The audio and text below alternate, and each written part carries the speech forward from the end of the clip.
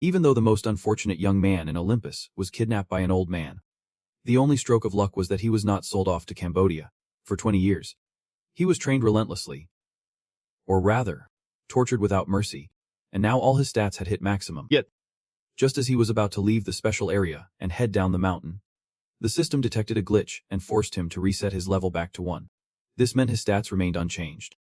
But he could not use any skills because his level was way too low. But just having high stats was enough. A monster from the mountains re-emerged. And the whole world had to bow at his feet. Although it had been 20 years since he was sent to Okus, he was finally back here. This square felt so familiar to him. Even the street vendors and the peaceful atmosphere made him feel like he truly returned.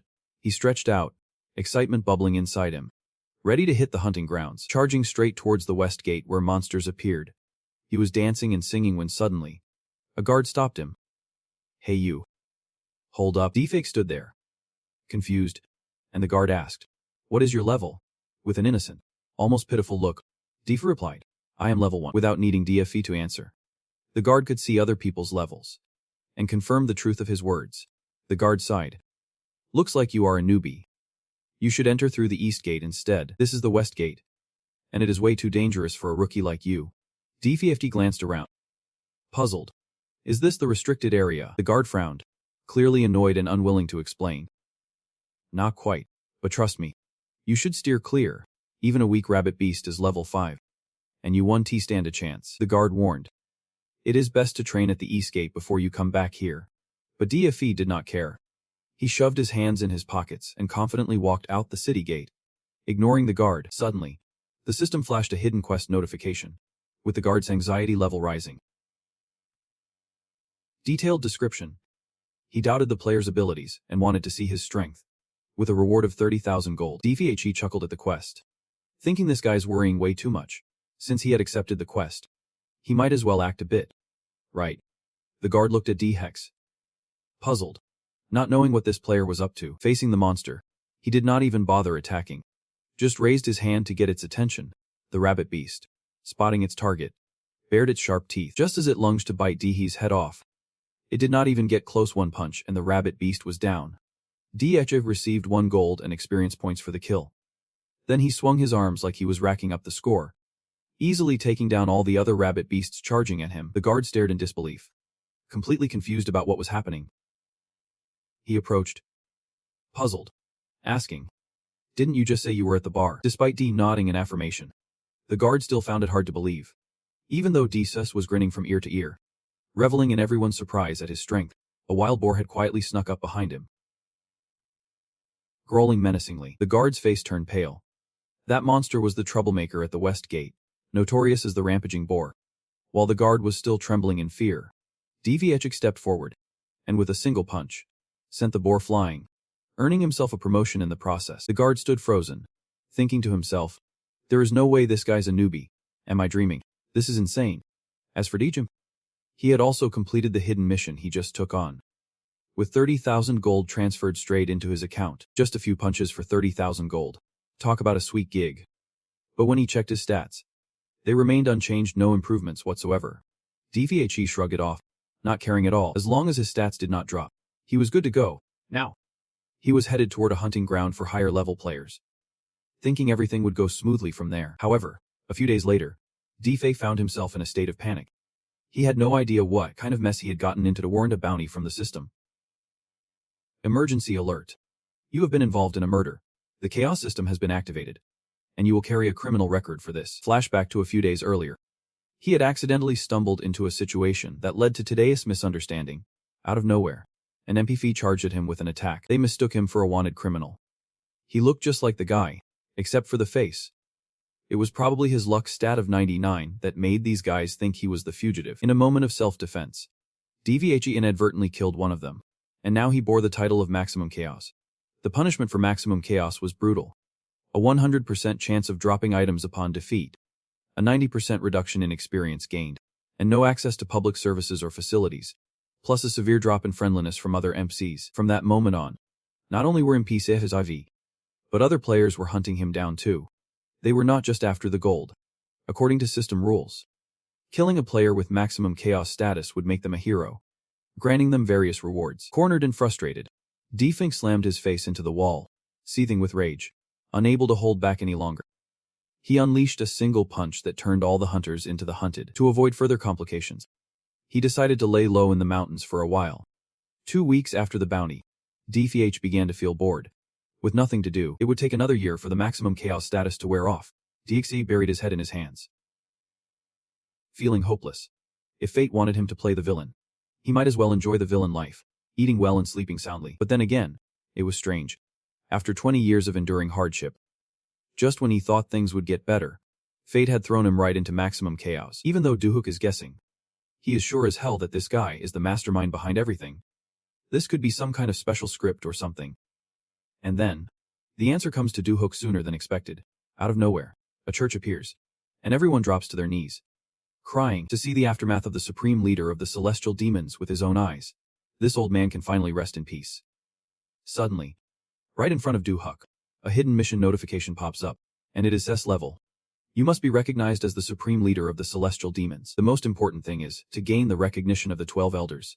The mission itself is not anything special. But what really blows his mind is that it is an SS level mission. And in all the missions Olympus has executed over the past 200 years, there have only been a few like this. This is the highest level mission.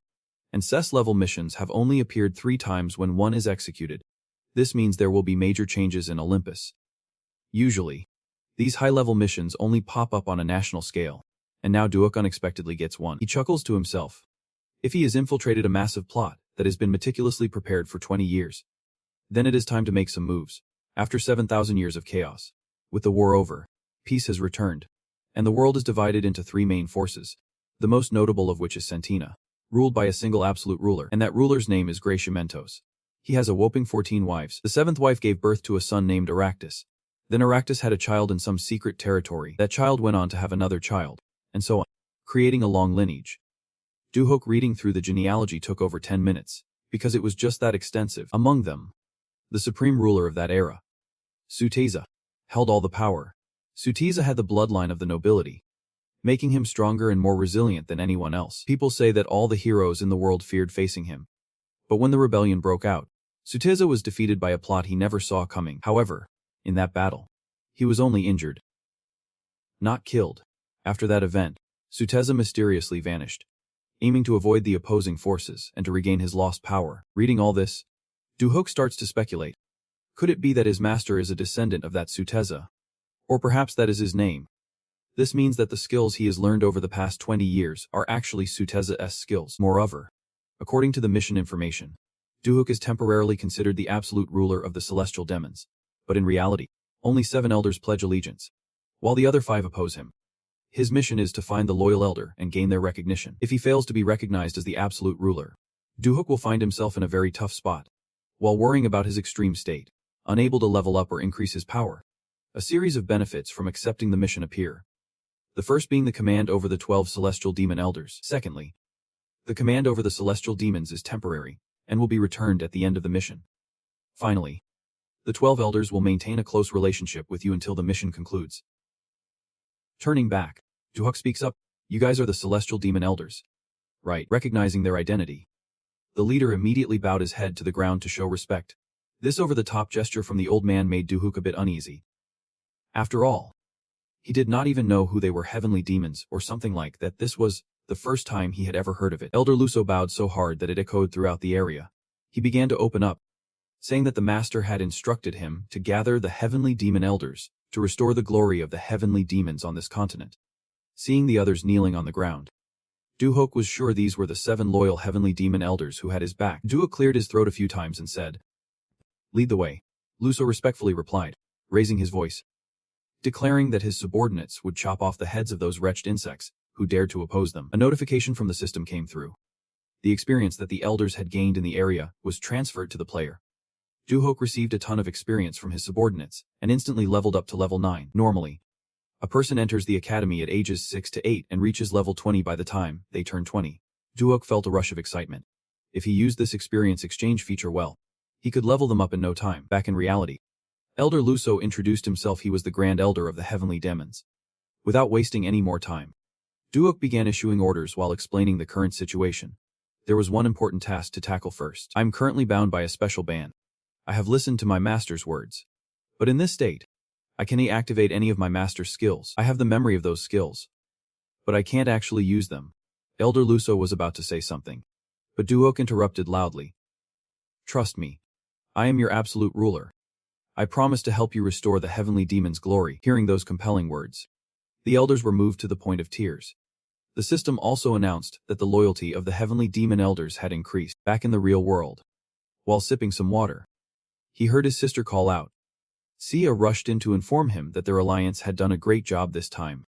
But there was an issue. A serial killer known as Creepy was lurking outside Sentinja. Speaking of a killer, Duhok felt a chill run down his spine, fearing that it might be him. But that thought was quickly dismissed as Axa continued. He seems to be using a handgun and is at level 40. I heard he can take down 7 people by himself, she added. If anyone catches him, I think that person could earn a 3 million gold reward. Duhok was puzzled. Wait a minute. A reward of over 100 million. But why are they only offering a 3 million gold incentive? Sia shrugged. It's a bitch. It is a small alliance. You know. But they have given us a lot of benefits already. She smiled cheerfully. If I get that reward, I will definitely treat you to kefef or Jollibee. Looking at his own dark circles, he said. I think it is because we have been eating so little meat lately. Duhok did not know how to explain, so he logged back into Olympus immediately. As soon as he entered the game, Grand Elder Luso sent a message. Sir, someone is watching us.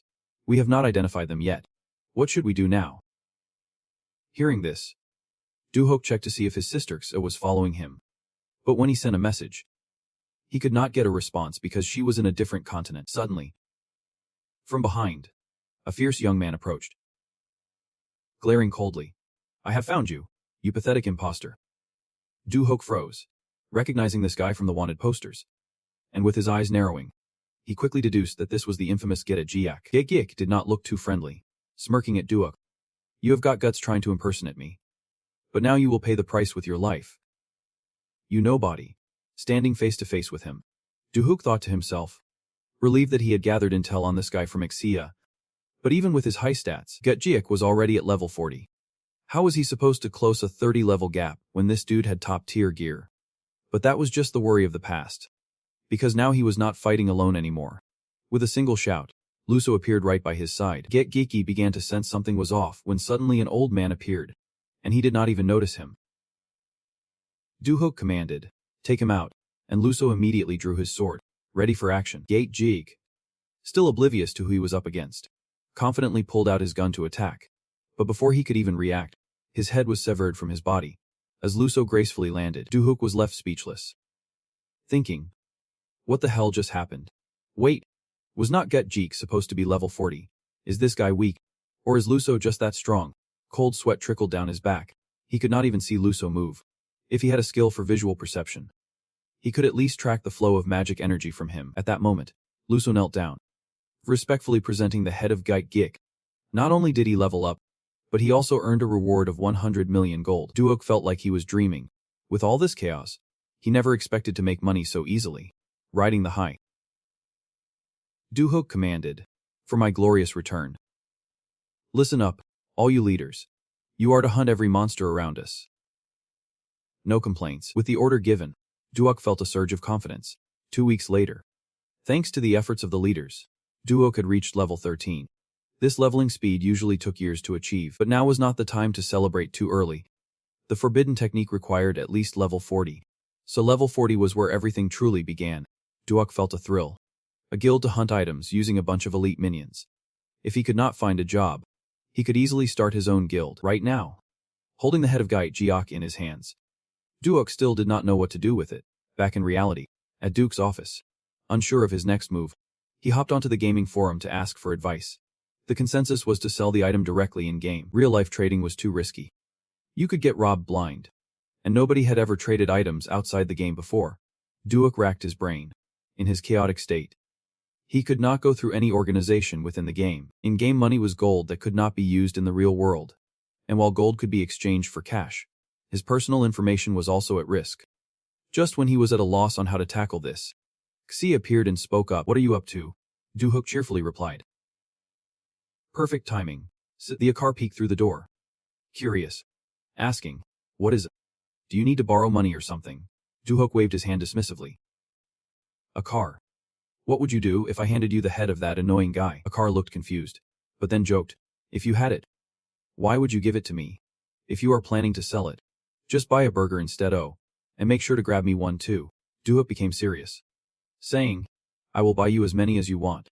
Just bring that head in to claim your reward, and we will split it 50-50. Akar was taken aback, wondering why her brother was suddenly so serious. What was he planning? Not fully convinced, she asked. You do know how strong that annoying guy is, right? Even if you died and came back, you still could not take him down. Come on. First of all, I heard you can't even leave the area to train or whatever. Right. Duhuk scratched his head awkwardly. I actually got out a few days ago. And I am not kidding, I really captured that guy. Still can't believe it. There is no way that is true. That jerk's level is around 40. How could you possibly beat him? You are kidding me. Right. Duhuk explains in frustration. Well, I just beat him. So I took him down. Plus my level is around 99 now. Did you forget the screenshot I sent you, like a whole year ago in the game? I have been leveled up for a while now. Awkwardly laughs, thinking it is just a Photoshop picture. Putting that aside, back to the main point. Duhuk says quickly. Okay. If you want that jerk's head, go to Lenya Mountain in Sentinja. I will send you the coordinates after I log in. A is left in shock. She does not understand why she has to go to that mountain, especially since she is only level 25. Duhuk's next answer leaves us speechless. He is actually in a state of utter chaos. At the entrance of Lemnia Mountain, A is being stopped by the guards. The kind guards warn her. She will get killed by monsters right away. A smiles casually, but her face can hide the worry. It is, I will survive. The guard reminds her once more. But A steps into the forest anyway, because she just took the morning off work. If she does not go, it would be a waste of time. After wandering around for 3 hours in the forest, she does not encounter any monsters at all. Maybe Duhuk was right. He has taken care of all the monsters here, but A still feels a bit uneasy. This eerie silence is kind of creepy. Not just monsters, but there are not even any living creatures around. Suddenly, Duhuk appears out of nowhere. He pats his sister on the shoulder, startling her and making her shriek right into his ear. A's face turns bright red. She yells, What the heck are you doing? Trying to scare me to death. At least make some noise. Looking at her brother, the chaotic aura surrounding him is indeed from a state of utter chaos. She can only shake her head in disbelief. Meanwhile, Duhuk awkwardly scratches his head, unsure of what to say. Back to the main purpose. Duhuk pulls out the jerk's head from his bag and hands it to A. She stares at the thing in front of her, not knowing if she is dreaming or awake, because she is about to have 100 million transferred straight into her account. Quickly, A takes the head of that jerk to redeem her reward, and after confirming, she has received 100 million. She was planning to split it 50-50 as her brother promised.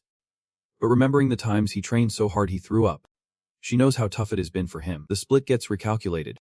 A gives her brother 99 million, keeping her share of 1 million gold. Just as she is about to say more, A dashes off, satisfied with her million, and immediately logs out, not giving Duhuk a chance to say anything. 99 million gold, after conversion and taxes, will leave about 80 million troops. Just like that, with a blink, there is 80 million troops. How valuable must SSS mission be? He thought to himself. I need to level up to 40 fast to tackle the main quest. Duhuk clenched his fist, determination shining through. I have got to grow as fast as I can, making every second count, investing in the future. I definitely need a ton of gold. That night, after logging out of the game, Duhuk rushed to his little sister, begging her to buy him some stuff. Hearing that, A's expression went blank. She had just gotten off work and now she was being bossed around like this. He cheerfully set the conditions 500,000 troops a month for fun expenses. As soon as she heard about the gold, A logged into the game. A few hours later, Duhuk was decked out in a brand new outfit, along with some gear to boost experience. But the price was simply unimaginable. Total damage, 70 million troops. Duhuk could only scream in agony. But it did not stop there. His little sister complained, her face pale and exhausted. She did not understand why he made her buy all this for him. But if he expected her to keep running around like this, he better give her a teleport point. Duhuk happily agreed. But when he heard the price, he froze 3 million gold for the first location, and another 3 million for the next one. With no choice, he had to do it for convenience. And just like that, 80 million troops were about to vanish in a snap. A left, reminding him that the gear had a stealth mode, so it could be hidden from others. Once she was gone, Duhuk felt like he could cry a river. But the most important thing right now was leveling up. He commanded, Elders, we need to clear this area. The next day, Duhok set foot in the slipper zone while he was dazed. Looking around, a group was secretly watching him from behind. The red-headed guy spoke up. Who the heck is this? After checking the information, the group noticed Duhok was in a state of utter chaos. Their leader, Duhok, was excited. Captain, he is in a state of maximum chaos. Just when I need some prestige points, he continued. But he does not seem that weak. Those items look pretty basic. Did he get killed a few times on the way here? The captain shook his head. No way. But he is definitely unaware of us. His vision is limited, so he is probably just a newbie. Without caring too much, the captain drew his sword, leading his crew to prepare for a heist. Ever since Duhok set foot in this forest, he felt like someone was lurking, watching him while he was walking. The system notified him that an external skill was trying to limit his movement. Duhok scratched his head, confused, still unaware of what movement restriction meant. Behind him, a sorcerer was casting negative effects on Duhok, but it did not have any effect at all. He guessed that guy was a wizard player, but his gear looked too shabby. He must have died too many times and lost all his items. Duhok was ready to attack. Perfect. I need to take down another one to boost my reputation in the hero class. The leader spoke seriously. Keep it brief. Attack him. Duhok. Distract him to ensure he can use his teleport skill. Assistant Kim and I will close in and launch a surprise attack. With that, the captain and Assistant Kim jumped straight at Duhok, attacking him from behind. Duhok remained unfazed, quietly saying, "If you guys give up now, I might consider sparing your sorry lives." The captain ignored him and swung down hard, but it was immediately blocked and sent back. The captain shouted, "Assistant Kim, attack."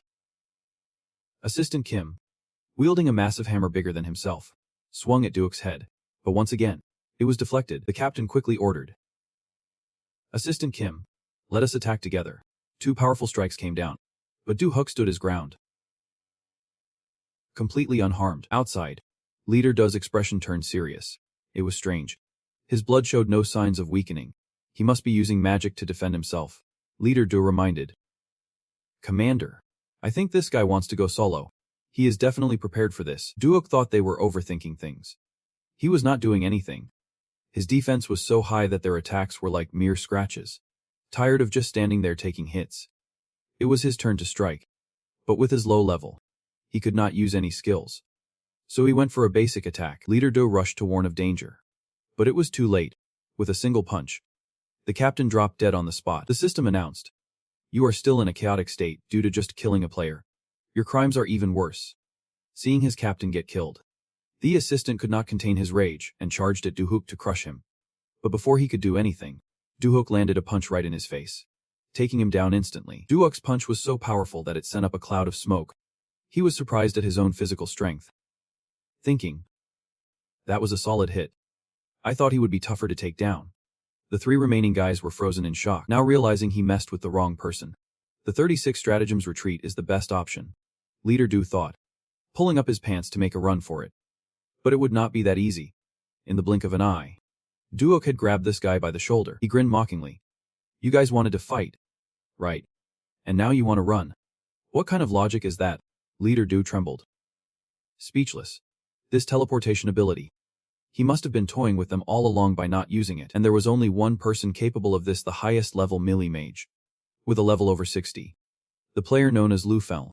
After taking down the last three, Duhok gained a massive amount of experience, leveling up to level 16 and activating the passive skill, Charisma. Before he could even check what it was, Elder Luso appeared, hurriedly announcing, "There is something you need to see with your own eyes. Can the gods guide you?" "Dear Leader, Duhok," looking puzzled, set off, at the head out of the celestial demon. He had walked for 7 days and nights straight. Earlier, Elder Luso suddenly opened a teleportation gate right in the middle of this wasteland. If it were not for his level 99 stats, he probably would have passed out long ago. Finally spotting a village, Duhok was excited about the prospect of a feast. But looking closer, it appeared even more desolate than he was. Duhok begins to sense something ominous brewing, like the mess his mentor left behind. The moment Duhok shows up, the villagers light up with joy. Looking so weak and frail it is, as if they have been waiting for a miracle. The system kicks in, a side quest activates. Rebuild the village. Lost in thought, the oldest village chief approaches to greet him. A 163-year-old prophet, ready to serve. My dear Supreme Leader, sitting in the room, the Prophet updates everyone on the situation here. The villagers suffering in poverty while waiting for their supreme ruler. Even getting food from outside is impossible. Not even the 12 elders can manage it. Duke thinks to himself. The first thing I need to do is protect the villagers from starving. He calls for Luso, asking, how much longer can they hold out without me? Luso replies, about 2 weeks at best. Duok stands up slowly and steps outside. Rising high above, he announces loudly, listen, I know you are all suffering from extreme hunger. And I have been focused on my training while you have been struggling. But that changes now. I swear I will do everything I can for you. No matter the cost. 2 weeks is too long. Please hang in there just a little longer. After his speech, the system announces that the loyalty of the demon spiders has increased. Then, he and Elder Luso leave the village, setting off to find a way to save the villagers from their plight. A week after their departure, at Mount Lep, Luso smiles and says, my lord, you have truly done it. Handuok feels satisfied. Of course. He looks ahead confidently. I have prepared the simplest items first. The system chimes in. The item now is a hidden state magic bag. And he decides to start with smaller items from now on. Fast forward a few days. Truck A is on the road. And she suddenly glances at the system board. Looking thoughtful. At this moment, he asks her to help him send a magic bag with 800 servings of porridge up to Mount Lep now like last time. She gasps in surprise. What? Well, for 800 people. Of course. Following that, Henduhook prepares food and drinks through Trucka. She asks him, what do you need all this for? Then she looks at her hand in shock. Blue. Did you get sponsorship or something? How did you get something so precious? He hesitates, saying, it is not from sponsorship. Henduhook shyly scratches his head. If you take 10% of it, could you help me sell it? She is astonished but then turns away. You have been lucky lately. Meanwhile, Henduhook waves goodbye, reminding her to buy him 3 teleportation gates on the way home by selling the blue gem that Luso got from hunting. Then, buy 3 more gates and set up teleportation points, so they can travel from one mountain to another, drastically reducing travel time to the village. He thought to himself, tears welling up, feeling it was all too amazing. Even though he knew buying 3 teleportation gates was super pricey. Meanwhile, the candlelight flickered in the room, sitting here tense at the table. That celestial demon has neglected us to the point of suffering. He slammed his fist on the table. And now he wants us to follow just because he is the successor. Thinking about it, I will follow the elder at the top. I do not care. But not every elder thinks that way. I would be furious if he intentionally harmed the villagers or lied. Suddenly, there was a commotion outside. The absolute ruler had returned, bringing back a ton of goods. Elder 12 stepped outside, asking, why are you all so loud? Right after, a whole bunch of items, like cans of pee, appeared. He stood in front of his pile of stuff. Looking bemused, Hanzu smiled and turned to everyone, saying, here's your food. I really wanted to bring milk and honey rich and sweet foods like these are perfect for hunger pangs. But they can upset your stomach if you eat too much. So everyone was astonished, asking, how did you manage to get so much food? The others watched, feeling emotional. Food. It has been ages since I had a proper meal. And just like that, they cheered for the absolute ruler, hailing him. At that moment, he smiled inwardly, realizing the system indicated they were now loyal. They looked at him and said, nothing is impossible for the absolute ruler. Hanzu smirked with satisfaction, then turned to the elder. Let us start distributing porridge to everyone. He immediately bowed and replied, yep. Your Excellency. Meanwhile, he felt happy as he moved forward. I will head inside. Can someone stay back to help clean up? They all quickly nodded and replied, yep. Your Excellency. After that, Hanzu returned to his room, pleased that he would sorted out food, clothes, and housing. But now he would focus on gathering supplies and medicinal herbs. Suddenly, a voice called from outside. Your Excellency. Can my subordinates come in? Hanzu replied, sure. The man was Oda, and he paused, tears in his eyes, saying, Your Excellency. He immediately knelt down and said, please forgive my lack of loyalty. The system continued to congratulate you. You have been recognized by Oda. He was astonished. Really? It is that easy? He added, you are the savior of our subordinates. And yet they still dare to doubt you. He looked at him, pondering. He thought this mission would take a while. But, anyway. He smiled, not believing he had come this far. Hanzo looked down at Oda and felt really good. He then placed a hand on his shoulder and continued talking. Oda was slightly startled and looked up. The elder looked at him and asked, Thony Hasai. He flashed a friendly smile. I still have a long way to go. My abilities are still quite limited. He understood why the other party did not trust him. Even he felt that way. He smiled at the face of the other person. Who had said they would believe in him? His smile radiated like sunshine. So I won't betray your trust. Oh. Hearing this, he could not help but get misty-eyed and said, Sir, please forgive this disloyalty. Shortly after, the system announced that Oda had fully recognized you as their savior. The relationship will lose points if trust decreases. Inside, he smiled slyly. On the outside, he still looked like the radiant young man in front of the elder, truly a simple fool. Oh right. I placed a bet on 19 and also had some new breakthroughs. Should I head over there to check my stats? Luso also said that any action would attract the Empire's attention. As with the other elders, he recalled Luso's sad face. If I wanted to bring someone along, Oda would be the best choice since he excels in ambush combat. Right now at Mount Lepna, a huge bear appeared, roaring and revealing its massive fangs in front of them. Hanzo looked at it and said, I have never seen a bear before. Is it considered a giant bear? The elder said. Let our subordinates take it down. He immediately replied, I will handle it. At that moment, the bear looked a bit dazed. The giant bear was somewhere around level 40. Typically, a group of 5 to 6 people is needed to take down a giant bear like that. But he could defeat it alone. The bear suddenly noticed him and turned its gaze. Almost immediately, a skill activated and struck the bear.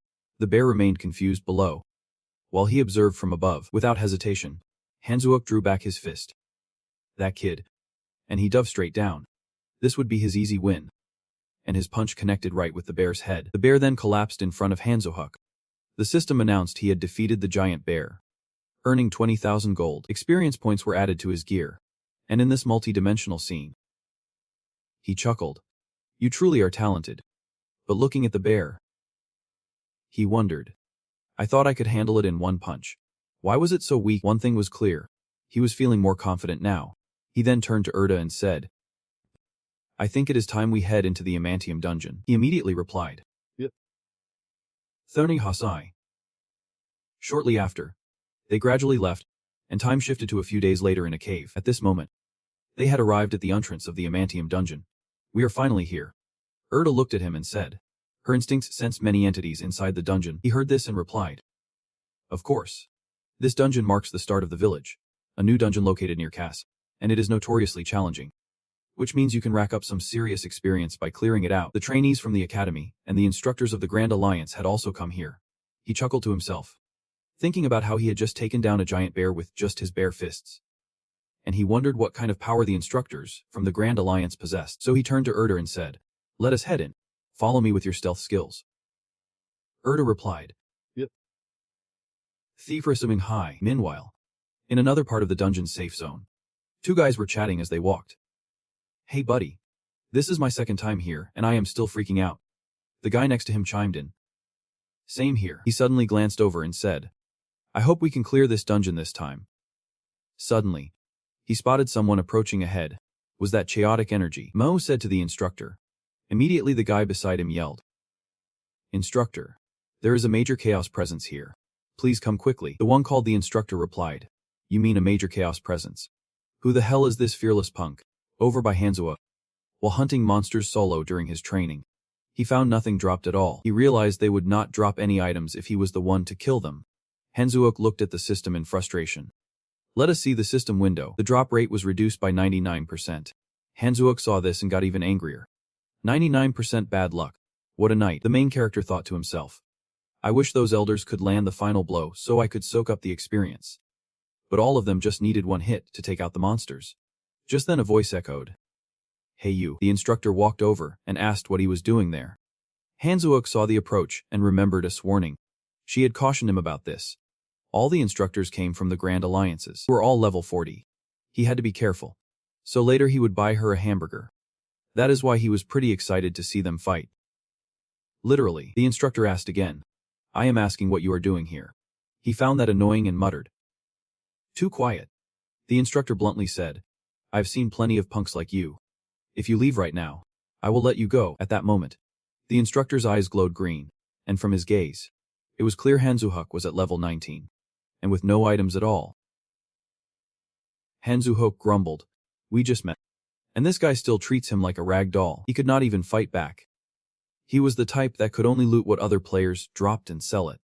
It seemed like there was maximum chaos effect, which meant he could earn a hero title if he took down Hanzuhuk. That guy smirked, thinking, a ragdoll like you wants to target my academy. He found that irritating. He thought to himself, since there are students here, let us just let this slide for now. Hanzuhuk waved his hand dismissively and said, don't mind me. Just focus on your own tasks. Teacher, I am just here to clean up this dungeon. Those guys are as persistent as leeches. You really think I will believe a word out of your mouth? I already know your scheme, he said, his frustration evident in his voice. Suddenly, the system popped up with a new mission. The safe area of the dungeon would soon be eliminated. The guy spoke to the students, saying, don't worry, stay behind me. The others chimed in. The teacher is truly a great guide from the association. Right. Really? He came from the association. Hanzuhuk was furious at the scene. Guide. If you do not pick a fight, I won't bother you. I am pretty sure I mentioned earlier that I will leave once I finish this dungeon. You think today is when you will see just how strong the people from the Great Alliance really are. The countdown continued to 3. And the guy laughed. That is just the talk of losers. As Hanzuhuk drew his sword. Hanzuhuk sighed. I have no intention of harming your students. I will be out of here as soon as I wrap up this dungeon. Right then, the system announced, due to the presence of a being with extreme chaos, the safe area of the dungeon will be disabled. At the same time, that teacher swung a sword at him. Hanzuhuk dodged swiftly, thinking, you won't fool me. Hanzuhuk felt annoyed. I warned you. I won't bother you if you do not bother me. This is your final warning. He stood still, ready for the guy to stab him. The guy, sensing something blocking him, grew angry. You bastard. Hanzuhuk continued. Looks like you have got at least one unique skill. He looked up and smiled. But is that all you have got? The guide was now panicking, realizing this guy was not just some rookie. There was something strange about him. He quickly retracted his sword, shouting, damn it. Request backup. There is a being of extreme chaos. Levivinate. Not like my leave. He has a strange skill. He is really dangerous. But Hanzuhuk would not let him continue. I told you. I am staying to finish this mission, and then I am leaving. I told you not to bother me. I warned you, that was my last warning. He then threw a punch straight at the guy's sword, a golden light flashing. The guy felt the power from Hanzuhuk's hand and tensed up, realizing he was blocking the sword with his bare hands. I need to call for help. He and his students were sent flying back by Hanzuhuk. What just happened? The students in the distance were wide-eyed from the blinding light. Amidst the dust, they started asking each other, are you okay? What do we do now? The guide has been taken down. I think some of the students got caught up in that too. The extreme chaos being is approaching. What should we do? Hanzuhuk glared at them. You want to fight me too? They all shook their heads in unison. Hearing this, he said, good. He then turned to leave. Get back to your mission. I guarantee you will all become amazing people. As they watched his retreating figure, they were terrified. He is... Quick, contact the guide. A moment later, Hanzuhuk looked around and thought, I do not even want to harm the other players at all. He focused on something else. He raised his head and said, that is it. At that moment, a fortress appeared before him. This was the defensive fortress found in the very center of the dungeon. And in front of it were the skeleton warriors still on the move. He could not help but smile. The guidebook said he had to destroy that fortress before he could complete his final quest in this dungeon. Hanzuhuk stepped forward. After all, killing monsters would not get him any rewards. He swiftly moved, vanishing from the sight of the skeletons. Time to destroy this fortress. The system immediately announced that the defensive fortress was attacking the player, and the monsters were furious. It advised forming a team after exiting the fortress's range. Hanzuhuk dashed out as fast as he could, weaving through the skeletons. Hanzuhuk turned back and grinned, thinking 10 punches or more would be enough to smash it. He immediately started counting 1 punch, and he made contact with the fortress. At this moment, cracks began to appear on the fortress, and light gradually radiated from those cracks. Hanzuhuk was stunned at the sight. Just 1 punch did this. He peered inside and chuckled as he charged in. But is this defensive fortress really that fragile? Could this even be considered a defensive fortress? Either way, this is good for him. Hanzuhuk ran inside, eager to finish the dungeon. After a while, a group of others arrived and were shocked by the scene below. Look over there, one exclaimed. The defensive fortress has stopped functioning. Is not that the player who just hit level 19? They gazed at the dried skeletons and pondered. I do not get it. How did he finish it so quickly? Maybe he used some kind of power-up item. Just then, The system announced. And they all looked up. The system congratulated them on completing the dungeon. And everyone was astonished. Really? No way. Hanzuok looked at the moving skeletons. Feeling disheartened. Why are there so many types here? It is going to be tough for a level 19 player like me to wipe them out. He stared at the red gem before him. So this is the final stage of the dungeon. Right. His feet started to pull back. He immediately took a run up. Thinking, let us see if the final stage lives up to its name. Time to check it out. Hanzuok clenched his fists. Would it break with just one punch? He charged forward. But the gem shattered instead. He saw the system notification that the shield had been completely broken and was baffled. Why is this stupid shield so weak? He had no choice but to push forward, while the other guides chased after him, so he decided to finish this quickly. Lightning sparks began to appear around him. Soon after, the system congratulated him on clearing the dungeon. The experience points would be considered a reward for cleaning the dungeon. It was quite puzzling. That is why it was just a low-level dungeon. He cleaned it out in just one go. I see the system notification again. Are you using the breakthrough points? Han Yu-huk decided to go for it, using 1 point to hit level 20. He smiled at himself, thinking, now we can head to the Dark Realm. Han Yu-huk looked around again, expecting the guides to show up, but no one was there. Are they waiting at the entrance of the dungeon for me? He thought there might be a bunch of players waiting, and he believed he could take on 5 at once. Hopefully.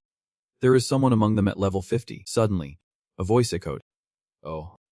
He spotted a group of 7 in front of him more than he anticipated. The leader of the opposing faction spoke up. Listen up, and Yu-huk glanced around. Puzzled. Is there anyone here besides me? He asked. Wait. Is he out of stealth? The response was no. The other guy continued. I know your intentions. If a battle breaks out, I will aim for your face. He hoped there would not be a pointless fight here.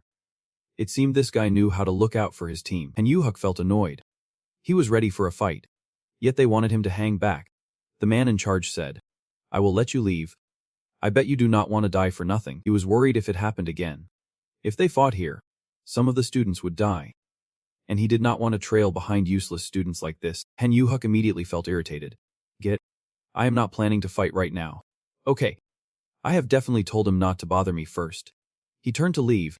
Getting to the Dark Realm was his top priority. Not fighting, the guy sighed in relief. The one beside him spoke up. The guide is worried. He said. Thanks to your help, we made it through this threat without injuries. The guy replied. No big deal. We must not forget the guiding spirits and the innocent students who died when that man entered the dungeon. He had deliberately approached them. Remembering that moment, this guy reminded the students to clear the area. It seemed like some mysterious force was aiding him on this path. The opponent continued. He knows we have many students to protect. We need to retreat to the starting point of the dungeon. The guide added. I am sure that mysterious force is around here somewhere. If I fight him, he will definitely target the students first. Who is that anyway? He was worried. He said. I do not know. That dark magic. I am sure he is a super hybrid. But he might be Rufendo. Hearing that, he was confused. Isn't he that a level 50?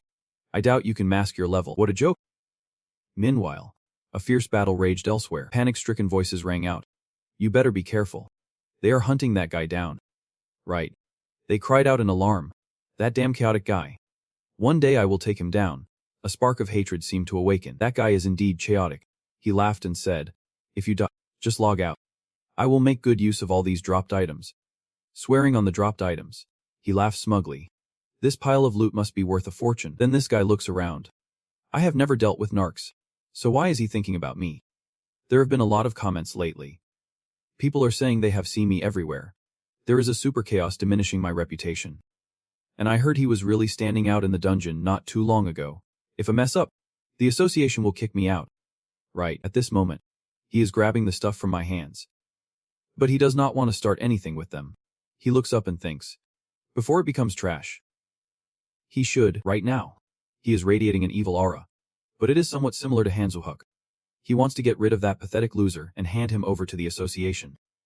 Moving to the fairy village where the others are standing in front of him, Hanzuhuk then says, we should head to where there are a lot of monsters right now. Is there an elder among you who specializes in long-range magic? Luso and Erdo are silent, and Luso finally speaks up. If it is about long-range magic, this guy has the best potential. One person raises their hand and says, Shuku is confidently a master of long-range magic. Hanzuok hears this and asks, "Really? This person is also Zeta Zeta." He excitedly says, "Shuku will burn all the trash blocking the throne with hellfire. Shuku will slice through their defenses." Seeing the excitement on his face makes me a bit worried. What is up with him? He looks terrifying. But anyway, this is our plan. I start laying out the plan. We will take out all the players who get too close. At this moment, someone in the distance recognizes me. Is not that the super chaos over there. The others immediately get ready to charge in. Should we grab some fame? That is a good idea. Before the high-level players arrive, meanwhile, Hanzuok only intends to capture all the monsters and turn them into gems. Unaware that the group of players over there is planning to attack me for some fame, Hanzuok continues talking to Zeta. "I will go further if I teleport. You understand why I brought you here? Right. You know how to use long-range magic. Do not." He smiles at him and says, "Then show me." Zeta excitedly responds, "How? Yes. My lord. I won't let you down." Immediately, he activates his magic, and purple shadows fill the sky with dark clouds. He yells, "Your future will shine bright." He continues shouting, "Come on." Instantly, beams of purple light shoot down from the sky. A huge monster appears, that giant monster, like a demon. Obeys Zeta's command. "Go and take out those blocking our master's path." The monster charges towards the players. "What on earth is that?" as he walks alongside. He declares, "Let them all die." Hanzuok sees this and smiles. This is amazing. He wants to use his skills. At this moment, the system announces that the kill count is rising. Hearing this, he is taken aback. The crime is becoming clearer. At this moment, he could not help but feel ecstatic. The rumors about him were spreading like wildfire across the continent. Soon after, he was notified that his status had skyrocketed like a legendary assassin. Speaking of which, if a player in a chaotic alliance can boost their damage output beyond current estimates, they will gain a unique blood attribute. This affects both PvP hero titles and weakens the defensive abilities and offspring of players with that unique blood attribute. Additionally, players with a unique blood attribute become more susceptible to divine skills, leading to their demise. Resurrection time increases to 140 hours, and equipment durability drops to 100%, applying all forms of punishment. Hearing this, he felt a surge of excitement.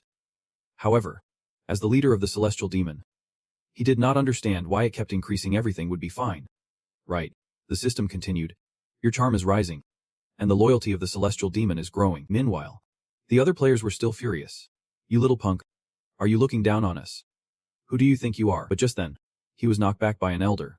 Observing the situation, he said, I will check things out later. Let us clean up this area first. Suddenly, a voice rang out, calling for reinforcements. Hurry up. The Alliance commander is here. What a joke. Moments later, they were all sent flying. He looked around and exclaimed, so this is how it is? Over here. The elder smiled triumphantly, looking pretty clean. Unexpectedly, he spotted something massive rushing toward them. In the distance, here comes the monster. The system chimed in with an announcement. An ominous beast was appearing, charging toward them like a bull. He smiled and asked the elder, can you handle this? The elder chuckled. My subordinates will take care of them quickly. Seeing this, he smiled and replied, all right then. Both of them charged forward, ready to take it down. He clenched his fists, knowing he just needed to leap forward and not get killed in one hit. He attacked the monster with just the right amount of force. But then the system announced again, you have hunted the ominous beast. You receive 18,000 gold. Watching this unfold, he felt a bit disheartened. He had high hopes, but it only took one hit. Adu glanced over and chuckled to himself. He could not do much, but at least gear would drop when the elder took them out. And hey, he was still earning gold. Let us keep grinding for that gold. After that, the two continued to wipe out the monsters. Those watching from a distance were astonished. That guy. He really is auto-attacking. Right, but the person next to him said, no way. That guy using modified sword techniques must favor close combat. Just look at the damage he is dealing. It is all about the attack. The teenager next to him was confused, but he is a mage. After we attacked together earlier, he did not do anything. The other replied, that means he is at least level 50. Over here, the goat man charged in, declaring, victory belongs to the supreme will. Immediately, he shouted, Infinite Thunder God. A barrage of ominous lightning bolts appeared. He swung his sword down, yelling, slash. Instantly, those dark lightning bolts surged forward. Hanzu, witnessing this, muttered, that is too much. Right after finishing his task, he said, while recovering his skills, he gathered blue crystals, still buzzing with energy. his subordinates would obey his commands. Gradually, the system continued to announce that the blue crystals collected were in batches, and he was pleased to have them in hand. A regular player could never imagine this kind of speed. Suddenly, the system announced that the final boss had appeared. He looked back, confused, thinking maybe it was time to pack up and retreat. But the boss had already shown up. Those hiding in the distance were shocked, thinking, "What is that? It must be the Dark Dragon King." At that moment, a leg resembling a horse's emerged, its mouth and sharp teeth exhaling powerful breaths. This massive creature stood tall on 2 legs. This was the Dark Dragon King, the boss of this encounter. Seeing this, he muttered, "This is the first time I have seen something like this. Elder, please take care of the potato groups up there and grab those blue crystals." He replied, "Understood, my lord." Right after that, he received a level-up notification. Hansahook looked at the enormous creature and laughed, realizing it seemed stronger than the usual types, and since it is a leader, he might drop 55 crystals from it. Please withstand at least 1 hit. But suddenly, it approached him and said, "Master," leaving him confused. "What are you talking about?" He continued, "Very strong foes are coming." Hearing this, he felt worried. Oh no. This could be troublesome. Hansahook wiped away a tear, meaning he guessed it was time for the students to show up, which would complicate things if they fought now. In the distance, a group of people appeared, seemingly coming because of him. He wanted to escape with Zeta. He paused, wiping his tears, saying, "I am so embarrassed today. I have no strength at all. But soon, I will show them the power of the celestial demon at this moment." "Oh, my blue crystals," he said, leaving with a heavy heart while delivering a classic villain line. And simultaneously, Zeta did not disappoint him with a smile. "It is always like this. My master is amazing." So he ended up leveling up by 2 levels today, with the blue crystals totaling 11 batches. Back in reality, Hansahook sat at his computer desk. He seemed frustrated, knowing that no matter how many times he tried, there was never any notification about that monster area. The Dark Dragon King was a monster that had never appeared in that area. His luck stat was -99, and it showed up afterward. Is that a good thing or a bad thing? He sighed inwardly, wishing it could withstand 1 hit. He could have gathered more blue crystals from that boss. Suddenly, he saw a notification. "I have reached the hunting area." But what the heck is up with this difficulty? At that moment, someone was posting on the forum, "Today I went to the dungeon, and the difficulty there is completely different." Inside, the Darkbone suddenly appeared, and there is no way we could defeat them with 19 players. I feel bad for the students. Likewise, the gigantic dark beast slowly came from its area. Does anyone know why this is happening to me? He felt anxious, thinking, "Those are places I have been to. It can't be possible. It can't be because of me." Right at this moment, a new message popped up. "Has anyone seen the dark monsters appearing from other areas?" He was startled, realizing they were talking about him. Someone else chimed in. "Today I saw a chaotic player wipe out all the bosses solo. But he bolted the moment the Water King showed up. Then, the high-level players came in and took down the king, dropping a massive haul of blue gems 30 per group. Can you believe that?" Hearing this, he was instantly panicked. 3 groups, each with 30 gems. No way. At this point, he could not stop shouting, "Damn my luck. 95 gems are worth nearly 450 million. And he just let it slip through his fingers. The numbers kept piling up. Today he managed to snag 11 gems, which is around 5,500,000 won. The food cost for 3 days for the celestial demon is about 36 million. And if you subtract the transaction fees, taxes, and everything else, he is left with only around 15 million won. Hanzu felt crushed. It is not a problem after buying a ride or covering living expenses. But with his current level, he was worried, thinking, should not I be able to buy a transport vehicle by now? His actual level is too low to reach many different territories. Then he thought about using his teleportation skill. But with so many penalties, he would be toast. He clenched his fists. If it is going to be like this, he has got to level up faster than lightning. The difficulty ramped up significantly. Meanwhile, the man on the other side was talking to someone. And whoever was sitting in the chair responded, "A singing demon." "Ah." The opponent raised his head and continued. "Yep. It is a monster with enhanced abilities and strength. Even so, it is just a regular monster. Just keep using the current hunting methods and bring more people if necessary." The guy lounging in the chair casually said, "We have plenty of players at the same level ready to do anything. This guy is just the director of the Yanks Guild in Australia." The other person replied, "Got it." And then the guy continued, "One more thing. He is furious. The player in the Dark Realm seems to be provoking our members lately. Investigate if he is a super chaotic player and report everything to me." We need to let him know what will happen if he acts like that again. Time skipped to 3 weeks later, and a bright light shone in the sky as the system announced he had leveled up. At that moment, he wore a serious smile. Good. Now, our Hanzu has reached level 29. Luisolian appeared, saying, Master, I am extremely worried about your health. The 3-week busy schedule could take a toll. He replied, Thanks for your concern. He reassured him that he would be fine and not to worry too much. But Luiso kept looking at him like he wanted to say more.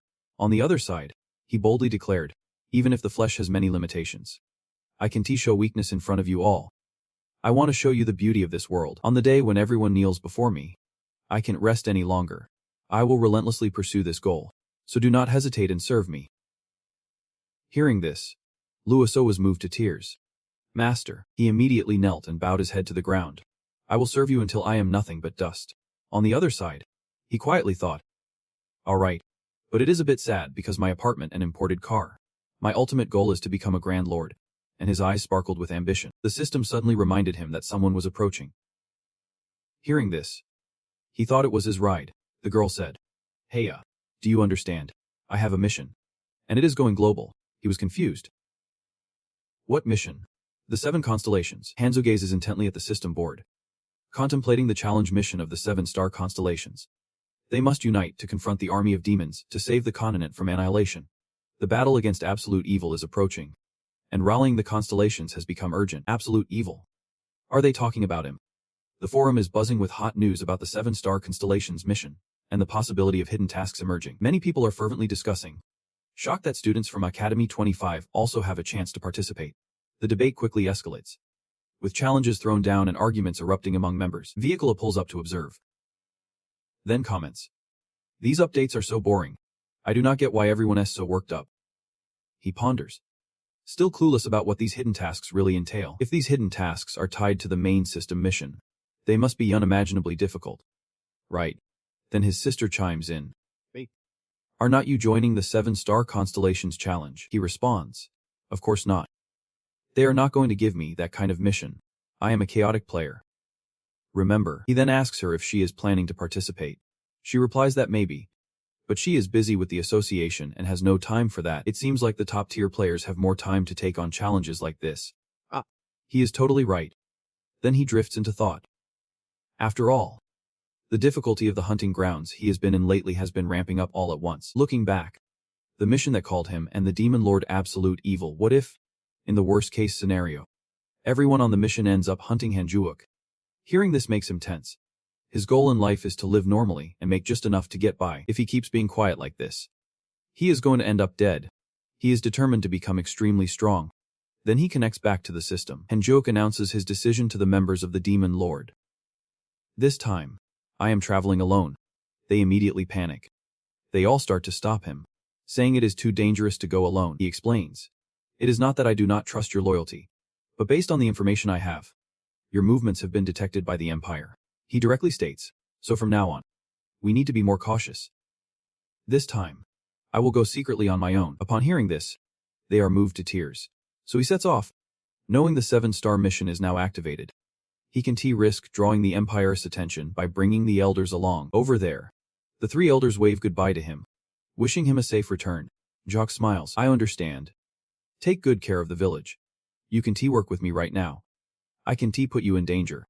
Hanjuuk remains alert, thinking he would be even more impressive if the elders recognized him, and that would boost his power. He joined the group early on, and there are still many other elders.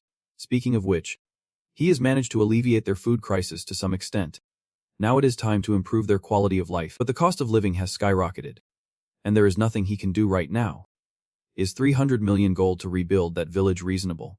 All he needs to do is level up. He must reach level 40 by any means necessary, so he can use the heaven-shattering inner Kai. He will follow this map and the quests left by his master. He hopes the next situation will present itself. Hanzu Huk starts heading straight towards the horde of monsters. Of course, he won't receive any real rewards while alone, but that is the best he can manage right now. He has to grind and level up like crazy to prepare for what is coming. Just then, the monsters charge at him, and Hanzuuk declares, Let us do this. Moments later, he takes down a massive black bear. The system keeps chiming in. It is true you can relieve stress by slaying each other. At this point, the system announces he has learned an abnormal rage skill. He is taken aback. A skill. What just happened? Is this a skill that helps me hunt? Then he is shocked. Abnormal rage. It embodies the player's strong will and desires. It is a punch fueled by powerful will and desire. It can deal extraordinary damage to opponents. The attack power is reduced to less than 100%. It can only be activated with a bare-handed attack. He finds this a bit confusing, but is instantly thrilled. Did it? Reducing attack power is a skill in itself. He continues to rejoice. I can go earn experience with this. Right, that means I am not the one who finishes off the last monster. If I buy a pet and raise it, I can train it to collect items. Meanwhile, a shadow unexpectedly appears behind him. Haduhuk stands there, teary-eyed and emotional. I am heading home, he says, and suddenly a voice booms. Finally, I have found you. A person emerges in utter chaos.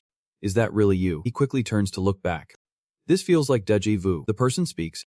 Because you put me in this terrible situation, the chaotic figure bluntly says. I have gotten caught up in countless troubles that I did not even cause. You would not even listen to me. He continues, laughing, because jerks like you have caused me so much trouble. You are the player hunter. He stares at the guy. Bewildered. Who are you? Rubento is left speechless. This idiot. He is the one causing chaos. And he is totally clueless about it. The other guy can't believe it. The guy says again, you really do not know who I am. What is going on in that head of yours? Are you kidding me? Feeling embarrassed, says, it is not that I really do not know you. You are quite the character. Hearing his tone, the guy gets furious. He mutters darkly. This ends here. After that, he explodes with rage. I am Ru, the one you have been impersonating all this time. You are dead. He listens in confusion as the guy keeps rambling on. I will capture you and bring you to the Association of Scumbags. You understand the situation. Right. He is still laughing maniacally. Now, get down on your knees and beg me. I am going to take back the money you made off my reputation. Got it. Over here. Henjook is staring at that guy like he is a clown. That guy, completely oblivious, asks, are you frozen or what? If you give up, I want to kill you. If you apologize, you won't die. Understand, if you voluntarily get caught and tell everyone at the association that you were wrong, they won't touch you. Upon hearing this, Henjuok immediately raises his hand and says, wait, why did not you fight me instead? That guy, furious, activates his magic. Damn it. I have taken a liking to you since we are both agents of chaos. Instantly, his attack launches toward me. At this moment, my expression is unclear, while he continues his assault, saying, don't he cry when you get hit. Henjuok here seems unfazed, realizing this is the deadly claw, Han's main weapon. My IP just dropped by 3%. And I think players at level 50 will play differently than those at level 40. Immediately, my active skill activates. My hand clenches tightly. Good. Now it is time. I raise my fist, ready to attack. Feeling pumped, my active skill, the unusual fist, reduces attack power by 90%. The opponent sees me in this state and contemplates, but predicts wrong. He has a special skill. And I am guessing he took down the association leader with just one hit. His foot retreats. Knowing skills with high damage have long cooldowns, posing risks when used. But just as he is thinking, Henjuok charges. Expressionless. He has got to dodge because I am coming in hot. You glance at the guy and let out a small gasp. Henjuok steps back, looks at him, and mutters to himself, I have messed up. But then, out of nowhere, something shatters. Rubento's momentarily stunned. He was just a step slow. And now his defensive wall skill has been breached. Henjuok is still ready to fight. What a shame. I could be landed a real punch. Your attack power drops from 90% to 50%. You will need to hit harder. Seeing you like this, the other guy smirks and wastes no time spouting useless trash talk. I am sure he is trying to stall for skill cooldowns. Just like usual, instead of waiting, he charges at you without hesitation. Rubento wants to attack now so you won't have any time to recover. But this guy is coming down from the air, so he can't defend himself. In an instant, a punch lands squarely on Rubento's face. You send him flying, and whatever defensive barrier he had shatters. Immediately, the system announces that his godly protection skill has been broken, his shield skill has been shattered, and his neutral magic skill has been destroyed. A slew of his defensive skills crumbles before you. The special condition for the Guardian's barrier has been activated, and the special condition for the instant teleport has been set. The other guy now braces himself on the ground. Rubendo feels a pang of fear. That bastard is smarter than I thought. Looking at you, the first strike was just a bait. Is the second hit where his true power lies? His attitude is infuriating. It seems like things are not going the way he wanted. Henzuok over here is feeling the pressure. This teleport skill is a real pain. It would be easier if you could use the Mind's Eye skill, unlocked at level 55. Meanwhile, Rubento yells in anger. Now I will finish you. Just then, a skull appears behind him. Take this. He glares at you with malice. I need to hand you over to the guild. So do not die just yet. At this moment, the active skill Heartbreaker activates. And you look at your opponent. Feeling puzzled, Hanzuok thinks to himself, I have heard there is a deadly attack called Heartbreaker. Is that it? Looks pretty dangerous. You smile excitedly. Oh snap. I have a secret weapon too. Instantly, you activate your basic attack skill. The other guy laughs loudly, saying you have run out of skills to use. It is too late. Right after that, his foot ace, and Rubeno charges straight at you. Both of you collide. A massive shockwave erupts in the clearing, your brilliance blinding anyone who sees it. After the earth-shattering impact, Hanzuok is left speechless. Even Fendo is stunned in fear. Thinking, I am sure I hit him. How is he still standing? Where did this monster come from? He looked down at his lifeless body, revealing the status of death with a wicked grin. Did you really just bite the dust? Even Fenda, in his spirit state, could not believe this. What the hell? Is he really a top-tier fighter? Hanzu just stood there scratching his head, totally confused. Or is he just pretending to be clueless? All his defenses are shattered. Every word you throw at him feels like a dagger straight to the heart. If he has zero defense, how does he dare to challenge me? I thought he would be way stronger. Could he really be that stupid? Fenda, wounded yet again, could only cry out, stop it. But your relentless taunts kept raining down. That little jab did not even faze me. It barely took 10 health points. Why is he so weak? Let us assume he overestimated his own strength. I still can't wrap my head around why he would fight without any defenses. Is he really that clueless? Hanzuok finally dropped the topic. But then he got puzzled by something else. How did I manage to kill a chaotic player and get nothing as loot? Fenda was just as shocked to hear that. Did not I get any items? What the heck? But why? Hanzuok started searching frantically after the encounter. The drop rate for chaotic players is supposed to be 100%. Why is there nothing? Looking closely, I must have wrecked all the loot. Is this the leftover scraps? Those words sent Dufendo into a rage. He could not believe the destruction was that extensive. Some of that gear was worth over 1,000 gold. Hanzuok let out a sigh and turned to leave. Well, what can I do? If it is ruined, it is gone for good. He began to feel more confident in his abilities. After all, this meant he could take on level 50 players without breaking a sweat. Hanzuok beamed with excitement as he looked down the path ahead. Now I can head into the higher level shooting range.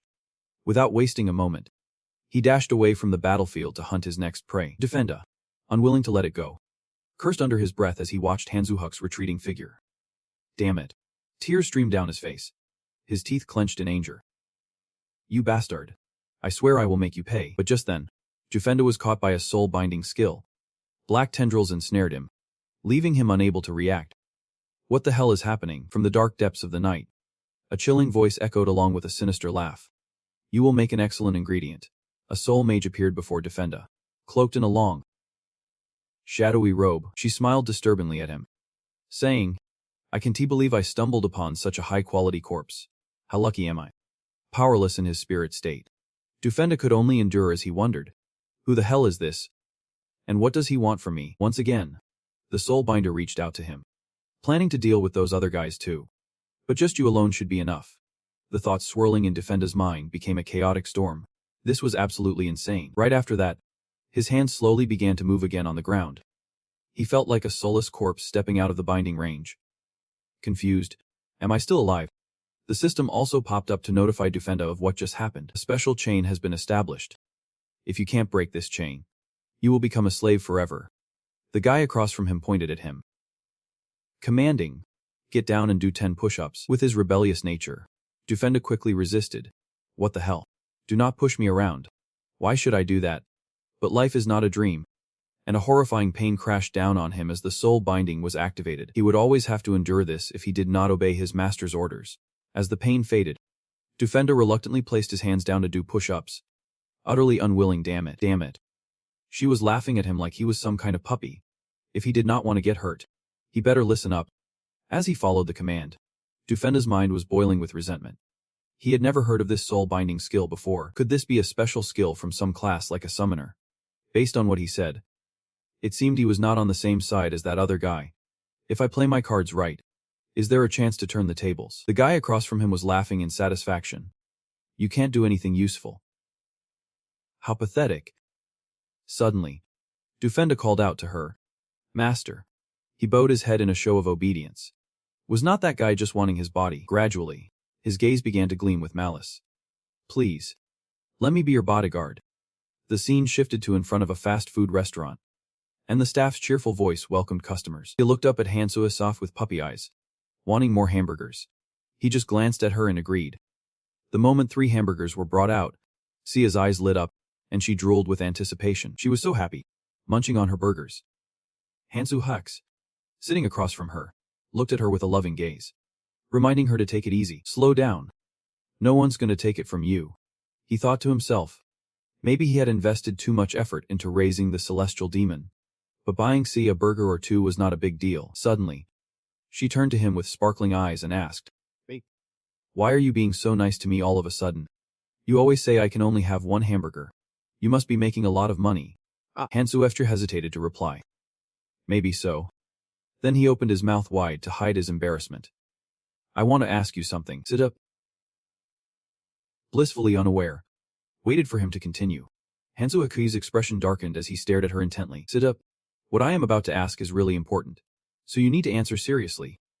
But Sia was still worried he might snatch the hamburger from her hands. Hansuatri sighed helplessly, trying to reassure her before starting. My luck is really low right now. Not only the monsters, but even the chaotic players are not dropping any items. Until now, I have received a ton of backup from various PCs. But honestly, it is getting tougher by the day. And on top of that, taking care of a pet is just way too hard. Do you want to start a business with me? The Akar is chilling and eating right now. And as soon as she heard that, she spat out her soda. Akar was completely shocked and yelled at him. Are you serious? Who in their right mind would start a business at a time like this? Hanzu knew this would happen, so he calmly replied. It is not the kind of startup you are thinking about. Akar started to calm down too, her eyes showing concern as she suggested. If you do not have enough capital or knowledge, all the profits will just get swallowed up by the guild, and the market is currently stagnant because of those dark monsters that have been popping up lately. You will be promoted soon. So why do not you take a little more time to think about this startup idea? But somehow, her words did not sway Hanzu. He understood what she meant, but he still wanted to ask. Akar realized she could not convince him. Let out a sigh of frustration. Okay then. What is your plan? Spill the idea in your head.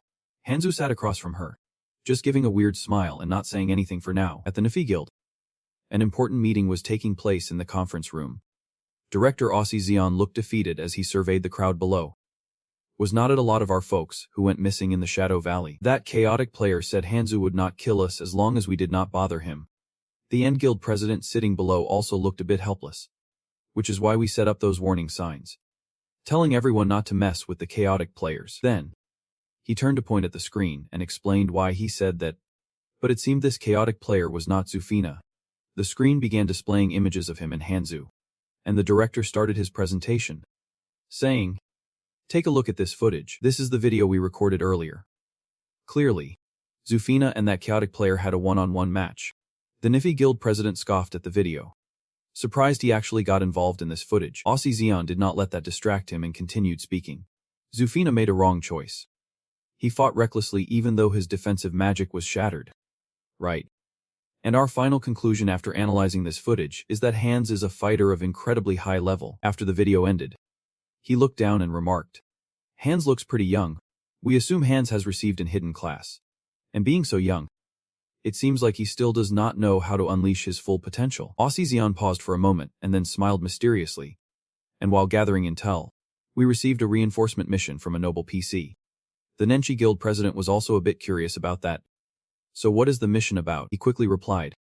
The mission involves capturing someone named Xanta Zeon. Shortly after, an image of Hans was displayed on the big screen. Currently, the nobles revealed that Xanta Zeon is a chaotic player. And here's Hans's portrait. The chairman of the Nensi Association suddenly fell silent, seemingly perplexed. Isn't Hans a bit different from that guy in the video? He knew that all too well, so he quickly confirmed it. That is right. Zeon spoke up to explain. We asked the nobles if they were sure about the identity of that person, and the system concluded that there was nothing wrong here. It also confirmed that eliminating the man in the footage would fulfill the mission requirements. So would not it be better to stick with someone we know rather than that guy? Xanta Zeon, who could be anywhere. Hearing this plan, the chairman of the Neck Association broke into a sly smile, saying, As long as we can get the enhancement points. It does not matter. So how many people do you need? Zeon had been waiting for this moment. He eagerly negotiated. I think 30 people should be enough if we play the bait and switch. It will be a lot easier if they are clueless. We could pay out 100,000 troops in compensation, while the reward would be 3 million troops. The girl who had been listening intently finally spoke up. Questioning. Is 100,000 for consolation and 3 million for the reward really enough? After all, they are risking their lives. Even if they are just clueless fools in Olympus. That is still pretty harsh. Zeon maintained a mischievous smile. We have enough enhancement points. So the members of the association will do their utmost. And more importantly, is not it better to let the younger folks tackle the tough stuff? The chairman of the NC Association nodded in agreement, smiling. All right then. 3 million troops sounds reasonable. Zeon continued to negotiate the rewards with him. The reward for this mission is 7 billion troops, with 2 billion going to the chairman of the association, while Lisa Jin will split 3 billion. After deducting the consolation and reward, the remainder is for the others. Hearing this, the NC Association chairman agreed without hesitation. Sounds good. Lay it all out. He covered his wicked grin with his hand, thinking to himself, 300 million should be enough. Those clueless fools do not matter as long as we are still making money. In the Gipnayan mountain range, amidst the chirping birds, Sia rushed towards Hanzu, carrying a stack of thick books. As soon as he heard her voice, he turned around, smiling. You made it? Did you grab all the books I told you to? Sia stepped closer, looking a bit confused. They are all here. But is this really enough? She was somewhat worried about these books. They are all low quality. And I bet they are even worse than what the mages use. Besides, you can't even learn anything from these books, since you have changed your class. Come on. With your level and experience points. There is no way you have not changed classes. Right. Hanzu just lightly flipped open one of the books with a smile. Have you heard this saying? When a swordsman swings wild grass, it turns into a sword. Sia looked a bit puzzled and gently replied. I do not think I have. Right after that, he began to slowly explain to her. This situation is no different. Players with insane stats can even turn a regular attack into their ultimate move. After flipping through all the skill books in a flash, Hanzu had mastered a whole range of new skills from light spells, fireballs, basic healing, damage boosts, to defense enhancements. With his level, being Sadoma is a bit of a waste. Do not you think? After hearing this, Sia could not believe her ears and widened her eyes at him. Oh my. Are you seriously still not changing your job? Hanzu simply replied that he was being completely honest. Sia became frantic, spinning around and shouting. Come on. With your abilities. Who would think you have not changed your job yet? I know your stats are off the charts. But really, I believed in you and even quit my own job for this. But you do not even have a priority job. I do not get it. You better take responsibility for this. I am locked in with you now. Suddenly, something Hanzu said made her freeze. He knew that is why he was so grateful to her. He crossed his arms, flashing a confident smile as he looked directly at her. Let us write history together. A little while later, Sia had stripped down all her gear in the game, and her health bar was even lower. So you have never used magic before. And now you want to try basic healing on me first. But is not it supposed to be nearly ineffective? This is just low-level magic. Before she could finish her sentence, he quickly interrupted. Just give it a shot. As he spoke, Hanzu reached out to perform the healing ability. He still had his stats, and he was sure it would have a significant effect.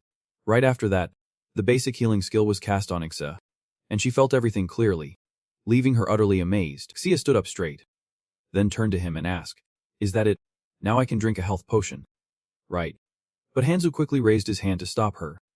Hold on. You are already at full health. Which shocked Ixa. She quickly looked up at her full health bar. Wide-eyed. What the heck? How did I get to full health? Is this for real? Not only that. After she marveled at it, Hanzu continued to use his skills on her. This healing spell should be enough. Now, let us try a buff. I will cast damage and defense boosts on you. So give it a shot against some small monsters. Following Hanzu's suggestion, Sia blinked, asking him, Which monsters should I fight? Should I try with some skeletons? Hanzu smiled brightly and pointed behind her. Look, they are already waiting for you. Sia quickly turned to where he was pointing. Behind me. Did you call the monsters? Just as she turned her head, a gigantic bear roared and charged at Sia, causing her to freeze in fear and stutter. The massive bear did not hesitate at all, roaring loudly as it lunged toward her, leaving her panicking with wide eyes. Her weapon hand trembled slightly. Are you kidding me? You want me to take that thing down by myself? That is a monster that usually requires a whole team to take out. But 3 minutes later, the system announced that the giant bear had been defeated. And Hanzu could not help but burst into laughter from behind. He could not believe his eyes. Crouching down to the ground. Dude, this is insane. Like seriously crazy. He shrugged it off with a nonchalant smile. Right. No regrets about our choices now. Right after that, she was shocked to find a blue gem from a giant bear. I just scored $5,000. Thanks to our combined powers. Hanzu started explaining his plan. Get this, if we hand this over to the guild, they will probably only offer us $100 to look the other way. But since neither of us is part of any organization, everything we find is ours. He shot her a gentle smile. We are gonna hit at least level 45 in the Dark Wilds. Xia hurried to keep up with him. Moments later, they arrived in the Dark Wilds. With Hanzu casually leading a whole herd of creatures behind him, they were furious and charging like crazy. Their master was about to reach Hanzu. So Xia quickly shut her eyes and began mumbling a spell. Suddenly, she unleashed a powerful, blinding attack towards the herd. I am coming for you. A surge of electricity shot from Xia's staff, activating the lightning strike skill that took down the entire dark beast herd. After they were all defeated, Xia was so ecstatic she jumped up and down, while Hanzu waved from a distance. Praising her, Xia rushed to collect all the blue gems and quietly started calculating. Dude, we just bagged 18 blue gems. If we sell all of this, we could make $90,000. She was lost in her own world, dancing like a maniac. This is absolutely insane. With this money, we could even open a restaurant. But Hanzu did not seem too interested in that idea. He scanned the area and raised an eyebrow. I wonder if it is because dark monsters are showing up. But this place is not as crowded as it used to be. Hardly any players around. Suddenly, some player rushed in from behind, trying to ambush him. Back off, low-level loser. In a split second, Hanzu turned around and delivered a powerful punch straight at that player. So annoying. He yelled, then turned to Xia. But there are always players looking for trouble. There is another one. Keep an eye on him for me. She quickly used her lightning strike skill. Hanzu was totally unfazed and pointed behind him as a reminder. If he drops loot, make sure to grab it all. Hearing that, Xia hesitated, glancing at him. I am taking what they earned. But is not that kind of cheating.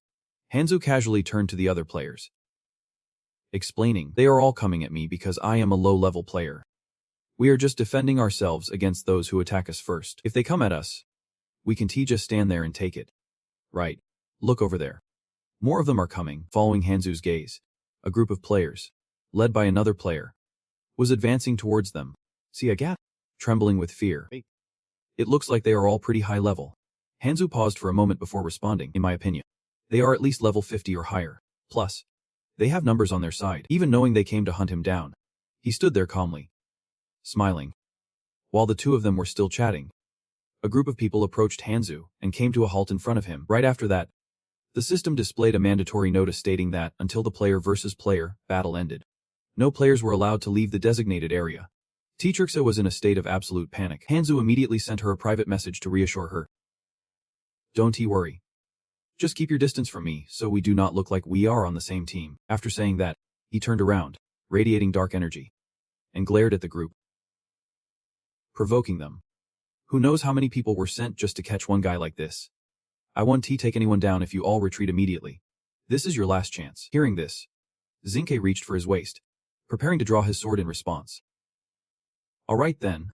As the vice president of the Nensi Guild, Zinke boldly challenged Hanzu, stating, all we need to do is keep our distance and stick to the plan. After he spoke, he shouted orders to the soldiers behind him, the mages casting binding spells. In an instant, chains wrapped around Hanzu, but he merely sighed and held his head. Resisting the effect, he shot them a disdainful glance. I already warned you. If you retreat, I won't take anyone down. With that, Hanzu waved his hand, and the thick chains shattered into tiny pieces. He unleashed a fire spell to counterattack the group. Jinkai furrowed his brow, slightly skeptical. Seeing him escape so easily, was that really basic magic? With his skills, Jinkai quickly ordered his own troops to hold their ground, break the spell. As soon as he finished speaking, the dispel skill stacked continuously. Jinkai kept issuing orders to counter that weak skill. He was determined to boost everyone's morale, even if it was a powerful magic skill. The one trapping us is a close combat profession. Magic like this is nothing. Once we block it, our damage dealers will unleash a barrage of skills at him. reinforcing our defenses. Soon after, the defenses were reinforced to 3,000 times.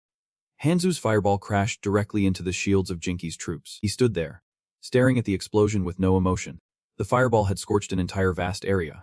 And Hanzu thought to himself, now, who is the one trapping us? They are just as ridiculous as that guy. Fenda. Jinki was left dazed, unable to comprehend what just happened. After regaining his composure, his eyes were quickly drawn to the scene before him. All the soldiers he had led were wiped out by just one fireball from Hanzu. What the hell? They are all out cold. What is this right now? He looked like a demon standing in front of him. What on earth just happened? Why are they all out cold? Isn't he supposed to be close combat? Jinki was sweating, gradually realizing his mistake. Wait. Everyone. Do not just stand there. Wait for orders. He is just a low-level wizard. But his power is already this terrifying. He is an elite wizard. He grips the sword tightly, his mind a whirlwind of confusion. No way. If he is a high-level mage, how could my binding spell even work on her? But then he just stands there, pondering how the hell to fight this monster. Should I just run away? Hanzu Huk, seeing him hesitate too long, snickers and wipes his nose. The moment you come into contact with my magic, you are toast. Even the nearby Xa can't help but text him about the sheer power of the fireball. Surprisingly, this is Hanzu Huk's first time realizing just how strong this magic really is. Hearing this, Sia looks over with a hint of worry and continues sending him concerned messages. But dude, you are tied up right now. Are not you? Why are not you moving? Hanzu Huk feels nothing soft, explaining that he is just chatting, so it is not really convenient to move. Plus, the fireball skill is not ready yet. He wants to use it on them a few more times.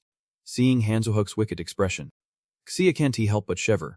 This guy is definitely not normal. Hanzu Huk stands across from Jinke, staring him down. Waiting. The fireball cooldown is just a few seconds left, and he is exhausted from standing so close. Yawning. It is tough to use since it takes a full minute to recharge. Jinke, feeling a bit anxious, starts instructing the soldiers behind him to be ready for an all-out attack as soon as he gives the word. Inside, he is a mess of confusion. He is not sure what is happening anymore.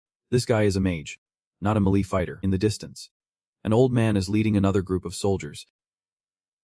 Moving around, that is Yen, the head of the Dream Association. Jinke sends a desperate message to him, pleading for help. I need urgent assistance. He is not a warrior.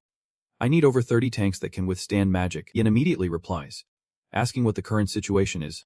Jinke hurriedly reports the casualties to Yen, and hearing this, Yen hesitates for a moment. Is the information we received inaccurate?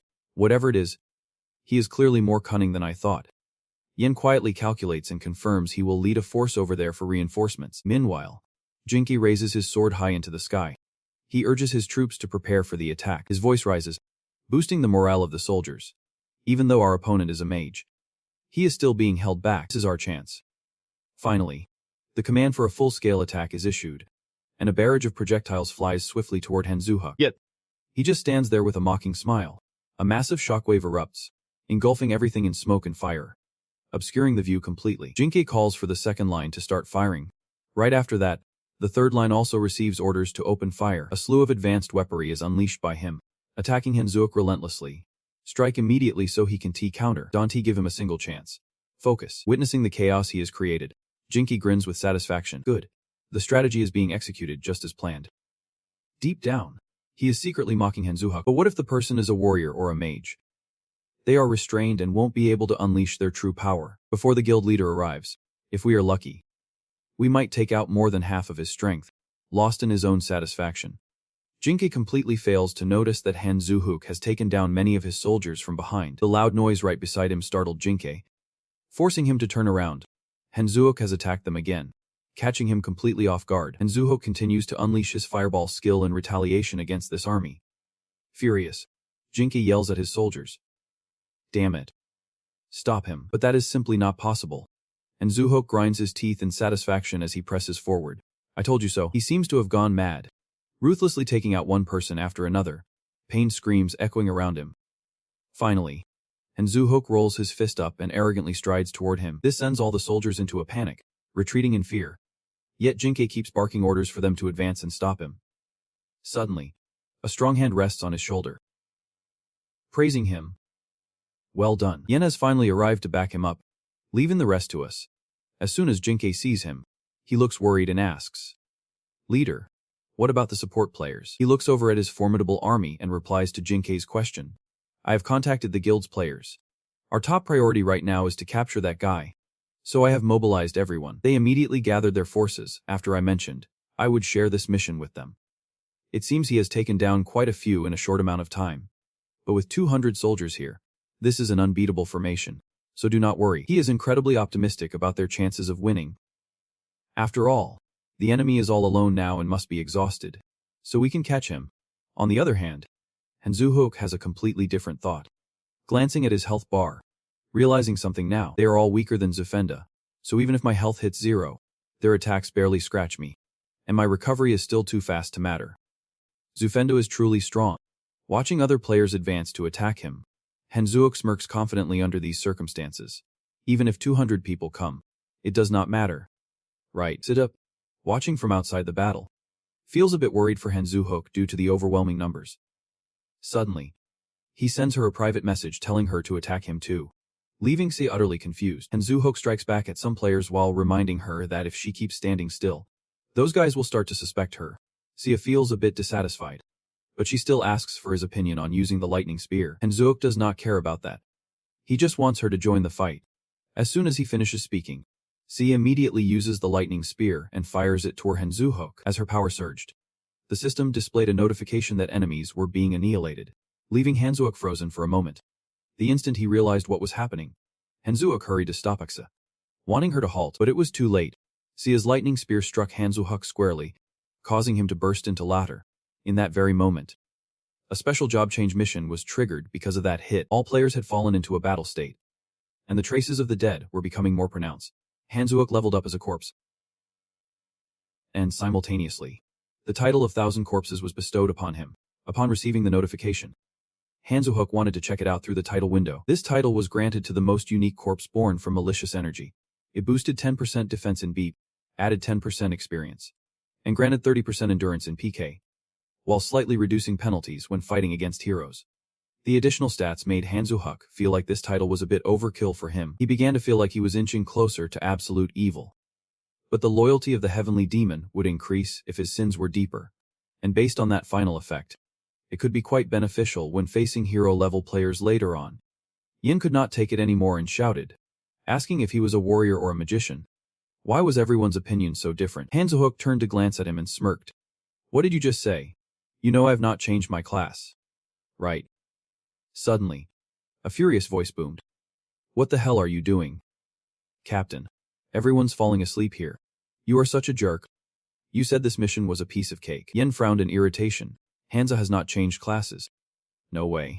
He must definitely have a hidden class. That common class showed up ages ago. A low-level guy got accidentally shot in the armpit and dropped dead because Hans had no class. I am sure Hansa has something. We need to find his weakness. Saying that, he led the way, calling Jin Ki to join the fight. Yen shouted with determination. You jerk. Get ready. I am definitely going to find your weakness and take you down. But just moments later, the two of them were flattened on the ground, and I was definitely not among them. Hanzuhook warily stretched and thought to himself. Looking back, I have way too many attack skills. That might be a weakness. I should level up quickly and learn some defensive skills. Suddenly, Sia called him from afar, asking him to come closer to help her test a few things. Thanks to the previous notification when she struck him with the lightning spear, Sia realized she had a special job change mission. Shortly after, the two of them entered the Zumania dungeon together. Sit up, a bit worried. Informed Hanzuhook. I am going to do my best to fight you. Okay. He calmly stood there waiting, having already boosted his defense. Go ahead and give it your best shot. She then launched the lightning spear directly at Hanzuhook. He looked at his health bar and smiled wryly, feeling like he was getting pricked, since he had self-buffed his defense. This was equivalent to another skill from Zufina. However, a significant amount of health was restored immediately after. And he thought to himself, if she keeps this up, it is going to take a while. Moments later, Xia unleashed a super effective combo on him. Meteor Shower, Mijian's Car, Fireball. But even that was not enough. She continued to fire off Kazit's arrows and magical shots. A flurry of system notifications rang out with each hit she landed on him. An hour later, Luna was feeling exhausted, but Hanzu was still hanging on by a thread. All she gained from this trial was the realization that Hanzu was 1,000 strong undead.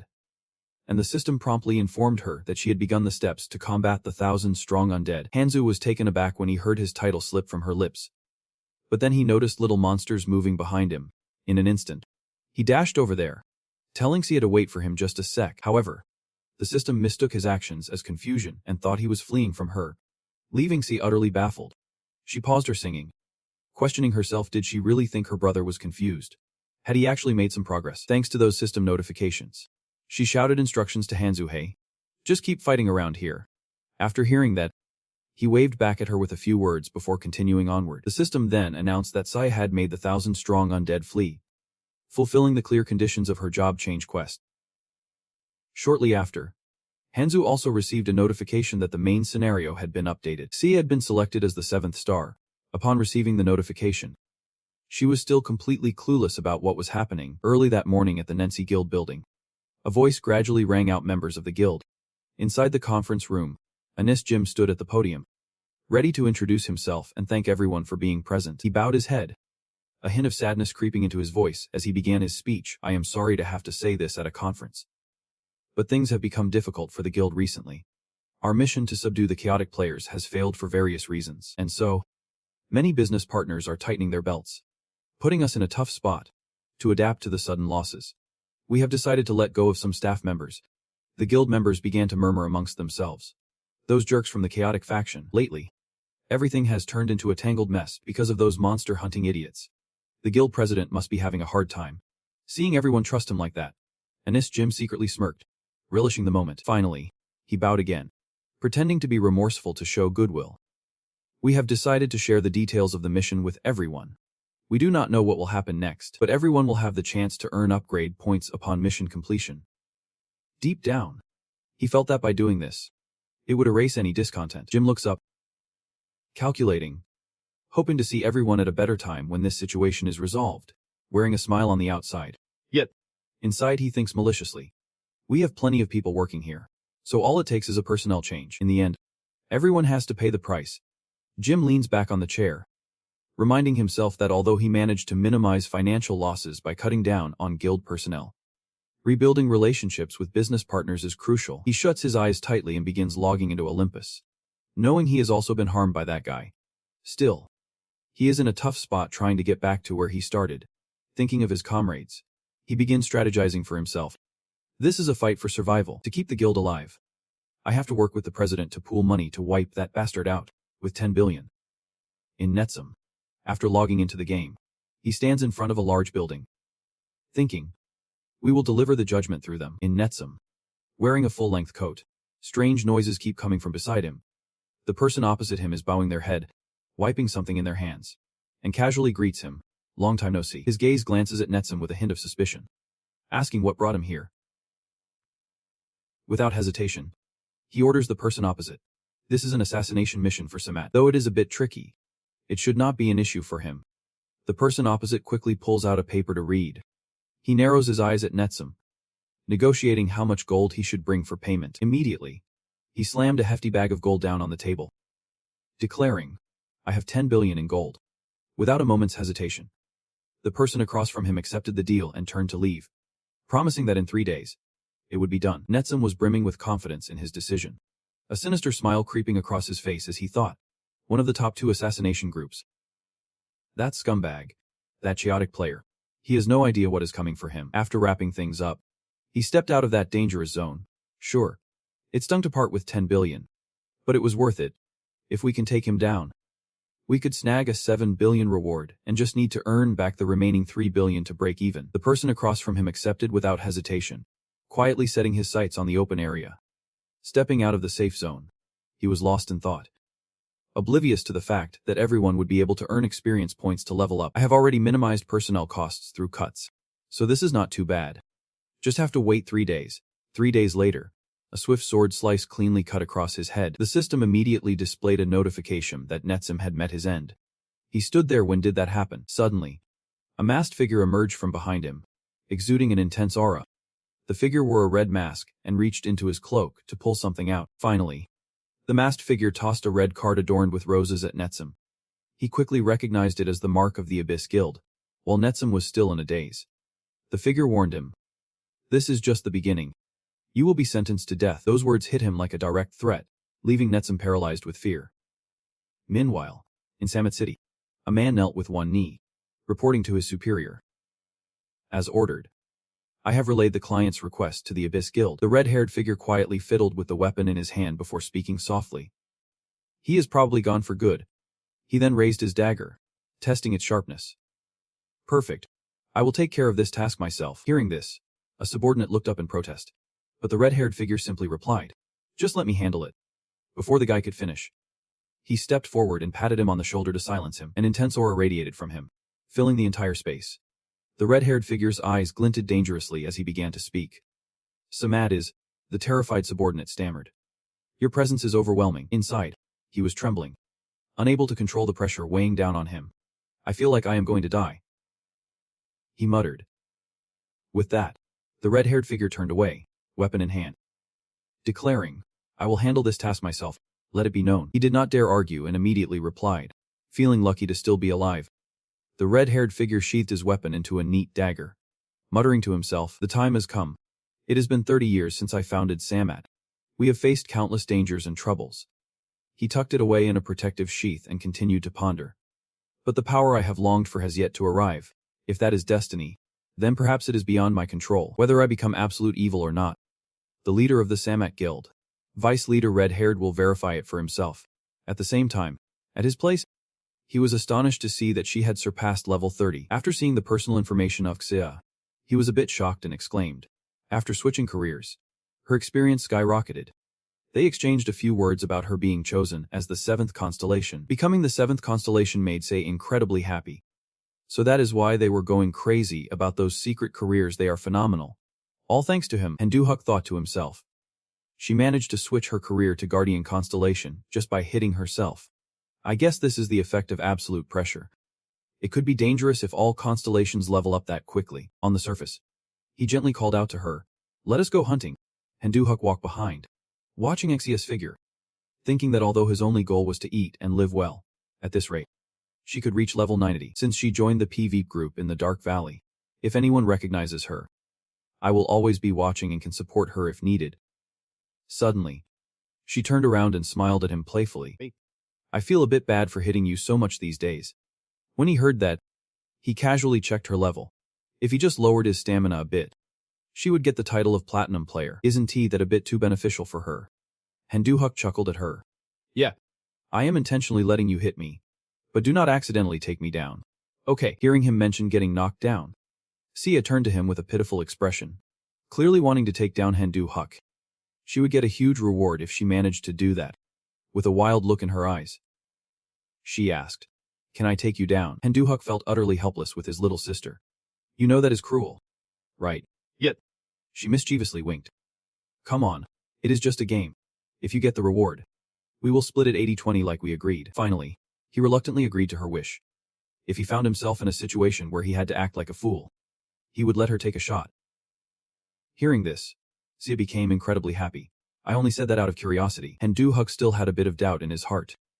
But how could she smile so brightly with the thought of taking down her brother? In fact, he did not care much about that.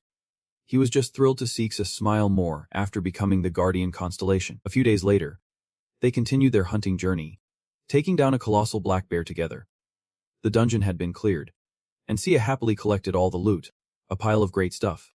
He lovingly stood behind her, reminding her to organize it properly. Shortly after, Handuhuk also opened his status window to check his condition. He should be close to leveling up. The progress bar for level 39 was at 96%, and he smiled with satisfaction. Just as I thought. Just a little more. I just need to kill a few more monsters. Meanwhile, Saya picks up all the dropped gear and announces that she and her companions will head ahead to check and organize the equipment. Hanzuok signals that he understands and reminds her to be careful. He also tells Saya to gather any gear on the way back. She happily leaves and signals that she got it, promising to be back soon. Watching Saya's figure fade away, he quietly calculates in his mind that she might need about 10 minutes, so he could kill a few more monsters and level up. But before he finishes his thought, Hanzuok senses a deadly aura of assassination creeping up behind him, the absolute embodiment of evil. Hanzuok warily turns around to assess the situation. What is happening? But everything unfolds too slowly. A sinister blade presses against his neck as a chilling voice introduces itself. I am the second leader. Sok Han. I want to confirm if you are ready to embrace evil. His gaze is icy cold as he threatens. If not, today you will sleep with the fish. The entire space is enveloped by his oppressive aura, and Samad will pass the death sentence on you. Shortly after, the system displays a new mission. The ambush by Deputy Leader Sok Han, Level 3, the leader of Samad, the second elder of the evil. Sok Han has revealed himself, along with the 12 elders of evil. He excels at executing surprise attacks. His mission is to fend off the second elder Sok Han's attacks and earn his recognition. Moreover, if he cannot gain Sok Han's approval as a savior, Hanzuok will find himself in a very tight spot. Hanzuok thinks calmly.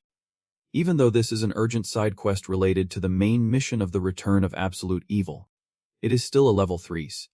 Both the main and side quests are 3s. What a ridiculous situation. Thinking it through, he might be at the center of something huge. Saya became a shooting star just by hitting herself, which means the chance of becoming absolute evil in this scenario is quite high. If the other shooting stars do not need a breakthrough like Saya, they could level up exponentially and easily surpass level 90 in the worst-case scenario. If he is forced to face the shooting stars alone, he will have to accept a level 3's mission to maintain balance. After pondering for a while, Hanzuok finally decides to call out to him, the second elder, Sok Han. Hearing this, Sok Han looks momentarily taken aback but quickly regains his composure and urges him to raise his weapon. However, Hanzuok gently pushes the blade away from his throat and coldly responds. Sok Han. You should know I have no weapon. Is it really necessary for me to prove my abilities right now? Sok Han gives him a confused look, puzzled by his words. Hanzuok sighs inwardly, thinking, fine. If he wanted to kill me, he could do it without chatting. In the end, this man is just a minion yearning for the resurrection of the celestial demon, and he nonchalantly explains it to him. You see, I have some special seals in place. And soon, they will be lifted. As GK Hen still struggles to understand his point, Hanjuek spins around and continues. Of course. I am pretty weak right now. No doubt about it. He locks eyes with him, a smirk on his face. And that is why it is taking so long to remove the seals on me. Every word from Hanjuek seems to deliberately rile GK Hen up. Moreover, have not you all been waiting for me this long? Soon, the absolute evil you have been waiting for will appear. He shrugs casually, as if he has never been threatened. But still, do you really want to snuff out this potential yourself? Even when you are clearly not thinking straight, his gaze is filled with confidence, as if he has everything under control. Are you sure you want to regret this? Jukihan faces his state, hesitating to respond. Seeing his words take effect, Hanjuefji rides the wave. You might not realize this yet, but I am going to master the skill of the Sky Destroyer that my master left behind in just 10 minutes. Jikhen looks stunned. The Sky Destroyer. Are you serious? He casually responds to Han as if he is stating an obvious fact. If you give me time, I will prove my abilities to you. After hearing this, Jikhan has no desire to stick around any longer. Whether you are telling the truth or not, I will find out soon enough. I will keep a close eye on you, and I will give you 10 minutes. With that, Han gradually disappears into the air. Moments later, the system announces a 10-minute countdown. Hanjuek lets out a tired sigh. I managed to buy some time. His eyes are filled with confidence. I have gathered nearly all the necessary experience. I just need to take down a few more monsters. 10 minutes later, all I need is a pair of unfortunate monsters. And he decides to leave the dungeon. After exiting, Hanjuek optimistically thinks that just a minute should be enough. However, life does not always go as planned. Everything around Hanjuek makes him come to a standstill. Even though he has sprinted around the area, he has not found a single monster. Hanjuek recalls the times he casually strolled and stumbled upon a horde of monsters, then curses his luck. Why do not they show up when I need them the most? The more he thinks about it, the harder he pushes himself to speed up.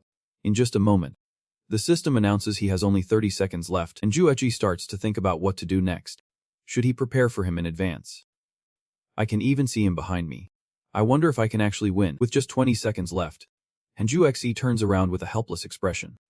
Should I look for an opening to buy more time? Although I do not believe he would give me any extra time. Suddenly, in this dire situation, the Akar appears. Initially, Hanjuhook wanted to chase away Kara, but she quickly approached him with a horde of monsters. Kara was desperately trying to escape from all of them, and pleading for his help. Hanjuechi takes a moment to assess the situation and realizes what is happening. He feels a surge of relief as he braces himself on the ground and praises vehicle for being so reliable. She stands there confused, not understanding a word he has been saying. Suddenly, Hanjuechi zips past her like a bolt of lightning. He fiercely charges in, taking down the giant black bears while leaving vehicle with a cryptic warning. Luckily, he wipes out all the monsters she brought along and levels up successfully with only 3 seconds left. And Juetri hurriedly opens the system menu to learn a new skill. The countdown begins. 2 seconds. 1 second.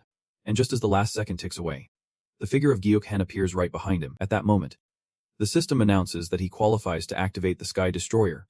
This is a continuously usable activation skill simultaneously.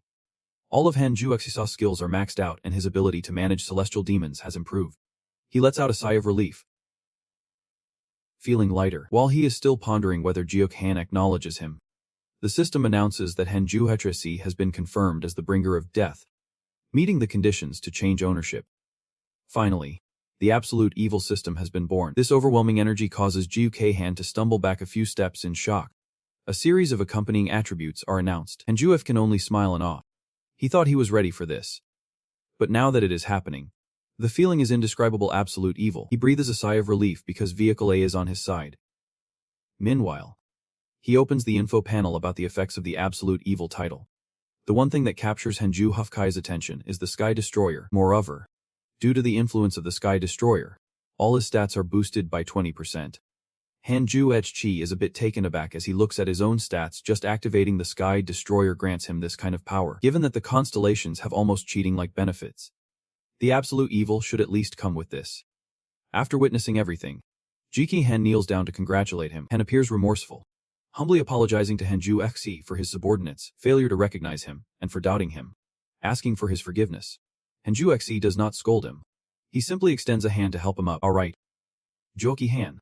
If I were in your position, I would have done the same. He even offers a friendly smile to warm up to Han. I am glad you have acknowledged me as your master. On the outside, he seems calm.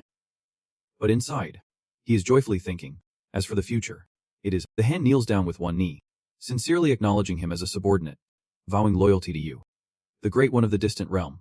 The system also displays a mission completion notification.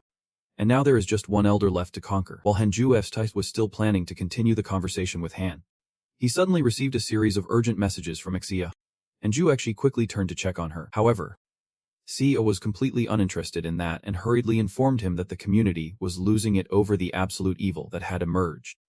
Xia wanted him to quickly team up with her to hunt down this absolute evil to make the mission easier. At the same time, the chaotic state linked to his players would also disappear.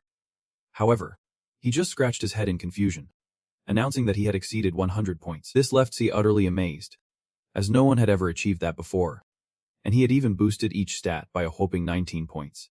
When Xia asked how he managed to pull that off, and Juexi just chuckled and said he was just doing this and that. Xia was so pained by his words that after congratulating Han Juex, she logged out of the game. Xia shot up from her gaming chair, completely lost and bewildered. Her gaze was blank as she thought about the points he had received. It was just too unusual. Wasn't he that a bit over the top? Anyway, she had a meeting to attend, so she had to leave early. She was logging out in such a hurry that Han Juexi felt a bit anxious about how she would react when he told her he was the absolute evil. He pondered but could not come up with anything, so he decided to continue talking to Han, thinking that the important thing right now was to collect the reward from the 3's mission. Maybe I will get Samad as a reward. Right, if that is the case. Fighting against the constellations will be way easier, and I can also make some serious cash. Right after that, Han also spoke up, saying he had something to discuss with him. Han Juexi had no idea what he was about to say but stood there waiting. Han's worried gaze flicked to the side, allowing his subordinate to talk about Samad's current fighting power. But before Han could finish, more people showed up looking for him, and losing patience, turned around in irritation. After all, this was a crucial moment. The leader of the group looked at him and shouted to his team. He was Zamtasian. Then he tightened the reins and commanded the people behind him, saying whoever kills Zamtasian will receive a hefty reward. And Juechi stood there, arms crossed, looking utterly helpless. Again, why do you all keep calling me Zamtasian? Aren't you tired of it? His sword was raised high, full of bravado. He was all alone. We can take him down. Bison swung his sword fiercely forward, signaling the soldiers. Knights of the Great Bavasia. Charge. The Knights of Bavasia, pumped with adrenaline, rushed forward, and Juefji watched them in silence, thinking to himself, with the Sky Destroyer skill activated, he had a clear grasp of their fighting capability. They were all just a bunch of nobodies. He exhaled deeply, not bothering to move. Just head towards us. We just need to let them think we are the ones keeping him hidden. After taking down all the knights, and Ju-Huk charged straight at Bizon with a smirk. This was his first fight against a knight. But they must be the weakest ones around. It left him stunned. He could not believe his eyes and instinctively backed away, wondering how this was possible. However, after a moment of inner turmoil, Bizon decided to go all out and swung his sword at Han Ju-Huk. What a mess! He stood firm, unwavering before the wrath of Han, who had likely taken down them all, but surely had taken some hits himself. Yet, he actually managed to block Han Ju-Huk's attack. He stood up, somewhat surprised by that. Not bad. He actually blocked it. His weapon must be top-notch. Even though Bizon felt the strength in his opponent's grip, he stubbornly clenched his teeth, thinking that surely he must be tired by now. But just like that, everything shifted in a heartbeat. And Ju-Huk leaped up and delivered a powerful punch right to Bizon's head. The system immediately displayed a notification. And Ju-Huk has defeated the third envoy of Asia, a noble, earning him 2 points of absolute evil. And Ju-Huk turned around, casually rubbing his hands as he left. Truly a master of destruction. It took a lot of energy this time, but not as much as usual. After wrapping up the mess, he happily turned back to collect his reward from Han. Mission accomplished. You need to fulfill your promise. But suddenly, another voice rang out beside him. Truly surprising, this made Han Ju-Huk incredibly furious. Grinding his teeth in anger, he spun around and shouted into the air. Who the hell is it this time? Show yourself? Just as he said that, the shadow of someone stepped forward. The moment he saw her, he immediately panicked. Who are you? Are you here to kill me too? You are a bounty hunter. But she did not even care and casually admitted. Her hand rose high, exuding an eerie vibe. I am not a hunter. But I have plans to take you down and make you my slave. Instantly, she transformed into Ju Fenda, a monstrous figure beneath her feet. Just like him, Han Ju-Huk recognized him immediately. Ju Fenda had been waiting a long time for this chance to reunite. He looked up at him and sneered. You crazy dog. Han Ju-Huk laughed, pointing at him. You, Lu Bin. Why does your name sound so dumb? Ju Fenda had to stick with the name you gave him. Suddenly, he laughed loudly, threatening Han. Either way, Yeah, sure. you are definitely screwed now. His face was filled with a mischievous grin as he looked at her. Isn't he that right? Dear master. She paused for a moment but still chimed in. That guy will soon be my slave. After saying that, she raised her hand, starting to manipulate everything to her liking. It is great that you helped me gather these corpses. I will treat you well after I turn you into my slave. The force from her enveloped Bizon's body, forcing him to rise.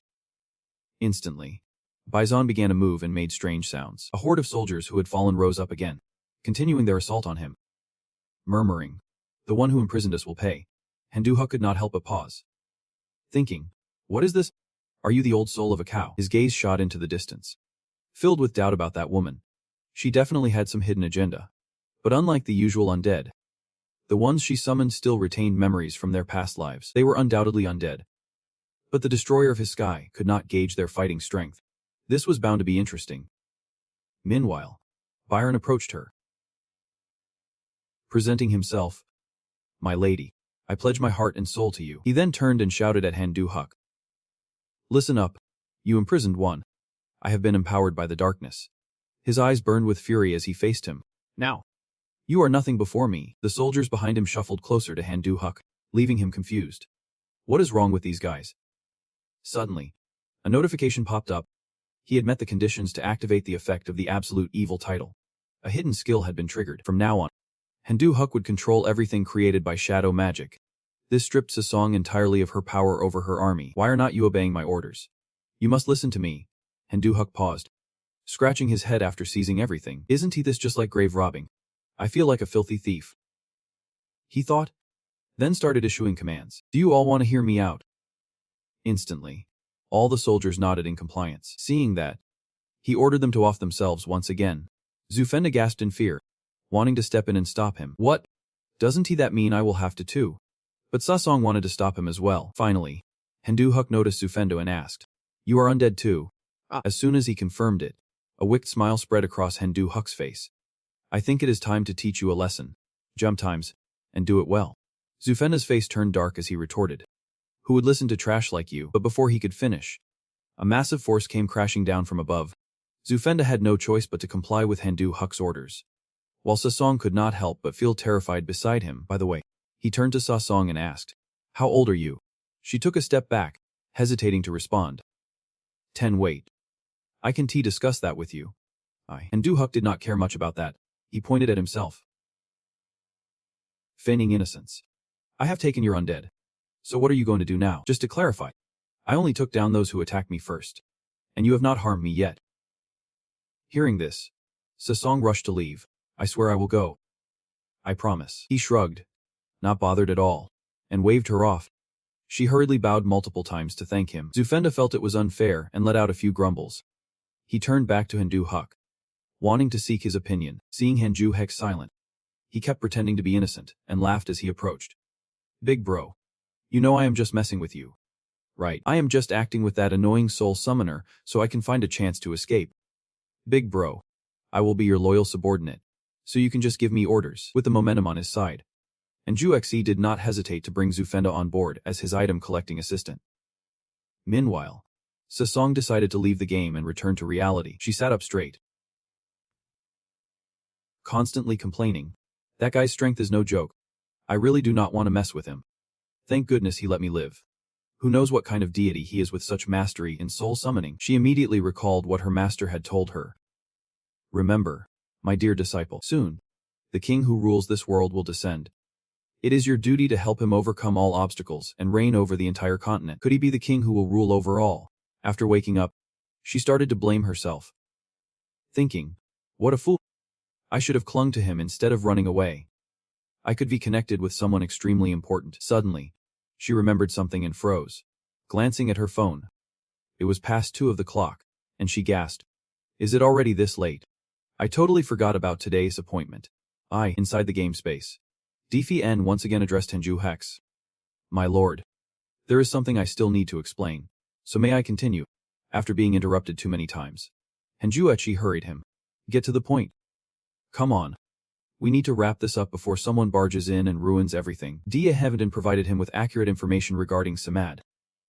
Currently, there are 2 rank assassins in Samad capable of taking down the strongest knights of the Empire. 20 A-rank assassins, 100 B-rank assassins, and countless C-rank ones, many of whom are involved with Samad but have died one way or another. Not only that, but Samad also has connections with many nobles across the continent. While they do not compare to the southern nobles, the ties the organization has are with lower-tier nobles. Thanks to this, they have accumulated a massive fortune over the past 30 years, 20 billion gold to run Samad and 40 billion gold in Defi Henson's personal fund, totaling 60 billion gold. And I am willing to offer all this gold to the Supreme One. Right after that, your mission was announced as completed, and the reward for this mission was the Samad organization, along with that 60 billion gold. And Juetri was so happy he could not hide his smile, which made Defiatin pause for a moment. After a bit, he regained his composure and solemnly said, Daku Si Henin, I understand your loyalty. And Juefji began assigning tasks to Do Cien. First, you will keep 20 billion gold to manage Samad's budget. And since no one is more suitable than you to run Samad, the leadership positions will remain unchanged. In his heart, he had his own calculations. If anything happened, he would need someone to help maintain Samad. Moreover, the 40 billion gold you give to me will not only be for Samad, but also for the heavenly demon. Just hearing that, Doc was so moved he almost cried. My lord, you continue to command that all that gold will be used to resurrect the celestial demon. This completely made Doc even more loyal to him. He vowed to follow you to the ends of the earth. My lord, he was absolutely thrilled with his own scheme. Jumping for joy, he had successfully lured Samad. Now, he was, from this point on, life would be smooth sailing. Suddenly, Doc continued. My lord, there is something I need to report to you. His attitude suddenly turned serious. It was about Elder 3. Lisor is an extremely dangerous individual. My subordinate had given him a chance to prove his worth when we first met. My lord. But Lisor is different. He will show up unannounced and attack the lord fiercely. Hearing this, Henduhook expressed concern and asked, So Lisor is also a threat? He quickly replied, Yep. My lord. Doc lowered his head, starting to think, and added, Lisor is currently the captain of the Abyssal Legion. However, Henduhook has some reservations about this legion. He called Doc to stop so he could pull up the guide and take a look. Immediately, the notifications for the first constellation and the second constellation confirmed that their master had appeared before him. Henduhook seemed thrilled with this notification as he began to ponder. No matter who it is, I am on the move. My little sister is the 7th constellation, and I have Samad in my hands. Meanwhile, Sia suddenly kept messaging him. As if Handu-hook knew why she was reaching out, but it was not just that. Sia became incredibly excited because she had met Sasong. At that moment, Sia was casually tapping her phone. Waiting. As soon as she saw Sasong, she exclaimed joyfully. Sasong heard the call and turned to look for Xia's figure. Upon seeing Sia, she waved her hand in greeting. Looking shy. When did you get here? Did I keep you waiting long? Sister? The two beautiful girls sat in a corner, chattering away happily. Suddenly, a guy stepped up and leaned in close to Sasong, asking for permission. He smiled and struck up a conversation. Can I get your number? You are totally my type. However, Sasong coldly turned away and replied, sorry, but I am not interested. After the shy guy walked away, Sasong turned back to chat with Sia, saying she had never met him, but he wanted her number just because she was his type. Her tone dripped with disdain. I really hate guys who only care about looks. Upon hearing this, Sia realized she still had some insecurities inside.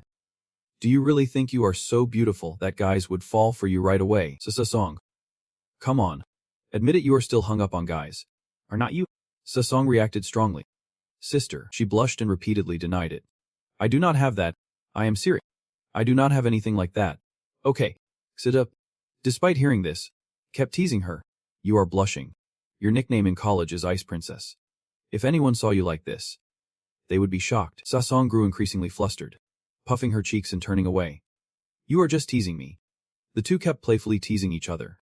And then Sia continued to ask Sasong about how she was doing. Sasong hesitated for a moment before speaking up.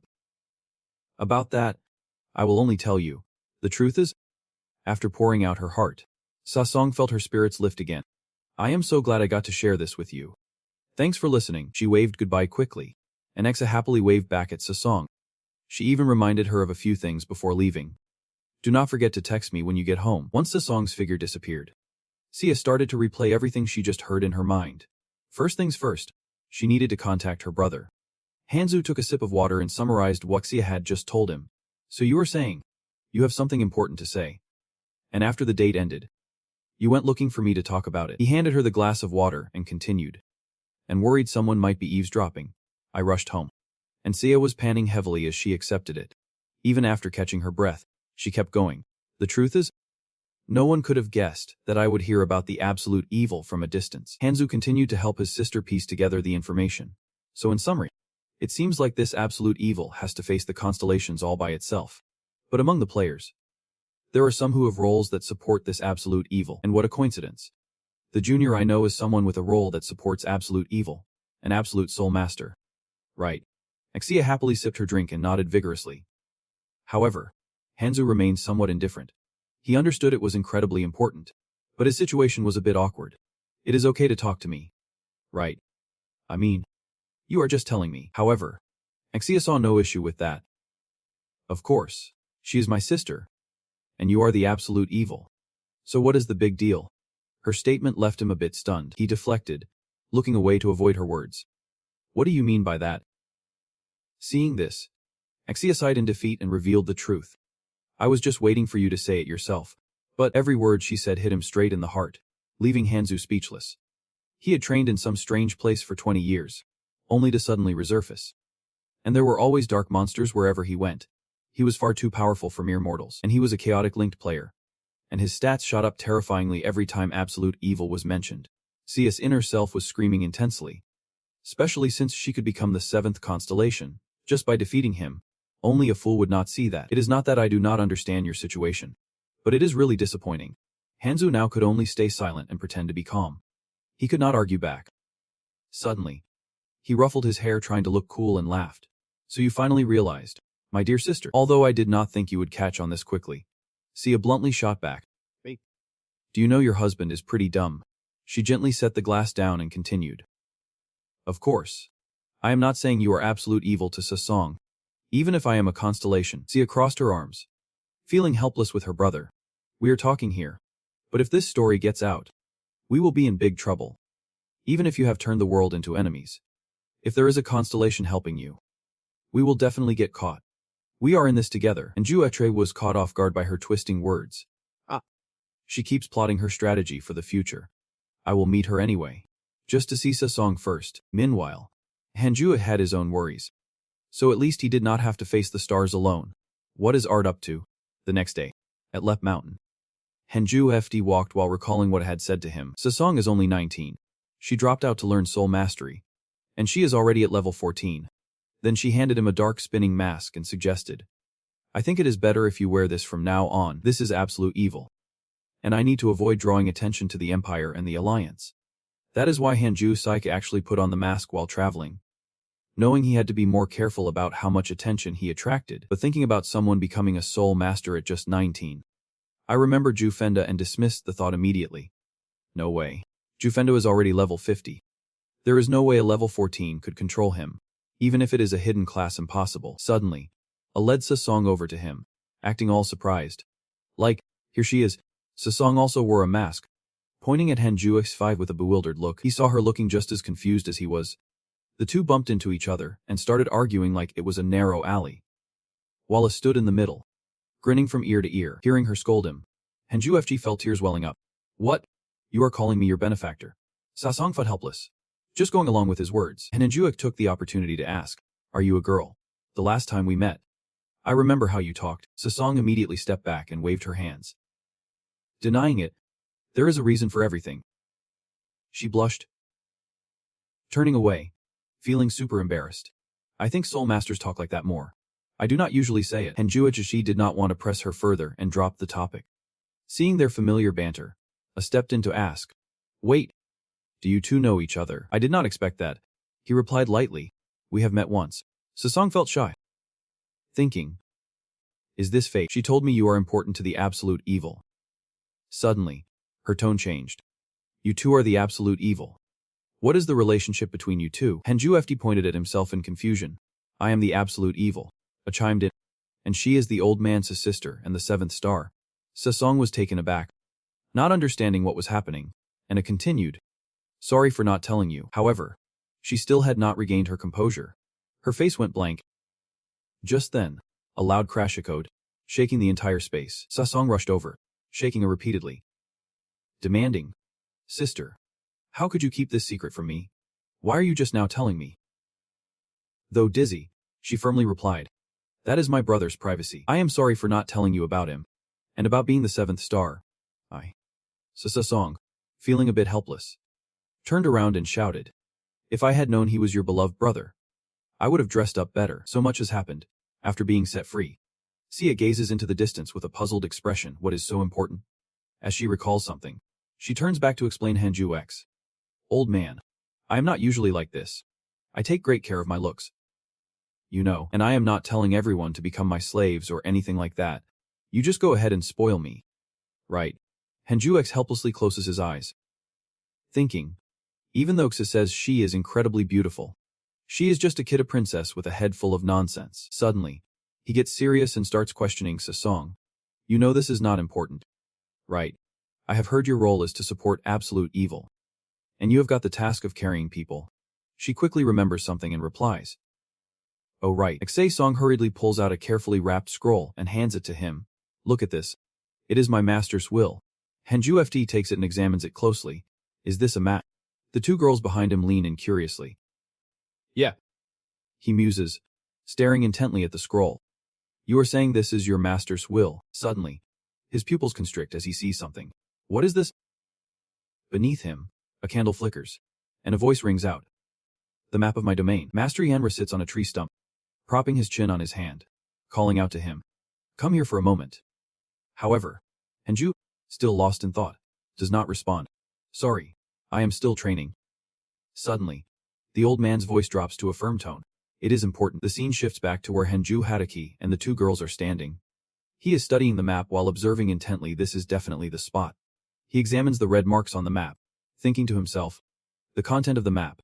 These marked areas are just like what my master had. I know that the mission of absolute evil is tied to the destruction of the sky. The icon in the bottom corner must signify that destruction. He recalls clearly when Master T-1000 Ra showed him that symbol once and instructed him. This is the emblem of the black spark. Go and conquer the world. And FT falls silent, pondering. This symbol can't just appear by coincidence. Then he starts to think about the mysteries surrounding it if they really exist. Players with a level 3's mission will assist absolute evil. It is just nature taking its course. In the end, I can't he possibly be sent here to face the constellations alone? Seeing him deep in thought, Zasong approaches and asks, "Are you okay?" However, Henju FG seems a bit indifferent. Lost in his own thoughts, this is a profession aimed at aiding absolute evil. And everyone feels powerless in the face of it, making her a true pawn of absolute evil. After that, he folds the map and hands it back to her. "I have a common goal too. You belong to my side. Now, let us head out." Zasong takes it, tilting her head in confusion. "Where to?" And Ju smirks faintly and points at her. "I heard Sis say you are only level 14. You need to level up a bit." A few days later, Sis continuously uses her lightning skills, shaking the very sky. The gigantic black bear rode in agony as it was struck down in an instant. Vehicle surged forward, leading the charge. The others cheered her on from behind. "You are so badass, girl." Meanwhile, Ju stood frozen, announcing his own level up. It has been ages since he leveled up, and Ju noticed the silence and turned to ask, "The Rung, what is going on?" Ju, hearing this, rushed forward and shouted, "I will go get it for you, big bro." Without hesitation, he approached the fallen gigantic bear, scavenging for loot, and handed it to his brother. "Big bro, it is the blue gem. You are amazing." Seeing the excitement on his face, his brother praised him. "Good job. Now go take a break." Yet, deep down, Ju was in despair. How did he, an elite Ju, end up as nothing more than a pet fetching items? But that crazy big brother of his had some serious skills. He healed, buffed, and leveled up. Not too shabby at all. Over on the other side, the three others were happily sharing the spoils. Suddenly, Ju felt the weight of his situation and fell into a slump. "Wait.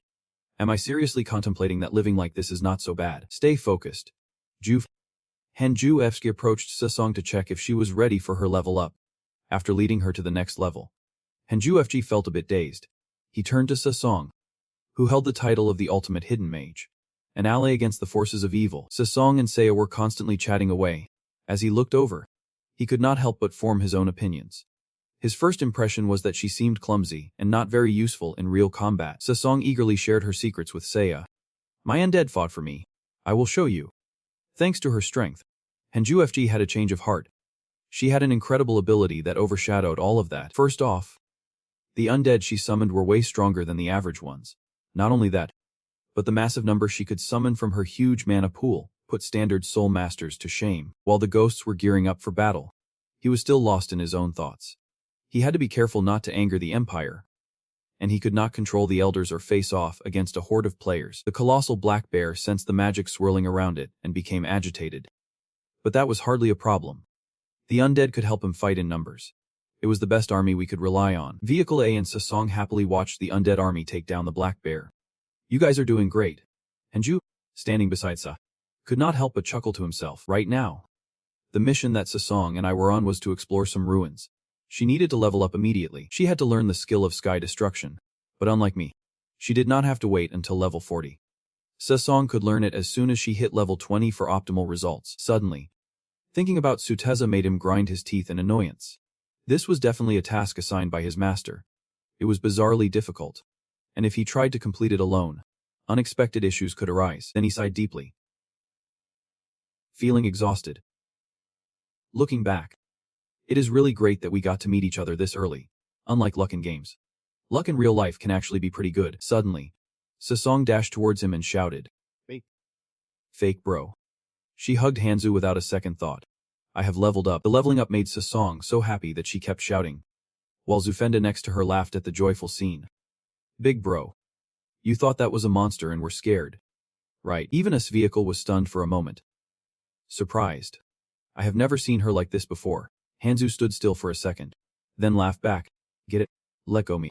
If I accidentally punch you, you will be out cold." Right after she let go, he changed his tone and shot a warning glance at Zufenda. "Pet, what did you just say?" The guy hurriedly ran off. "I am going to grab some loot now." Then he turned serious again and announced, "I am level 20 now. We can wipe out those quests. Our destination is the Karganut Mountains in the Luna area." He then started assigning tasks to everyone. "Lunamet, if you two do not have any questions, you can head to the intercountry teleport gate. If possible, gather some intel before I get there." Hanzu pointed at Zufenda behind him and explained, "Zufenda and I are part of the Chaotic Alliance, so we will take control of the teleport gate for the guild and follow you guys." And so, the four split into two groups and kicked off their plans. Zufenda looked a bit worried and asked, Big bro, is that okay? We are both Chaotic Alliance players. He did not wait for him to finish. Hanzu already knew what he was worried about and reassured him. It might not be easy. But we do not have a choice. The map flashed in his mind again. Even though the Vena road is cheap, it is also long. Plus, we do not know what unforeseen obstacles might arise. So we are still heading to the teleport gate even if it costs us. The Empire's teleport gates are not expensive. But there are only a few around and some restricted areas. Not to mention, Chaotic Alliance players can't use them either. The remaining gates are completely managed by the guild. But the truth is they are just trying to monopolize the teleport gates at the Ellen Guild teleport gate. The guard girl seemed to sense something and stood up straight. She turned around and called to the leader behind her. "Hey, come check this out." He barely paid attention, lounging on the bench while she continued. "A Chaotic Alliance player is entering our area." Right after that, he jumped up to observe. "There they are. 2 of them over there. I will handle them. You go ahead." Acting as the Ellen teleport gate supervisor, wore a grin that was a bit unsettling. He leaned against the wall, taunting. "Looks like we have some guests interested in this place." Although Fenda, standing opposite him, had a slightly sinister look as she spoke. "Let us hope we avoid any trouble." He do. Hearing that, turned to Tran and, "This is a non-pave area, so it should be fine. Just follow my lead." Meanwhile, Ibid stepped forward, coldly inquiring, "This is the gate to the Cargo Ent Mountains in the Juna area. I assume you have brought enough money." His gaze was filled with a mocking intensity as he looked at the 2 of them. 2 players from the Chaotic Alliance. "With this blue-haired kid you are Fenda." Then, he kept guessing. "Is he your subordinate?" Fenda proudly replied without hesitation. "I've got a pet that collects items." While he was internally trembling, remembering Hanjok's advice, he acted like he owned the guy. Because clearly, his level was way higher than his. "Yeah, that is what he said, bro. Better not get revenge on me." Ibe scoffed at that. "A pet that collects items. Why do not you find someone more your size?" He laughed loudly, showing no signs of hiding his arrogance. "But that kid over there's so low level." Fenda felt a bit scared but still joined in. "Super low." But then, he switched up his attitude and shot back. "Dude, no matter how much of a loser he is, you should focus on your own business." Ibe smirked slyly at this. "After all, do you guys even know that our regular ticket prices do not apply to Chaotic Alliance players?" He reached forward, starting to demand money. A player from the Chaotic Alliance would pay 30 million gold, which made Fenda furious. Unfazed, glanced back at the portal behind him. "Well, if that is the case, why do not you guys just use the cheaper inter-country teleport gate over there?" Clearly aware of the reason, he still taunted. "Oh right. You can tee. Because you are a Chaotic Alliance player. What a bummer." His words made Fenda clench his fists in annoyance. Ibe smugly thought to himself. "A guy like you should know there is no other choice." Yet Fenda disagreed and yelled. "How can you throw around a number like that as if it is the price of a bus? What a blood-sucking association." Meanwhile, he shot a glance at Han Juok behind him. "Right now, if I could use that fool, I might just snag something out of this." He silently plotted against Han Juok. "You there, pet?" His eyes brimmed with confidence about teaming up with him. Tired of being his pet. "I wonder how you ended up like that." A sly scheme was already brewing in Ibe's mind. "But I can help you, if you do what I say." Han Juok seemed to predict everything. Smirking smugly, just as the guild leader expected.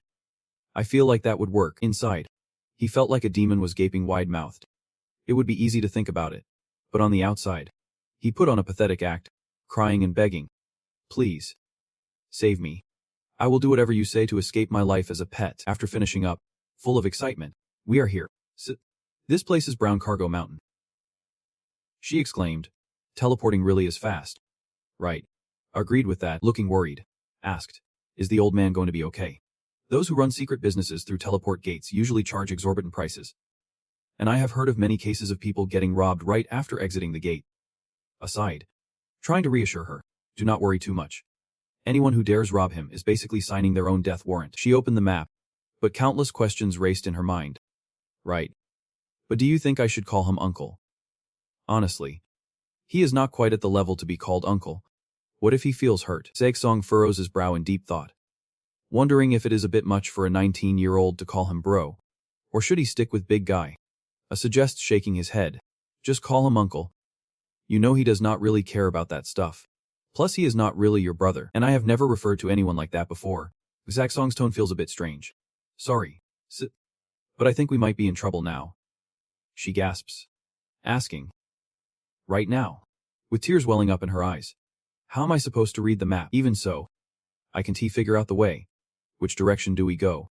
Sweating bullets. No worries. I know the road. Ibis level is currently between 45 and 49.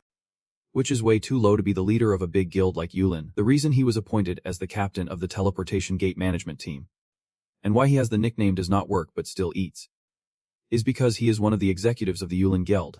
Ib was born at the finish line. When he joined Yulin, he did not have to prove his skills and always got handed good positions, quickly climbing up the ranks. So he has lived with the belief that it is all thanks to his fate of being born into a wealthy family with connections. Now, he is smirking inside, feeling on top of the world. That pathetic loser. Seeing Ju Hex pleading with his hands together, he is filled with disdain. Clearly this kid believes every word he says. Just keep living like that. A life exploited by others. In a society where you have no idea what your future holds. Binghun has no idea that Juechi is also sporting a crafty smile. Thinking. I am pretty sure that is exactly what that jerk is thinking. He is way too predictable. And he whispers. Ju Fenda, Ju Fuan. The jerk just made an offer to us. But he is also plotting to steal everything from us. Fenda gasps. What? He advises. I will pretend I do not know anything. Right now we will walk through the gate and talk. And you remember to hold back. Pretend to tell me to pull out 6 million gold. Jufek lays out the plan. Then we will teleport. And once we are out of the safe zone, I will attack you. He is terrified, his face going pale. But if you attack, I'm big guy. I am really sorry about what happened before. I was way too arrogant. Please spare me. He remembers his super punch skill. Lin Chine and Fenda. He has a skill that causes no damage. So just head toward the teleport gate. Hearing this, he nods and follows along. Fendo is still puzzled.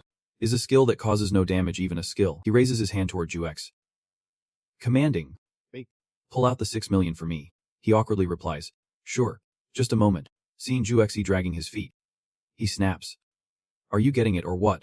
In his mind, he is frantically reassuring himself. This is not going to happen to me. Right, the night has fallen late, and the sound of steady footsteps creates a rustling noise in the darkness. This is Kargano Mountain, in the northern region. System notification. You have left the safe zone. Juefsek and Fenda walk slowly, one after the other, as a few people nearby secretly keep an eye on them. A private message from eBay comes in. Start the attack. Drive him crazy to ruin the relationship between the two. Juefti glanced back, hiding nearby to observe.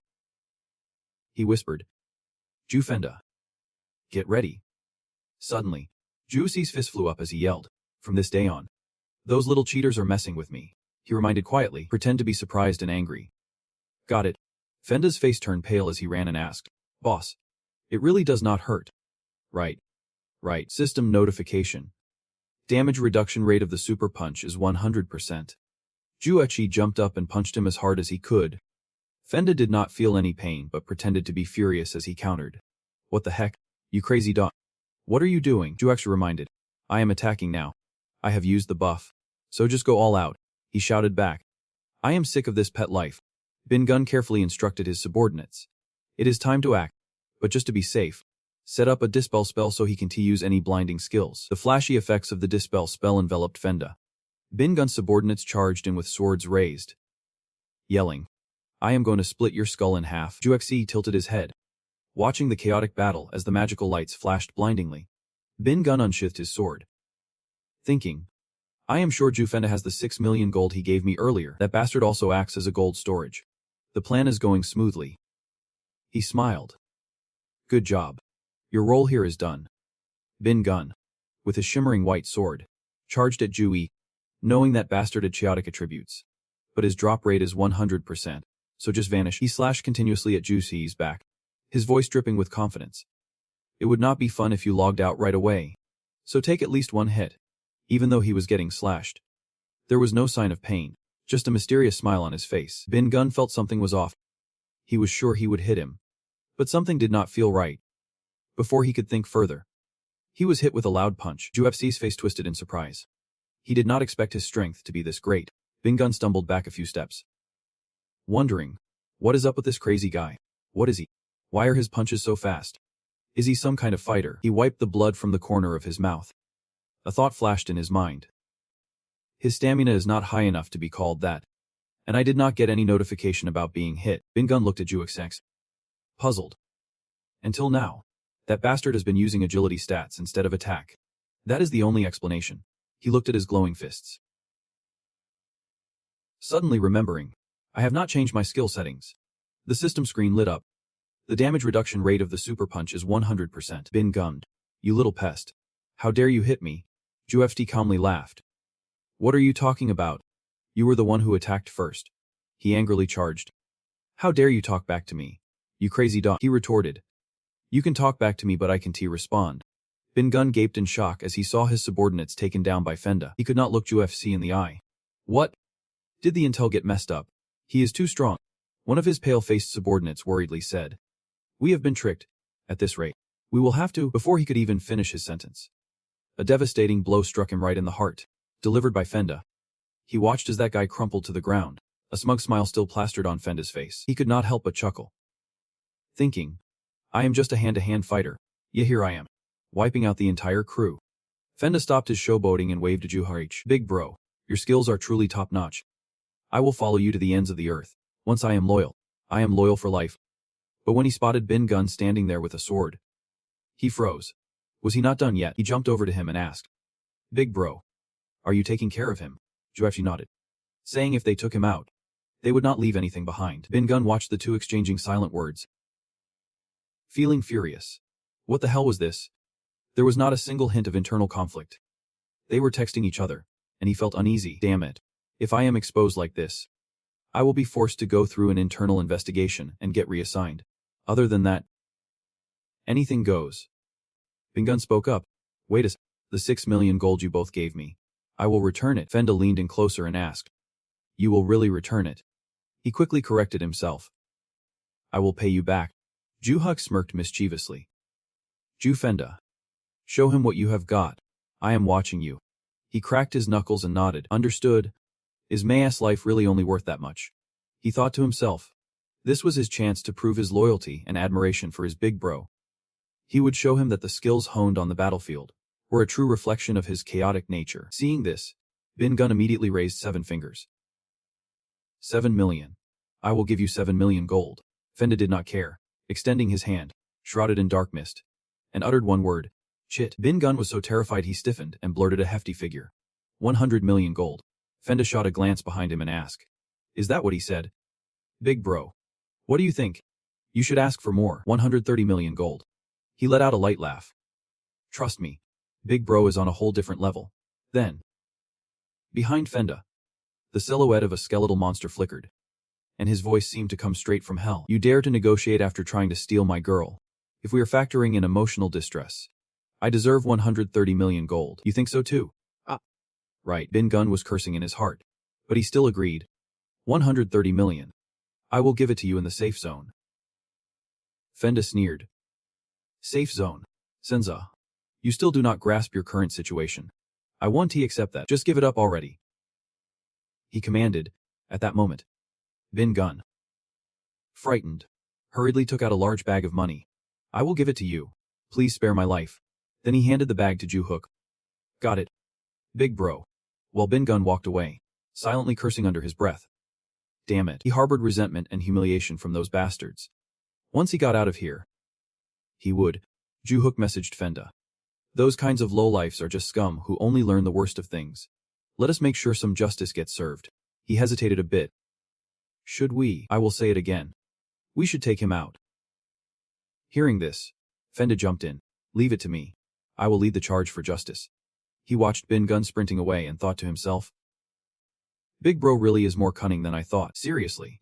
We have already stolen so much from people. And now we are talking about taking someone out too. Is that even normal? When he realized the other side's intentions, he whined.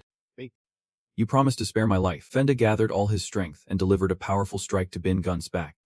If you are going to try to run, it won't be fun. So let us see if you can take one hit. As hot blood splattered onto him, he felt an exhilarating rush, thinking to himself, this is what I like. A true brother to admire. Bingun's body lay crumpled on the ground, while his soul floated beside him, lamenting. Those bastards. Fenda stood heavily, mumbling, "Just one hit.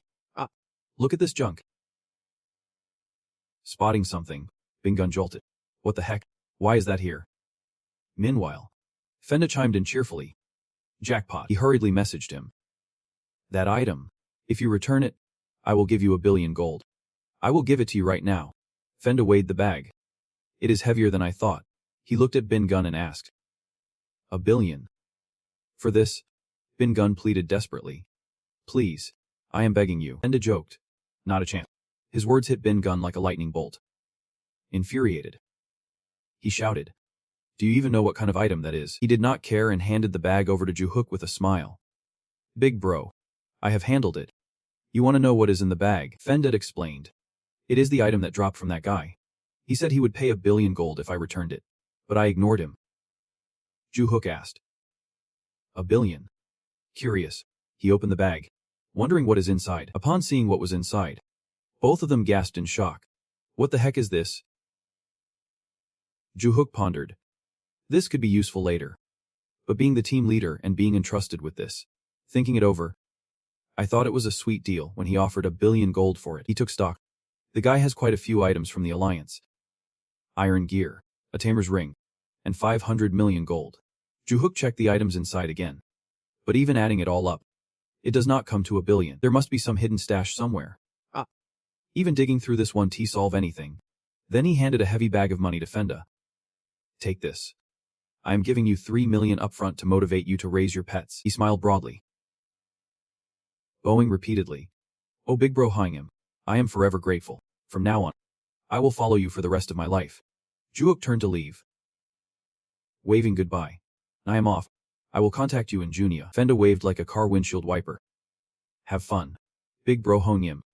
I will grind during that time." The corner of Juhook's mouth lifted.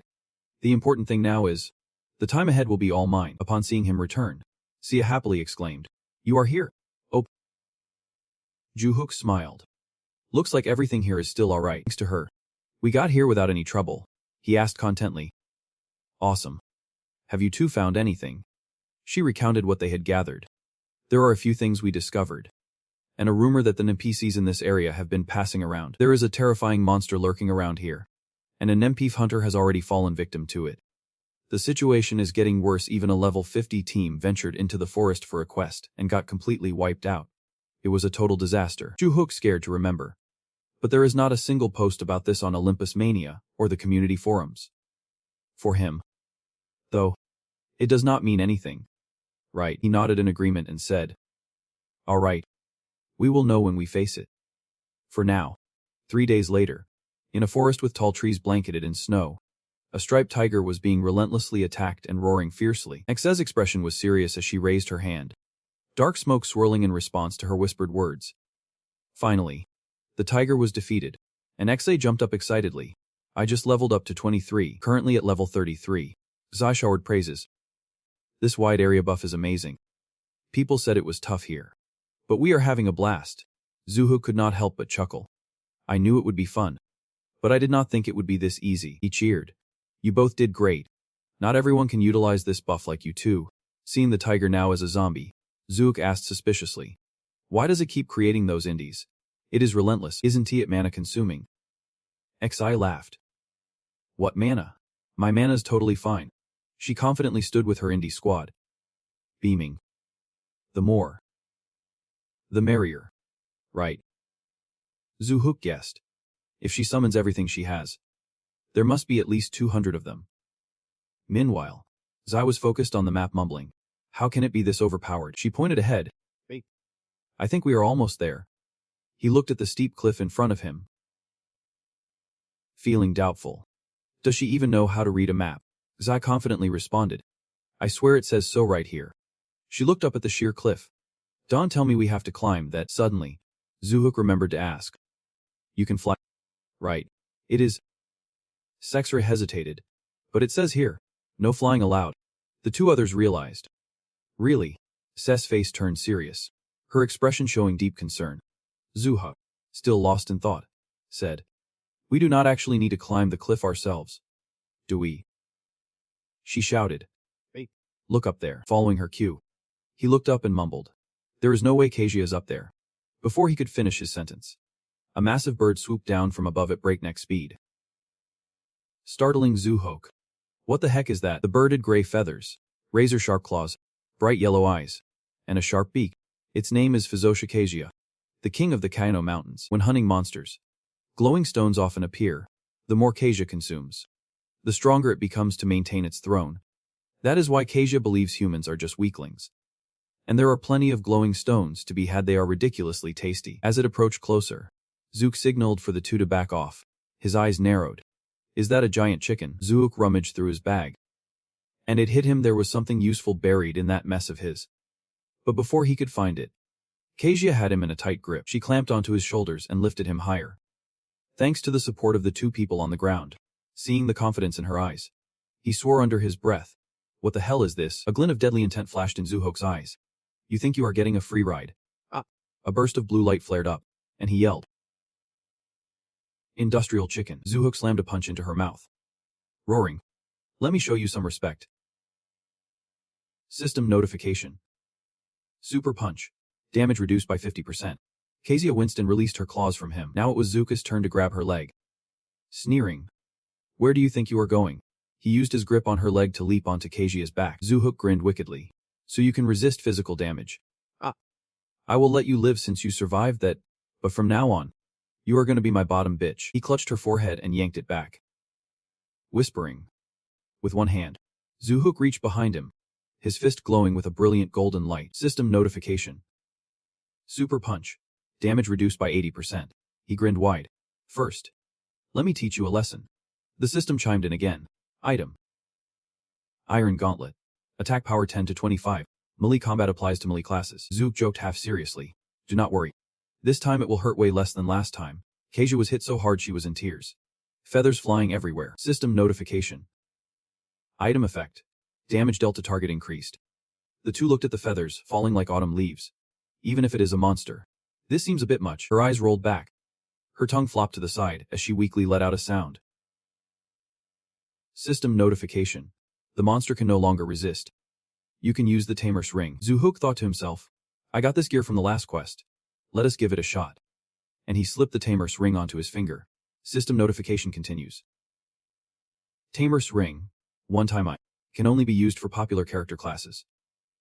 Tamer class. Zuhok locked it in. Now you belong to me. Tamer's ring has been used.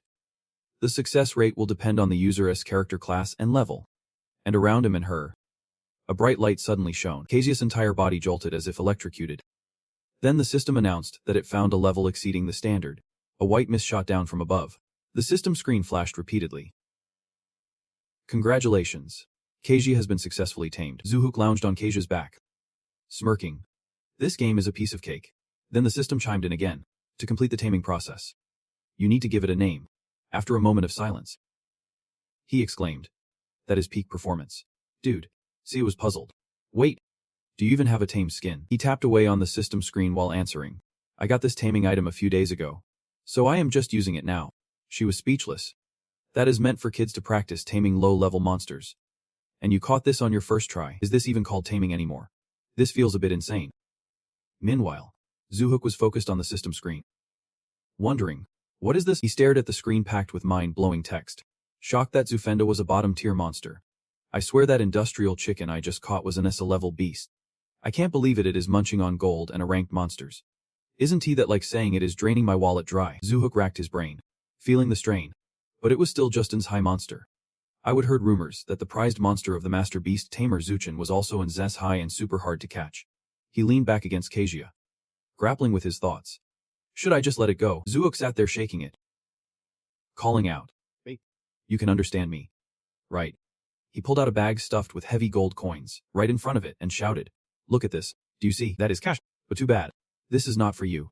Kasia gasped in disbelief, exclaiming loudly. Zuhok sighed, looking a bit regretful. I know you like it a lot, but it is mine.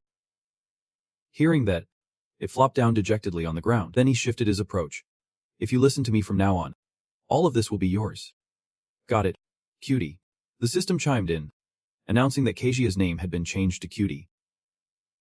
Congratulations. You have completed the taming process. Zuok tossed a few coins to Cutie and patted her head. It did not take long. After finishing the taming, he was amazed. That is impressive. Meanwhile, I was feeling a bit anxious. Wait, who goes around taming like that? Then Cutie flapped her wings excitedly, chirping with joy. I tucked her hair behind her ear as the wind blew it all over the place, exclaiming, "She is quick, is not she?" And after that, looking down, she said, "We are flying really high up here." She agreed, saying thanks to Cutie. "We are enjoying this comfortable ride." Meanwhile, Zuok was quietly focused on the map. He examined it closely again, mumbling to himself, "It says it is somewhere around here. But I have scarred the edges and still can't see the destination. What gives?" After a moment, Cutie hovered behind Zuok and asked softly, "Have you found anything yet? You are really strong. Right? Do you think something will pop up?" He shook his head and sighed. "I do not know," Zuok said seriously. "You still do not get how this game works. Do you? No matter how strong I am, it does not mean I can do everything. Destroying terrain is not allowed in this game." She mentioned that to be safe. She had some kids down there digging through the mountain to see if they could break through. But it kept giving a not allowed notice. He suddenly turned around.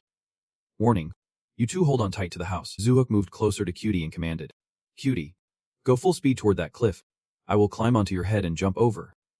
Suddenly, black smoke appeared in his hand, and Zuok wondered, is that a system warning? No way. Nevertheless, he was determined to follow through with his plan. "I'm going to try this," he thought, extending his hand emitting black smoke forward. A strange image appeared on the cliff after his punch. The system announced that a powerful energy, a blend of heaven and shadow arts, had been confirmed. The necessary conditions to open the gate to the time stone cliff have yet to be met. Zuok remained in the same position, feeling puzzled and asking himself, "What is this?" In front of him appeared the demand. He had to sacrifice 200 monsters living in the Kagano mountain range, and the time limit was 5 minutes. Zuok wondered to himself, "If I can't offer up 200 in that time, will the cliff be sealed away?" Suddenly, he thought of Sasong, the hidden class that supports pure evil, the ultimate sorceress. Zuok looked down at the army of undead moving below and thought, "Wait a second. What about those things?" After a moment of contemplation, he suddenly called out to Sasong. "Hey kid." Zuok asked. "There are about 200 down there." "Right," she counted in her head and replied. "It is about 286 of them." He felt a pang. What was she talking about? Clearly, there were more than that. Putting that aside, Zuok got to the point. 200. 286. It is pretty much the same. But you saw it. Right. We need 200 for the sacrifice. Sasong seemed hesitant. "We can tea," she said sadly. "They are all just kids." And those words made him jump back to look at her. Did she just say kids? Could it be? Zuok coldly asked, "Can you really empathize with Endis?" "They would not like that," Sasong replied. "Not that, but I." She fell silent. The heat welling up in her eyes seemed ready to spill over at any moment. I was amazed by this. While Zuok looked at Sasong, she just said, "She is not someone who can express herself like that. Is that a side effect of her class?" he asked, thinking carefully. "You and I are in this together. Your master said that." "Right," Zuok said firmly. "You have to rise above everyone else. This is the first step on that path. If we mess this up here, it is all over." Sasong was still uncertain. "I know, but using those kids for a sacrifice." He interrupted her sharply. "Can you handle taking down 200 of them if you go down there?" Only 3 minutes left. Her mind was a whirlwind. Everything he said was true. She knew that, but Sasong felt like someone was squeezing her heart, sacrificing these kids with her own hands. Why like this? It made her heart ache. Her instincts told her to refuse. But why? I had been silent until now. Finally calling out to Zuok. "Are you still lost in thought?" I think maybe the side effects of her class have made her feel attached to Endis. She is trying to hold him back. Sasong is not that kind of person. Maybe she has her reasons. Zuok said the harsh reality. "We still can't do anything. This is the only way." He spoke firmly. "If you can help me, then this is the end for us. I can work with someone stuck in their own thoughts and afraid to do what is necessary. If we screw up this mission, I can save you from the mess." Sasong clutched her heart, imagining the scene of the Endis reaching out for help, Zook's voice still ringing in her ears. "We have no choice. We can only choose it. You sacrifice them and stay with me, or we go our separate ways." Finally, Sasong bit her lip and made her decision. "I have to stand by him," she said seriously. "I understand now. I will sacrifice them." Zuok glanced at Sasong, praising her. "This is a tough choice, but thank you." Sasong clasped her hands and began the ritual. The ultimate sorceress Mijian. A shimmering, pinkish-purple light envelopes her body, and the sound of Sasong echoes like a haunting melody from hell. Ready to sacrifice 200 endit as an offering. Below, the endit can be seen slowly vanishing, bit by bit. With the naked eye, they disappear without a clue as to why.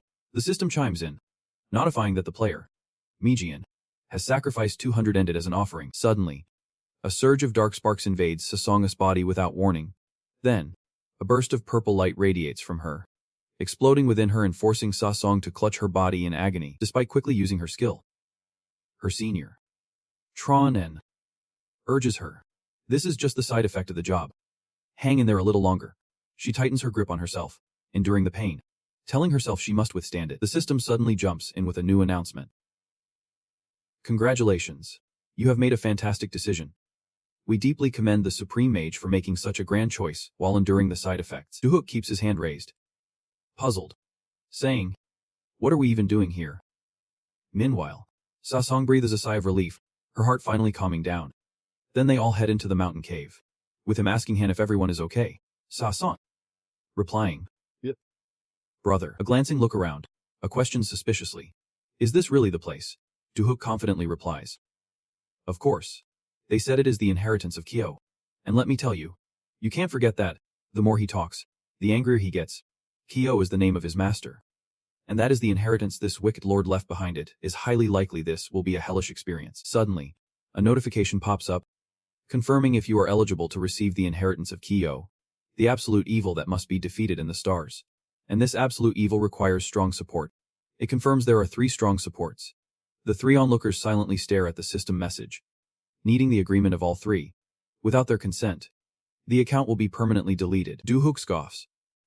They are just doing this so you can't escape. How could they delete an account after everything that has happened? A scenes flash in his mind. 20 years of training, encounters with celestial demons, all of it a magnificent script. This is one of the main plots of Olympus. Since the beginning, there has been nowhere to run, and he has never stopped thinking about how to break free. Duhook silently muses. Ultimately, Olympus is a game where I can complete challenges like these. He asks, I do not know what is going to happen now. But do you accept becoming a supporter? A nods without hesitation. I came here trusting you. I agree. Duhook then turns to Sasong and asks, what about you? Song. She replies, yep.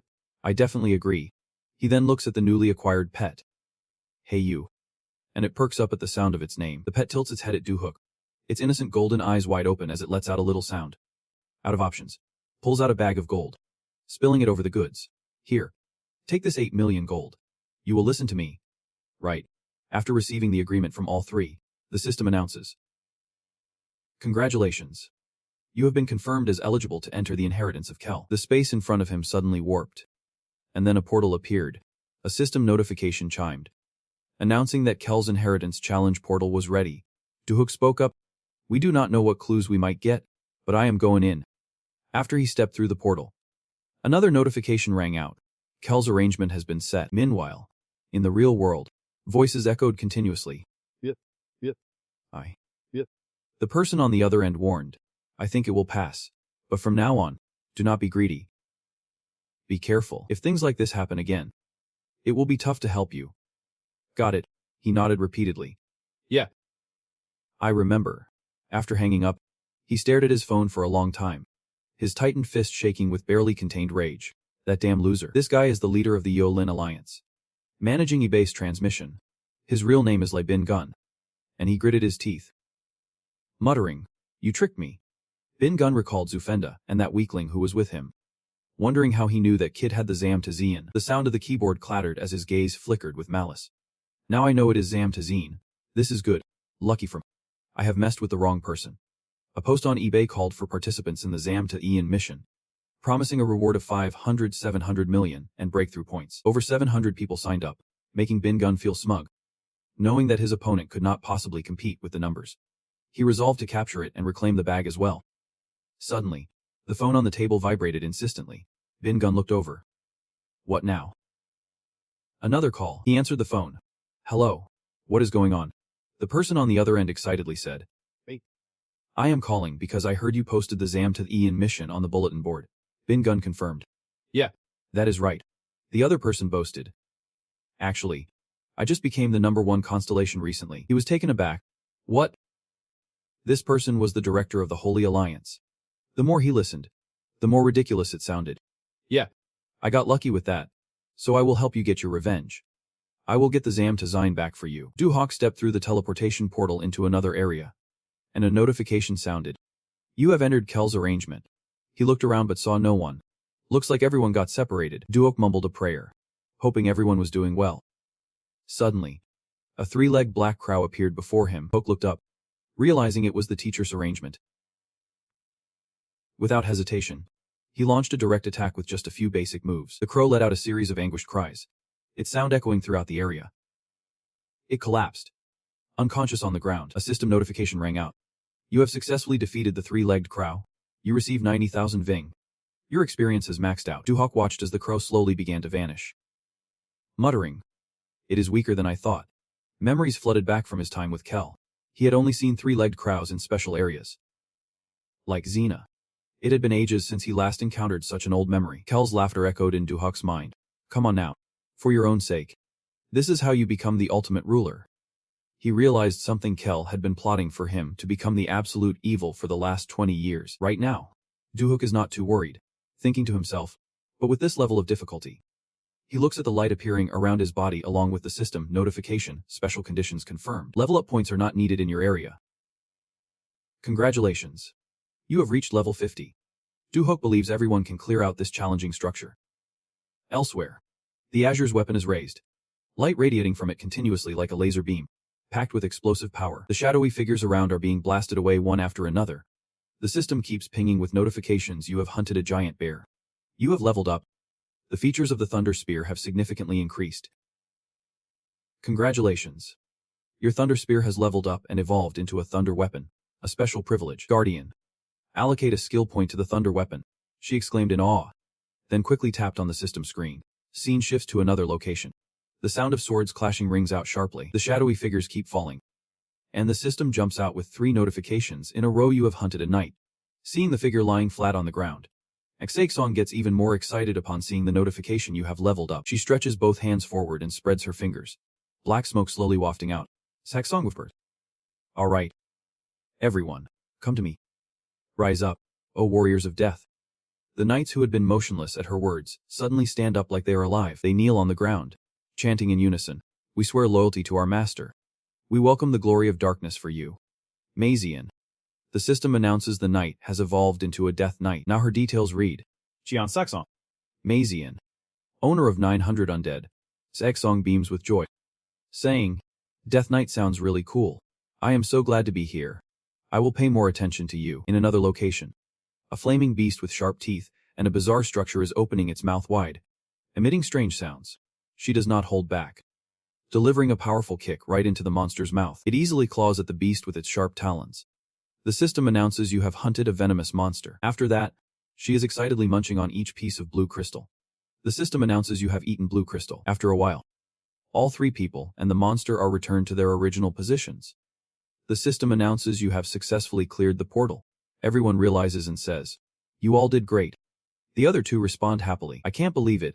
I leveled up 10 times. Me too. I leveled up 10 times, she proudly exclaims, looking up at the notification. The main portal prepared by the glue is starting. He warns, don't relax too much. Despite his many reminders, he says we could get separated again. Before he finishes, a sound rings out. You have done well. It is great to be here. My student. At the sound of this familiar voice, he is filled with shock, despite his gritted teeth. He thinks, this is insane. The image of the glue smiling slyly appears before everyone, and that voice rings out again. You have come here, meaning you have become the ultimate evil. He silently laments. Master. Saksong. Is that a 3D image? He nods, replying, Yeah. It is the 3D image of my deceased master. His voice echoes again. You have succeeded. It is all thanks to me. Your master. Kia let out a laugh that caught everyone's attention, revealing his talent for charm. Yet even as he jokingly stirred up a tense atmosphere, he thought to himself that they might never meet again. What else did he want to say? I wondered quietly, feeling an urge to punch him just from the sight. But he only muttered softly, So that is your master. I have heard so much about him. Kyo brushed his fingers along his mustache and said, You have already experienced my authority on some level. But I do not recognize your capabilities yet. Everyone fell silent, hanging on his every word. Because you have the ability to move anything that needs to be in the lair of the Demon Lord. If not, the entire demon realm would be starving by now. Kyo commanded him. Lead them to the light. Give it to me. If you do well here, the connection to the Demon Lord will regain its life. And I have no doubt that one day you will overcome everything. Just then, the system suddenly pinged, announcing that the main task of the Absolute app has been updated. Hux bit his lip, realizing now what it meant an update. Everything was clear. The mission was at level SSS. The name of the Absolute app. The main scenario all connected to one thing. He imagined a day when he would become powerful enough to say, I will create the world of the Demon Lord, mentally rearranging his plans. From this moment on, he knew he had to eliminate the empire at its roots. The one that currently dominated the continent, which had expanded way too much again. Kyo pointed towards S and ordered. And you have to stay here until that kid finds you and helps you just one day. I can be sure if he will take 50 years. But that kid is not my student. Confused. Asked back. What are you talking about? He did not need to hide it any longer. That kid has a pure soul. You can harness that power. A strong ability that allows you to control chaos. If that boy meets you, he will be a huge help in conquering the world. He whispered to himself. Wait a second. The image of Kyo slowly faded away, leaving only the echo of his laughter and words. Wait for me. My dear. The system announced. Special level. Waiting for the Soul Master. Checking status. And once it finished, XA asked, So we have to wait here. Meanwhile, Ruoshi mumbled to herself, Wait a second. This Soul Master is strange. He looked over at her, wondering, What do you mean? She smiled innocently and asked, What is wrong? Ruoshi nodded confidently. Who else would it be, if not? Just as he finished speaking, the system chimed in. The presence of the Soul Master has been confirmed. You qualify to cleanse Kyo's legacy. The two girls looked at each other and smiled. It is great to be together. This ends quickly. He sighed in relief, feeling lighthearted that it was all over so fast. But then, remembering Kyo's words, My disciple is no simple matter. Rusle laid out a plan. That kid had managed to do what she could not figure out on her own. No matter how long it took. If I had not gone with her, I could be stuck here forever. And he was left with nothing but gray dust swirling in the air. The system screen lit up, announcing that Kyo's legacy has been cleared. You have received a reward, an upgrade for the Absolute app. You have received 2 upgrade points, an additional 20 experience points, and you have received 1 ruby. He was quite satisfied with the reward. A ruby worth about 500 million coins, so money was no longer a concern. Effie looked at the screen flashing with light, thinking, 2 upgrade points and 20 experience points, wow. I think I can use those 20 points right now. Aghast in shock and shouted, I have a pink crystal. Awesome. Can I keep it? He replied casually, That is your reward. Keep it. She turned to Sasong and said, Sasong, this is not a dream. Right. It is. Right. I got something too. She shook her head and pointed at the screen, replying, I did not get that. Instead, I got upgrade points and unlimited mana, an amazing skill. I asked in disbelief. Unlimited mana. Sasong explained. Yep. It reduces the cost when summoning undead. Right now it is at 50%. But if you keep leveling up the skill, it will be 100%. Suggested. That is fantastic. Congrats. Just keep the crystal. So let us feast. All this fell on Jua's ears as he sweated nervously, thinking, Are they casually chatting? But you said you could summon undead without mana. This is Njinga. Behind Ju, her whole body glowing bright gold. She opened her mouth wide, echoing with each word. System alert. She leveled up. She is evolving. She was currently at level 73. From Estanglis. He smiled, realizing. So that is the reward for her. Watching her flaunt herself in front of the two. And so yes, with this show off, I guess it is good enough. He opened the system screen and told himself, Let us go back to the 20 points I earned. I need to improve my destruction skill 20 more times. So now's the best time. The screen showed a question. Do you want to upgrade your destruction skill? Requires 20 skill points. Izui thought. Right now, the basic skills are blocked from earning experience points. No matter how many times I check, it just wants me to improve my destruction ability. After upgrading the skill, black smoke began to emanate from his chest, followed by a notification. Destruction skill has been upgraded. Destruction effect is now activated. Meanwhile, in another place, a voice rang out. Yep. Let us hide. Still searching with his crew. Their traces have disappeared around here. Dude. The traces have vanished. What does that mean? A hand rested on his shoulder, calming him down. Stay cool, man. The other guy looked ahead and gestured. It is the cliff up there. This guy is the first constellation. Corangelado. Getting more and more impatient. He sneered. So it is just a matter of time before we find him. Around the two was a crowd following the comments on the post. Confidently saying, all right, no matter how strong YB is, he won't escape this place. Suddenly, someone gasped in surprise. Over there, by the cliff, a strange black-purple smoke appeared on the cliff, and someone shouted. Something is coming. Bungon looked and muttered. That is, a creature with 3 people on its back burst forth from that spot, and those below finally realized it was a giant bird. They watched the aura radiating from Zhu Hex, and that is YB. System notification. Heavenly Destruction Technique has been upgraded to Heavenly Destruction Foot Technique. Zhu grinned, feeling his stats rise. I asked curiously, what is going on? He nodded and replied. My stats increased a bit. Exclaimed in disbelief. Really? Wasn't your stat already high? Zhuasi proudly said.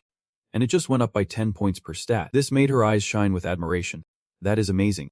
They say when your stats hit 70, you need to use 5 points just to increase by 1 stat point. Dude. Is your stat over 90 now? I am not shy about showing off. I have been over 100 for a while now. Just a little more to go. And the absolute evil of the uncle is truly top-notch. The cliff behind us is slowly changing. The legacy of the glue has been erased. And now it is transforming. At the eternal ancient cliff, the 3 of them grasp each other's hands, signaling to each other that it seems we have done it. Hold tight. The information system. The final condition to break the curse of glue is the skill upgrade. The true destruction of the evil player's heart technique. Can you believe it? Is that the reason? The next announcement. If we exceed the remaining time, the account will be automatically deleted according to the schedule in just 42 seconds. The image of the signal is about to vanish, leaving only an angry, blurred face. That old trickster left me with this mess. The 3 of them clung tightly to her back as they soared straight through the cliff and out into the open air. Standing on its back, the signal wonders to himself, having completed the glue legacy mission.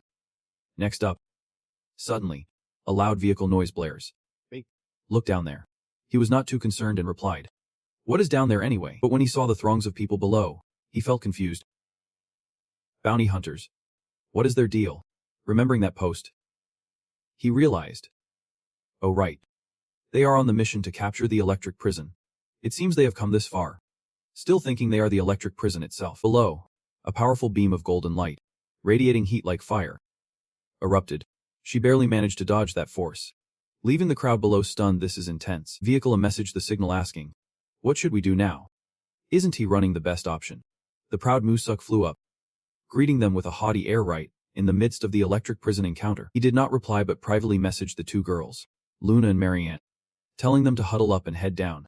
Seeing the other side not responding, he grinned, saying, you have successfully escaped for a while now. But it all ends right here. Countless notifications began to stream in, and the crowd below erupted in excitement. Whoa, he is flying.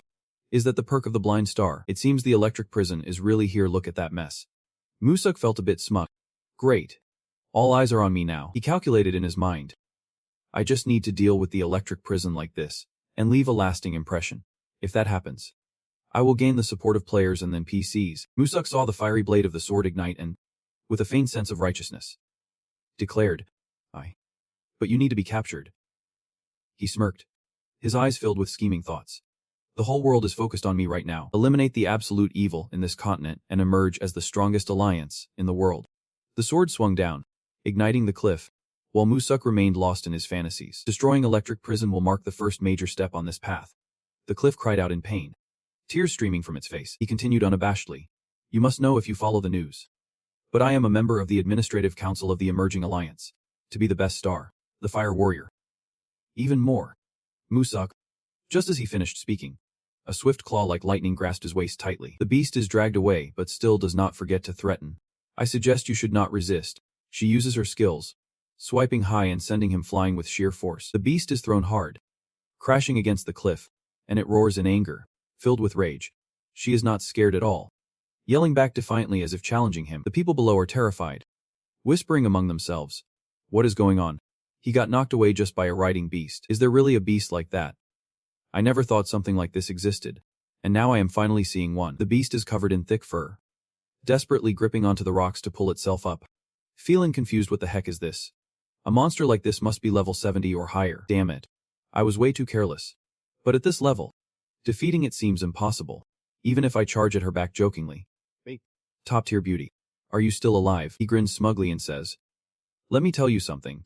If you do not attack, I won either. Thinking to himself, well, it has come to this. I might as well go along with it. The beast is furious.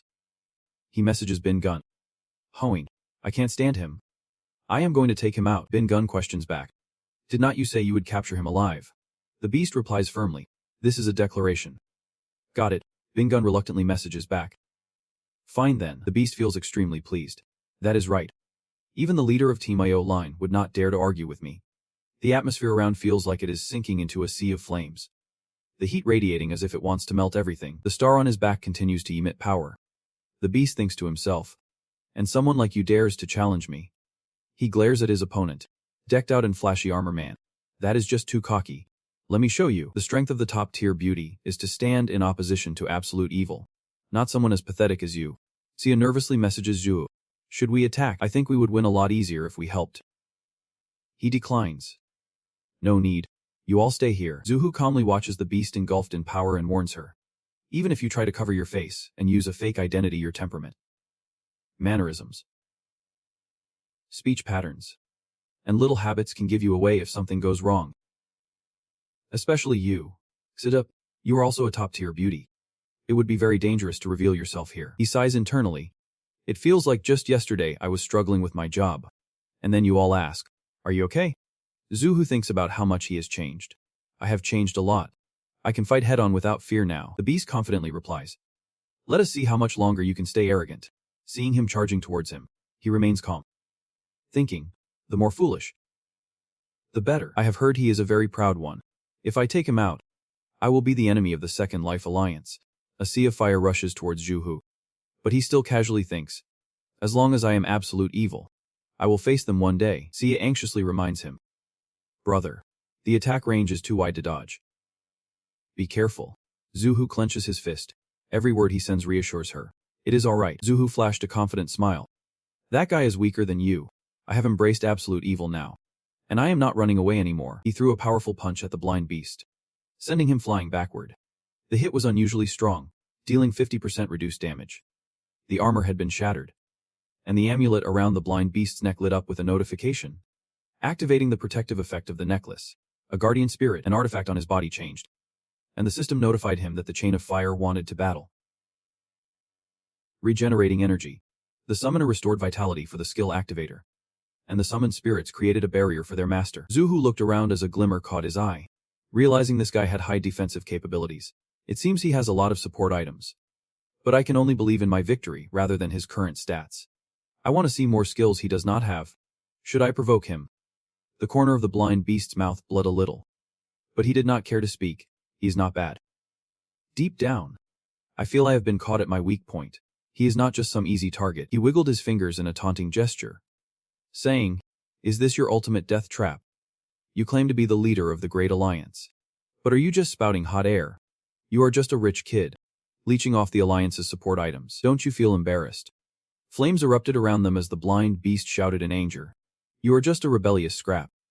You have limits when you drag someone into your joke. He grinned arrogantly. Of course. If you crave it this much, I will show you. Behind the blind beast was a circular formation with countless patterns, alongside raging flames that spread towards the opponent at lightning speed.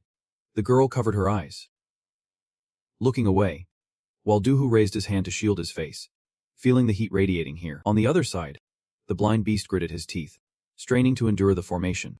He chuckled lightly, thinking he was starting to wear down, and it seemed he was pushing himself a bit too hard. I guess this must be his explosive skill. A green light flashed in the sky as Duhu called out the name of his mount. Coco. He leaped off it. Warning. In the field. Everyone. Coco let out a cry in response, seeing Duhu fly straight into the center of the flames. The crowd below gasped. What is happening? Is that a skill? What is going on? The blind beast looked on, equally shocked. Duhu smiled coldly. Let us see what the full power of the first star looks like. Then came a massive explosion, flames erupting like lava everywhere. As Doohoo's voice echoed, let us give it a try. Shall we? Cut to the office, where an employee announced, Director, it is Gu Changxiu, and a voice replied from inside. Come in, Changxiu asked. You called for me. Sir. Mimsuk fell silent, seemingly deep in thought. Then, he voiced a request that left him stunned. Shut it down. We can't let today's news spread. Changxiu bowed his head and replied. Got it.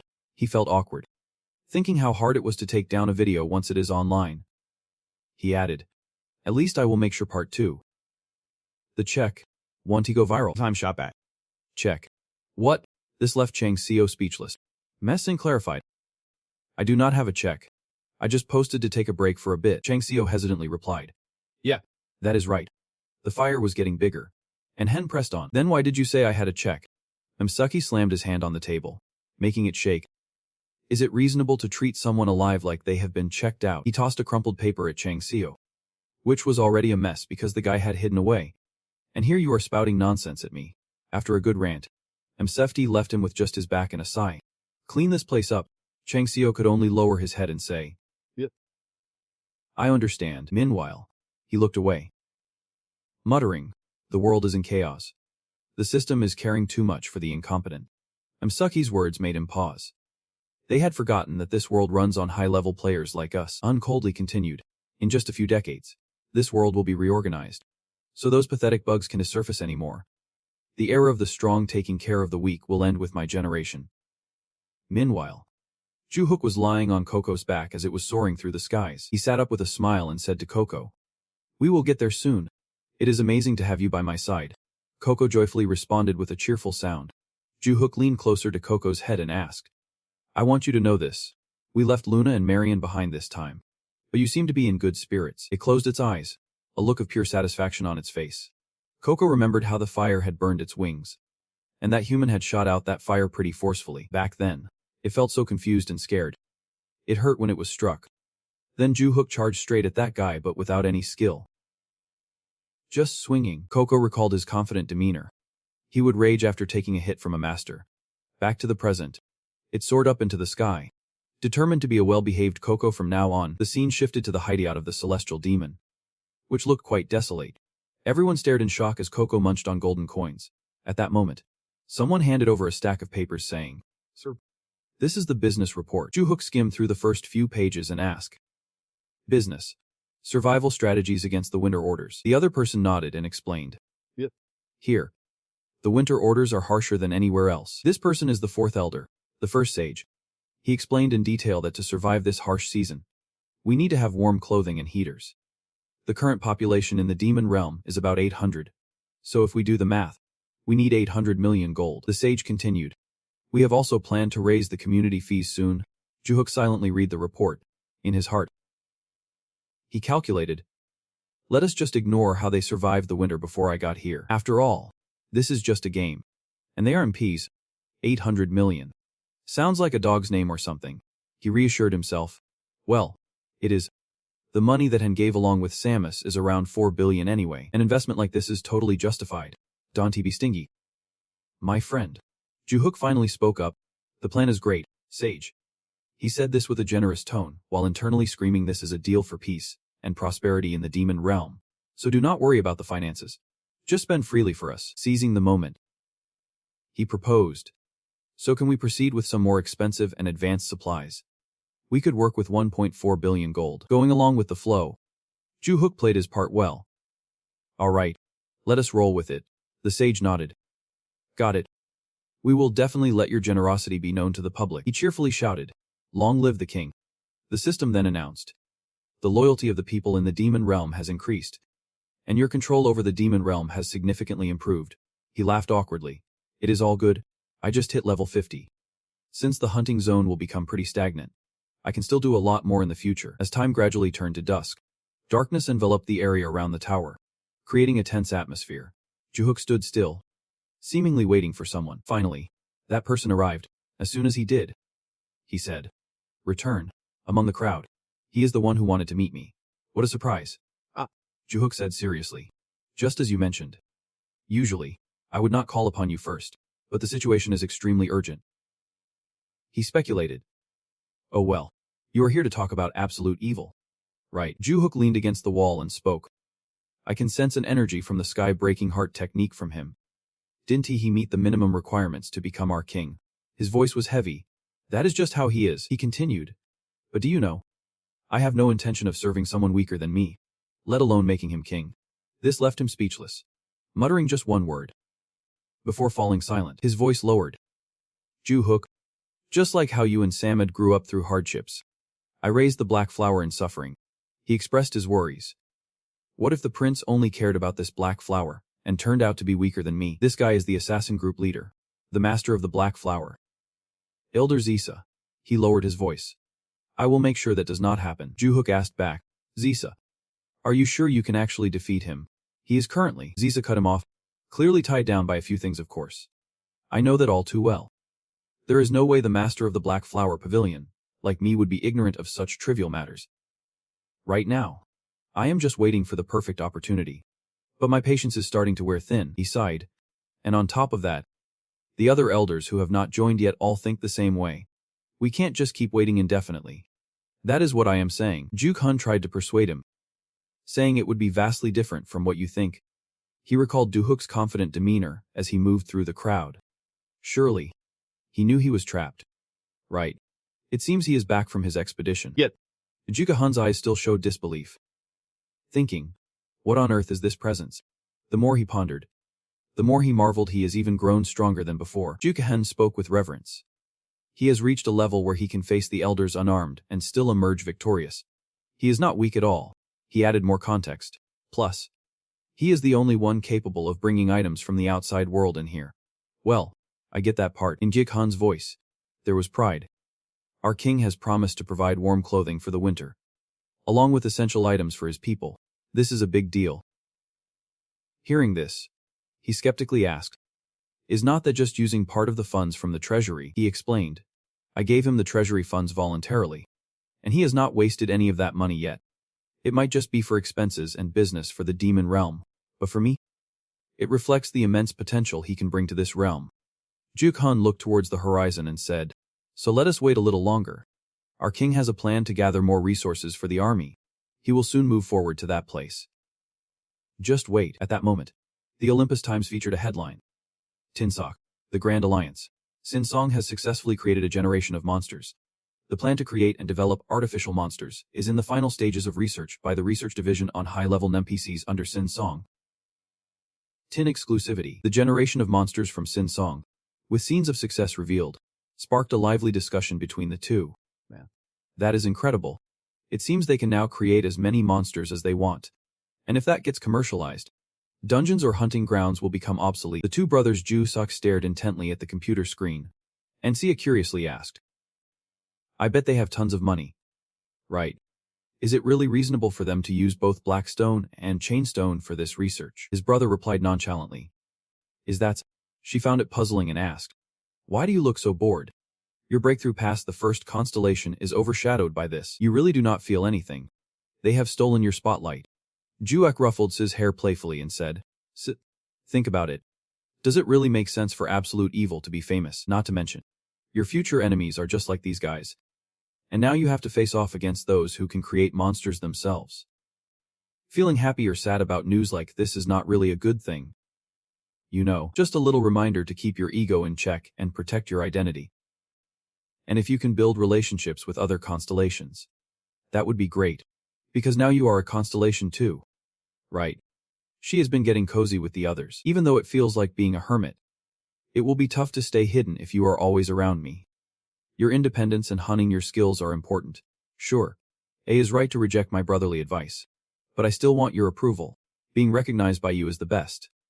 I want to stick with you, even lost in thought. I wonder how much profit there is in creating monsters, maybe around 30%. Right. The drop rate for items is probably about the same.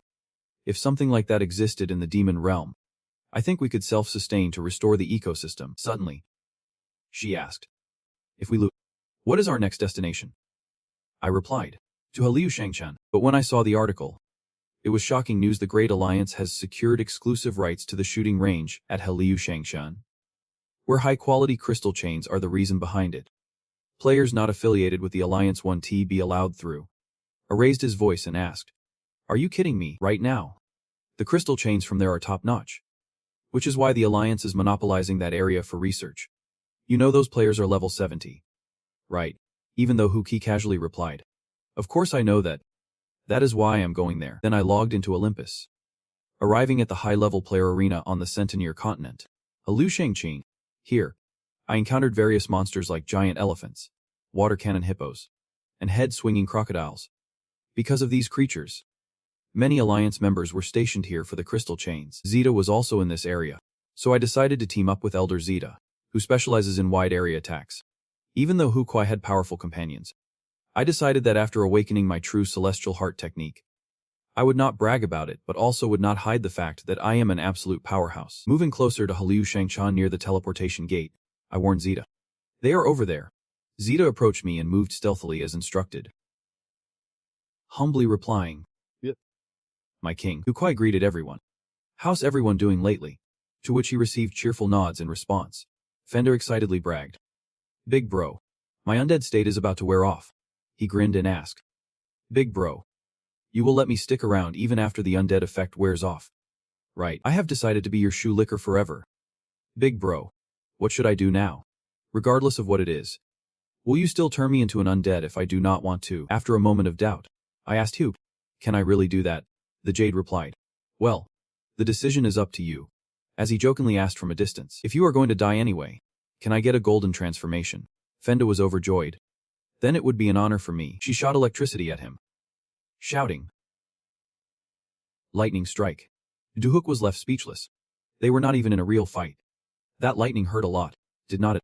The system announced, "You have been resurrected as a living entity. Your master's rights have transferred from the player." Margie Ann. To Arthur, Fenda watched as purple smoke emanated from his soul chain, and joy surged through him. Power. He was overwhelmed with strength. Suddenly, he paused and wondered, being overwhelmed with power, is it really overwhelming? After confirming his feelings, Fenda shouted to Duhuk, "Big bro, I feel stronger than ever. I am at level 20, and that is without even factoring in my stats. Awesome, I love you. Big bro."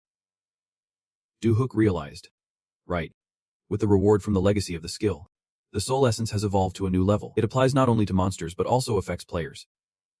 He resolved, "I will stay loyal to you, big bro, even in the future." Duhuk laid out the plan. "We will split into 2 groups and move out. But Luna, since you are a constellation, you need to be extra careful." As Duhuk, Fenda, and I moved through, Majian should have already arrived. Once Majian safely gets through, he will signal, and then everyone can cross over. Cut to the teleportation gate at Halu Shangxian, where the soldiers were looking around.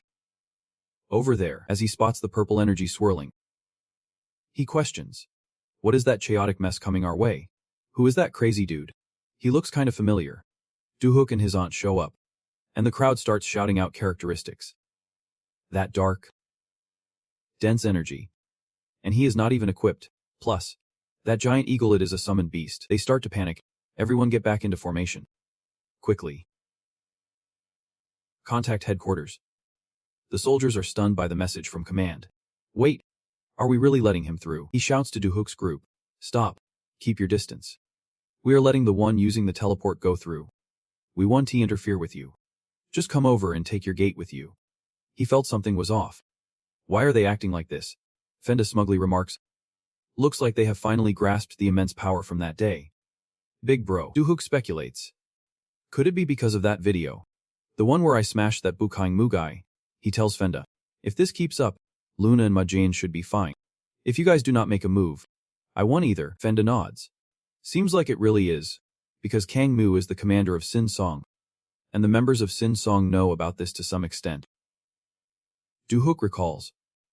They mentioned at first all players could use the teleport without any restrictions. Then one day, the major alliances started announcing they would regulate these things. Regulating the teleport gates that have existed naturally since Olympus began. Does that even make sense? People are chatting about it. Headquarters is saying, what is the point in regretting now? Just carry on like nothing happened. They will handle their own side of things. At Alu Shangchun, Duhuk surveys the area and says, "Let us meet here. No need to go anywhere else." Fenda scratches his head. It is pretty quiet here. Big bro. So what do we do? Nearby. Someone is watching the three of them. It seems they have not noticed us yet. Everyone. Get ready. After the command for a full-on assault. A glowing golden orb shoots straight towards Duhook's group. He calls out anxiously. Big bro. And Jen. Fenda. It is. You know the protection spell. Right. Just hold it off. I will let you go soon. Duhook's expression remains calm. I kind of expected this would happen. But some things are just meant to be. Everyone combines their energy and fires it at the fireball. The captain commands. Team 1. No mistakes allowed.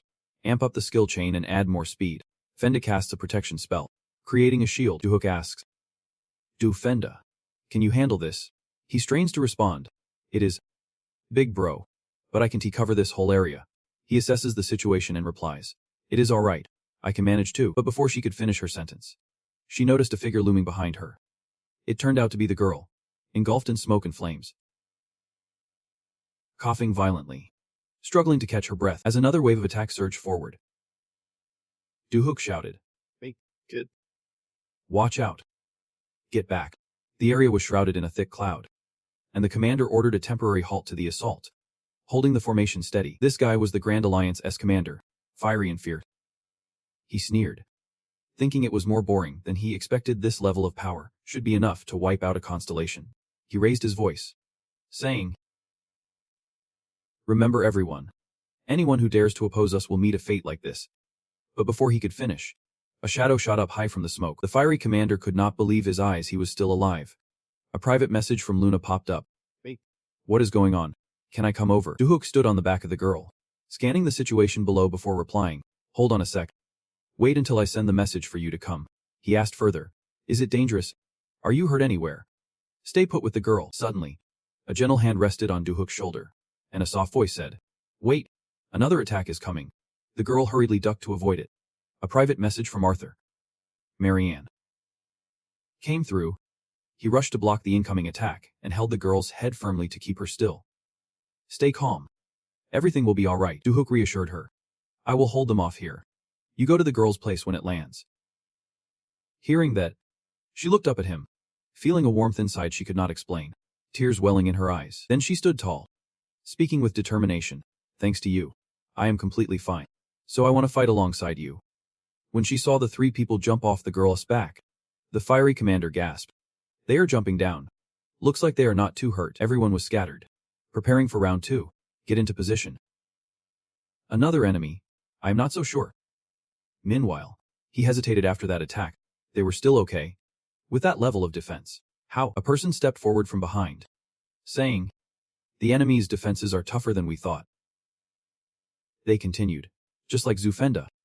But their defenses are higher. Their attacks probably won't amount to much. So I will take the front. The fiery commander replied gratefully. That sounds reasonable. Thanks. Meanwhile, over here, Duhook asked. Zufenda, are you ready to record? He nodded in response. Yeah, bro. You warned us most of them are around level 70. So make sure to gather all the loot. The guy, wielding an axe in one hand and a shield in the other, spoke as he walked. You seem like a martial artist. But you won't beat us. Duhook signaled Fenda. Start recording everything from now on. He was none other than the Grand Alliance's commander. And Ace, he menacingly warned. You are outnumbered. And you are low on supplies. You do not stand a chance. Surrender. I do not know what you thought when you came here. But you should regret it and apologize to the commander for being so blind. Ace said with a patronizing tone. If you do, I might let you say your last words. He feigned ignorance, asking back. Last words. What have I done? Duhook followed up. You have trespassed on the Grand Alliance's territory and disrupted the lives of the residents here. He feigned generosity. That is the price for touching the honor of the Grand Alliance. Letting you say your last words is already a mercy. Hearing this, Duhook burst out laughing, his laughter tinged with a fierce edge. He shot back. The Great Alliance. Is this land really yours? Have you even drawn a map? Ace started to get angry. What the hell? Duhook radiated a dark aura, scoffing. Isn't it hilarious to think we are committing a crime? What law says that being here is illegal? While you guys are charging for the teleport gate and hunting grounds, the more Duhook spoke, the more intense he became. I turned to gold because I encountered you first. And you did not see anything wrong with that. Whatever. Why should I even bother talking to you? You are all so dumb. Ace was stunned. What the heck? Who is this guy? Meanwhile, Sasong commanded her, end it. Rise. Death Warriors. Her army of Death Warriors emerged and began to move slowly. The hero spirit called out. Bring your leader out here. And I will behead all of you. Zuhok smirked. You think you own the teleport gates and hunting grounds? I will smash them to bits myself. Bring it on. You idiots. At this point, Ace could only give orders. Everyone, prepare to attack. He felt confident. No matter how strong Zuhok was, he did not have many items left, regardless of whether he used defensive magic or anything else. As long as I do not let him use potions or healing spells. While he was still thinking, Zuhok seized the opportunity to strike. Ace braced himself, and Zuhok's voice echoed. Right now. You are. It was as if he could read Ace's mind, thinking about regaining energy and chugging potions, while his arm simultaneously prepared to thrust forward. His regular attack was so powerful that Ace's sword and shield were sent flying. Ace's form began to dissolve, and Zuhok looked on in disdain. You are so weak, and this is just a regular attack. He commanded the Death Warriors. You can move forward and eliminate them all. Tifati Healas stood frozen, watching his teammates fight. Feeling conflicted. Their tank could take on an 80-level monster alone. There was no way it was just a regular attack. The soldiers anxiously asked, while holding their ground. Commander, the number of endits is not decreasing. Should we retreat? He barked. What are you talking about? Are you preparing to surrender to the Alliance? Damn it. These endits are relentless. Podd Sela looked off into the distance, shocked to find that the newly rising Soul Master from the forums was on his side. But how could he control such a large number of endits at once? Cheers erupted from the soldiers. The enemy's Soul Master has run out of mana. This battle will end soon. She, however, was confused. I still have plenty. D-Day Sheila still felt uneasy and ordered. Don't be fooled. Attack. We are not that weak. Dia Hex. Seeing this, raised a hand to stop them and reminded. All knights. Fall back and argue later. System announcement. When using skills, the effect of the Heavenly Breaking Foot technique will be activated. He chuckled, thinking, really, I should try out my level 50 skill. The system reported. Attack power and range increased by 30%. Mana cost reduced by 30%. Skill cooldown reduced. 100 hits has transformed into foot 100 hits. Dieki asked. You really are not that weak. He swept his foot across. And they were quickly hit. Tod Sela ordered. Tank. Block it. His subordinates raised their shields and shouted in unison. Block it. But that sweeping kick split him in two with a brutal elegance. The flame noodle was caught off guard. What the heck? I am done for in one hit. The black smoke quickly invaded him as the system pinged repeatedly. You have eliminated a hero class player. Your karma has increased. Congratulations. You have achieved absolute evil points. The absolute evil points are analyzing the player's body. Duhok chuckled. Let the executioner's cruel game continue. But then a notification froze him in place. There was an unusual element within the absolute evil. By consuming the absolute evil points, you can eliminate the unusual element for a period of time. The scene shifts to another location, where someone slammed their hands on the table, shouting loudly so embarrassing. At this moment, a survival command meeting was underway, and the person in the main seat angrily asked, why is he hiding again? Can't you see that no one is stopping him from wrecking our exclusive hunting ground? His frustration grew as he spoke. Not to mention that the footage already uploaded online would drag the name of the Great Survival Alliance to the bottom of the abyss. The higher-ups hurriedly responded. We will work with the media as quickly as possible. The topics on social media will also be addressed soon. With the message just sent, the vice leader of the Alliance has joined the fight. The Flame Noodle, who was previously motionless, suddenly felt a voice urging him. Rising up, a warrior of death, the severed body of the Flame Noodle gradually stood up, and he was shocked to realize what. They can send me to the underworld and turn me into an entity. The voice, sounding like it came from hell, roared. Destroy your allies right now. He swore angrily. What the hell are you talking about? After following the distant command, the Flame Noodle fell to his knees, holding his head and screaming. Why me? Seeing this, she hugged her cheeks and laughed. Giving up is way easier. You know, after another rain of blood appeared, Duhok attacked him to finish things. He bent down to pick up the bag and said, I got an item by taking these out. The system announced that a chainstone bag had been acquired. Owned by the Flame Noodle. Duhok secretly celebrated and opened the system screen. I will use this to erase the unusual element score. No need to overthink it. Let us go for it. As he saw the numbers changing alongside the notifications, and the luck stats beginning to normalize, he sighed. I never thought my luck stats would escape the negative one day. Although I am sure there is a time limit, Duhok wondered, isn't he that awesome? Can it be used with other stats? Meanwhile, Fenda was quickly grabbing all the loot, swift and tidy. He spotted something strange in the distance. Calling out, "Boss, you should look this way." It is a player with a name tag, seeing 3 people approaching simultaneously. They were the 3 vice leaders of the alliance. The Triad of Survival, the leading one, with an arrogant tone, declared, "Surrender and accept your judgment. You are done for." He put on a noble act, saying, "Then I will let someone speak the truth." Spotting 3 unfamiliar faces approaching, Duhook suspiciously asked, "What is it?" Fenda's expression turned serious as he said, "Boss, I think the gang of thieves has made their decision." He introduced them one by one. On the left is Theo, the notorious chaos maker. He is a hidden class in close combat. The guy was sizing him up too, looking a bit weak. This guy's Theo, the thief leader of the Thieves Alliance. The triple blade of the Thieves Alliance. On the right is a guy named Xtetha, also a hidden class in the swordsman branch. He is the thief leader of the Thieves Alliance. The triple blade of the Thieves Alliance. Xiftithi. Fenda looked at the one in the middle. And the last person is Lupin, specializing in defense. Duhook chuckled to himself. Thinking back, Lupin had a ton of defensive magic. He was like a mirror for me. Lupin smirked and said, "Listen closely. If you cooperate and help with the investigation, we might spare you from the death penalty. Or is there anything else you want?" Duhook feigned indifference and replied, "What do I want? Who knows? I am just thinking about why they sent these guys here." Lupin played dirty, saying, "I will give you time to think. But we can just stand around asking questions. So we will be attacking. Brace yourself." Duhook felt like swearing. There was not even a priest or mage around. What kind of negotiation was this? They are still underestimating me. Next, the guy charged forward. He unleashed a lion's paw toward Duhook, saying, "I want to hold back just because you do not have equipment." As the fist neared his face, he added, "Get ready to eat dirt." Newbie. Duhook stood still, not dodging at all. Completely different from the overwhelming force coming from the guy, Fenda stood frozen, anxiously watching the muscular arm whooshing past him. However, the opponent's action left Theo stunned. This guy is something else. Duhook gripped the guy's hand tightly, smirking coldly, "Faster than I thought."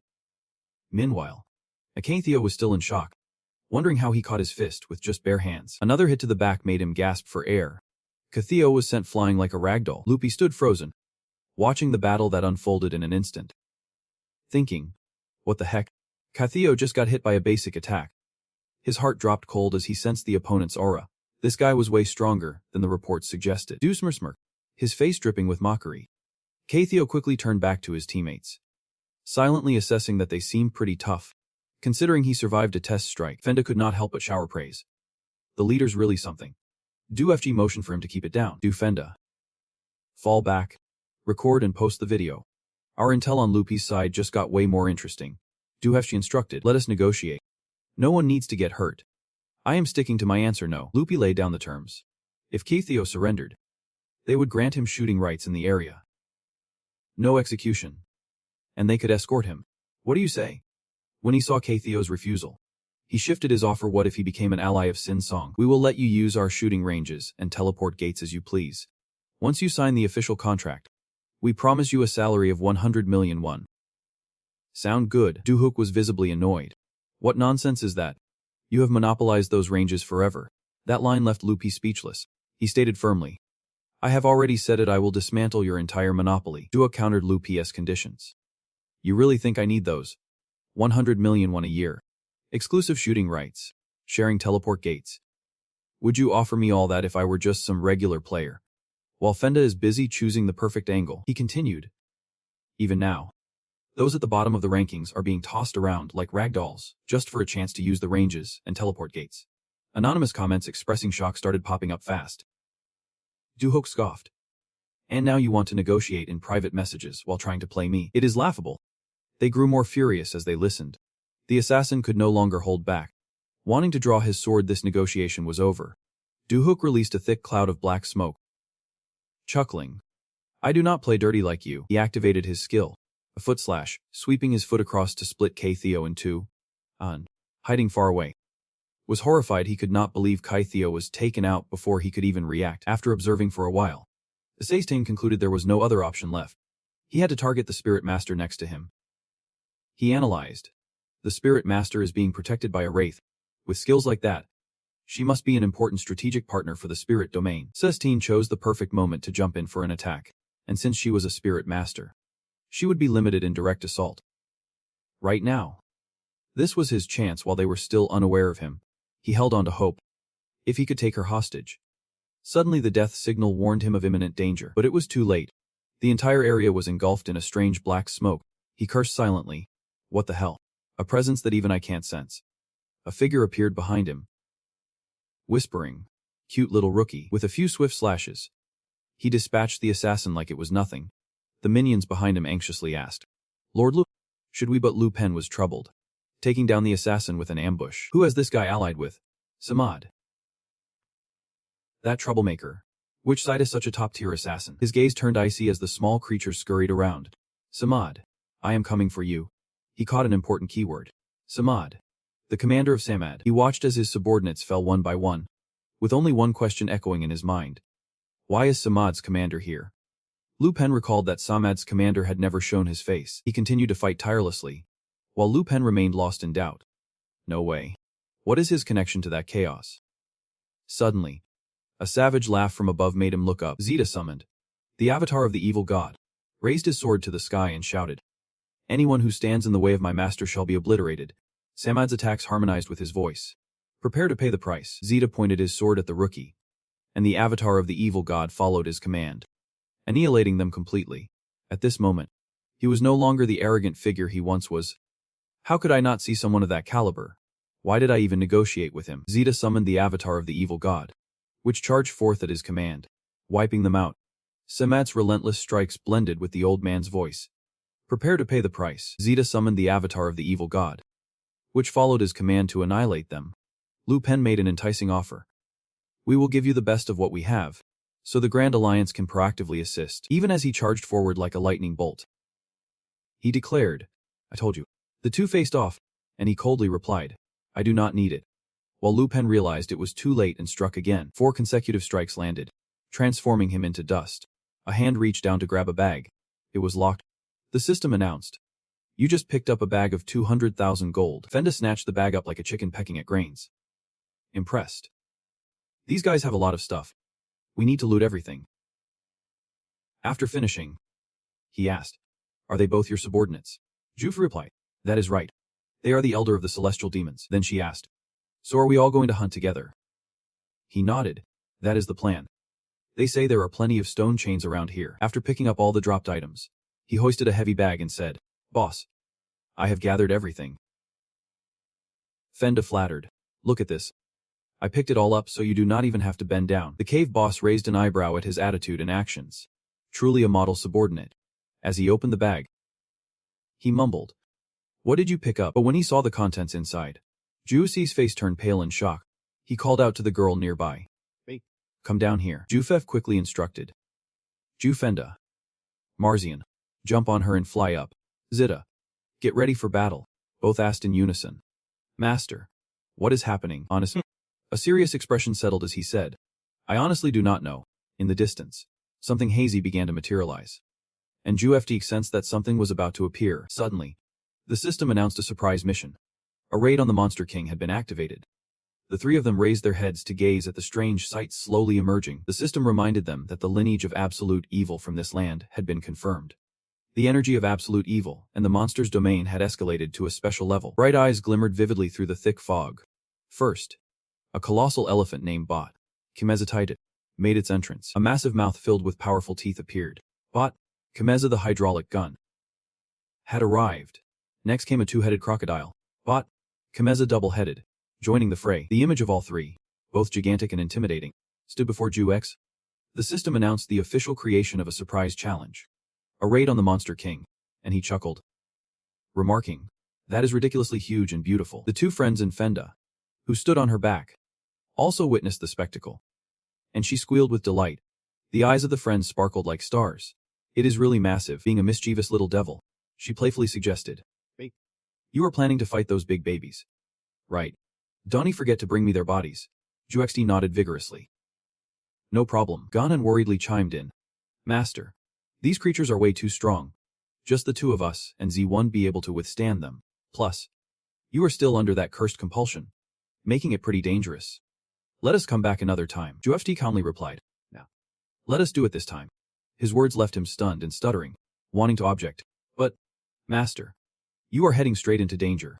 As he moved forward, strange circles began to appear beneath his feet with each step. Juexi asked again. You guys do not believe in me. Ganhan hesitated. I did not mean that. But as he raised his head, his voice dripped with coldness. Then look up and see for yourself, Juft boldly declared. I will capture them all in one go. He thought to himself.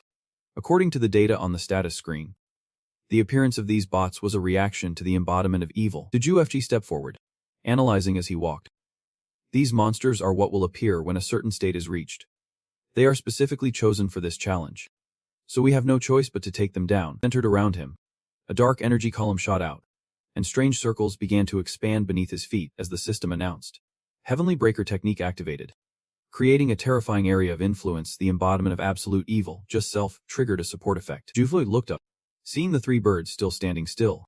He thought to himself, just as I expected, if they were regular bots, they would have charged into attack and been knocked away long ago. But these guys can't even budge under the overwhelming pressure of the Heavenly Breaker technique and the embodiment of absolute evil. After a moment of being dazed, the three roared furiously. Juexi did not pay them any mind, thinking, I can handle them in the blink of an eye. Ganhan and Fenda followed closely. Keep your eyes peeled and observe closely. We do not want to miss any details. He flashed a fierce smile, holding a glowing orb pulsing with power. Juex swung his arm forcefully, his foot slicing through the air like the scythe of death. And the system announced that his foot strike was closing in on the flock of eagles. The foot strike grew larger. The system chimed in, created based on the heavenly breaking technique. Your fresh ability just created a support effect. You have entered a special state. As the foot strike connected with all three eagles, they screamed in agony but offered no resistance. And a system notification confirmed your progress. The lost fragment of power. Under this special state, absolute evil would forge a unique force to control the monsters. Then, the large-eared eagle let out a roar, and the system reminded him that the monster was displaying its dominance. Soon, the cries weakened, and the system announced that the immense power of the avatar was pressing down on them. You had achieved absolute control over the monster. Jida felt overwhelmed with joy, moved to tears. Their master had just sent those giant monsters flying. The corner of Empton's mouth dropped in disbelief. The speed of that day was astonishing. Truly a master of absolute control. Still far behind. The system kept popping up notifications. Congratulations on completing the lost fragment. You will receive a secret skill. A secret skill that suppresses. Activates. Judgment Fist. Activate. Despite smiling confidently. Just as I thought. I am the true master of absolute control. Ready to take on this absolute evil. The scene shifted to the headquarters of the Xin Song League, where everyone was intently watching the screen. Listening to the report, the one reporting was Xin Song, the manager of Ahivu Liu Thiven, commanding Jiang Tronghan. Adia Hula. He concluded his report. That wraps up the report on the chaotic player who infiltrated Hia Liuth in Thin today. The man then asked, so what is the investigation on that person's level? In unhesitated and replied, the results show around level 50. He was stunned upon hearing this. 50. 50. Ah. He looked around the room at everyone and said, I am sure everyone here knows. Xin Song has dropped from the number 1 spot. The three of them jumped at the mention of themselves. Especially the division president who had lost his life without a chance to fight back. They immediately stood up, bowed their heads in shame, saying, we are very sorry. We truly do not deserve this position. The man shook his head understandingly. This is not your fault. It is that bastard's strength, beyond our imagination. He clasped his hands together, his voice lowering. However, it does put us at a disadvantage. He grimaced at the implication, realizing that if he had known the opponent's strength and conducted proper diplomacy, he might not have ended up in this unfortunate situation. I am also quite disappointed that the division leader lacks such foresight. He analyzed the situation based on what he had gathered. That chaotic player was clearly an anomaly. That ability, and yet only at level 50. From what I have heard online, Lin once attempted to defeat him. The Justice League of America has probably caught wind of this and is preparing to act. Meaning this guy holds tremendous strategic value. This man is none other than the chairman of the Xin Song Federation. The blind judge made a decisive ruling. Yet Xin Song will still have to issue a fitting death sentence for him. The blind judge spoke with disdain. No matter how valuable or capable they are, they remain radical elements opposing society, not to mention the new information presented today, confirmed by a few who previously supported them. He suddenly turned to the blind oracle. Reconsidering this guy's past actions, the blind judge's words left him stunned. You can rule out the possibility that he is the embodiment of absolute evil. Looking from another angle, this is not baseless. He silently lamented. A blind oracle. Take care of my beloved grandson. The blind judge understood that because he embodies absolute evil, he wants to restore order in this society. If you think that way, then all his past actions start to make sense. He held on to hope, believing his grandson must create a beautiful world. A place where the next generation won't have to sacrifice to survive like we did. This grandfather will eliminate any obstacles in his path. If we are going to boldly declare him as absolute evil, then I will decide to view him as such. And I will steer the media and public opinion in this direction. Of course, I will quietly eliminate him. Meanwhile, Duhok was still immersed in his battle with Chimeza. Blissfully unaware that he had fallen into someone else's sights, a powerful strike shot straight at Chimeza, and he quickly leaped away. The blind judge knew that Sin Song has always been a cradle of great talents, so everyone wants to recruit them to their side. Duhok broke into a triumphant smile as the system announced. Skill activated. A punch like a meteor slammed straight into Chimeza's forehead. That was the skill. Fatal punch. Its massive body crashed down, white dust flying everywhere, and the blind judge coldly spoke. So before I strike him down, let us slowly corner that guy into a death trap. Duhok smirked with satisfaction, thinking these guys were about to go down any minute now. Meanwhile, someone else was laughing mockingly from a distance, believing that no matter how strong he was still alone. Mkwan spoke with determination. We need to show him the true power of teamwork. Because in a world where nobles overpower the common folk, that is how it has to be. Duhok dove from above, unleashing a powerful strike, a surge of purple energy trailing behind him. Shouting loudly, this ends now. He used a skill to crush his opponent, along with a deadly punch that made the two-headed bird scream in both fear and pain. With a loud boom, the hit from Duhok sent the creature flying, and a notification rang out. Congratulations. You have successfully hunted the two-headed monster. Finally, and been and returned safely. And the system announced. You have hunted all 3 monster kings. Rewards for defeating the kings will be distributed. Duhok could not help but marvel at his own achievements, thinking about how he had taken down such big foes. It was a massive win for him. The combined strength was truly amazing. Absolute evil. He wondered if it was really possible. The system chimed in with a notification. Reward. 30 million gold. 1 breakthrough point. And 3 absolute evil points. He half joked. Half serious. Is all this loot really from the Monster King? If only had a few more monster crystals, like a pouch of chain crystals. That would be awesome. Just as he finished speaking, the system screen lit up with the words. Congratulations. He recalled moments of choking back tears. Then the pure joy of his little sister, her face lighting up with surprise. This unexpected happiness left him in awe, and both of Devin and Zeta shouted in unison. Master. The image showed a dazzling stone, shining brightly with many facets like diamonds. This was indeed the legendary black crystal. Among all monster crystals, this was the highest ranked one. About 200 years after activating Olympus, in all that time, the black crystal had only appeared 3 times. He remembered his own moments of choking back tears, followed by the innocent joy of his sister. Now, Duhok felt incredibly relaxed, deep down in his heart, smiling with pure satisfaction. Then, he quietly gazed at the 3 black crystals resting in his hand. Seeing him like this, Diffian remarked, looks like Master is in a really good mood. To which Zeta chuckled. Of course. Today, he can finally show off his martial arts skills. A cold glint flashed in his eyes. I do not think that is the main reason. As he noticed the presence of others nearby, Diffian vanished, leaving behind the words. Looks like we have guests. The woman was from the Grand Alliance. Yu Lin, Commander Lamam. And the blonde man was from the Grand Alliance as well. Chetty, the Commander-in-Chief. He arrived with a smile, saying, thank goodness. It seems I have not arrived too late. Suddenly, he appeared behind the 2 of them without a sound. The sharp aura surrounding him made Lam Taeyam wonder. How long had he been there? The commander was surrounded by swirling black energy but showed no fear, only letting out a grunt. From a distance, he called out, Master, what should I do? Duekchi turned to look behind him at the sound. The other 2 introduced themselves in turn. I am the commander of Yu Lin, Lam Tum. Please listen to me. I am the commander of the Alliance, he said. Chetty is also known as the Supreme Commander. He felt puzzled. It was not unusual for Yu Lin to be here. But Chetty, the head of the Grand Alliance, had come alone, so he spoke up, let them go. Hearing this, he immediately replied. Understood, and quickly returned to Duhokchi's side. He suggested, everyone, please take a step back. The 2 complied happily. As you wish. Then, Duexake said casually. All right. Let us get down to business. Shall we? Lamtam spoke first, getting straight to the point. We want to recruit you. She laid out enticing benefits. We will offer a contract with a salary of 300 million a month, along with rare items. We will also grant you access to the shooting range and spatial maps under Line's supervision.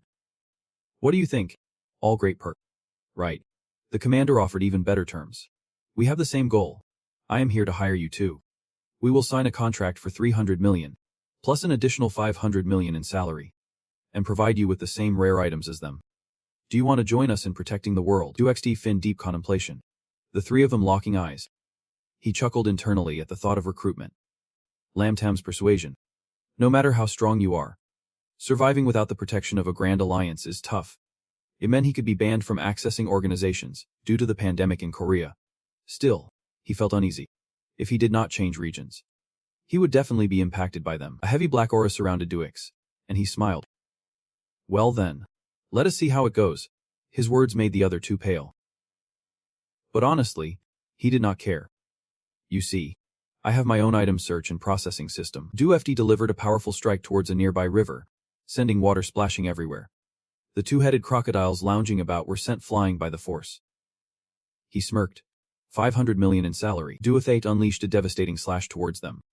They were instantly wiped out. Floating lifelessly on the water's surface, Fanda quickly gathered the dropped items and presented them, saying, I have collected all the dropped items. Everything unfolded in an instant, leaving Lamtam utterly astonished. He said casually, I can make that much just by putting on a show, which left the commander speechless. Duok juggled some stones in his hand playfully, as if he were saying that mere privileges would not sway my heart. The commander, sensing a misunderstanding, quickly interjected. Wait a minute. Something feels off here. I think we are not on the same page. He explained. We proposed a salary of $500 million. He was taken aback, feeling embarrassed. I thought it was 500 million troops. Turns out I am just a tiny human after all. Duok turned to Lamtam and asked, Wait, did Yulin offer dollars too? She shyly shook her head and replied, It is true. This time, the commander was astonished. What? Really? I am speechless? Or is it just that the commander is overestimating things? Seeing the two of them exchanging bewildered glances, he felt even more confused. Whatever. One of their commanders suggested 300 million troops. The other commander came here personally and offered around 500 billion troops. I was experiencing feelings I had never felt before. He slammed the sword into the ground and said, Looks like we won. Be hearing a yes today. The commander said sincerely, Of course. You are not obligated to accept my proposal. But we hope you will let us know if you decide to sign the contract. We will sign with whichever group we go with next time. In his heart, he thought, investing 300 million troops in a player of this scale is like undermining him. I hope he does not choose them. He looked straight into his eyes and continued. We sincerely support any decision you make. But if you give us a chance, I am confident that Chiefty will have the determination to seize this opportunity. Duhuk nodded and replied, If I sign with someone, I will consider Chiefty a priority choice. Watching the commander's back as he walked away, Lamtam thought, They are really dropping $500 million. Chiefty, I know their country is wild, but I did not expect them to be this extravagant. He suddenly spoke up. What are you doing? His words startled her as she was lost in thought. Duok smiled as he ushered her out. You heard me. Right. If there is nothing else to discuss, I hope you will head back. Then he added, Do you ladies have anything else to say? Lamtam forced a smile and replied, I hope you can make a wise decision. Secretly thinking, now he completely looks down on Yulin. She then turned to leave, her steps feeling incredibly heavy. The more she thought about it, the angrier she became, gritting her teeth in frustration. She raised her eyebrows and cursed under her breath.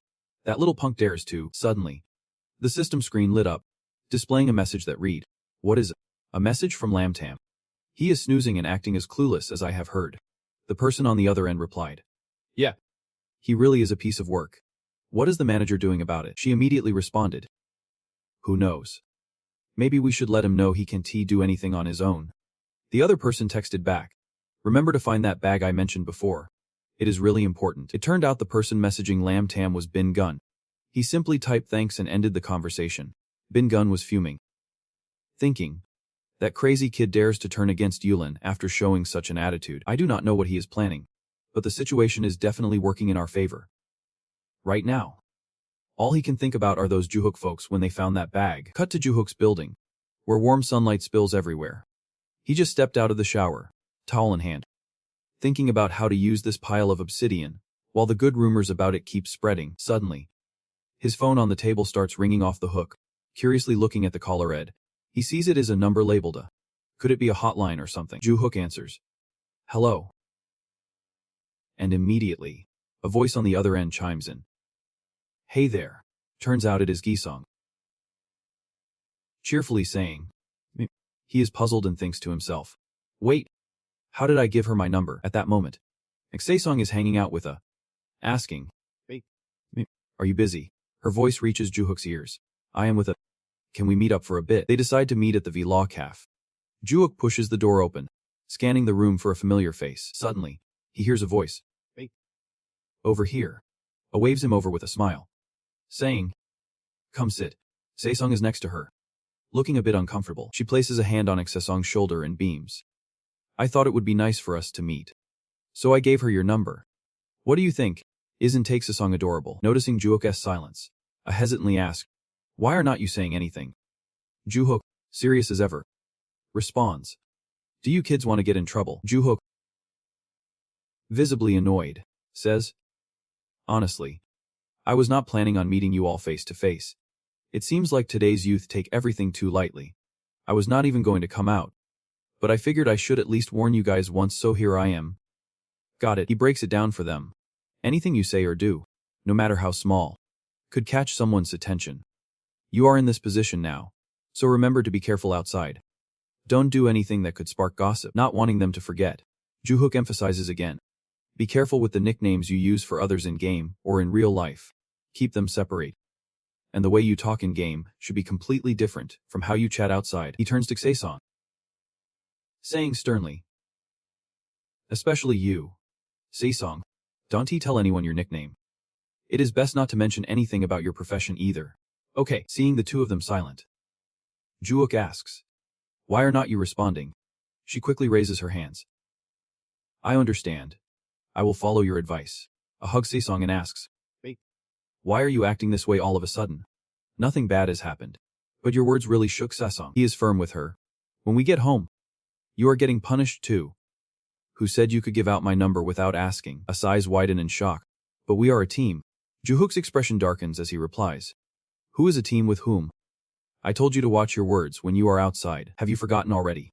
She realizes she slipped up, and like I said, He leans on the table and says, anyway, just behave appropriately. Then Juhook turned and left, reminding them, be careful wherever you go or whatever you say. You two got that? I have got some stuff to take care of, so I am heading out first. The two just sat there, watching his figure fade away behind the door of the cafe. I took a sip of coffee and exclaimed, man, seriously, who even checks us out like that? She turned to the person next to her, hesitating to say, sorry, but he is not usually like that after we part ways. He still seems a bit dazed. She recalled that from the first time she met him. There was something really pleasant about him. He has always been attentive, caring for me at every important moment. That is why I want to meet him in real life. I want to say thank you in person. But then, remembering just earlier when she suggested, what if we called you to come along? I had nodded, agreeing, sure. Why not? She scratched her head, feeling awkward, thinking to herself. But instead, I got scolded a lot. She had said that if he saw my face, he might not be very impressed. So does he not care about my appearance at all? As soon as she logged into the game, Juhook saw a long list from Fenda. Hey bro, you are here. He respectfully handed it over and reported. I have organized the list of items you have collected from your adventures so far, he said enthusiastically. We can sell the items at market price without revealing our identities. Fenda here has everything ready. If you are satisfied, can you pat my head? Juhook happily complied, saying, great job. You have really saved me a lot of trouble. This action made Fenda extremely happy, lighting up with joy everywhere. His tail wagged wildly, and Fenda said, I do not need any reward. Just a few crumbs of bread that you drop will fill me up. Bro. Meanwhile, was chuckling to himself, thinking if he knew I had a treasure in my hands, he would probably faint. While rummaging through his bag, Juhook suddenly froze. He looked at what he was holding. A stone of memories from the former owner. eBay. Juhook wondered. Is this what slipped out when I grabbed the cup? He opened it, revealing countless recorded videos. Juhuk puzzled over. What is this? Did he film exclusive transport portals and communication spots through bribery, remembering what the other guy had said? He chuckled. Maybe this is why he promised me 1 billion coins if I returned his bag. Juhuk called out. Dakofi Hun, are you there? He immediately appeared, replying. Yep. Master, Juhuk explained. Inside the continent of Junia, there is a private transport portal facing the north side of the Kago Uno Mountains, managed by the Gradiolin Alliance. Even without being there, Juhuk knew what the other guy was up to, probably setting up a team captain to take over. He might still be squeezing money from everywhere right now. Juhuk ordered. I command you to eliminate him. Assassinate him the second he leaves the safe zone. Defi Hen hesitantly asked. Can my subordinate ask why? Juhuk toyed with the stone of memories in his hand, thinking. Honestly, I have no interest in enforcing justice. But, he coldly stated, I just do not like him. He tightened his grip on the stone image in his hand, thinking, if I use this effectively, it could be my ace up the sleeve to put pressure on the Grand Alliance. The Olympus gaming machine stood there, cold and solitary, as he read through the comments. Bingen sneered. No way.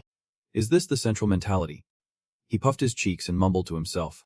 When someone with no real job gains a little power, they act like this. Trying to snag a bit of fame from the central scene, Bingen moved his mouse, curiosity evident in his voice. I wonder what the Blind Alliance is up to now. Spotting the headlines. The Olympus Journal, the Grand Alliance, Nova, declared that this person is the absolute evil. Hot news. The identity of the absolute evil has finally been revealed. And he nodded in satisfaction, laughing. Yep. Here it is. What will you do to confront Nova now? Still, remembering Ju's arrogant demeanor, Bingen admitted. I have to hand it to him. His combat skills are off the charts. For a solo player, he is on a whole different level. He clicked his tongue. But man, you have really gone and made enemies out of everyone. Ah. Bingen mocked. Why provoke the Blind Alliance, if your title is the absolute evil? Who is going to stand by your side? A smirk spread across his face. But it is not just Nova. 2 more articles popped up online, stating that the Grand Alliance and Uline fully supported Nova's stance. The Grand Alliance. Uline voted to eliminate the absolute evil. Bingen was sure of one thing. If the 2 largest alliances in the country are moving like this, it is only a matter of time before others follow suit. He stood up and spoke, causing chaos everywhere with his extraordinary combat skills. That situation will eventually come to a head. He got up and moved outside through the window because, in the end, traveling to another continent always requires a teleportation gate. If he gets blocked from using the gate, his fate is sealed. He scoffed. If the major alliances get ahead and block him from selling items, that idiot will be no different from an unemployed loser.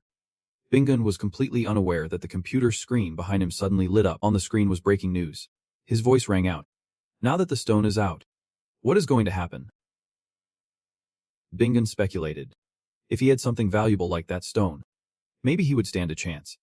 But the latest headline reads, The stone, a legend, has hit the market. Upon receiving the news, everyone in the office went into a frenzy. The stone has appeared. Rumored to be from the Korean server. Quickly compare the article contents. No matter what you all do, we have to get to it first. If there is a natural ability that current blue or pink stones can't compare to, some even say it can harness an almost infinite source of energy, according to research results from laboratories in the United States. Some even claim that the stone can control natural disasters. The emergence of the stone after 30 years has shaken the world. The spokesperson chuckled awkwardly. Who would be thought it was the stone? I wonder who will get their hands on it. Suddenly, a voice reported from outside the office. Sir. President of the Alliance. We have a situation. Mukwan asked. What is the matter? The other person hesitated and said. The staff member at the auction said that person 1 sell the stone to Nova. Hearing this left him utterly stunned. Mukwan slammed the table and jumped up, demanding, What did you just say? What do you mean by that? He pressed on. Who the heck is that guy? Did he give a reason for not selling? The other person still kept his head down, afraid to meet his gaze, and finally mustered the courage to explain. The seller is that far left guy from before. And the reason is simply that he does not like Nova. Mukwan was livid, shouting, What? That jerk owns it. Switching scenes to a different place. The once quiet forest suddenly erupted with a piercing scream. Saya, consumed by rage, yelled out, I am so fed up right now. Recalling the articles she just read, her anger only grew. How could they dare write such things about my brother? It is just a bunch of trashy news. Duhu pressed on, having skimmed through the news. Just as predicted, every bit of positive news about him, no matter how small, was cut out. Meanwhile, she was kicking a tree in frustration. Ji was both laughing and crying, asking, "Why are you kicking the tree? You are just hurting yourself." But Xia wailed, "I do not care. I will sue those reporters to hell." Duhu reminded her, "Do not forget to mention you are related to Brother Ha. You still have not learned your lesson from last time. Have you? Either way, I am already prepared for all this. So keep it down and do not let the whole world know about it." Even though she was hurt, she still shouted back, "How can they call themselves journalists after writing such nonsense? I will punch their faces in." "Wait, what am I even saying?" Xia Song agreed, saying, "Right. How can they write such trash?" She looked at Duhu with admiration. "You are not a bad guy. Right, Duhu?" Feeling flustered, replied, "I guess." Xia Song added, "You really are a good person." Duhu felt a bit shy, wondering when he left such a good impression on her. "When we met in real life, I was just focused on her." He opened his mouth, saying, "It is nothing. It is all part of my plan. I see myself as the enemy here. So this is just part of the game. Plus, now's not the time to dwell on such things." Meanwhile, elsewhere, everyone shouted excitedly upon receiving news of the auction schedule. "Saya." Duhu decided to inform them. "I own the black stone and will sell it for a hefty price at the auction." He confidently crossed his arms and told them, "Of course. I want to sell it to Novo Orlin, even if they offer every last penny." Just like that, the auction hall was empty, with warm sunlight pouring down. Everyone was chatting as they lined up, glad they did not arrive late since all the gates managed by Nova and Ellen were broken. Does that sound reasonable? Maybe they do not want the black stone to get smuggled out of the country, which is really frustrating. Duhu recalled what the boss had often reminded him. Please reveal the exact location only 30 minutes before it starts. That way, the other party won't have enough time to stir things up at the auction hall. He chuckled, satisfied, saying, "We will take it slow." He had already smiled, saying, "No matter how unreasonable the demands are, they will accept it, because if not, they would not even get a chance to touch the black stone. Even if you follow the Elder's orders. First, disarm all participants before letting them in, and make sure they still have some basic defenses. On top of that, bring along the Elders. And it is best to position assassins at a distance, keeping a close watch, and please inform them that anyone found with a weapon or showing suspicious behavior will be dealt with immediately. Additionally, for those you have banned from attending, my lord, we must ensure we can identify if they attempt to sneak in using fake identities, since you have made them vulnerable. Those who have lost the chance to obtain this treasure will definitely react. After passing the entry checks, everyone will find their seats in the audience. Moments later, everyone turned their gaze towards the source of the sound, welcoming those gathered here as it was time to announce this news. Just as someone behind the door was about to step out, the voice rang out, thanking everyone for complying with our conditions. Even though it was a bit of a hassle, the currency used will be gold. After a puff of black smoke, he held the crystal stone, appearing before everyone's eyes. And thus, the auction for the crystal stone is officially starting. He declared, "I want set a starting price. I invite you all to bid freely." Before he could finish his sentence, someone shouted a bid of 600 billion gold. On the surface, he pretended to be calm, but inside he was shocked. 600 billion. Could it be a player from the top 1%? He asked, "Is there anyone willing to bid higher?" Immediately, the crowd shouted bids of 700 billion, 750 billion, and then 800 billion gold. He listened silently to the escalating bids, internally marveling at how fast the prices were rising. When the amount reached 2 trillion gold, he was astonished. Were they really ready to shell out thousands of billions just for this tiny pebble? What value could it possibly have to make them act like this? He asked again, 2 trillion gold. Is there anyone willing to go higher? Before he could finish, someone raised their hand. That person bid 30 trillion gold. And everyone turned to look at them in disbelief. The man, draped in gold, was Jando, the president of the Grand Alliance of the Phasia continent. Duok recognized him too. Jando, the wealthy ruler of the Phasia continent on the Middle Eastern server. From what I know, players from the Phasia continent rarely make it to foreign lands. He must have some serious intentions here. He asked again. 30 trillion. 30 trillion. Is there anyone willing to bid higher? A person nearby raised their hand and bid 31 trillion gold. Duhok spoke up. 31 trillion gold. 31 trillion gold. Is there anyone who will go for 32 trillion gold? At that moment, Jando wore a faint smile. He casually announced a bid nearly double the last. 50 trillion gold. The crowd gasped in shock. repeating, 50 trillion gold, 50 trillion gold. He covered his smug grin with his fan, saying, 50 trillion gold. Yep. That is 50 trillion. He thought to himself. Well then. The master's auction will conclude at 50 trillion gold. But Duo coolly asked. 50 trillion. Is there anyone else who wants to compete? Understanding well. He knew that the moment of conclusion was when those desperate fools would start showing their tricks. Sure enough, someone spoke up, declaring that the evil villain would turn all of you into gold.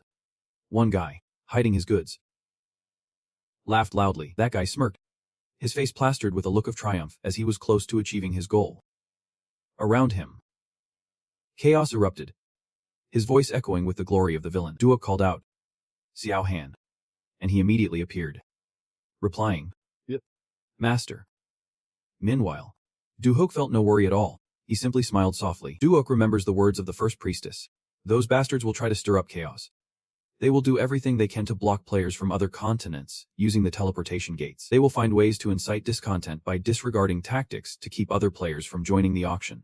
Then, they will turn the scene into chaos by logging out and dragging others with them. What they want is for everyone to think that the master ordered his minions to attack the players. But is not that just way too obvious? He scoffs. If they do not simultaneously block all the teleportation gates to the auction hall, who would not guess something's going to happen there to pull off such blatant sabotage? Do they really think everyone is as stupid as a bunch of pigs or dogs? Truly, it is the worst of the worst. The place is filled with dust from the earlier explosion. And honestly, a plan like this has never succeeded. Someone from a distance is watching the situation on Duhook's side, and suddenly appears behind that person, coldly commanding them to stand still. The entire body of that person is restrained, and whatever they were holding drops to the ground. Han sneers. How dare someone cause trouble here? They really have guts. Duhook also sighs in regret, saying, Seriously? He raises an eyebrow mockingly, questioning how they acted just like the priestess predicted. Not missing a beat, a loud voice rings out. For honor. Followed by a massive explosion right in front of the crowd. Moments later, the fire is out, but the white smoke still lingers, and Duhook stands calmly at a distance, observing. Anxious. Asks him, Master, the blast from that bomb was pretty intense. Will the participants get hurt? He calmly assures her. It is, and Duhook analyzes from outside. They are players who traveled from all over the world, just to buy the black stone. One player, dressed like a clown, is wrapped in a protective shield, though they are only carrying minimal gear. Then there is a player with wild hair tangled in a defensive net. But for world-class players here, once the white smoke clears, the arena will be revealed, and if no one is affected, then an explosion of this size is nothing to them. Meanwhile, a green-haired guy is being lifted by the neck, followed by an order to spill the beans, and emanates a murky aura, weapon in hand. He leans in and asks, Who sent you? But before he could gather any useful information, the green-haired guy does the unexpected. Han is taken by surprise, unable to react in time. Just like that, he disappears into the other world, and curses the guy under his breath, calling him a fool for seeking his own death. He realizes the guy's accomplices are also meeting their fate, and helplessly watches them escape this torture by such means. Moments later, he returns and immediately apologizes, begging forgiveness. Master, I could not determine the whereabouts of the master's assassin. He does not pursue the issue. Instead, he offers some encouragement. You managed to block the second wave of attacks. That is already impressive. Haduok smiles lightly and speculates. They must have been instructed to retreat as soon as they failed. Suddenly, a loud voice rises from the stands. But the characters here are not the type to let something like that ruin their mood. The commander grips the railing tightly with both hands. I believe that the recent terrorist incident is entirely the move of an outside force. Everyone turned their eyes toward him, listening to his explanation. And since we are already here, I had a feeling something like this would happen. Therefore, the spokesperson clearly declared that these events will not affect our goodwill in this deal. You closed your eyes and smirked. But I was seething with dissatisfaction. I do not know which alliance is behind this incident, but it is definitely an attempt to bring me down. Suddenly, my hand started glowing, but my words were still unspoken. It is a huge insult to me. The black stone is something I could use for my own purposes. Hadua kept rambling on. Instead of keeping everything to myself, I brought it here to share with everyone, those who are fighting for world peace and the evolution of human civilization. I believe you can use it to make this world a better place. The spokesperson's eyes widened in shock. Oh my god. One hand on his hip, the other tossing the black stone. He boasted, I still have 2 more, but I want to sell them until the mastermind behind this is revealed. The spokesperson was silently astonished, unable to believe he had 3 black stones, and 9 listened quietly. If he can't expose the mastermind, he still kept a smile on his face. He continued talking about how he would be isolated in South Korean society due to the influence of mysterious forces. Then, he would have to face many adverse effects and did not want to be the only one at a loss. So he hoped for your understanding. Finally, he wrapped it up with a clenched fist, stating that even if the mastermind comes to light, I still won trade with the Nova and Ellen alliances. Suddenly, someone in the audience raised a question. Can you tell us why? He casually mentioned the reason. Haduok replied with a disdainful look. I just do not like them. That is all. Someone quietly analyzed his previous statement. Could it be that Nova and Ellen are the masterminds behind this incident? Truly a wicked move. Unexpectedly, with just one sentence, he had Nova and Ellen tied up in knots. He announced loudly to the victorious bidders, you are free to leave. That person was calculating how to find clues linking Nova and Ellen to this terrorist act. And then we would have a chance to negotiate with him. The only one who came down was Jander. After observing for a while, he noticed that the outsiders were gone. So he asked him about starting the deal. Xander was very straightforward. I know you are a hardcore player, so we can negotiate through official channels. Right. Hazuok hesitated to admit it. And then a strange bag appeared in Xander's hand. It turned out to be a bag of gold. Xander handed it directly to him, making him freeze in shock. I will pay you first. This is 50 trillion in gold. Hazuok held the gold in his hands, feeling uneasy. You are just giving this to me. No need for your subordinates to check or confirm the goods like they do in the movies. Xander's remark left him stunned. He saw qualities in this kid that could make him a future ruler of the world. Consider this a little token of my sincerity towards you. Hazu was planning to make a quick getaway with the cash, but he felt embarrassed by how generous Xander was. He decided to hand over a black stone, but then thought twice after all. He was playing the role of the villain, and doing something bad was his specialty. Hazu thought if he ran off with the money, he would become the world's enemy, while Xander sat across from him, smiling like sunshine. Hearing this, Xander flashed a warm, genuine smile, but his answer left Hazu speechless just for the aesthetics. You know. Haksuhok sighed. Really? Just for the looks? I can't even imagine what those rich folks are thinking. He asked again. The rich just use it for show. Xander chuckled. I just pour it out, he said. There is something I want to do. Suhuk raised an eyebrow. Curious. What is that? Xander explained. There are so many people in this world who need help, from disaster victims to those caught in unexpected accidents, or those who lose their livelihoods because of Olympus. He knew that the academy was a dream for many, but for many kids, it remained just that, a dream. Xander had a vision. He would help them out, funding all the children so they could join the academy. He split the black stone he would just bid on and said, but those things can just be done with money. Yet now, with this black stone, I can harness its endless energy to turn dreams into reality. After that, Xander turned to leave, leaving behind a profound statement. Born into royalty, I have had more than others. So naturally, I must bear more responsibilities. I believe that is just how life works. Despite smiling with satisfaction, he felt like he would sold it to a good person, which was a relief. Meanwhile, in the office, the official slammed his hand on the table, shouting after hearing the report. What? Is this for real? He could not believe his ears and asked again. That bastard has 3 black stones. His subordinate, head bowed and too scared to breathe, replied. Yep, sir. The information has been verified. The official furrowed his brows and asked. What about the guys we hired to go there? They have ensured no one can trace the connection back to us. Right. The other quickly replied. Yep. It has been taken care of, sir. There might be some suspicion, but they won't be able to prove any link to us. He sighed, feeling confused. How did he manage to get 3 treasures like that? The official felt a bit shaken. If he has already shown 3, he might have even more. Should he retract the order to eliminate him and try to get closer to him? His hand hovered over the paper on the table, wrestling with his thoughts. No. That would ruin Nova's pride and the nobility's status. The official reminded himself. He is not just talk. He is a cunning player. He slumped back into his chair but had to admit it was black stone we were talking about. The official's resolve wavered. If we could just get one, we could create monstrous minions without breaking a sweat. But then, he tugged at his ears. Feeling the pressure, what should I do? After the auction wrapped up, Dua had turned to everyone, looking satisfied as he gazed at the bag of gold in his hands, unable to believe he just pocketed 50 trillion in cash. With this kind of money, his previous plans were suddenly within reach. Satine chimed in. My lord, that last move was simply amazing. He cut her off, saying, I still have something to report. Dueche glanced at the screen in front of him and said, hold on a sec. Let me check this first before you continue. The screen displayed an assess-level mission. Titled The Supreme Monarch. Recognized by Elder Athet. 4 out of 5. He could hardly believe it. How could 2 of the 3 remaining elders suddenly recognize him? Duhat was still skeptical, wondering what was happening, completely unaware that someone nearby was watching them.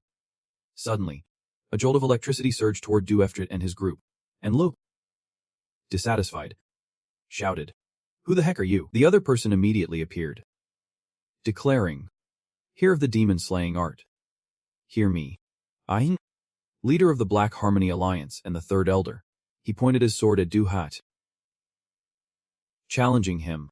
"I want a one-on-one duel. Show me your strength."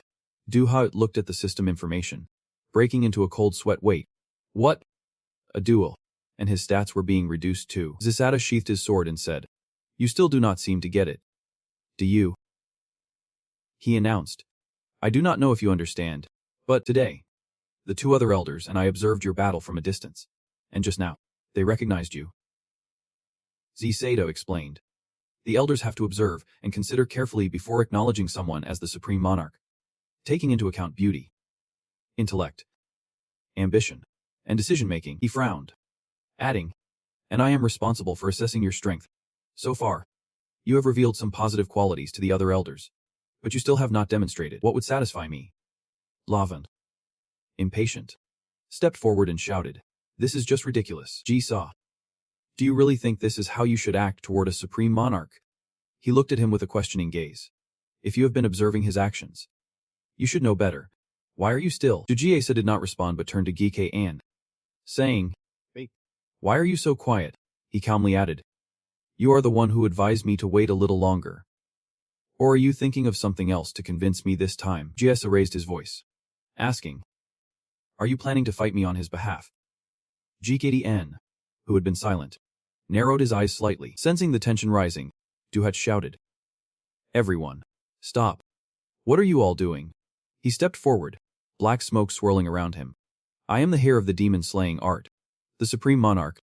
There can be no disputes among the elders in my presence." His voice grew serious, causing everyone to pause. "This is a barrier I must overcome myself. Elders.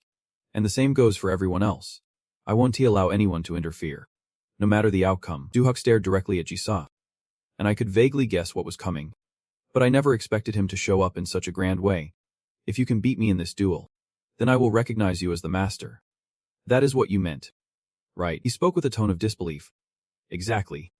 I have been waiting for this moment. And there is no way I am bowing down to someone weaker than me. You get that?" Duhak firmly agreed. "If that is how it is, then just like you want, Jisa. I will earn your recognition through my strength, just as you desire." Jisa hesitated and asked, Dokhan, as fellow assassins, do you think the master can win?" Hearing this, he just mumbled a vague answer to brush it off. Dokhan hesitated for a reason. Just a moment ago, the powerful energy that flowed through the master's body suddenly weakened the moment Jisoo appeared. Dokhan saw Duhak preparing to make his move. Could it be that he confidently thought he could defeat Jisai without revealing all his power? "Right now, all I can do is trust my master." He felt a little anxious. The opponent was a top-tier master among assassins, skilled in ambushes. "I wonder if I can hold my own against him with my stats capped," Duhak reminisced. But looking back, when facing Odo and even Dokhan, I had grown in my own way and learned to tackle each problem, using what I had mastered. He clenched his fist, with purple energy swirling around him. Duhak reminded himself, ultimately, even if NPCs act on their own, up until now, I have always managed to get through each challenge within my own capability. He relaxed his hand. "It has been a while since I had to go defensive, so I might be a bit rusty." Duhak stepped back and declared, "I am serious about this. This technique is basic offensive fighting." Jisa drew his sword and smirked. "Do not regret this later." He waved his fingers, saying, "You are an assassin. Yet you talk so much, Jisa. It won't take as long as you think. I have got other things to do." Provoked, he immediately adopted a battle-ready stance and said, "Let us see what you have got." With a sound, Jisa's figure vanished, leaving only his mocking voice behind, questioning the master's capabilities. Duhak watched as the shadow zipped past him like lightning, making him more cautious. Suddenly, a shadow darted across his face, leaving a wound on his cheek. Duhak could not help but marvel. He truly was a top-tier assassin. moving so fast that the naked eye could barely keep up. Not only was he fast, but he also made no sound at all. A serious expression crossed Du-Huk's face.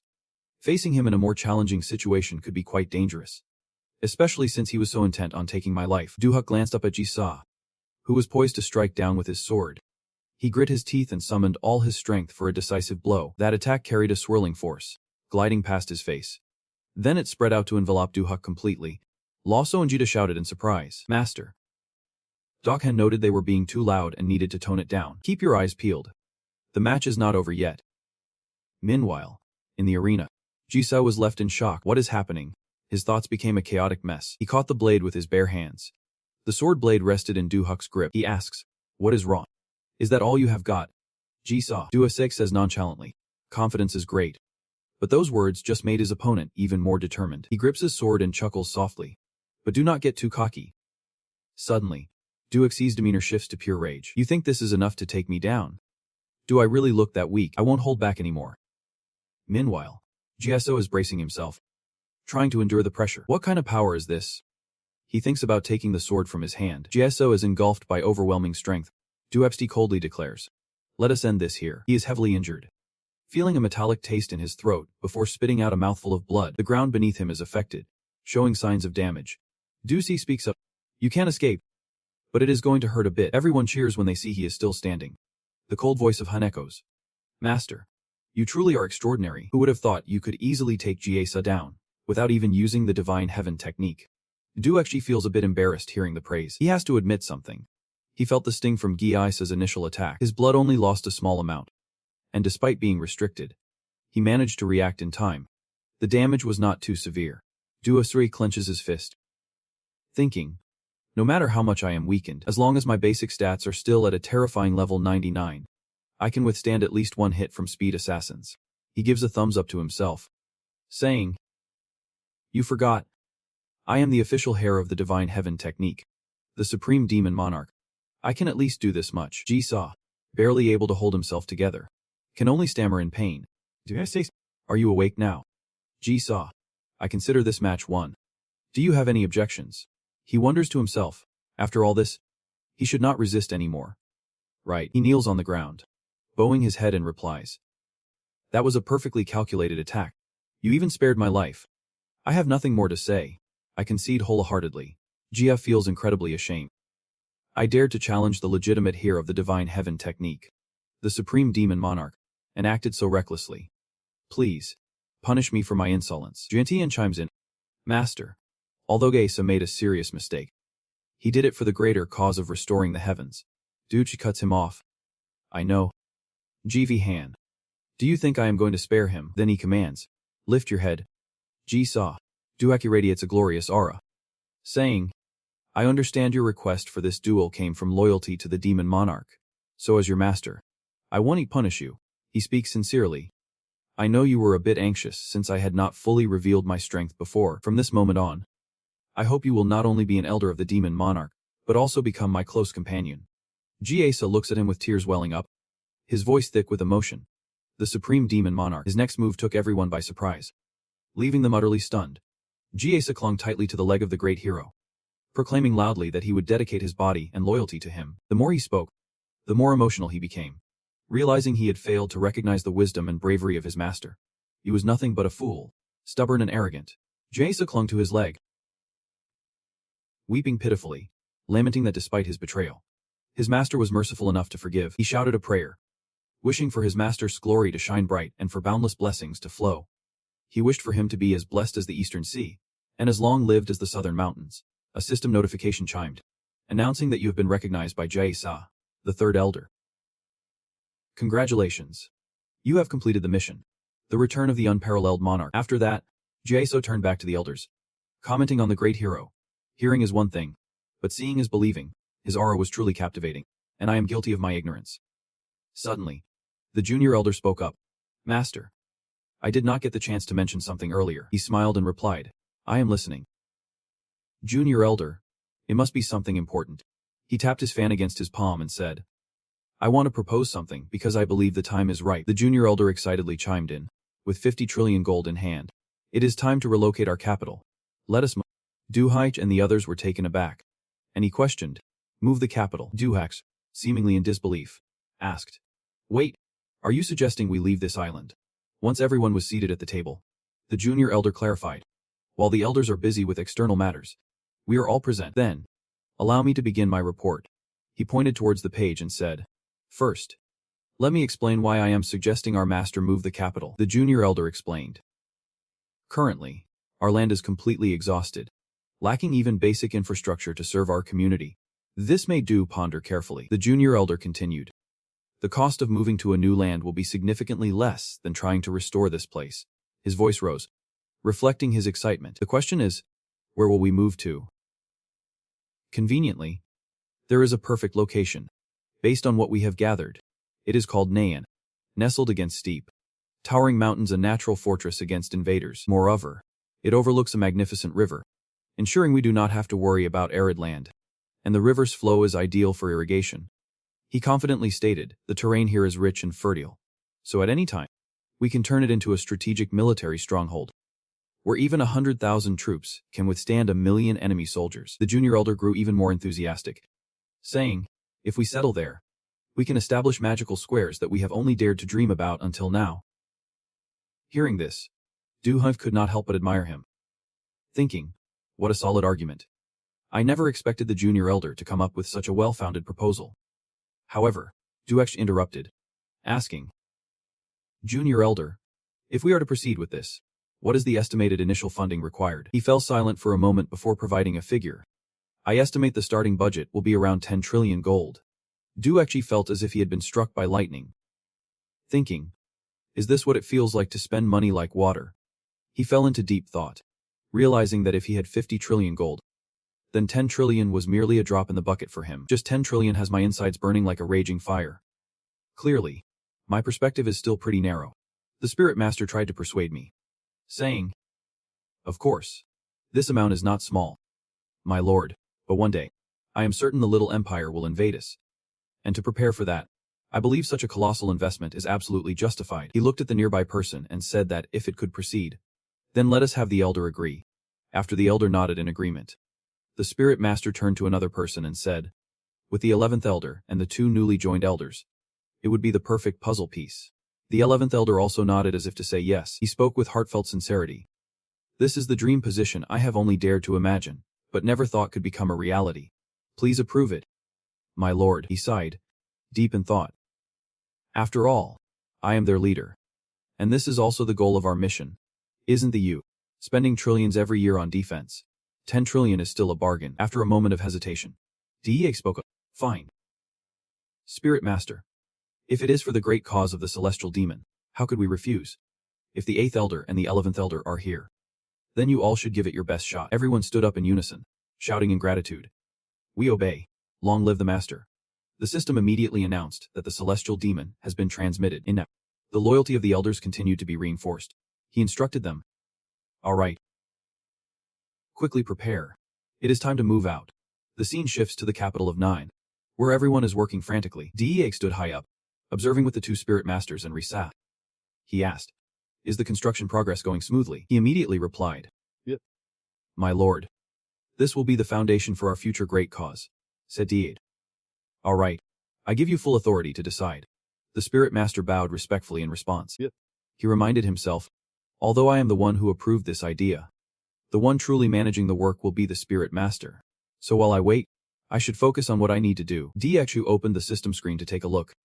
And the first thing that needs addressing is seeing the content inside. He mumbled. The mission reward for the return of the unparalleled monarch. Now I finally have time to check it closely. After finishing, Defect felt calmer. The final part of the mission requires me to battle Jessa. So the reward should match the level of Incest mission. Something like Darkstone or something similar. The system informed him of the first reward. You now have the authority to move the Supreme Altar. He puzzled over it, wondering, is this the reward? Turns out, that thing can't just be moved around casually from the start. The thing that looks like a bonfire. Dietrich was somewhat satisfied. Well, whatever. With this moving event, it seems this reward comes at just the right time.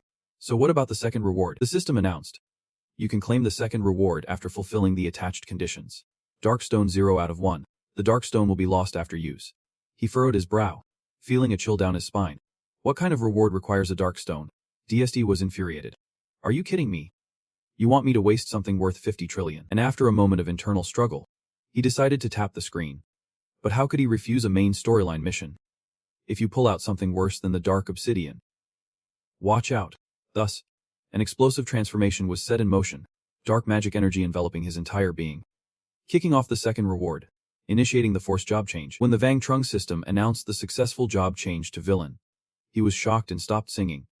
He Shiksai silently wondered if there had ever been a case where the title matched the job name. The two subordinates standing afar were terrified. Master. Lister covered his face in shock. The magical energy was truly terrifying. And Seftin was in a state of total worry. What kind of massive pressure was this? Master. Now. He understood.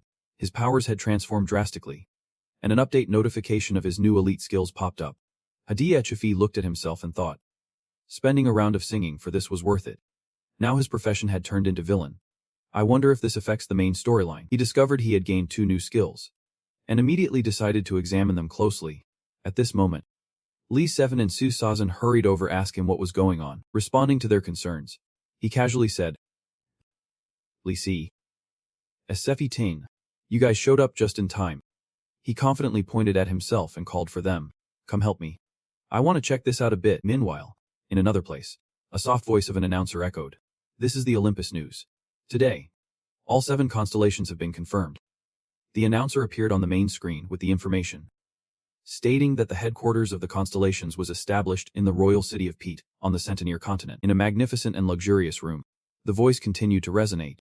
Their meeting was also happening today, in the royal city of Pete. It was held in the city hall, and the meeting went successfully. Aduosi sat in front of the computer screen, resting his chin in deep thought, wondering if the other side had finalized the constellation positions. It seemed like something was brewing around the Centennial continent of the Korean server. Did it have anything to do with him becoming a villain here? At this moment, he suddenly remembered. I was likely attending that meeting as well, and soon after, she burst into the room. Big brother. Hadueche asked directly. You are back. How was the meeting? I exclaimed it was awesome, but her expression was not very enthusiastic, stating that 5 out of the 7 constellations were Korean. To the point they did not even need the automatic translation system. She even revealed a secret, saying their levels were no joke. With some reaching over level 130 already. This is the first time I have met someone over level 100. You should probably be more careful. She warned. Hearing this, Enduasi immediately recalled his master's words. Levels and stats are everything. He wondered if these were the unofficial ranked players his master had mentioned before.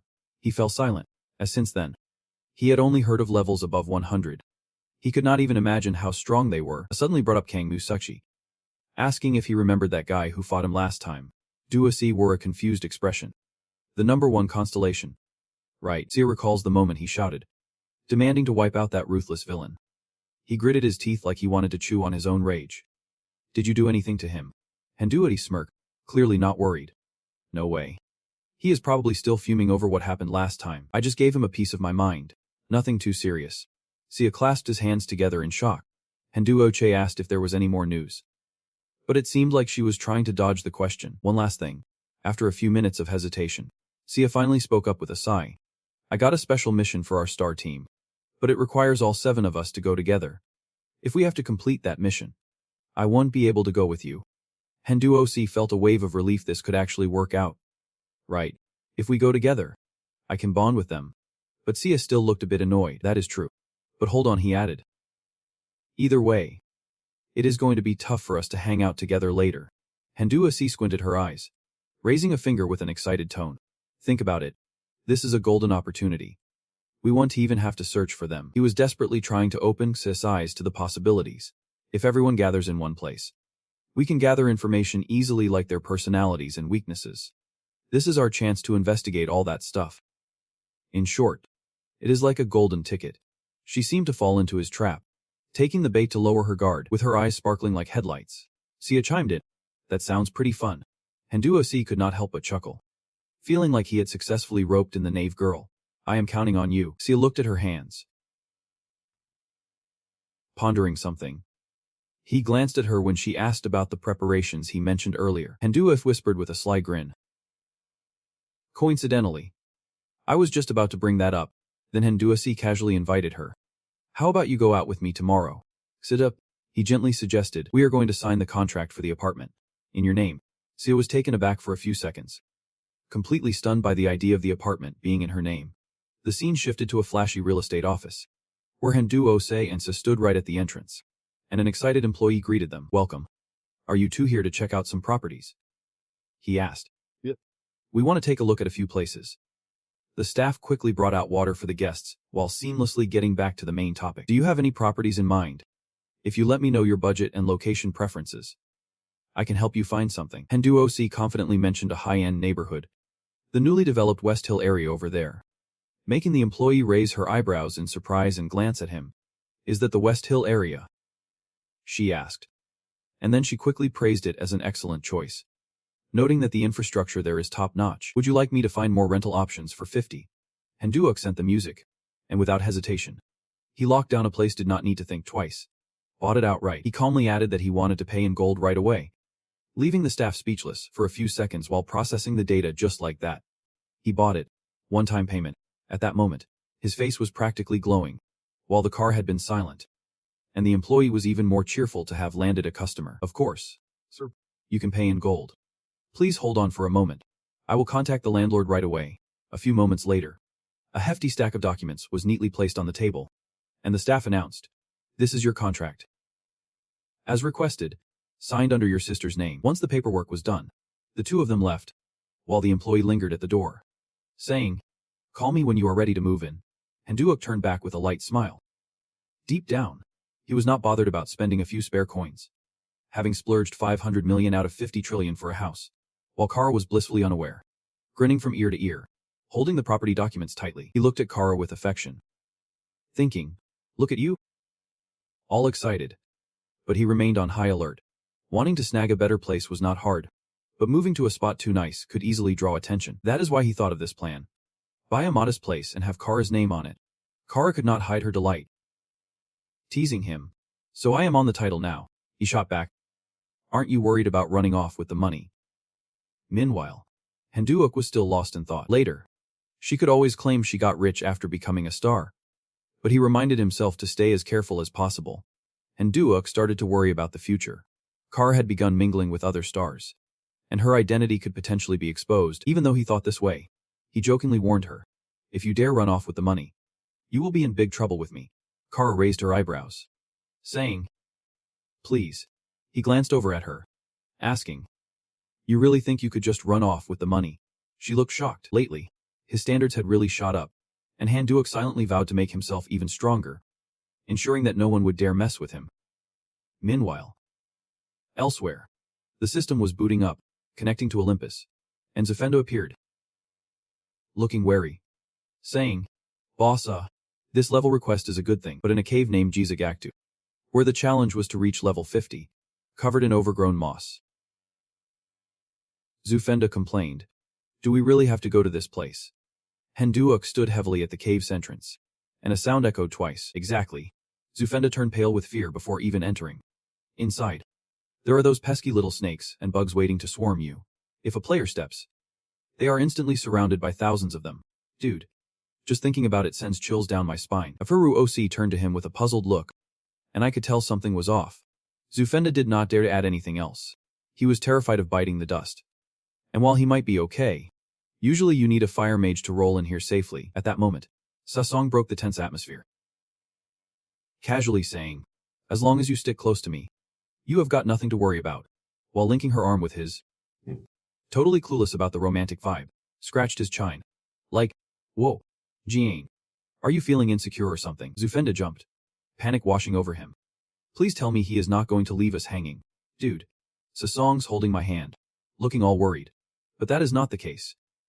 Meanwhile, he was totally focused on assessing everyone's skills. Chan Sasong had already hit level 50. And if we are talking speed, she is leveling up faster than a sports car. One of the fastest in the game. It hidden behind her was an endless army of power. That girl was only going to get stronger. Ahuruu stormed straight into the shop, realizing that when the constellations gathered to embark on their mission, time was of the essence. Yet, here was Sasong, just standing there asking him to play bodyguard. Zufenda jumped on board. "Big bro, I will do my best too." Just then, the system chimed in. "You are entering a dungeon. the ice fortress, and a swarm of black bugs with 6 legs and blood-red eyes came charging out. Someone boomed with authority. Mage team. Move out. And just like that, a wall of fire went up, incinerating those black bugs into ashes. Before they vanished, the bugs struggled, screeching in agony, but in the end, they did not stand a chance.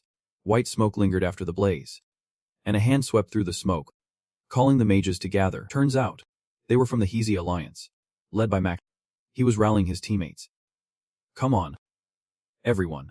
Let us farm together. Remember to watch for when the ants respawn. Macken grinned as he spotted a shimmering gem on the ground. Finally dropped. He picked it up, feeling a wave of relief. If this gem did not drop today, he did not know what he would do. Looks like he snagged one after all. Macken fiddled with the gem for a bit, reflecting on the unfairness he faced back at his old job in Nova. He had been pressured out for refusing to play office politics. Honestly, back then, he thought he was done for. At that moment, Macken felt lucky to have 2 subordinates who left their jobs to follow him, giving him the chance to be where he was today. Sure, he still had to pay half his monthly earnings to Nova for hunting rights, but living like this made him feel truly happy. Suddenly, someone shouted, "Leader, come quick. A player from the Dark Faction has shown up." Macken was shocked. The Dark Faction was entering the fray. The grand introduction of their leader was none other than Coco, wielding a massive gun shaped like an eagle, followed by Sasong wearing a devil mask. Rumor had it that her teammate was a spirit mage. Next up was Zufenda with those electric eyes, and finally Hanzuok with his intimidating presence. Someone suddenly yelled, "That is definitely the villain." Macken was taken aback by their arrival. Why would a villain show up here? He was sweating bullets, gripping his sword tightly, thinking, how am I supposed to fight him? Hanzuok sensed the tension in the air and decided to shake things up. If the enemy was not moving, neither were we. And Macken jumped in surprise. Then the entire alliance bowed deeply, paving the way to greet him. Macken spoke on behalf of the whole team, inviting him for a treat. "We have no intention of attacking you," Hanzuod, satisfied as he gestured. "All right, let us get to farming." Macken lifted his head, enlightened, and mentioned farming. He kindly warned them. "It seems like the ants are about to revive soon. Unless you have someone on your side who can use fire magic." But before Macken could finish his sentence, the little creature's mouth was watering. Its gaze was hungry, as if it had not eaten in years, sniffing out something delicious. The smell of the creature. Before they could even strategize, the little creature lunged forward like a rocket, spreading its wings with a piercing shriek. Hanzuok had no idea what had gotten into it. What was wrong with it? Zufenda was just as confused. "I do not know either." The little creature's cries echoed endlessly, and a member from the alliance called out, "Leader, if that thing keeps hunting ants like that," Macken quickly replied, "their revival rhythm will become chaotic and uncontrollable." He stood there, stunned by the sight, before finally saying, "Everyone, pack your things." The little creature was continuously making hunting moves from afar, its face showing an unprecedented delight, which made Macken realize today's hunt was doomed. In a different scene, atop a towering skyscraper, a soft yet mocking female voice rang out. "Me. I just watched that video you were in," she smirked teasingly. "Looks like you are about to get wrecked this time. What is your plan?" The overly arrogant guy chimed in. "One day you will wipe that dancer out." She laughed softly. "Really?" Then she coldly mocked. "Hope you can build something soon." Turns out she was the beast tamer Jujin, sitting cross-legged on the desk of the arrogant guy. She held his nameplate. "How embarrassing. Me. You are still the rising star of Nova, right?" A moment later, Jujin lost interest in playing around and seriously asked, "I heard you were lucky enough to secure the #1 constellation spot, right?" The arrogant guy nodded affirmatively. Yeah. "That is right." She rolled her eyes. "That is good, but you know, with your ability." Jujin smirked arrogantly.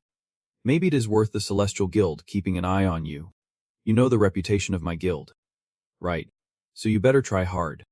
The arrogant guy feigned indifference, muttering a half-hearted thanks, but inside he was cursing Jujin out. This arrogant punk. Without the guild backing him, he would still be an undergrad at Viet High. The arrogant guy thought, one day I will make her eat her words. When Jujin suddenly remembered something, mentioning the new constellation, she glared at him. "I heard a nobody with no identity or background just got picked as a constellation, right?" The arrogant guy immediately responded. "You mean constellation #7. Jujin fumed, spitting out her words, making him warn her to cool it. But she was fixated on that constellation position, not caring about the rest. "How dare it become a constellation when I can't even get in? How does something so lame get to be a constellation? Are you really just going to leave it like that? You are still planning to let us car sit in this unfinished mess. Then slowly gather clues about her identity. In his mind, he thought everyone was part of the same constellation. So surely there would not be any conflict, at least not until they caught that vile villain. Jujin stood up, hands in her pockets, and said, "Just wait and see." Then, she turned around with a bloodthirsty expression, her chilly voice ringing out. She is not going to let those lowlifes climb all over her, and no one would even know if those bottom feeders suddenly got bold because of that in character. In another scene, a giant chicken foot descended with a piercing scream, and she savored the new flavor with a starter of black ants. But it seemed this dish was so terrible that it made her furious, and she ripped the ants in half. Haduok stood nearby, throwing shade at one of them. How boring. She was fired up with a fierce spirit and sharp eyes. Maka, who had been observing from the back, felt a chill run down his spine. We are in trouble now, no matter how strong our weapons are. But if we keep attacking randomly like this, we won't survive the relentless cycle of those ants. He thought of pulling back before it was too late. But suddenly, she did something bizarre, tilting her head back to the sky. Maka was taken aback. What the heck is she doing? Moments later, a deafening roar erupted. She spread her wings wide to assert dominance, and the black ants instantly panicked. Haduok stood there frozen. What the hell was that?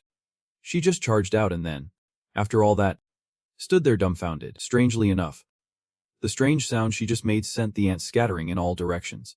Maka scratched his head from afar in amazement. That was impressive. Is that some kind of special skill? Looks like she is pretty strong. The two teammates behind him had their jaws dropped in shock. He was puzzled. Why was he yelling at her? That villain really is hard to please. Although she managed to pull off a little victory, she still had to lie on the ground and take the hit, while he yelled and playfully punched her. Who asked you to be so cold? Do you even know they are all walking money bags? Afterward, feeling frustrated, she was still planning to create some more insect vibes. She gave a pitiful look, weakly spoke, and tried to lift her wings to point inside. Hadu felt a sudden pang of worry, poking her cheek. Are you saying there is something in there? Did I miss something? She just replied with a vague sound. At that moment, Maka suddenly stepped in and said, Excuse me. Can I say something here? He turned to ask, What is it? He started explaining, based on my observations. Perhaps the thing you are pointing at leads to a specific place. And I think that is the secret path located to the west of this Jiza Gato cave. Even Fenda standing beside him crossed her arms, sulking. There is definitely some flattery going on here. Hadu probed further. Secret path. Like a shortcut or something, Maka replied. Yep. That area is named that way. He continued to provide useful information. I am sure you all know. The Jiza Gato dungeon is divided into 5 sections, and the secret path is one of them. Now he is starting to guess that Maka's identity is the leader of some alliance that knows this area well. So he suggested, let us stick together until I get familiar with the way around here. I will share half of the reward with you guys. Makan waved his hands dismissively, saying he did not need that. How could I dare to demand such treatment? He patted his head and expressed, we only take what we can hunt. With someone as strong as you leading, we are already grateful. Deep down he understood the truth. People get greedy for money, and birds get greedy for food. Thus, under the cooperation of both sides, led by her, there were no disputes. As we approached, Mekan announced, it is just ahead.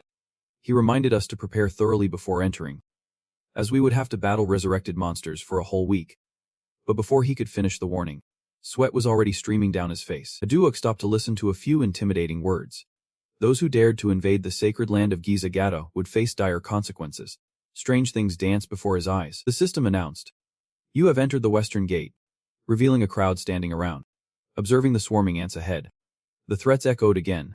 There is only one way out of here, and that is by flying thin. Two teammates embraced Macon like a drying tree, his face turning purple. Oh my. It turns out they were not running away earlier, but gathering here, and just as everyone was bewildered, her voice screeched. She took a deep breath and then dashed off like a crazy person on a hunt. The girl, annoyed, unleashed her fury on them. Those pesky little worms, daring to challenge her. The alliance with Jiza is about to break, and everyone's frozen in shock. After everything calmed down, he kept his cool. But one look at his pet and he lost it. The system congratulated him for activating a skill, while the girl's voice roared. Her eyes sharp as daggers, she was busy launching a full-on assault. Then came the notification windows. You have taken down the burrowing ants and centipedes. But she was not done yet, spitting out the spoils. You could feel her intense desire. And at her feet, A few glimmering red stones caught the light. Her skill had activated, and it left her a bit stunned. Her eyes lit up like headlights, emotions swirling inside her. This treasure. This is truly fit for a monarch. Just when she was dancing with joy, Zufenda swooped in and snatched everything clean. By the time she came back to her senses, the magic stones had vanished without a trace. Zufenda knelt with one knee, offering the spoils to her comrades. Big bro. I gathered these stones super quick. Give me some praise. The girl rolled her eyes, took them, then casually complimented Zufenda. Well done. You are really on top of your game, she said with a cheeky grin. Don't you worry. I will make sure not to miss a single gem. At that moment, her voice rose in anger, and Zufenda turned back. Confused, her eyes blazed with fiery rage, her whole body radiating a dominating aura, leaving Zufenda to just chuckle awkwardly. It looked like he was scared, but as soon as he opened his mouth, he shot back with a smirk. I took the gems that dropped from the monsters. So you are mad about it? She was fuming, and Zufenda kept poking the bear. But what could he do? As the #1 pet of the big bro, I should be offering these to him. Right. That drove her wild. I am the cooler pet here. Zufenda pretended not to hear, laughing as she jumped up and down, declaring, I am #1. She did not care if she was making a scene. Everyone was just in awe. Every day we go hunting, and just snagging a single gem is a reason to celebrate. But his teammates cut him off. Leader. The monsters are gathering, but he was the first to spot it. They revealed a path we have never seen before. Just then, the system chimed in, announcing that a fragment had been discovered, and both him and the girl stood frozen in place. From the pitch-black cave, two strange lights glimmered, and the system chimed with congratulations. You have discovered a new passage. Thousands of ants were peeking out from the cave.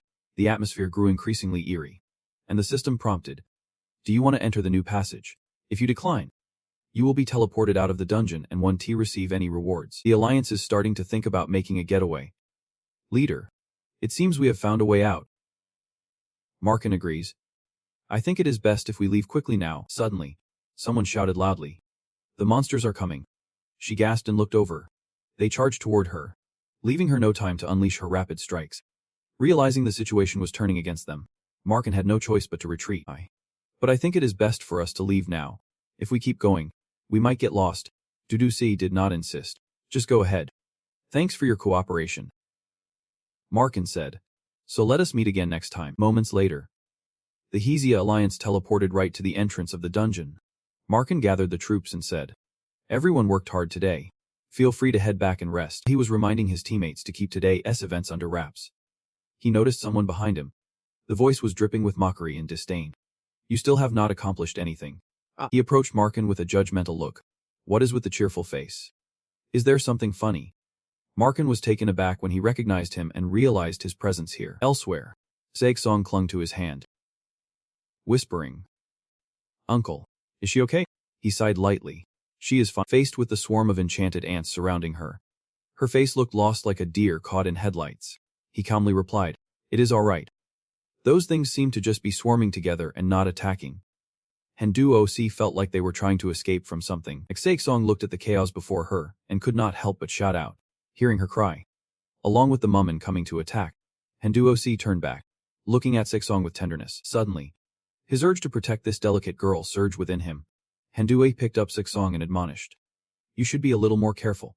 Even Dufenda beside him felt a twinge of jealousy. Henduoc immediately asked, Dufenda, are the defensive spells all right? She squinted and replied, I still have my brother's book. Nothing to worry about. These stinky ants are nothing. After saying that, Dufenda turned to ask what was wrong with Majiane. Focus up. When Saeksong was singled out, she appeared determined. Suddenly, Hendues had a new idea. Ready to use the soul binding technique. Let me try this here. Without hesitation, he activated the skill. Dark shadows flickered behind him. His eyes filled with excitement. You have just unlocked the spatial binding. Dufenda was overwhelmed. The energy is too rich. Moments later, his entire body was enveloped in a layer of black mist. What is this? Brother. A kind of transformation door. While Dufenda was still stunned, a wicked smile spread across his face as he successfully unlocked the spatial binding. He silently analyzed. The spatial binding skill creates a realm where the powers of the wicked are maximized.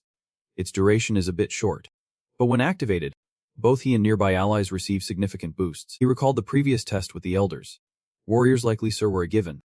Even the politically inclined elders like C-Teen showed extraordinary effects. Haduafi smiled confidently. Countless strategies flooded his mind.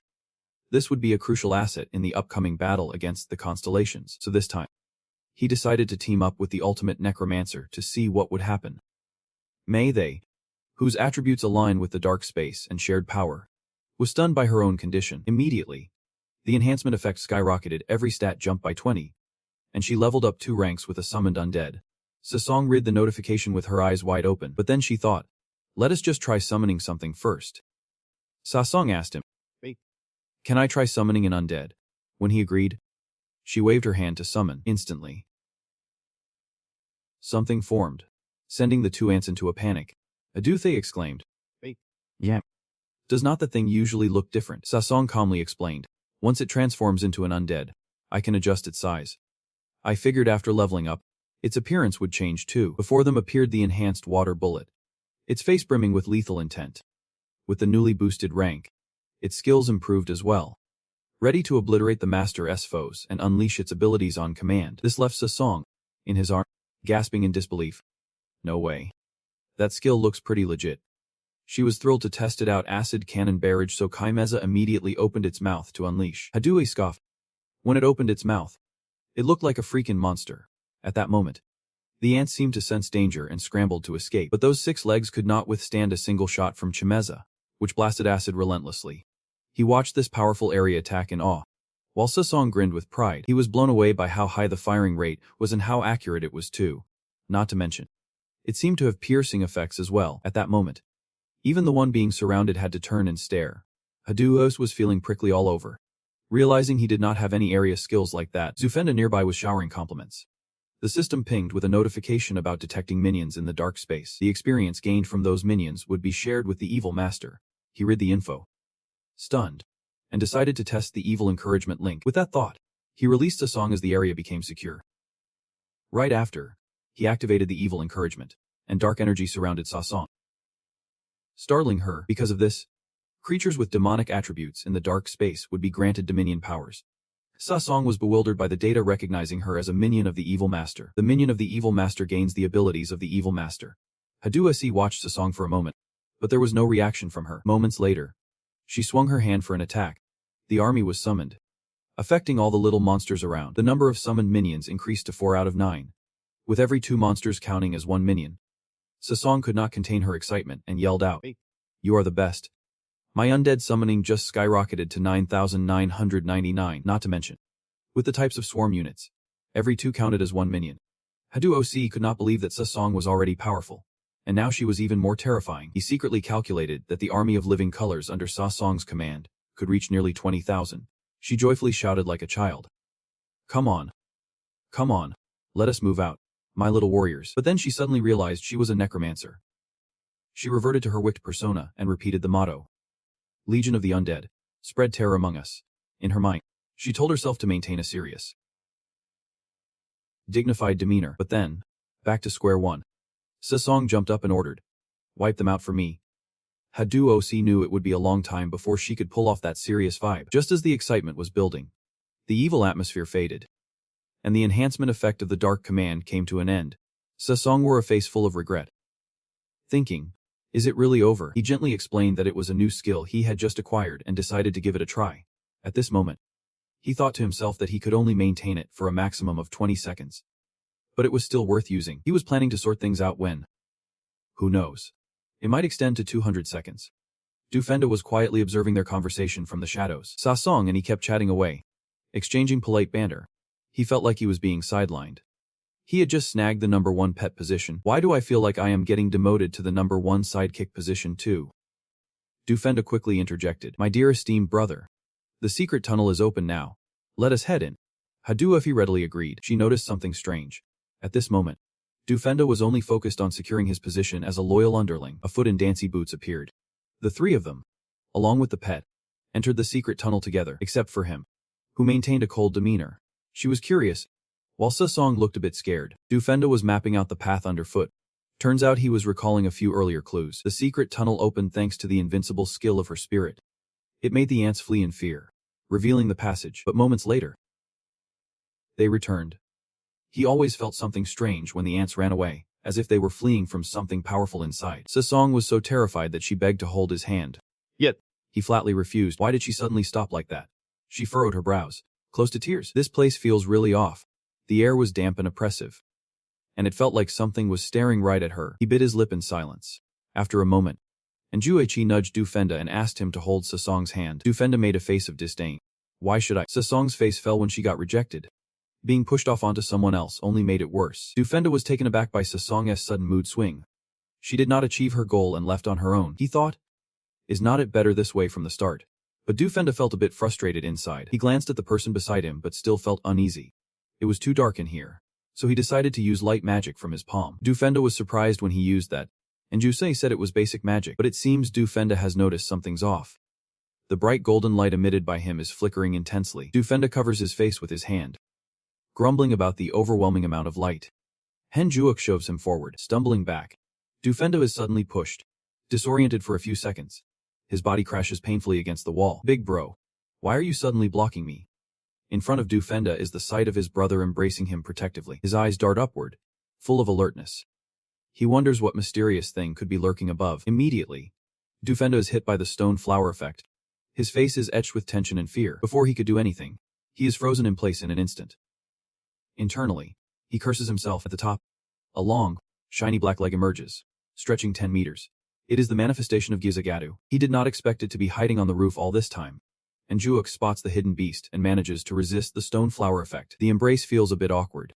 His friend reminds her not to move. Just looking up could turn you to stone. Information flashes through his mind. This dungeon has been waiting to be discovered since 80 years ago. No monster has ever appeared inside before, and now we are the unlucky ones to encounter it. He looks at the manifestation of Gizagata and guesses its true form is somewhere else. This monster is interesting. The manifestation immediately attacks with its beak. He realizes it is not affected. Its level is also 79, so they must be from different systems. But he notices it completely ignores her. She is furious. How dare you ignore me? Feeling disrespected, she charges in with rage. You little punk, get over here. The leg, annoyed, opens wide to snap at her. She is suddenly struck with fear, losing all her bravado. Luckily, he leaped in just in time. Roaring, you better behave yourself. The leg shifts its gaze elsewhere. Startled, retracting its beak, Du Fenda, turned to stone, is trembling. He sees the leg targeting him. He cries out for help. Big bro. Instantly, a golden spear descends. He stands heroically, blocking the vicious leg with his own fierce eyes. With one punch using his ultimate skill, he sends the leg to the other side. Hanjuuk catches his breath. He thought it was going to be tough. Who knew a single hit would take it down? There was a bit of a cost, though. The stone effect was lifted. Du Fenda laughs like a clown. Big bro is not the type to fight without knowing he will win. I was just worrying for nothing. He thinks to himself, I need to trust him more. The leg slowly disappears. He lands softly on the ground. His reward for defeating Jezagata's manifestation is its skin. Not much. Really? She pouts, steaming with frustration. Du Fenda happily runs over, and Juokik is surprised he managed to take it down in one go. She said I could not bring it back to life because it was just an avatar. He replied, exactly. She laughed and said, if only I could turn it into a real body. Right.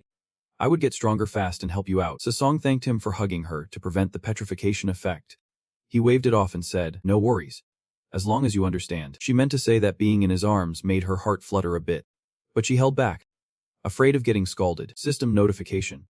A part of the dungeon has been completed. If you return to the dungeon within the next 36 hours, a hidden quest will be added. He thought maybe the intermediate quest would lead to the main story. Watching Fendo enjoy touching the avatar's skin made him think it might be a clue for the next mission, and the real reward would be given after defeating the monster's true form. Hanzuok realized this was worth a shot. After that, he advised everyone to go back and rest, with 36 hours to spare. They would regroup later. Hanzuok returned feeling exhausted. His stomach growled with hunger. Sia shouted anxiously, are you done? Big bro. Hanzu replied, Yeah. He stepped out to take a breather, but then he noticed Sia seemed to be crying. Her eyes were red and puffy. Yep. No way. He snapped. Annoyed, don't hide it. Tell me right now. Sia tried to dodge. It is nothing. The more Sia tried to hide it, the more Hanzu-uk pressed her. Really? You were at the star gathering today? Right. I am dying to know what happened there. Sia hesitated, not ready to share, but in the end, she opened up. They told me not to stick my nose into things, that I am just a no-name loser. At that moment, Sia felt so low. She was seen as lucky to even hold a spot in the gathering, so I just had to keep my mouth shut and let them talk. Hanzuok frowned. Who said that? But Sia buried her face in her hands. Looking gloomy. I do not know their gaming nicknames. I just know they are part of the gathering. She felt sad because besides her, everyone else knew each other, including some real jerks. I am really upset. Why do they call us losers? Isn't it enough that if you are not a nobility, you are considered a loser? Is just being normal a crime? She felt utterly ashamed. Never before had she been embarrassed by her background. Hanzuok silently watched Sakurai, seeing how they looked down on her origins. Maybe most of the gatherers were from new noble families, like the Nova Alliance. For instance, they were the elites and newly risen aristocrats after Olympus appeared. His fists clenched in frustration, although he had anticipated things would turn out like this. They had gone too far already. How dare they look down on and hurt others, just because they lack money or support? I am furious that they have crossed the line. What gives them the right? Hanzu Australis gently pats his head to comfort him. I did not do anything wrong. The real villains are those scumbags. His voice suddenly grew stronger. Brother will punish each one of them, making them too scared to even shout again. Hanzu Australis quietly plots to tear them apart. Not long after, Hanzu Australis returned to Olympus. He was still upset about his situation, but kept a cool demeanor with his teammates. Is everyone doing okay? As soon as they saw him, they quickly reported that someone was looking for him. Hanzu Australis had a feeling the person in front of him was the leader of the alliance from before. Macon hesitantly brought up what happened after they left the dungeon. At that moment, Kang Mooksuk showed up with a mocking tone on his cheerful face. Is there something funny going on? Macon was absolutely shocked. He was acting all high and mighty, with arms crossed. He acted like he was bestowing blessings. My boyfriend used to work for Nova, so I am giving you the right to hunt here. So you are the one who has been living off others' scraps? Kang Mooksuk interrogated. You think we would leave such a prime hunting ground just for fun? Let me tell you something. Every hunting ground owned by Nova is under our strict supervision. But I did not expect you would just stand there and watch that guy, the one we have already issued a purge order for, thanks to casually wandering around. Macon was so flustered he stumbled over his words. That is not how it is. Kang Mooksuk leaned closer to Macon, loudly declaring, don't even dream of entering the Jagged dungeon again. And from now on, you are banned from hunting in any dungeon owned by Nova. Then he pinned the charge of treason against Nova on the Hezi Alliance. And there will be no forgiveness. As he said this, Macon choked up, since he had already offended Nova. We have decided to disband the alliance. After hearing that, the members of the Hezi Alliance left. Now, Macon was all alone, desperately trying to figure out how to start over. But it felt hopeless. Everything around him seemed completely insane. Macon lamented that no alliance was willing to share missions or let him use the hunting grounds. Hanzu Australis listened and understood the situation. I bet they have planted spies inside. What are those scumbags at Nova even thinking? Hanzu Australis looked at Macon, who was looking dejected, and felt even angrier. How dare they call this treason against Nova? Isn't he that noble title enough for them? They are trying to act like kings. He felt that this represented Nova's viewpoint, or that Kang Mooksuk was just acting on his own. Hanzu acted this way because he truly believed he was noble. The image of Kang Mooksuk looking down on the world with disdain appeared after he became a constellation. Hanzu treated those around him like animals, commanding them as if they were just there to follow his orders. Hanzu Australis sighed, knowing he had to deal with him. There was no other way. He decided to temporarily let Markin take on the dungeon conquest. Hearing this, his mood immediately lifted. But he reminded Markan to keep himself safe when he could. He happily agreed. Hanzu from Australia came back to scout. It must be urgent for him to reach out to me like this. Markin wistfully mentioned worrying about his daughter's college tuition. He hung his head because he had poured all his severance pay into building the alliance, plus the investment for business expansion. He boldly asked if he could get a ruby or sapphire while conquering the dungeon. Hanzu thought it was a huge deal and immediately agreed. Markin felt a bit awkward when he agreed so easily. He even told him not to worry. It was just a ruby after all. Suddenly, he turned back to announce, but remember, Markin, I might need you for political purposes later on. Markin was left puzzled, not knowing what that meant. But later, he realized that the goal of this ruthless man was to confront the alliances directly. He would use himself as a tool to strike at Nova in this political chess game. This is a gamble. But if I have got hold of this lifeline with this ruthless man, then I guess I will stick with it till the end. In his mind, Markin interpreted the ruby and the implications behind his words. Maybe he said that because he did not want me to see any trouble. A ruby is not just some junk from the market. Just when things were looking up, his aunt started yelling again. Markin froze, staring in shock. She used a quick spell to get rid of the pesky bugs in an instant. It seemed she had not learned from her last experience. And she laughed triumphantly. Zufenda was lurking behind, snagging some rubies. He smoothly used his teleportation skills, rolling and gathering all the rubies in no time. Markin watched all of this unfold in just a few seconds and was blown away. Can rubies really be that common by now? All the rubies had been collected by Zufenda and handed right to him. His aunt was in a frenzy. But it did not matter. Hanzu asked his aunt about turning one ruby into two. Markin's mind was in chaos after seeing it with his own eyes last time. He still could not believe there were this many. He even doubted it was just luck. Looking at the people in front of him, Markin told himself, maybe it is just a coincidence that he is really lucky today. Soon after, a new passage appeared on the wall. Hanzu shouted, "The entrance is opening again." A moment later, the avatar of Gizagata reappeared. It opened its mouth, threatening with its fangs. Markin looked at it, his face paling. He never expected such a huge monster to be in this dungeon. He stayed calm, cracking his neck. "It is just an avatar." Then he warned Markin to keep his distance to avoid danger. While Markin panicked, he charged ahead alone, and moments later, Markin was awestruck as he witnessed a single blow take down the monster, delivered by him.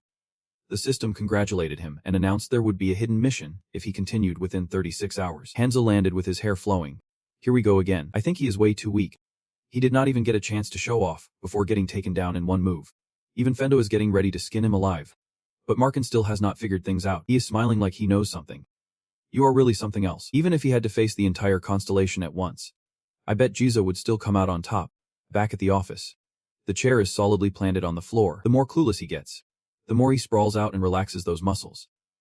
He never thought he would get called out for these little kid games. Unclosed his eyes and sighed in frustration. I am just dealing with a useless alliance to set an example. And yet, at that moment, the clueless one seriously asked, "Clueless guy, I heard you crushed a small alliance today." An immediately confessed, "Yeah, I admit." Grandpa. He frowned at him. "I have seen the news. This time you have gone too far." Kid. Han did not argue back. "I feel the same way." The clueless guy coldly reminded him, public opinion is easily manipulated. But it can also be easily stirred up. You need to keep that in mind and work with restraint. Or they will hold a grudge against Nova. Even if you are the farm owner. Acting like a tyrant will get you condemned. He advised Hen to balance being tough and gentle. That is a principle you can forget, and do not take the wicked too lightly. On the surface, Hun pretended to understand. But inside he was boiling with anger. Why should I care about the feelings of those lowlifes who do not have any status? Hun thought to himself. Sneering, Grandpa is getting more senile as he ages. Back in the day, he was much stricter. Maybe he has softened a lot since Dad passed away. Lost in thought. Someone called for him. Thurni Hasai. After getting permission, he walked in to report on the investigation results Anne had commissioned. After several inquiries, he looked into the assets of civilians worth over 500 million. Young people buying cars and houses worth no more than 300 million without needing loans. Then Kara was called out specifically. He guessed that, given the circumstances, the chances are high that after becoming constellation number 7, she got lucky and made enough to buy a house. The clueless guy also started to suspect. Unrealized he was right about the investigation. He rested his chin on his hand. Pondering the purpose of this investigation was to track down the twisted criminal. He stamped down his identity meticulously. That bastard must be more cautious than I thought. The clueless guy sat up straight. He figured this information was not that useful. Not realizing it was the key to finding the criminal's whereabouts. The investigator suggested the location of constellation number 7. He was surprised by this idea. He calculated how to turn constellation number 7 into a pawn for Nova. Since Kare is a civilian, he figured if Nova had their back, Kara would be thrilled. Plus, Nova owning 2 constellations would definitely improve their public image. The clueless guy listened to the proposal and fell silent in thought. He began to find this idea intriguing. A sinister look crossed his face. He demanded more details. In the damp, pitch-black cave, Macken's deep voice echoed. From here, we are in the southern part of the cave, known as the cave's brink. He explained in detail while giving a gentle reminder. Watch your step. One wrong move and you could fall off the edge. Right here, standing at the edge of the deep abyss. Macken estimated that the cliff height was around 70 meters. He also revealed that Nova had once sent an expedition down there, but the entire team vanished without a trace. Since then, exploring this area has been off limits. Macken mentioned that there is no need to go down below to complete the dungeon mission. No one bothers trying, but he had other thoughts. Perhaps, according to the game setup, we would encounter Jiza Gadon's avatar if we went down there. He glanced over at Coco, who was busy with her pouch, while Zafenda waited for directions. He understood that since it was not an official quest, there was no reason to provoke it. Besides, hunting the insect monsters would be enough to ensure a steady and easy supply of crimson stones. He decided to take a completely opposite direction and invited Coco to go down and hunt monsters at the bottom of the abyss. After that, he thanked Macken for helping him find the way easily. Macken just replied casually, his eyes fixed on Coco. Seeing Coco sulking, he did not expect that this time crimson stones would drop from the monsters Coco hunted. Normally, it took him a month to get one. Yet today he saw so many. At that moment, Macken realized this was not merely luck. That bird probably had some special skill that increased the drop rate of items. While one pair was chatting about avatars, two others were teasing each other with the bird. Macken remained quietly thoughtful. He praised Coco as an incredible pet. The bounty for catching one like her must be in the hundreds of billions. Macken was not sure if the beast tamer Dudin could catch her. The whole group was riding on Coco, soaring through the night at a terrifying speed. Sasong hesitantly asked if she could join the fight this time. Henduok was a bit surprised. She said she would been itching to unleash her power for about 2,000 matches, but had not had the chance. He agreed to let her take the lead this time. Hearing that, she immediately got excited, confident this time she would prove her worth. Suddenly, Coco let out a cry, and he wondered if it was too dark for her to see anything. Henduok then focused his magic in his hands, and Zafenda panicked, trying to intervene but failed. A flash of golden light erupted, and Zafenda smiled proudly, his aura as dazzling as ever. Suddenly, Coco shifted slightly, causing Zufenda to lose his balance. He fell back in shock. A moment later, he regained his composure and screamed for help, but it was too late. Zufenda fell straight into Jiza Gatton's avatar. He promised to reconnect after 48 hours. As the monster's jaws closed, Zufenda's voice echoed in the air. "Don't forget me, little bro Zufenda." His last words came just as he was gone, off to meet his ancestors in reality. He realized it was just Jiza Gatton's avatar. His face turned pale. Meanwhile, he felt a surge of confidence alongside Coco. Later, he turned to ask her if she was intentionally swaying just now. She froze for a moment, stuttering out a few words. He already knew the answer but still warned her that if he found out it was on purpose, she should brace herself for a punishment. She was left speechless and terrified. After a moment of anticipation, Zufenda would manage to come back on her own. For now, they had to face Jiza Gatto's transformation first. She used her disguise to kick off the game. He also opened the dark space and encouraged her to experiment with evil. It seemed like Macken was still worried since Zufenda was already struggling. He was anxious about handling everything alone, but when she loudly summoned, "Arise, O Legion of Spirits," Macken's mind could not keep up. He was left astonished as he transformed into a spirit master. The monsters in the dungeon had been turned into living corpses by the girl. As Macken observed the Legion, he noticed the difference. They were bigger and stronger than the usual ones. He suspected they had been enhanced. As he scanned the area, Macken's hair stood on end at the overwhelming number. It could be around 4,000 of them. He had never heard of a spirit master with such power before. She confidently raised her hand with a cold expression, applying the random transformation effect of the dark space. That is why something unexpected happened. A considerable number of summoned creatures evolved. Their size rapidly increased, becoming more savage.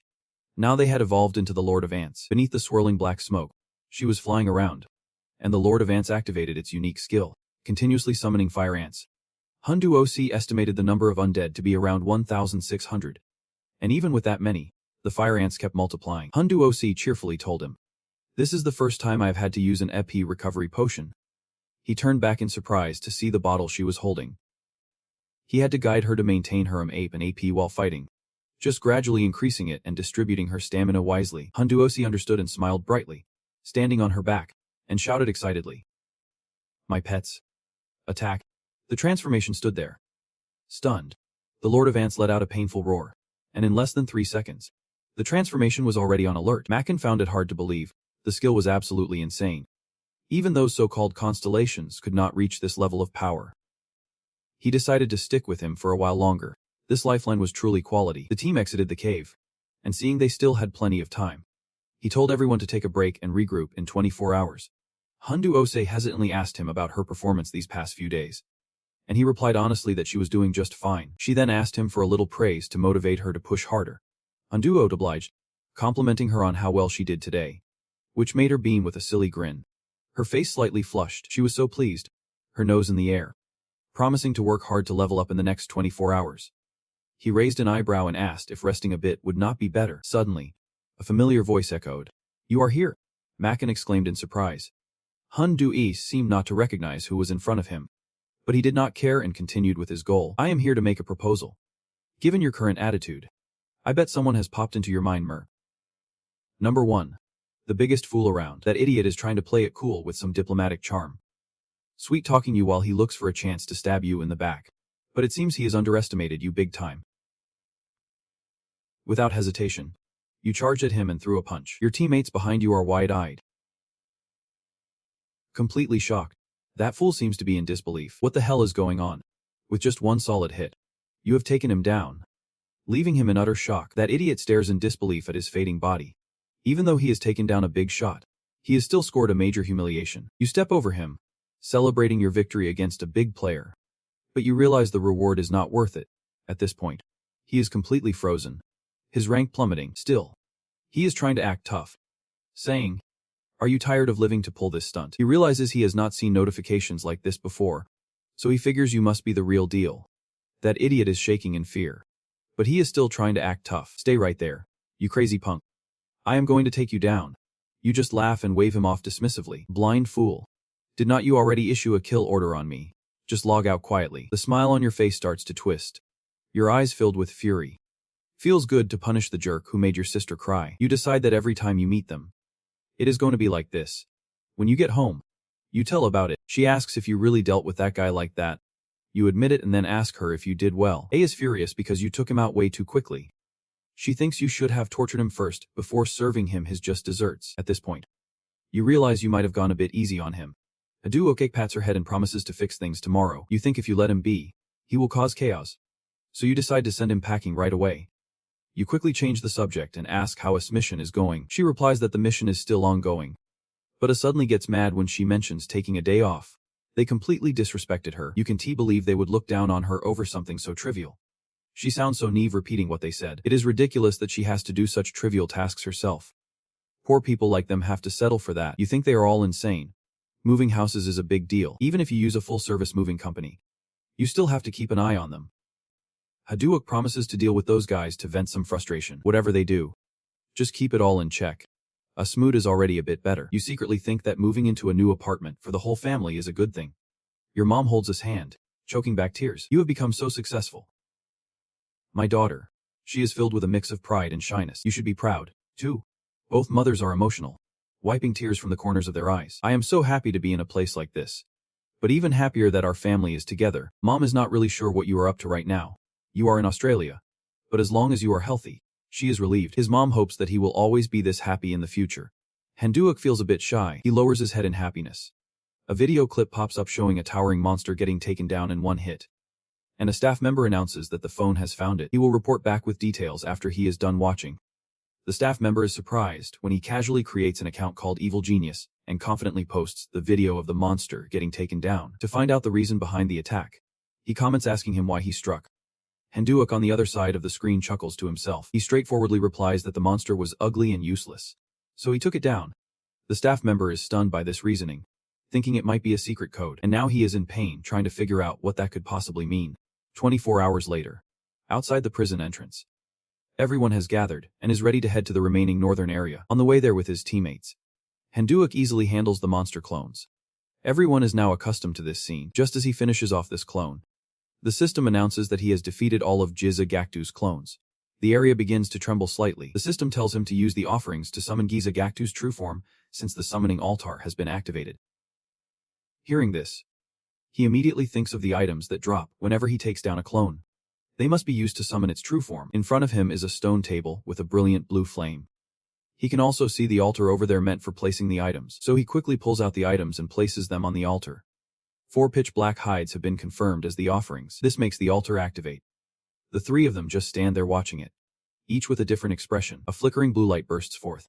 From the altar erupts a blinding pillar of light. The hidden boss, Giza Gaktu, is preparing to descend, and Duok smiles in anticipation because the true form is finally showing its face. Sao seems a bit worried, while Maken looks dizzy-eyed. Moments later, the hidden boss that had never been revealed appears with terrifying, eerie green eyes. Its gigantic hands are adorned with gold. The boss raid, Giza Gaktu, has begun. The system alerts all players that Giza Gaktu is an extremely fierce monster. It starts the battle with a petrifying skill. Immediately, the players' bodies are affected. Maken stands frozen in a weird pose. While he is unaffected, he realizes this is a wide area petrification skill. Even the girl is affected, so it must be pretty powerful. Suddenly, Sasong jumps, requesting to join the fight. Handuok is quite surprised that Sasong is not affected. She looks at him with a puzzled expression. What do you mean by that? He replies that it is nothing. In his mind, he thinks that Sasong can even feel the petrification effect. Handuok looks at her with suspicion. Her stats are insane, but sometimes when fighting, she still seems a bit clueless. He wonders if he should call her a genius or an idiot, and then Sasong looks at him with bright, Sparkling eyes. He immediately guesses her intent to take down the true form and turn it into a living being after a moment of deep thought. He still decided to let her stand back. Sao was momentarily stunned. To keep Sa from feeling down, he suggested he would give it a try first. Hanzu focused energy in the palm of his hand. First, I want to see what it can do. Then he unleashed a powerful kick to gauge its strength. The main body was not weak either. It snarled with bared teeth and fierce eyes. He was startled to discover its effect could slow down even his attacks. He switched to a finishing move, gathering strength behind him in a battle stance. It must not be just some low-tier bot. In the blink of an eye, he jumped in to engage. The main body had to widen its eyes at this lightning-fast speed. Then it shifted to a deadly toxic attack. The main body exhaled a large cloud of poisonous gas towards him. Although the attack was incredibly strong and toxic, he still pressed forward. Next, he reinforced his defense magic. He had successfully resisted the opponent's technique, but in the end, his body still felt the effects of petrification. The punch in his hand continued to glow ominously. He realized it had focused its petrification on him alone. Behind him, he successfully resisted the petrification effect. Determined, he aimed a powerful strike at the main body. Your tricks are pointless now. It does not have any effect on me at all. He mocked it for being too weak, struggling with every single blow. Just as he finished speaking, a burst of light exploded. The system congratulated him for defeating the main body. It turned out that at that moment, the main body was flying apart. Hanzo landed softly. He received praise from the system for taking down a fierce bot. As a result, he leveled up to level 57. Along with a massive amount of experience points. He was thrilled because the main body was still intact. With this win, he unlocked the Mind's Eye and Evil Spirit skills. Earlier, not having target assessment or area attack skills was really frustrating. The system notified him he earned 3 evil points. He received other bonus rewards like tears, poison essence, and Jizagacha's essence. He was still busy recalling its undead form. Meken and he exchanged a few friendly words. From now on, things would be much easier. Successful conquest. He and his teammates joyfully left the dark dungeon. Kang Mu appeared again with a smug look on his face. You are here. He was surprised that the guy had the guts to show up in front of him, especially after he had just taken him down yesterday. At this moment, Kang Mu's attitude suddenly softened. I am here to make a proposal that is totally beneficial for you. He silently guessed what he wanted, and figured he was looking to make some sort of deal. But inside, he felt nothing but hatred for daring to show his face again. Not just this guy, but all the other stars deserved to be wiped out. And then he used him to test his Mind's Eye skill. He ignored him as he leaped, directly bypassing him. He discovered something. His body was covered in defensive magical items, from common spells to one-time use magic districts. He rubbed his neck, pressing his face in reluctant disbelief. I could still see his mana flow. Looks like he is ready to strike if necessary. In the end, he sighed and agreed to his terms, thinking it was just a verbal spar. But out of nowhere, he hit him hard. I jumped back in shock. He did not have time to recover, taking the full brunt of the blow. Followed by a furious scream, Haru looked surprised that he could take a hit, not backing down. The more he struggled, the angrier he got. That shameless bastard. I made the offer myself, and you dare. Then he pulled out a piece of paper, holding it up in front of me as a threat. Watch yourself. But before he could say anything, he gasped in fear. What the hell is this? His feet were swarmed by a horde of ants. It seemed their appearance was a summoning gone wrong. I praised her for a job well done. Meanwhile, the situation for him was looking grim. Haru smiled dangerously. Hold on. Let him have it. A summoning that raises questions. His face turned pale as the ants held him down. That is when I explained the situation. If you fall, your evil points will skyrocket. The more points, the more trouble you attract. So let me finish him off. A smirk crossed my face. She complimented me for having a warm heart, paying attention to every detail like a caring king. Just like that, before he could refute, I sent him flying out of the game. He was furious and screamed, "What do you really want? Do you have some power against me?" I shot him a dismissive glare. Haven't you seen what I posted yesterday? Hanzu looked straight at him without a hint of hesitation. I do not need any power against you. I do not like you because you are ugly. That is it. He looked like he would been struck by lightning. Suddenly, laughter echoed from above. I looked up to see a monster carrying someone. What now? These guys do not know the meaning of personal space. The buzzing sound was fading. A proud voice rang out. I have heard the name for a while. Finally meeting you today. You have got a bit of skill. Hanzu frowned. It seemed he recognized who it was. She jumped down from her pet. I remembered seeing her several times before. Her voice rose again, dripping with mockery and disdain. I can't believe the Nova director got beaten down like this. You are quite the character. She bluntly criticized Nova for lacking real power. Hanzu spoke up haughtily. If you agree to work for me, I will spare your life. Seeing her puffing up like that, I just scoffed. Seriously? Is something wrong with her outfit? Hanzo glided past the wanderer. No matter how she tried to act, she was barely in her 20s. She exuded such confidence. Could it be that she is involved in some special profession? Thinking this, He suddenly remembered. She appeared. She sent a given. He casually asked, could she be a beast tamer?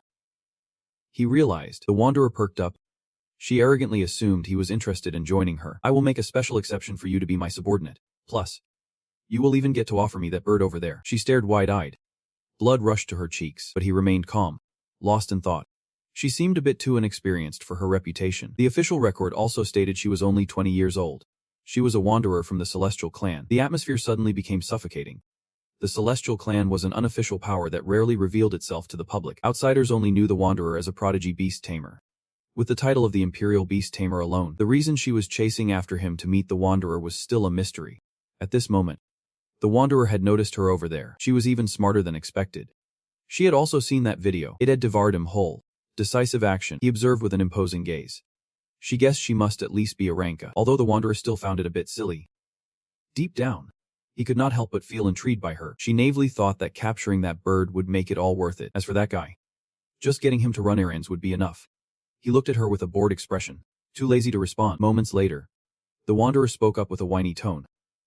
What do you think you are doing talking to me like that? Kid. I heard you are only 20 years old. And you are rambling about taking my pet. The wanderer twitched when she saw him messing with her. Then he turned his back and waved goodbye with a carefree remark. If you like, just hang around and chatter. I gotta go now. Continuously being ignored, she jumped up in her head. She was cursing him for brushing her off. Even those high-ranking alliance directors would not dare treat her with such disdain. The wanderer's face was devoid of any blood. Her tone was filled with rage. Nonsense. Just rambling.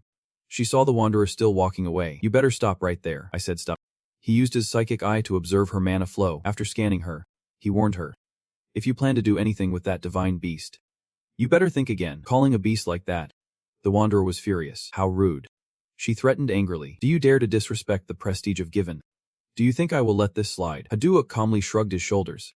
It sounded no different from those petty villains trying to act tough in TV dramas. He silently thought, underestimating the authority. What is with her acting all high and mighty? Haduok looked up at the Given. He told her. Not only that, she even ordered an attack, and then he seized the moment, using her intent to attack him. He called for his companion to get ready for a fight. He had to be swift. The blue aura burst forth. The basic spell enhanced his damage and defense. He ordered his companion to charge in and strike. You are a god now. And she is just some weakling. Receiving the order to engage, his companion was pumped, adrenaline coursing through her veins. With sharp eyes, she glared at her opponent. Suddenly, she shot forward at breakneck speed. While the Given was still in shock, his companion was already in front of him.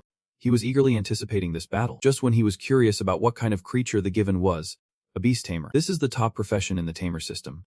Haduok looked at the two beasts facing off. He really wanted to see what made the Given special.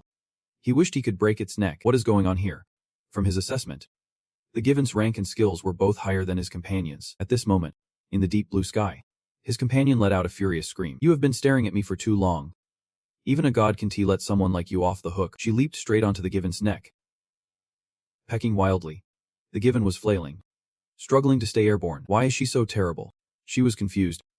Not knowing what was wrong with the Given, the tamer could only stand below and yell, lacking any skills to influence the situation.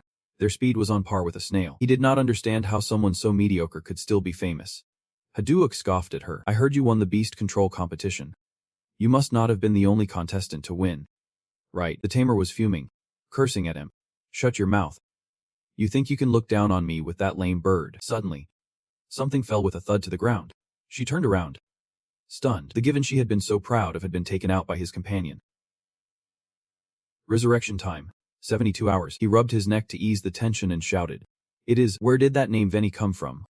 It can be because it is the Given. Right. He silently sneered. And just a moment ago, she dared to brag about sparing him. Haduok assessed quietly. That Given did not seem like a combat-focused creature at all, and she had no other beasts left. His companion dashed away from that one. The tamer was furious, feeling utterly humiliated. She lost the fight but refused to accept it. She began to curse at his companion. You lowly piece of trash. How dare a lowly thing like you challenge my Verni? He calmly replied. What do you mean? How dare? Aren't you the one who attacked first? While she was still talking, the tamer was slowly closing in. Haduok took a punch straight to the face. She was fuming and cursing. You arrogant bastard. Your life is over. And unfortunately, everything was recorded on video. You are swaying like you are about to fall. Did you get this part on camera? After finishing, I nervously replied. Yeah, I did. But does it hurt? Though. He answered. So do not worry. After that, fire sparked in my eyes. I am still really upset. Who does that girl think she is? Slapping my uncle like that. I am furious. Let me handle that girl for you. He reassured me to just film her clearly. Every time I see her pulling this low-class stunt, I wonder if she is really just a spoiled brat. Why are none of those people decent? He looked down at her and asked if she was done yet. The girl looked up, annoyed. From now on, she better keep her head down in this land of Korea. I swear on my honor. That low-life scum. He playfully jabbed. So you think swearing on your honor means rewards just fall from the sky? Then Han-duok mocked back.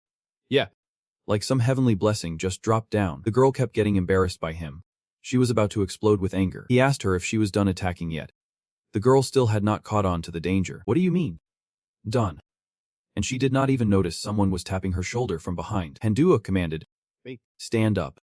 It growled right in her face. The girl continued to scream. You little chicken, what are you planning to do?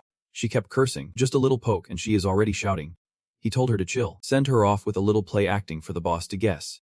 Then she started pecking at the girl nonstop. The girl screamed in pain. I warned you. But you did not listen. I will make sure you have no way to live in this land of Korea. After that insult, you really do not know what is good for you. Do you? Then she was sent packing. The girl squealed in excitement. He watched her fade into thin air. What a load of nonsense. After that, her eyes lit up like headlights. Well done. Girl.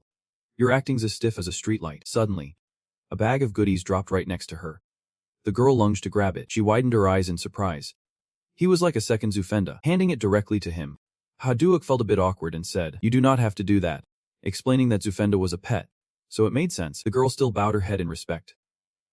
Without you, I would be in a real mess. Please let me do something for you. Han-duok held the bag. Feeling conflicted. It was just picking up some fallen items. It is not a big deal at all. He opened it and saw the bag full of shiny gems. I wonder where she hails from. But it is definitely not a small fortune for a 20-year-old girl to carry a bag of gems all over the place. Then he tossed her 2 gems as a reward. Her eyes lit up instantly. He even handed one to Sa Song. She happily accepted it. Thanks, uncle. He did not forget to hand Mac a gem either. The ruby in his hand made his heart swell with excitement. But today, I have not done anything at all. Meanwhile, over there, one person and one thing are having a blast. He pulled Mac aside and whispered, I am not doing this out of kindness. Just take it. He reminded him gently since they were filming. Mac suddenly understood. He even brought up using Mac for political purposes. Han-duok explained that he wanted to sway public opinion to stand against the powerful nobles. The constellations. These new aristocratic forces. He hoped Mac would lend him a hand, and he guaranteed that his efforts would be rewarded.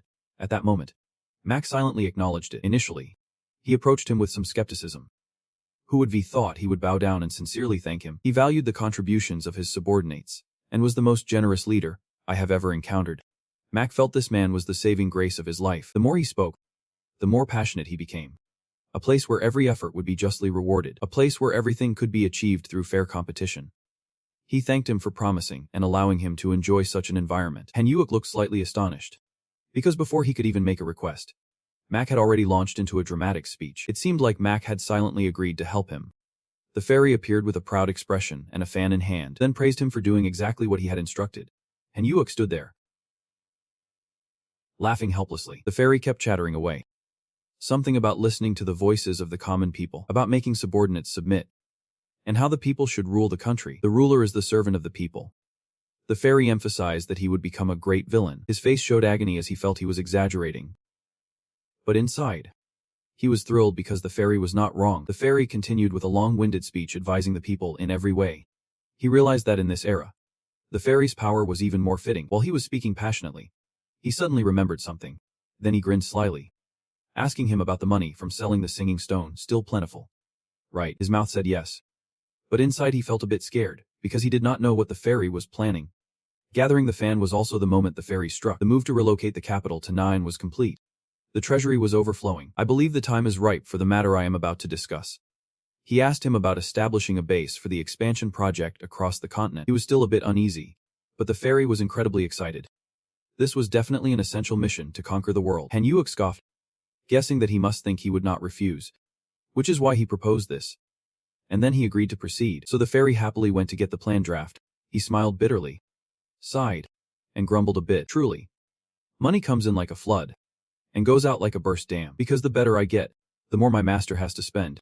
It pains him to see me like this. But I have to follow the flow. Meanwhile, a glass of liquor is slowly being filled. A cold voice echoes through the air. What do you think about the current situation? The mysterious figure responds in a commanding tone. Watching the younger generation lose like this, there must be a huge problem at hand. The chaos caused by the blind race has certainly had a significant impact. Right. The more blind spots there are, the more the president of the Nova Alliance pours drinks for someone. The mysterious figure mocks while holding up a glass. The crowd sees him as a social revolutionary, trying to single-handedly change the world. Behind the curtain stands an older man. He is Kama from the Heavenly Emperor's faction. He finds this situation utterly ridiculous. The blind spots remain silent, afraid to utter a word. Kama clearly shows his disdain. If you are just a beast, then you should act like one.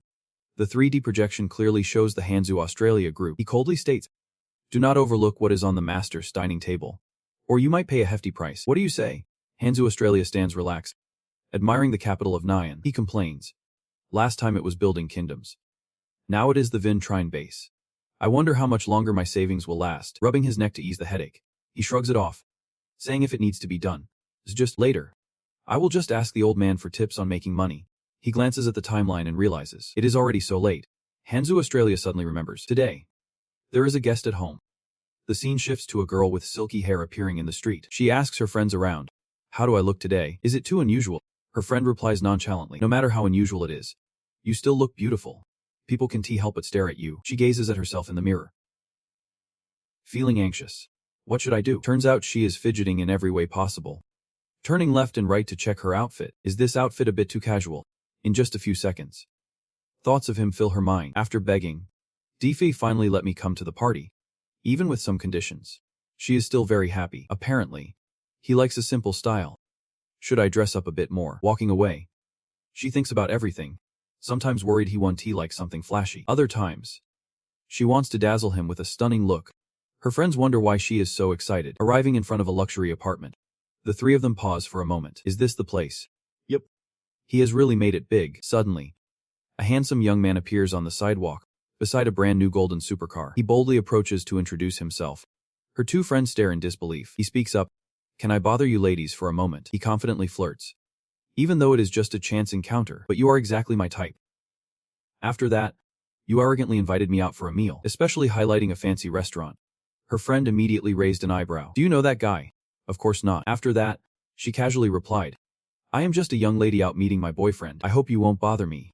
She showed no hesitation in rejecting him. He stubbornly handed over his business card with a slick line. "It is not a date or anything. I just wanted to invite you to dinner. If you change your mind, feel free to call me." At this moment, all she could think was what a creep. Her friend next to her recognized the name on the card. He is the president of the guild. He looks so young yet is already a boss. Looking at the cold demeanor of her, he found himself more intrigued. The more he looked, the more he thought she was his type. He even had thoughts of breaking the ice. Seeing him show up, he wondered, does she really have a boyfriend? But after observing for a while, that guy seems unremarkable. Is her boyfriend really just that average dude? Nevertheless, the two were still chatting animatedly. Back to the game. She puffed her cheeks in annoyance. Her mood was clearly tense. Those guys do not know anything about their uncle, and noticed her unusual reaction. He approached to ask Han, "What is wrong? Is there something going on?" She recalled the conversation with her friends. Her friends compared the earlier guy to someone better. Rich and handsome, just too lazy to keep up. Another friend recalled, if someone has a boyfriend, they should not be all up in their business. Someone argued it is because she lied. Her friends still weighed both guys against each other. Digo said he was a member of a small guild, while that young guy is a business owner, the guild president. But she did not care at all. Just then, A came over with a tray in hand. She felt a little awkward with them talking in front of her. Her friend piped up and asked, "Do you think your brother and she actually match?" She was quite surprised by her friends asking that. Her friend bluntly said that she liked Diadersi. Then they even criticized Diadersi as not being as good as the guy who just parked right in front of making a furious. And then everything spiraled into chaos. They argued loudly. The atmosphere was tense. Things did not end well. She decided from now on, she would not contact them again. He did not understand her meaning. After that, she suddenly wanted to take a picture with him. She praised him as a really great guy. Hadie felt a chill down his spine. What the heck was she saying? He seriously warned her not to let anyone know we are in the same guild. Don't say anything about it, especially not now. She happily agreed, which made him a bit suspicious. Suddenly, a cheerful voice rang out. "Big brother." The two looked over with expressions that showed they were not too surprised. It was Fenda. All cheerful, running up from afar. The loyal little brother of the big guy is back, just looking like that. I am just saying. It has been a full 48 hours since he went down. After that, he finally responded. The moment he appeared, he was already on the verge of tears. Who would have thought not just his little sister, but that fresh new guy would be gunning for his spot too. I felt like I was sitting on a pile of hot coals for the past 48 hours. He silently vowed to maintain his status as the favorite pet. As he approached, he greeted him with excitement. Defender's here. He politely greeted back. Defender exclaimed excitedly. You really went all out this time. Big bro. Hundi Devanisi was taken aback to hear him mention that, but soon after, he jumped in. Speaking of that, did not I ask Mark Khan to handle something? I admit that is true. We have faced many challenges when interacting with NPCs. So from now on, I have decided to let Mark Khan handle the diplomatic tasks. He asked cheerfully. So we will be making some new moves now. Right, he replied gently. Absolutely. He was not shy about sharing the process with his teammates. Initially, we have built a reconnaissance base on the continent. I had Mark Khan acquire a territory, but because of my identity as a villain, I could not just buy it myself, so I had to go through Mark Khan to ensure all the legal procedures and processes were followed. And the territory acquisition went smoothly. And one more thing right now. It seems all the NPCs see me as a villain. On the game update info page. What I have done is trending hot, of course. My character is still the game's top player. Some guilds are eagerly discussing strategies to take me down, that is domestically, while foreign guilds have shown indifference. Because the villain storyline mainly unfolds in the Korean servers, and the support for the villain from two of the top guilds in the world has quite an impact. With an air of nonchalance, I appeared alongside those two black stones, partly because of the rumors that I hold a black stone, even though I sold one. Back and forth, I thought for a while. And if the Holy and Ellen guilds have teamed up, they might take advantage of my absence to attack my territory. I looked into the distance and considered the worst-case scenario. War breaks out. Besides the elders, the old assassins, and the blacksmith guild, I still have the potential to summon a large number. And even the clergy have to worry about completing their missions.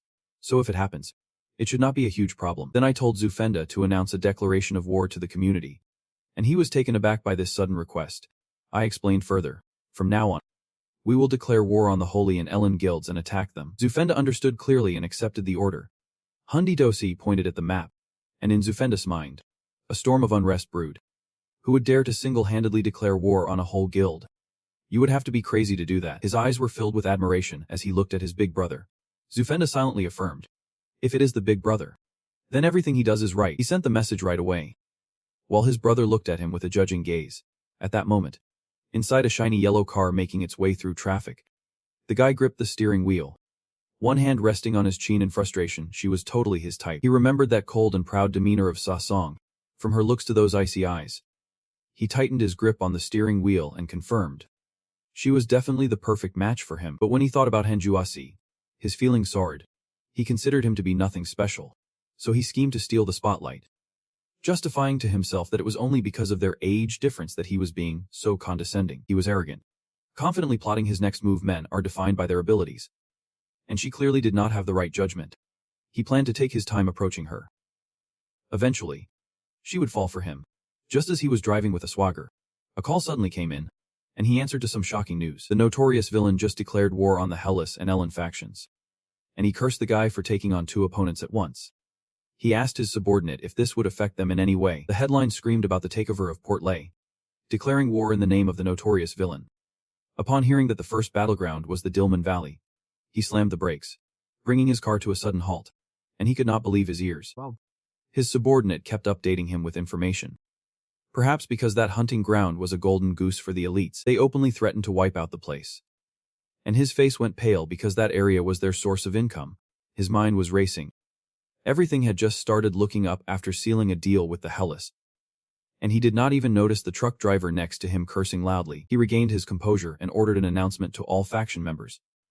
Deciding they could not just sit back and wait to be wiped out, he issued a command.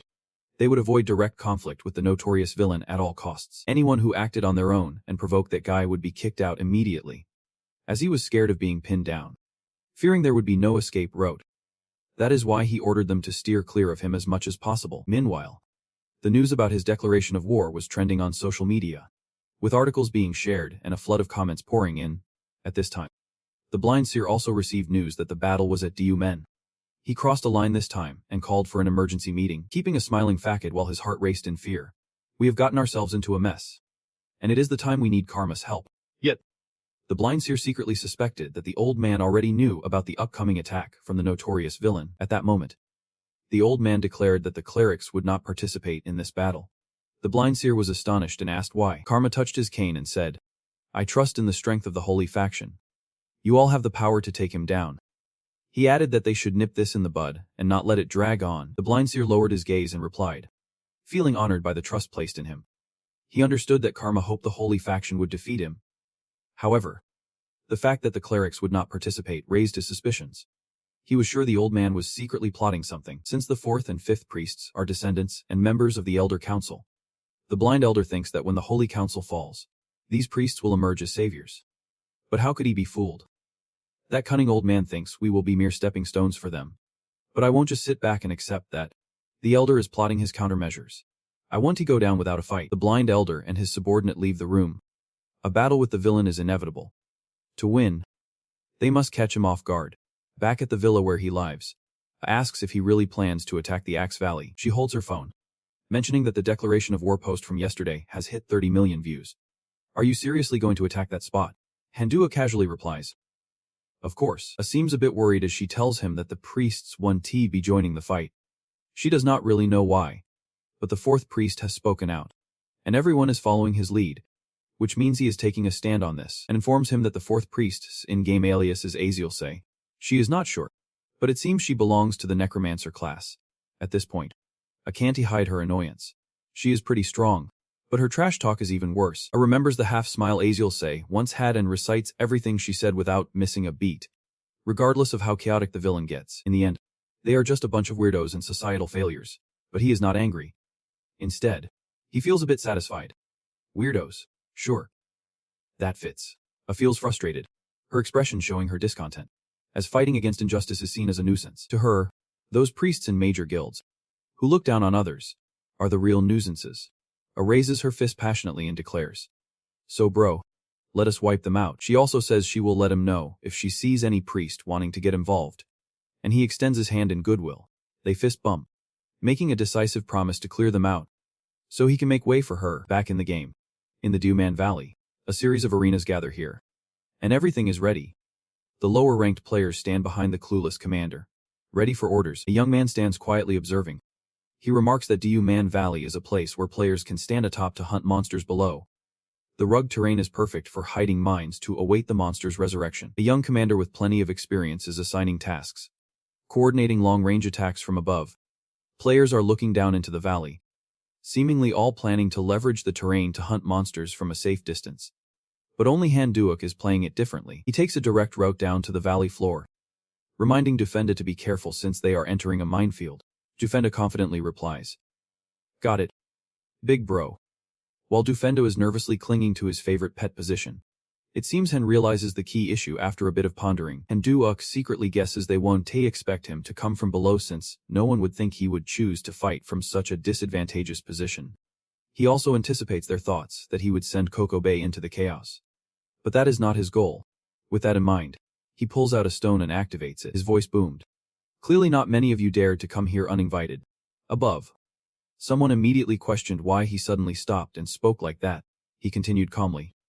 I am the one the Hullis Guild ordered you to eliminate. But I have also received a request to take down the Hullis Guild. Hanzu Os declared he would take down all the official members of the Hullis Guild, though he had no grudge against Hanzi. He felt for the situation of the mercenaries sent here. Then he made a request. Anyone here is a mercenary. Raise your left hand, and I want to attack you. Everyone felt a rush of relief. Hanzu Os clarified that his enemy was the Hullis Guild, and only the Hullis Guild. As soon as the mask went on, he revealed the truth. Was not the Hullis Guild just treating you all like pawns in this battle? One of the Hullis guys lost it, daring to provoke the mercenaries. It turned out this was his plan all along. The guy went off, shouting, do you really think that kind of propaganda works? His outburst startled those around him. He was a loudmouth, pointing a finger at him, declaring that no matter what he said, he was just a leftist punk. He started rambling about his past with extreme leftists and how he wanted to change society, all while acting high and mighty like he cared about others. Even after being insulted, his mood remained unshaken. It was not like he wanted to join the leftist side from the start. The commander turned to ask Chegek if he noticed anything, while the chaos erupted again. The jerk thought he could ignore the situation. From what Chegek observed, he realized the guy was stepping into areas where he should not be. He suspected he had the ability to detect hidden traps. Hanzuas subtly reminded Dufendo on his left, causing him to panic. He knew they probably realized he could avoid them, and the time for the monsters to respawn was drawing near. Suddenly, from above, those people came rushing down. While he was still contemplating how the monsters would serve as his shield, a shout to go down snapped him out of his thoughts. Hanzuos looked up to see 3 figures appear, but this was no surprise to him. After a quick glance, he recognized they were about to unleash a bomb, and in their hands were explosive magic scrolls. Dufenda. What happened to your defensive magic? He eagerly replied. I finished it this afternoon, and you even gave me a boost, Dufenda confidently asserted. It is tough to take me down. And immediately, an explosion erupted.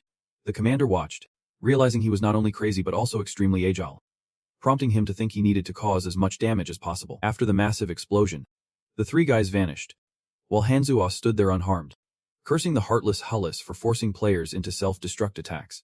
As the debris cleared, Hanzuos remained unscathed and questioned how they planned to compensate for their loss. Casually probing if anyone among them belonged to the Hullis, Dufenda was turning, so he had to play the part of claiming it was their own self-destruction. He was not to blame for this absurd situation. It is all the Hullis Guild's fault. Losing here does not benefit anyone. You all know that, right? Even threw in some sharp remarks, his tone incredibly cutting. Even if you fight with everything you have got, the Hullis Guild won't even acknowledge it. At that moment, the players began to stir, while the Hullis members started to panic. He has to admit that you are right, because the cunning ones always have the upper hand, and right now, he is holding a self-destruct button in his hands. Seeing the strange behavior of everyone, Seti shouted, don't let that guy throw us off. After all, he is just a hardcore leftist, as a total loser. You are not worried at all. Scratching your head and getting ready to kick off the main mission. Turns out that is your signal. Once you receive it, you send out the excitement. Citra T still would not give up, shouting, don't panic. We have over 2,000 people. He can't do anything alone. But the guy behind has noticed something unusual. He shouted. His allies are coming, up in the sky. There is the lady flapping her wings. And down here, you are activating your skills. As the dark space was activated, the battle began. Rise. O Legion of Spirits. Flashback a few hours earlier. You hesitated before suggesting, maybe it would be better if you joined the hardcore left side. You gasped in surprise. You know that could bring a lot of trouble. Right. She hesitated. Well, because you are the Supreme Spirit Mage. You carefully clarified your thoughts, saying, thanks to me, you have leveled up so fast, but in the end, your role is to support the hardcore ones. Her gaze grew more determined. I think becoming a hardcore player is just a matter of time, so I have decided to embrace this path. You sighed with a smile, respecting her decision. Let us support each other more. And now, back to reality. In the dark space, she was charging like a rocket. You shut your eyes, took a deep breath to motivate yourself, feeling the energy swirling around you. This was the moment of awakening since becoming a hardcore player. He had entrusted this responsibility to you. You had to perform well. She opened her eyes wide, and your gaze turned icy sharp. Get up, rise. O Legion of Spirits. Lu Pen and his crew were stunned and terrified. You continued summoning, and 3,000 undead were gathering. In the horrified eyes of the crowd, the system announced a temporary 100% increase in summoned undead. The level of the undead surged, enhancing your encouragement effects. Lu Pen panicked and shouted orders. Where are the bugs and fire mages? Hurry. Use the self-destruct scroll. The bugs crawled out, armored and grotesque. Everyone turned pale as they watched the first soldier brutally attacked, his body mangled beyond recognition. Lu Pen grit his teeth. Analyzing. Looks a bit familiar. Could it be the bugs from the Zagel cave? They are much stronger than those. Looking at you, the eerie presence above sent chills down his spine as he thought of a countermeasure. That necromancer was indeed unpredictable, but no worries. We just need to hold the line. Her mana will run out soon, and then we will catch her. Just as he was lost in thought, he suddenly sensed an overwhelming energy approaching. The powerful mana surrounding that person was pulsating intensely. Lu Pen was startled and tense. That hardcore one. When did he get here? He quickly shouted. The hardcore one is coming. What are we going to do? Hurry. Stop him. The summoner's gaze is fixed on them. I wanted to finish them off before. Now I have to take each one down. This time, let me try out my new area attack skill. The demon god has arrived. Dark mana surges wildly, and shadows rush in like a storm. The summoner is surprised and confused. I thought it would be similar to Zeta's child, but something feels off. It is not a single entity. It splits into multiple clouds of smoke. Maybe the skill gets stronger when the user is a true evil being. A notification pops up thanks to the Demon Slayer skill effect. The Demon God's Arrival skill has transformed into the True Demon God's Arrival. The shadows are in a frenzy everywhere. And whoever they touch meets their end without a chance to blink. Lupin is stunned and bewildered. He is even stronger than before. The summoner looks at the notification with a satisfied grin. The enemy is trembling with fear. You have leveled up. You have gained 4 points in evil. Your charm increases rapidly. He nods, thinking this skill is pretty handy. But the situation is not looking good from afar. The space for evil is about to run out, and the encouragement effect fades away. The corpses created by the effect will disappear. The crowd cheers, pointing out that some of them are vanishing. The number of corpses has noticeably decreased. That necromancer is getting tired. Duan grits his teeth. Feeling troubled, what should he do? He looks around, seeing the situation is dire. Those raising their left hands are definitely not participating in the fight. He is wondering if he should just watch quietly, but then remembers the power and influence of the Holy Guild. Duan decides he must think about his own interests first. If he offends the Holy Guild, it will be hard to find a place to hunt later. He makes up his mind and jumps in. He is going all out, might as well go out with a bang to get the Holy Guild's attention. Duan yells with reckless courage, soaring into action as everyone looks on in bewilderment. The Holy Guild does not easily let people like him take a fall. They have been protecting the development of this entire region. How dare someone like him try to make a name for himself here? He leaps up, gathering all his strength to unleash his signature punch. In his mind, he fantasizes that just a touch will get him noticed by the Holy Guild, but unfortunately, his opponent shows no mercy and lands a direct punch right to his face. The force is so overwhelming that Duan does not even have time to process it before he sees the notification of defeat flash before his eyes. His character goes still, instantly logging out in shock and horror. He did not even get a clear look before being knocked out. Where did this monster come from? It takes Duan a moment before he manages to shout one last phrase before disappearing. Bow down before the Holy Guild's majesty. Ju walks straight ahead, feeling annoyed. He does not understand why he disliked him at first sight. On the forum, the live stream captures the epic scene, and viewers are in awe. Necromancer can chase him down now. Turning back to Ju's cold silhouette, the online community starts to side with him. He really is not touching the summoned spirits raising their left hands. Gradually, they all realize Ju's words about the Holy Guild are spot on. The netizens collectively shift their opinions in his favor.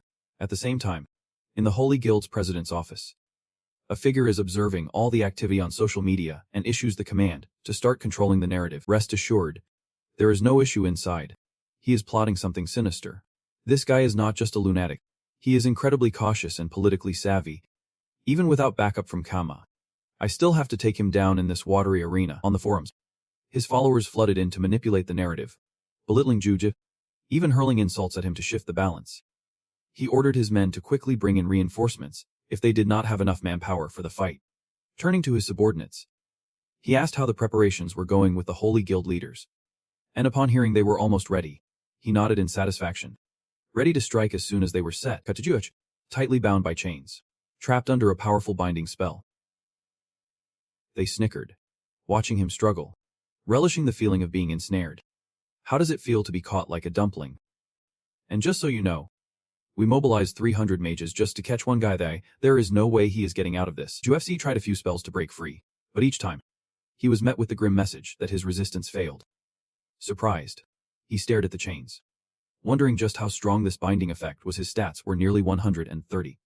Yet he was still trapped. Arrogantly, the enemy stepped in to taunt him. You thought you could escape? Look where that got you. He threw a punch at Ju, venting his frustration. While the girl kept flying overhead, observing the scene, she panicked, anxiously asking if he was okay. The enemy chuckled mockingly. How does it feel to be bound up in the sky? She was burning with worry, asking, what should I do? Ju remained calm, assuring her. Just wait, he sighed, giving them a reluctant compliment. Everything was going as he expected. But he never imagined he would actually get caught. It is hard to believe that with stats close to 130, he still fell for it. The enemy ignored him, shifting to whisper and plot with the assassin. Ju glanced over, guessing they were preparing some item to prevent automatic healing. Looking down at the information panel, he realized it was a cursed chain designed to stop players from recovering HP and me beyond a certain limit. Ju cursed under his breath, what a bunch of conniving scum. The enemy returned to the main topic, asking who was behind Ju. Ju scoffed. If there is someone, it is just another ruthless killer. The guy tightened his grip on the chain, warning him that if he did not wake up to reality, he would regret it when it was too late. Suddenly, a familiar voice chimed in, suggesting, let me personally put him out of commission. The masked figure swaggered forward, brandishing the chain with superiority. You dare insult the guild and disrupt society? I will interrogate you myself. Juefi rolled his eyes. Clearly annoyed. What authority do you even have? Do you really think you are the king here? The guy felt insulted by his dismissal, clearly annoyed. Let us see how long that mouth can keep joking. Juhuk sighed. Cutting in. I have tried to listen to your nonsense. But honestly, it is unbearable. I am sure you are done now. He flashed a sinister smile like a devil from hell demanding a life. The chain snapped easily like a feather. Juhuk tightened his fists. It is my turn now. Startled, was frozen in place, unable to react. How could he escape such powerful magic? Just earlier he could not even move. Juhuk showed no mercy, delivering a punch straight to Han's chest. Clearly not a fan of that face. The minions were thrilled. Han was about to intervene but was pushed back by Juhuk's overwhelming energy. Not to mention they were wary. This time, he could finish him off with just one punch. Every move happening now was exactly as the Foreseer predicted. They would try to seize power, claiming their status and identity. They would see the master as just another petty criminal, and find a way to make him pay under the glaring sun. For example, they might prepare a large amount of harmful magic. And since they could not overpower the master with brute force, they would resort to flashy magic or tricks. Of course, with the master's cautious nature, a few preparations would suffice. But if he wants to appear as a hero breaking through the dark night, he needs a fitting stage to step onto. The Foreseer smiled with satisfaction at the fan. Indeed, it was on par with the depth of knowledge from the brain to the fan. Jiang Juman was slack-jawed, showering praises. Only one word could describe it. A pick. Juhuk was leisurely rotating his wrist. Everything was unfolding just as the Foreseer had predicted. He was confident and assured. Juhuk must be broadcasting live from behind and widely spreading the plan. Juhuk recalled earlier when the magic activated and bound him. He had checked the skill window. The system popped up, asking if he wanted to enhance the demon exterminating foot technique. Juhuk pondered. He had wanted to enhance this skill for a long time, but had not found the right moment. And now was the perfect time. Without hesitation, he pressed agree, announcing that the Demon Slayer technique had been upgraded to the True Demon Slayer technique, and its power was eliminating any external disturbances. Back in the present, he nodded in satisfaction, feeling a bit reckless. But hey, he was totally right. Lupin stood frozen, shocked that he managed to break free from the bindings, while his anger was still fluctuating. All of Juhuk's skill and power stats had skyrocketed by 40% thanks to the True Demon Slayer technique. He smiled warmly, reminding them one last time to raise their left hand if they valued their lives. With adrenaline pumping, he shouted and launched his attack, still daring to act cocky. Lupin, realizing the urgency, quickly tried to intervene but was too late. After dealing with a few foes, the grin on Juhuk's face grew deeper and more dangerous. Can you hear me? Who is my enemy? It is the Phantom Guild. No doubt about it, like a declaration and a commitment from Tran and to those raising their hands. Lupin's spirit, before logging out, was wide-eyed in horror as he surveyed the battlefield. This was the first time he faced such a situation, and the fact that he remained so calm against them meant he had not even unleashed his full power yet. Juhuk chuckled and waved his hand, signaling the surrendering soldiers that they could retreat in the real world, and was shaking his head in disbelief. He watched the screen with suspicion, wondering if it was a game glitch that made him so strong. Even the Triad Sword could not withstand a single punch from him. Plus, he unleashed a wide-area attack right after recharging, taking down hundreds with just one skill. Unbelievable. But scratched his head, pondering. Could it be that the Phantom Guild poked the bear they should not have? He eagerly checked his phone for messages, only to let out a disappointed sigh. That girl still had not replied to his text today. The other day, he got her number from a friend of hers. The image of her cold, stunning demeanor kept flashing in his mind. And just thinking about those captivating eyes made his heart race and could not help but indulge in his dark, mischievous thoughts, chuckling quietly to himself. If only she would nod, he could get her a job and make her even more beautiful in the game. Saesang and her friend were soaring through the skies, enjoying the breeze while watching an action movie in full aid. She was mesmerized, unable to take her eyes off Juhuk, who looked as cool as ever. The plan to end the battle was so meticulously prepared that everything unfolded just as he had said. Through Saesang's love-struck lens, Juhuk seemed to be wrapped in a handsome filter, radiating unmatched charisma, melting her heart. He was always focused on his work while still caring about her without being overly eager. Saesang felt a surge of determination. She had to level up quickly too. Below, Juhuk was slowly making his way to the edge of the cliff, lost in thought as he peered down into the abyss. After a moment, he realized this situation felt oddly familiar, as a large number of players fell in the hunting grounds. The energy from the earth-destroying demon technique began to resonate, magical power silently enveloping him. Just then, lost in thought. He suddenly felt a chilling sensation. Juef quickly jumped back, creating a safe distance from the collapsing rocks and earth. Above, something was soaring, and the onlookers gasped in amazement as they gazed down at the expansive hunting grounds. Juefsti stood still for a moment, observing. This situation felt eerily similar to when he was at He Liu. The earth and rocks were being torn apart by powerful energy. As the forces of the ruthless and the monsters met a special condition, the energy of the demon exterminating foot technique has triggered the appearance of the monster bots. And from the depths of the abyss, two pairs of lazy red eyes gleam in the darkness. The main characters are two monster bots, the digging machine and the dark tattoo. Juechi grins with delight as the mission to hunt down the monster bots opens up, and he has completed his hidden objectives. He chuckles triumphantly. Just as he predicted, Juetriki casually slips his hands into his pockets and descends from the edge of the chasm. A powerful, malevolent energy envelopes him. Just like last time, under certain circumstances, the ultimate villain will unlock special monsters. And of course, with those requirements, Juefc has more than enough power. As he lands, he immediately unleashes a surprise attack, his overwhelming strike instilling extreme fear in the dark-themed monsters and demons. The two monsters flinch, terrified, scrambling to defend themselves as Juef's sheer might makes them feel utterly threatened. The monster bots are trembling with fear, instinctively screaming to warn each other to escape while they still can. This entire scene is captured perfectly by the camera, documenting every detail without missing a beat. Little Potato grins widely, unable to contain itself, boasting, "See how scary our master is." Jufendo is so thrilled he can't even focus on the ground. "My big bro is number one." Juecht, silent, uses his mental eye to assess the frightened monsters. They seem to have no intention of attacking. Did you just upgrade the demon exterminating foot technique? The digging machine has long since seized the opportunity to burrow away, leaving only the dark tattoo frozen in place. Staring wide-eyed in fear, Jufaint unexpectedly reaches out to gently pat its head, smiling to reassure it. "Don't be scared. I want to eat you." The dark tattoo is taken aback, tears welling up in its eyes from the overwhelming emotion. Juetsi turns and strides away. This time he is here to deal with the werewolves. These little guys can just skedaddle. The monster watches him leave with a forlorn gaze. On the forum, the excitement is boiling over once again. They never expected even the monster bots would bow down in fear before Juhestrake. Jufenda grins widely. Big Bro is becoming the talk of the town. Moments later, John and his team quickly arrive at the battlefield, rushing to take defensive positions. A swordsman eagerly volunteers to attack first, but before he can even touch a single hair on the monster, and gets scratched and is sent flying in a pathetic exit. Joan stares in disbelief at its astonishing combat power. With just one swipe, it sends a player packing, and grits his teeth, his face pale. What the heck is this? In the video, they look so weak. How are they suddenly this strong? Joan is lost in confusing thoughts, when a panicked scream from a nearby mercenary jolts hand. The guy is being skewered by the digging machine like a kebab. John tears up in frustration, silently crying out, "Isn't this completely ruining our strategy?"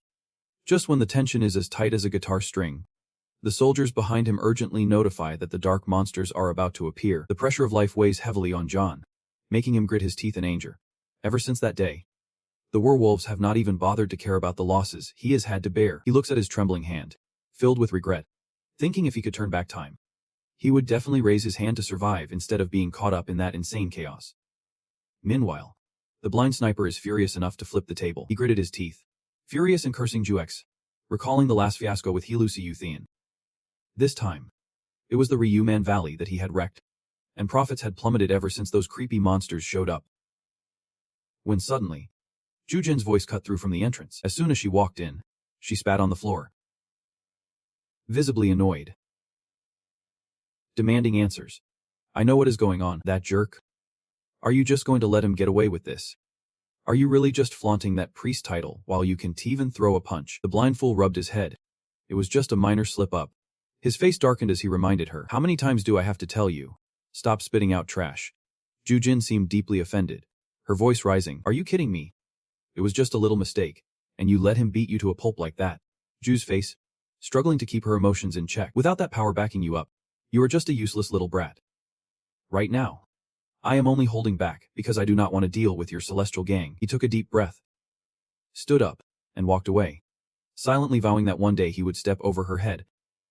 Meanwhile, Juefs was busy warming up his joints, getting ready with a bunch of rookie goons. They were overwhelmed by him, moving quickly and efficiently without a hitch.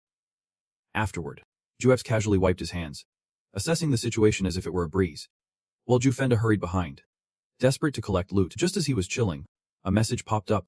Drake was taken by surprise when he received a collaboration proposal from a well-known little bird named Hynax Kusis. He rubbed his chin, pondering how this letter was different from the ones he had been getting since he started hunting down the members of the Holly Guild. I had been bombarded with over-the-top messages from all kinds of people just trying to keep my little soul intact. I had to pull out my ultimate poker face to deal with it all, so this time, Juefcf considered the collaboration. Thinking about how to respond, in the bushes, a young man in glasses eagerly peeked out, and Hynax Kusis immediately kicked his typing into overdrive, thanking him for listening and wanting to give him a heads up. Currently, the Grand Alliance is completely controlling the media channels. Wherever you look, negative news about the villains is spreading like wildfire. Juefcf took his time analyzing every word of the message critically. Hamskofi firmly asserted, as if nailing it to the wall, that the media is vilifying the villains as a malevolent and rebellious force. But he was not. He admired Juefcf, believing he was just standing up against the injustices and absurdities present in society. An activist with the ambition to restore society to its moral code. A Honixter rolled dramatically out of the bushes, exuding an eagerness to help Jeeks. You really think I am going to trust you? How are you going to help me build a media campaign? You look like a total rookie. Honixmofu confidently patted himself and promised, I will edit the videos about the villains and post them on my bird channel. My editing skills are top-notch. If you send me the videos Jufenda shot, I will use them to help people see you in a better light. Juefd nodded in satisfaction. Considering the idea was not half bad, and I won't even have to lift a finger. Seems like Jufenda has been a bit busy lately, he confidently agreed. Let us see what happens. Honextiki and Jufenda were just waiting for this moment, their eyes shining like stars, eagerly getting to work, and so, a visually stunning video, filmed in close-up full-et, was uploaded. Everyone had heard about the infamous villain taking control of the Zu-Man Valley and opening it up for free access, turning this hunting ground into a hell on earth. But the truth is far from that. First of all, the villain proactively defeated the bot monsters, and after figuring out the patterns of these dark creatures, even casual players were able to hunt them down. Players could keep all the jelly they earned. The hunting grounds were not monopolized at all. Everyone could come and go freely. This is the reality of what is being called social chaos by the Western guilds. He reclaimed them like a true hero. In the Supreme Council chamber of the Holly Guild, that video was replayed from start to finish. While the officials were bewildered by the content of the Hot Hitch Gear channel, the stern bureaucrat spoke up. The villain is shaking up the market, creating chaos and division in society. I believe we can't wait any longer. His face darkened with intensity as he declared, Kaimu. Declare war on the villain. On the battlefield, a formidable army, with their chests puffed out and helmets gleaming, was summoned. The Holly Guild had declared war. The Grand Commander has made an official statement. The entire army is marching towards the domain of the villain, Senya, a desolate territory located to the west of the Karganut mountain range. The internet exploded with excitement, as everyone rushed to find info on the battle. As soon as they saw Juup's livestream, tens of thousands flooded in within the first 10 seconds. He sat confidently in front of the camera, arms crossed, ready for the challenge from Holly's faction, eager to face them head-on. The comments section erupted with admiration for his handsome, mysterious charm. Juup scanned the comments, smiling with satisfaction, patting his shoulder as everything unfolded just as he had predicted. He wore a smug smile, one that hinted at his cunning plans. They thought their master would focus on defense and guerrilla warfare, hoping to drag this out until we were worn down. Juup knew all too well that territorial wars had many disadvantages for his side. Given their smaller numbers, the elders could make appearances in his video to boost propaganda, but in reality, they would struggle to get involved. If they did, the Epic Empire would respond similarly. Leaving Juup to face the battlefield alone, he scoffed, adjusting his mask. But he was not going in unprepared. Let them enjoy a little taste of what is to come. In reality, the team was nervously prepping, asking him repeatedly if he was really okay. What if something goes wrong? He had only one territory to defend. If he lost, it would not mean total defeat. Juup felt a twinge in his ears, sighed to calm himself, reminding himself he had another base. Actually, he had 2 territories, and no one knew about his main stronghold yet, so there was no need to worry too much. He silently reveled in his good fortune. Even the mighty Epic Empire had not discovered his headquarters, so even if he faced defeat, he would not be at a dead end. The team was still hesitant because the direct commander in this battle was Mu Quan. But Juhoop smirked confidently. He was stronger than him, facing thousands of his troops. His skills were well regarded. She rolled her eyes, skeptical, clearly not convinced. Seriously? How could they pull this off? Putting that aside, Juhoop remembered to ask her about the current situation with the clergy. And as soon as he mentioned it, the team seemed to come alive. wide-eyed and ready to spill. The fiasco had turned into pages of a 4. They were still busy completing the clergy's mission. But she wanted him to show those guys a lesson. They were really getting on her nerves, especially Jujin. That beast tamer he had given a hard time the other day was not she supposed to be a priest. Yet, She kept sticking her nose into their business. She always acted so high and mighty. As if she did not need to get tangled up with the likes of the wicked. Nobility should act like nobility, keeping their distance from commoners. Ju-hoop chuckled, ruffling the team's hair to ease the tension. Then, he secretly grinned, thinking how Jujin seemed unwilling to play her part. Back at headquarters, Mukwon and the Holly generals were strategizing, discussing their battle plans. He is as confident as if he has got everything under control, and the situation is definitely in our favor. We have a high-level fire mage team equipped with the most expensive fire magic scrolls. This means the undead army we faced last time will be completely countered. He confidently draws his conclusion, knowing their overwhelming numbers mean the ruthless villain can only hunker down and rely on guerrilla warfare. However, we have taken control of the only route into this territory, cutting off their supply lines. According to the rules, when all of one side's resources are depleted, that side is considered defeated. According to intelligence, the Naya zone is a barren wasteland. They won't last long without supplies. Therefore, the longer this war drags on, the more it benefits us. We just need to wait for them to slowly wither away. The Epec Empire's intelligence agency has also called an emergency meeting about the ruthless villain. Some voices are questioning the urgency of the situation. Another report comes in, stating both the Hakushihazo Association and the Assassin Guild have taken action. It seems that Player has taken control of both factions. The head of the intelligence agency nods thoughtfully. Ultimately, he reaches an objective conclusion. This still falls within the realm of player disputes. There is no need to worry yet. Just remind the subordinates to keep an eye out if he starts taking over new territories. Report immediately. That night, Huli's headquarters fell into a quiet stillness. Blending into the darkness, suddenly, a loud alarm jolted everyone awake. Assassins. Stop them. The commander frowned, feeling cold sweat. They could not face them head-on, so they sent assassins instead. This was just a guerrilla tactic to disrupt us. A panicked commander rushed in, breathless with news. Things have taken a turn. The ruthless villain has revealed himself, but not in Xenia, he is in Dejang. At that moment, Juhook was casually strolling toward the gates of Dejang, which are under Holi's control. The Lord of Dejang, Tumiya, stood atop the wall. Bewildered. Why is he here? Looking into the shadows, he suspected Juhook was hiding troops, daring to attempt an attack on Dejang. Suddenly, someone approached quietly to inquire about the situation, and Tumiya felt a wave of relief. He quickly reported that the walls were being powered by mana from the red stone. The elderly man had just arrived, is Mujan, a level 7 player from the Korean server and a member of the Holy Guild. Mujan attempted to activate his perception skill. The old man confirmed. Perplexed. Juhook truly came here alone. Mujan immediately unleashed his strongest skill, the legendary Divine Bow. With arrows blazing hot and ready to fire, he muttered to himself, drawing back the bowstring. And then, Ilash released the arrow which sliced through the air with deadly precision. The online community held their breath at the destructive power of the Divine Bow. Thousands of curious eyes were glued to Zua Freach, wondering if he could withstand that shot. But real life is not as thrilling as the fantasy. It seemed like we were in for a dramatic, blood-soaked showdown. To everyone's surprise, Zuetrif casually reached out and caught the arrow. He chuckled. Is that all you have got? This is slower than a turtle. The entire hall fell silent, stunned by his nonchalant display against such a powerful attack. Those guys are stubborn as hell, looking more clueless than a monkey's butt. They really do not want to deal with this. Zuhek shakes off his hands. Realizing he has lost 3% of his health, guess it is time to hit back. His room for, thinking to himself, if I dash in for an attack, it should not be a problem. But it won't be flashy at all. If only I had some teleportation effect. That would be so cool. That is what he thought. But before he knew it, he vanished without a trace. Zuekshi shot up like a bolt of lightning. Smirking, he will figure that out later. First, let us give them a taste of a few flashy skills. Shall we? Zuexi throws a surprise punch, activating his destruction fist skill. A deep voice echoes. You are the child destined to conquer the world. Zuhak raises an eyebrow. Confused. Do I really have to do this? Suteja beams confidently, nodding to the rhythm. That is right. To achieve that, from now on, I will officially teach you the skills I have mastered over the last 40 years. Looking at that smug grin, Zuasafe can only grimace. Master, why do you look scarier than usual? That is a story from 10 years ago, back when I had just one simple wish. Nothing grand. Just to live a normal life like everyone else. What is so great about conquering the world anyway?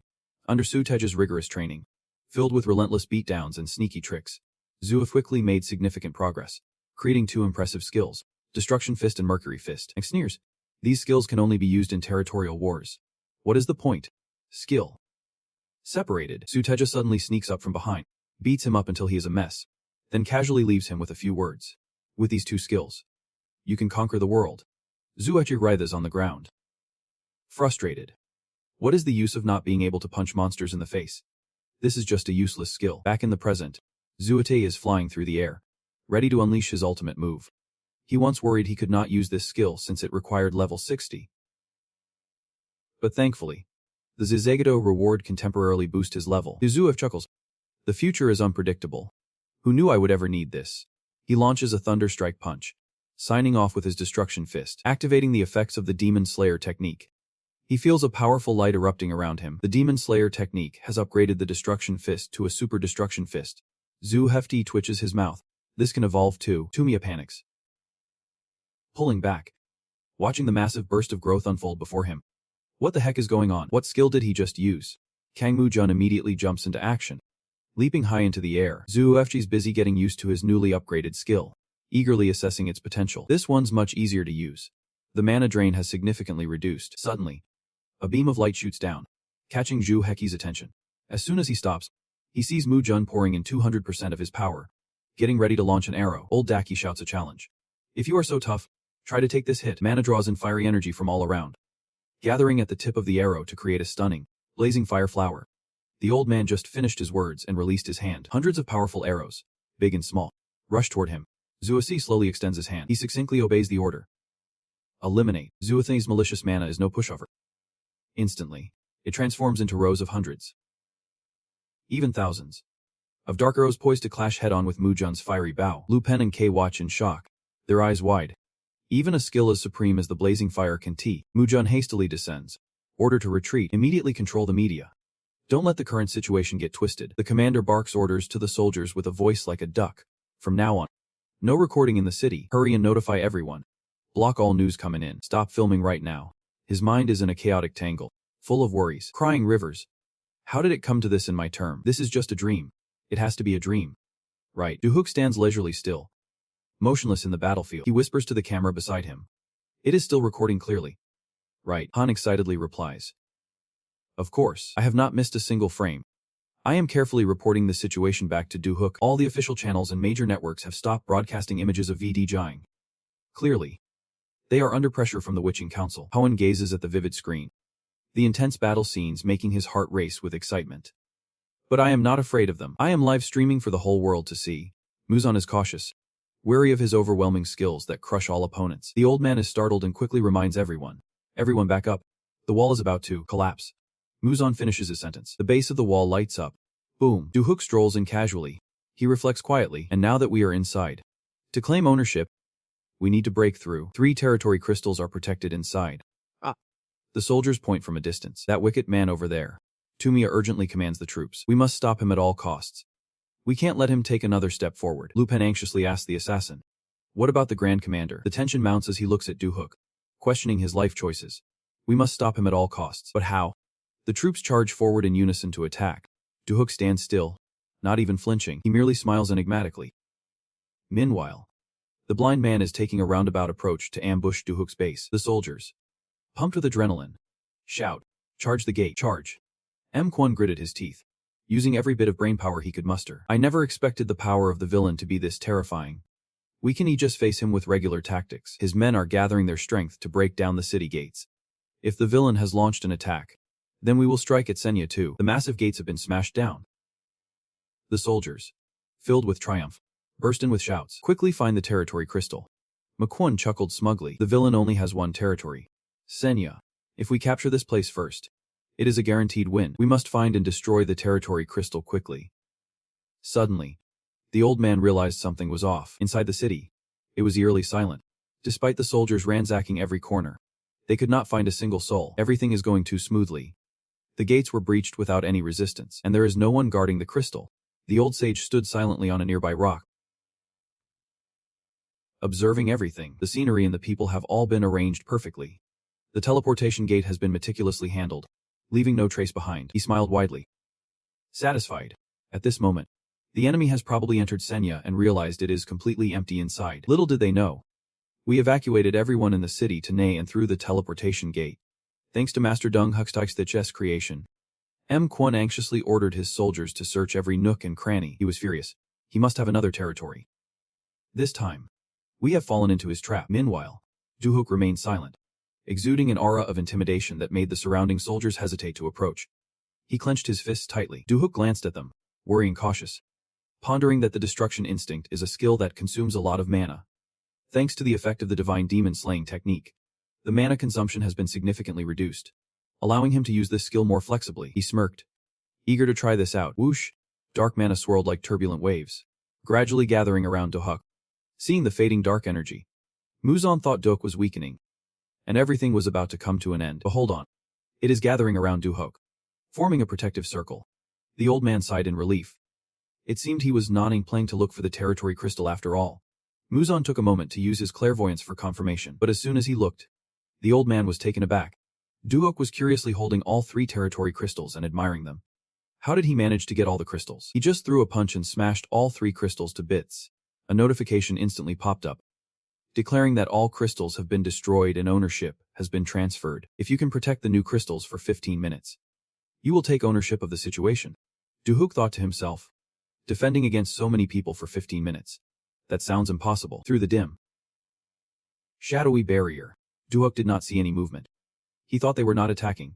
Little did he know, both the soldiers and mages from the Holy Guild were launching a fierce assault. Upon closer inspection, he noticed the barrier was shifting a bit. Duhook slowly began to realize they had been attacking all along. He watched as his opponent unleashed some extraordinary moves. Clearly not weak at all, yet they seemed utterly ineffective. Duhook chuckled, stroking his chin and stuffing his mouth with a smirk. It must be that the fog of destruction was nullifying those attacks. Inside, he was bursting with joy. What a cheat! This skill was a perfect blend of offense and defense. Plus it had a quick cooldown. Sorry, Master, for calling it a cheat skill. Jiang could not help but exclaim in awe, marveling at his sheer, over-the-top power. They were debating heatedly, as the situation had fallen into the hands of a ruthless villain. One commentator questioned, wasn't Senya already under siege? A history professor chimed in to clarify. Senya was basically a deserted territory with hardly anyone around, so he just used it as bait. On the flip side, he had taken control of the city of Jiathang. That was one insane exchange. Hai was sprawled out in front of his computer screen, grinning with satisfaction. Now that is what I am talking about. He laughed excitedly, reveling in his choice of culture, watching as people flocked in while all the official channels remained silent.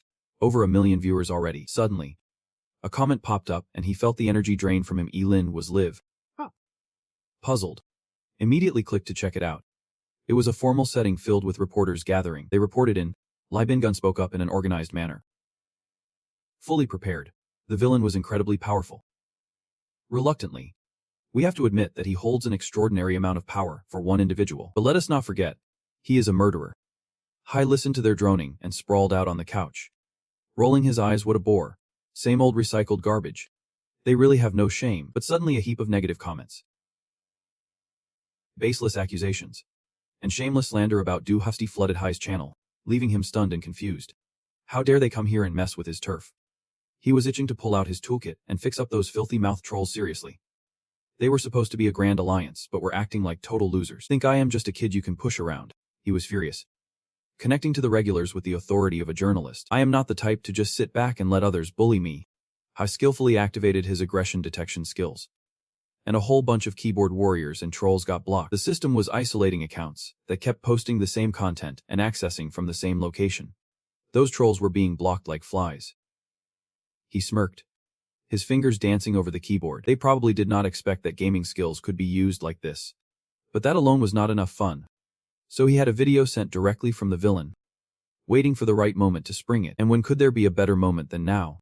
Ha clicked the mouse, posting it immediately to keep things hot. On the other side, Ban Zhenan stepped out of the meeting room, exhausted and groggy after receiving a call from someone. Just as he answered, before the line even warmed up, he was blasted by a giant speaker, feeling like his eardrums might burst. The voice was furious, yelling for him to return to the press room. A video was spreading online, showing someone who looked a lot like him accepting a bribe for exclusive control over the teleportation gate and hunting grounds. He jumped, feeling like he had been struck by lightning. Did that damn villain really post that video? This is bad. Meanwhile, Duel was busy going all out to demand justice for the people, strutting around with confidence, clueless about where these jokers got the nerve to preach about social fairness. Holding a stack of documents, he quickly scanned them and smiled, casually warning them, after taking over, "I discovered some pretty interesting information. Watch out, you arrogant nobles." The final scene was a cold, piercing gaze that sent chills down their spines. The witching party and the spirits were probably feeling secure now. Cut. Awesome. I was pleased. Replaying the footage over and over. The performance was absolutely stellar, with confidential materials in hand. He was eager to jump into editing. Dude laughed, wishing him smooth sailing. Once they were alone, he finally let out a relieved sigh. The video would be edited and posted. The content was pretty much aligned with what was prepared for him, so nothing to worry about. Duethund looked inquisitively at the documents. But were there really that many loopholes in Dejang's management files? He grimaced. Unimpressed. What a chaotic mess. It was the first time I would seen such poorly managed territory still hanging on. Take the tax issue. For example, people are shelling out a ton of taxes, but the records on expenditures are super fuzzy. It is clear the tax money has been embezzled. Duhuk chuckled dryly, cluelessly asking, "So we have solid evidence in black and white, right?"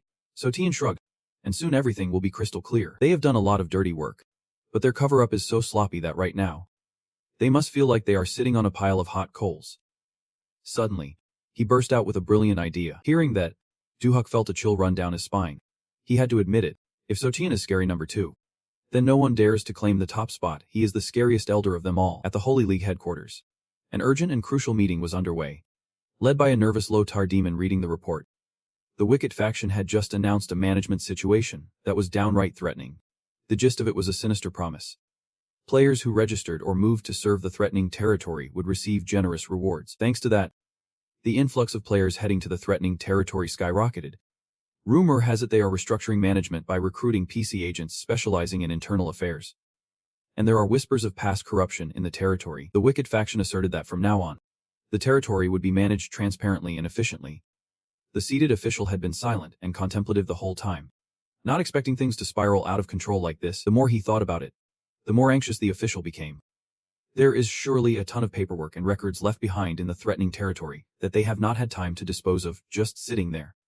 Our money laundering and embezzlement activities have reached hundreds of billions. He was determined to sort things out before Duhuk found the evidence. In a surprising turn of events, the Holy League lost the threatening territory, one of their main sources of income, to the Wicked faction, who wanted to reclaim Holy, and Alin has re-established the alliance. Media outlets began shifting from Senia to the threatening territory, and this time, the alliance would take action in the name of ending social injustices, and thus began the great battle for the threatening territory between the alliance and the Wicked faction. An urgent preliminary meeting of the top 100 guilds in Korean servers was held quietly, but the atmosphere in the meeting was charged, hotter than ever. Issues regarding the Wicked faction were dissected relentlessly. One serious delegate raised a critical point. Was the Wicked faction's power displayed in the recent territorial war their true strength? The Holy League and Ellen had allied, even putting pressure on us with a decree to eliminate the Wicked faction. If we do not sign the decree against them, we will offend the top 2 guilds in the Korean server. Another member chimed in, stating that if the Wicked faction is defeated this time and loses their power, they will be seen as a bunch of turtles hiding in their shells.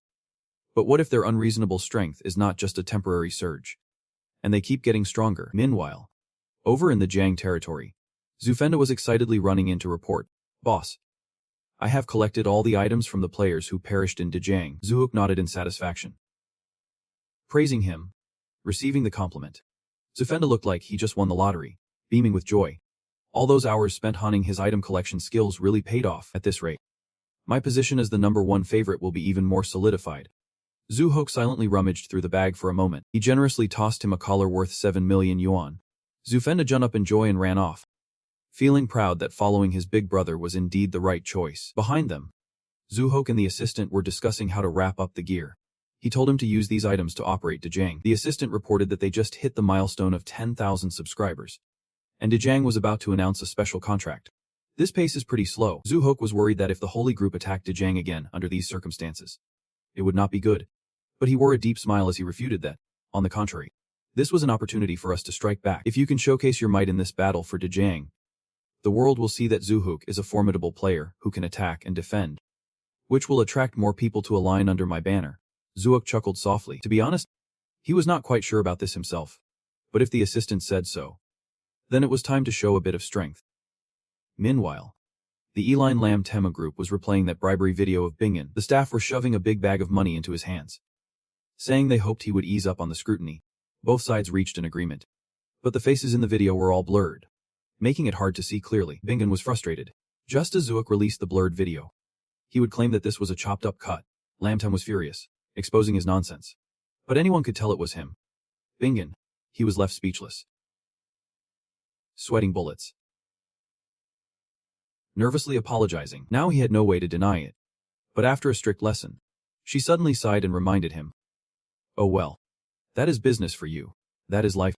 On the contrary, she even coddled Bingen, saying he had not done anything wrong. And it did not matter where they got the video from. Those who dared to use it to threaten them were the real villains. Bingen awkwardly laughed and scratched his head. He was actually the one who filmed the video, because he enjoyed watching the pathetic crowd at his feet. But whatever. He sighed in relief for now. He was still alive. Bingen was overjoyed, bowing repeatedly, practically ready to hit the floor, thanking her profusely, vowing to protect the reputation of the Elan Association. Lammed, telling him to tone it down from now on. Bingen curiously asked her if she would participate in the war in the Dejang territory. She smiled slyly. Of course. I am a key figure in the Eline Association. The top 5 players will all be involved in the battle at Dejang. Reclaiming Dejang is that important. At the hunting grounds of the Holy Association in the Napier Plains, they were ambushed unexpectedly by a swarm of undead. Duhook had asked her to gather the hunting grounds around Dejang, but it was a bit tricky. To his surprise, the Alliance had mobilized both NPCs and knights to guard the hunting grounds. She was not interested in these tricky matters. She just wanted to be by Duhook's side 24/7. Seeing the defeated look on her face, he misunderstood it as her being overwhelmed, which made him smug. No matter how strong you are, facing so many NPC knights is bound to wear you down. He was filled with determination. It was tough to get Napier, and this time, he could not afford to lose the newly rented hunting grounds from the Holy Association. Suddenly, she perked up, hearing a noise. And as she looked up, she saw Doan rushing in with a sword, ready to attack. Suddenly, in the heat of battle, Doan jolted with recognition. That name, Vongling, felt oddly familiar, like he would crossed paths with her before. With a chilling snap of her fingers, Vongline summoned a massive black creature that loomed ominously, its gaping maw ready for Doan to leap into. In an instant, everything faded away, and all he saw was the message. You have died. It hit him like a freight train. The giant was feasting on him, no crumb left behind. With a sharp glare, she turned to the old beast guard, her expression a mix of annoyance and disdain. Meanwhile, at the eastern gate of Viajang, Satine and Du Heck stood alone, facing an entire army. They swarmed like a tide of ants, a colossal force approaching that far exceeded Du Hessi's estimates. Hamisnexti's voice crackled over the comms, announcing a staggering 200,000 troops. With players ranked 1 through 5 gathering, comments flooded in, filled with worry that this time, he might actually lose. Du Hexi nodded coolly. Already aware, Satine, anxious, suggested they call for more elders. This number was concerning. Du Hexi chuckled at the thought. It is not that dire just yet. If the elders showed up all at once, it would only draw more attention from the Epec Empire. He gracefully leaped onto the city wall, smirking as he told Satine to watch closely. Du Hexi was brimming with confidence. Last time he hit level 60. His destruction instinct was that powerful. This time, his defense instinct should be even more terrifying. Now, watch my second skill in action. He jumped, gathering energy, preparing to unleash a powerful strike. With a fierce punch against the city wall, devastating mana erupted and flowed freely. This was the defense instinct. The pressure from Du Hexi's punch escalated rapidly. The demonic technique reacted to the defense instinct. Satine, clutching her umbrella, felt the immense dark energy even though Du Hexi was shielding her. Who could dare call this a mere skill? The demonic energy had transformed the defense instinct into an extraordinary shield enveloping the entire city. The commander suddenly sensed something in the air, a chill that set him on edge. Logically, 200,000 troops should not lose. But the sheer malice defied all reason. The commander charged ahead to scout, filled with fierce determination, slashing his sword to carve a path. He bellowed orders to unleash the flames, burn it down. A massive wave of flames crashed against the wall fortified by Du Hefki's dark aura, a fiery onslaught. The commander was giddy with anticipation. This time he was well prepared, layers of magical shields ready for a brutal clash. But then, like a deadly whisper, the dark energy pierced through him silently, leaving him in shock. What the hell just happened? Duxi scoffed, receiving a notification of a counterattack right at his location. Another reckless assassin had just bitten the dust. The soldiers launched a simultaneous attack but were met with fierce retaliation, the entire army thrown into chaos.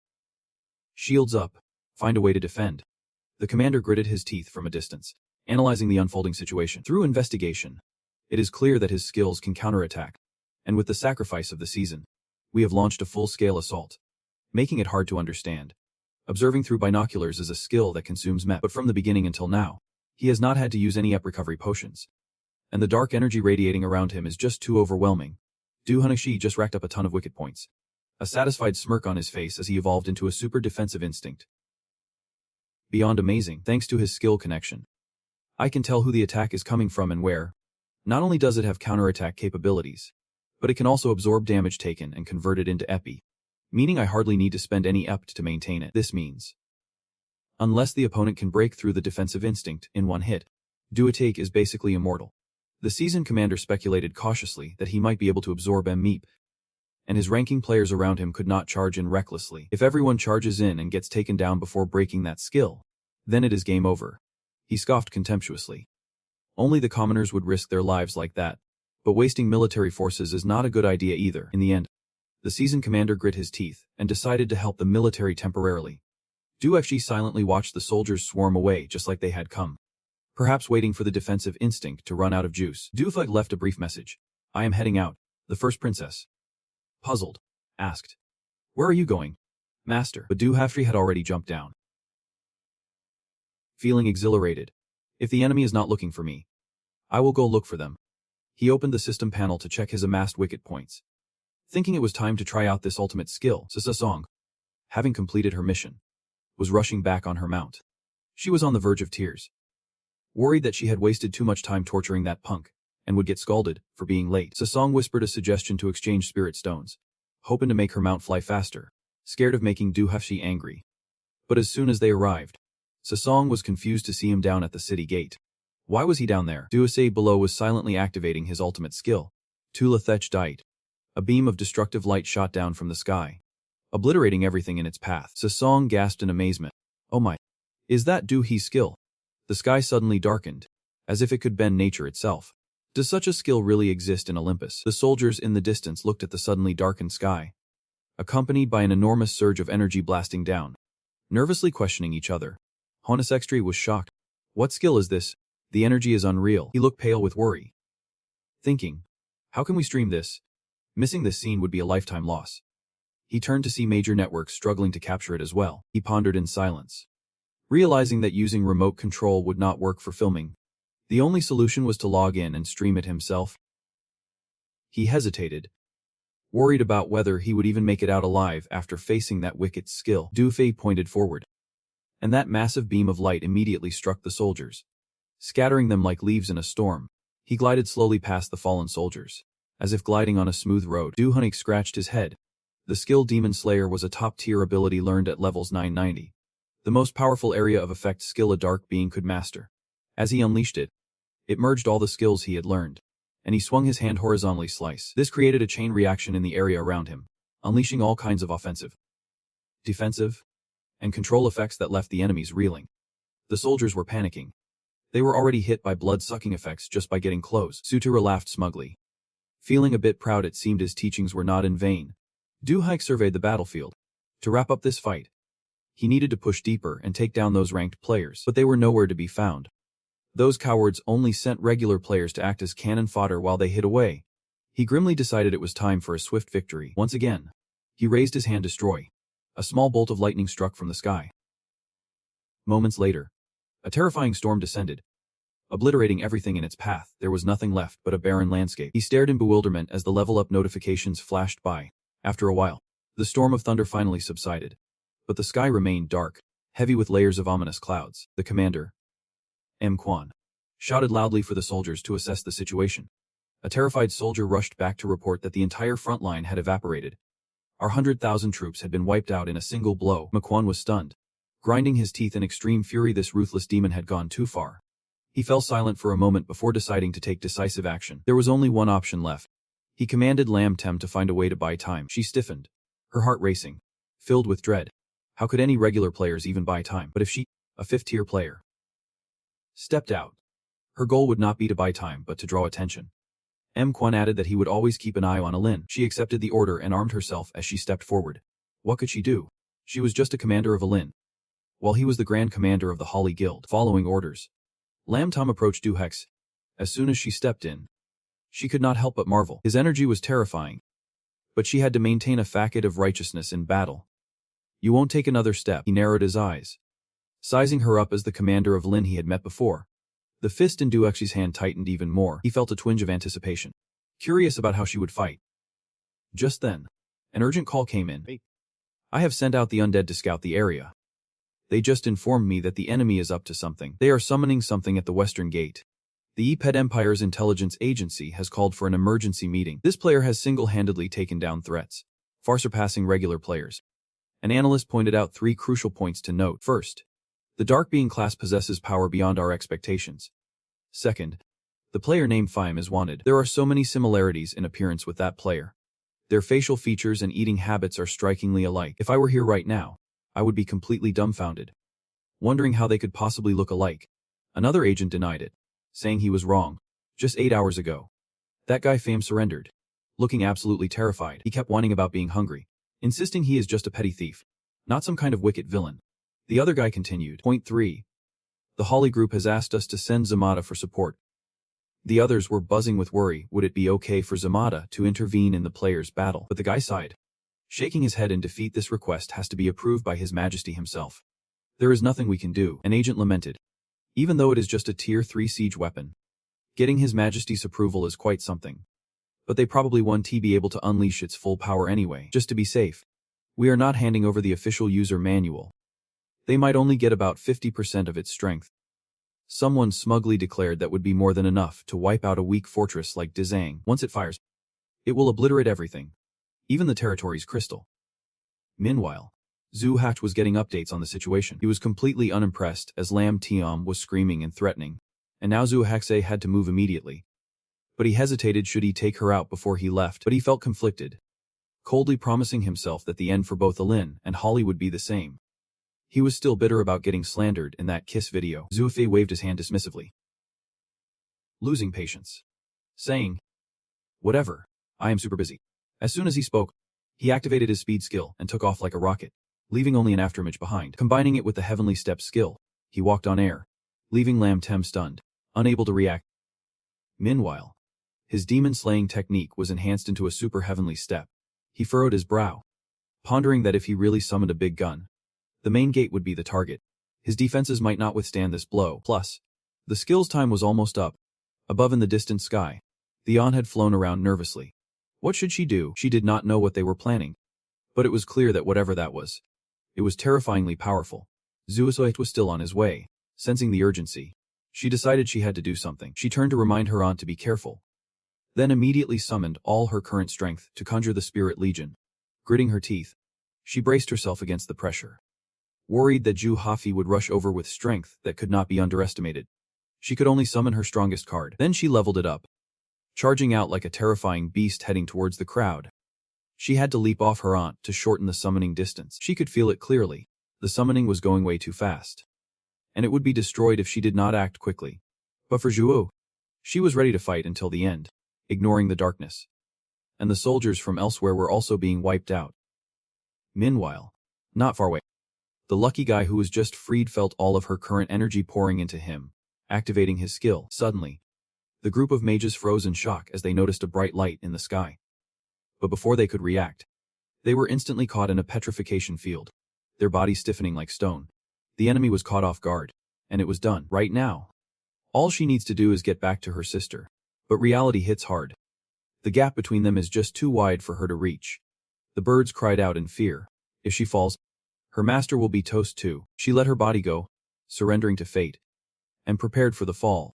In a scene straight out of a romance novel, by some miraculous chance, Du-Hook swooped in just in time to catch her, smiling gently as he praised her. Well done. He asked how long the petrification effect would last. She instinctively replied, 5 seconds. But in reality, all she could hear was the pounding of her own heart, everything else fading away. Du-Hook landed and set her down, reassuring her to leave the rest to him. She sighed in relief, her eyes sparkling as she watched his retreating figure, unable to stop smiling. He just hugged her and even complimented her excitedly. She exclaimed, "He definitely likes you." Meanwhile, the bird nearby was frozen in confusion, not getting what was so likable about it. On the other side, Ju-hook was sprinting, and he confirmed with his own eyes that it was indeed Jama, the imperial siege weapon of the Eban Empire. He could not just destroy it outright, or it would lead to conflict with the Empire. And besides, he was not even sure if it was destructible. Ju-hook paused in front of the artillery, first taking care of the mages around him. He gathered energy in his hands and unleashed a devastating attack. Thanks to his overwhelming power, the Celestial Slash, after several upgrades, had transformed into the Super Annihilation Slash. Merging with the Super Celestial Slash, Ju-hook unexpectedly reached a new level, unleashing his enormous power. Targeting the Yamana artillery, he nodded in satisfaction, cutting off the magic supply. He stood there for a moment, curious about his new skill. Little did he know that, beyond the enhancement from his annihilation technique, skills could also merge. Suddenly, he received a call from Hein Suk. He whispered urgently, "I am on the city wall. Get back here now." Lam Tam is being interviewed at the East Gate. On the surface, she feigned confidence, bragging about her accomplishments. But internally, she was filled with anxiety. Shouldn't Yamada have fired by now? Why was there still no movement? A sense of foreboding crept into her heart. Suddenly, a flash of light shot down from the sky, moving at the speed of light, crashing into the spot where Lam Tam had just been standing. Luckily, she dodged just in time. He smirked mockingly at her, while Lam Tam gritted her teeth, shivering in fear.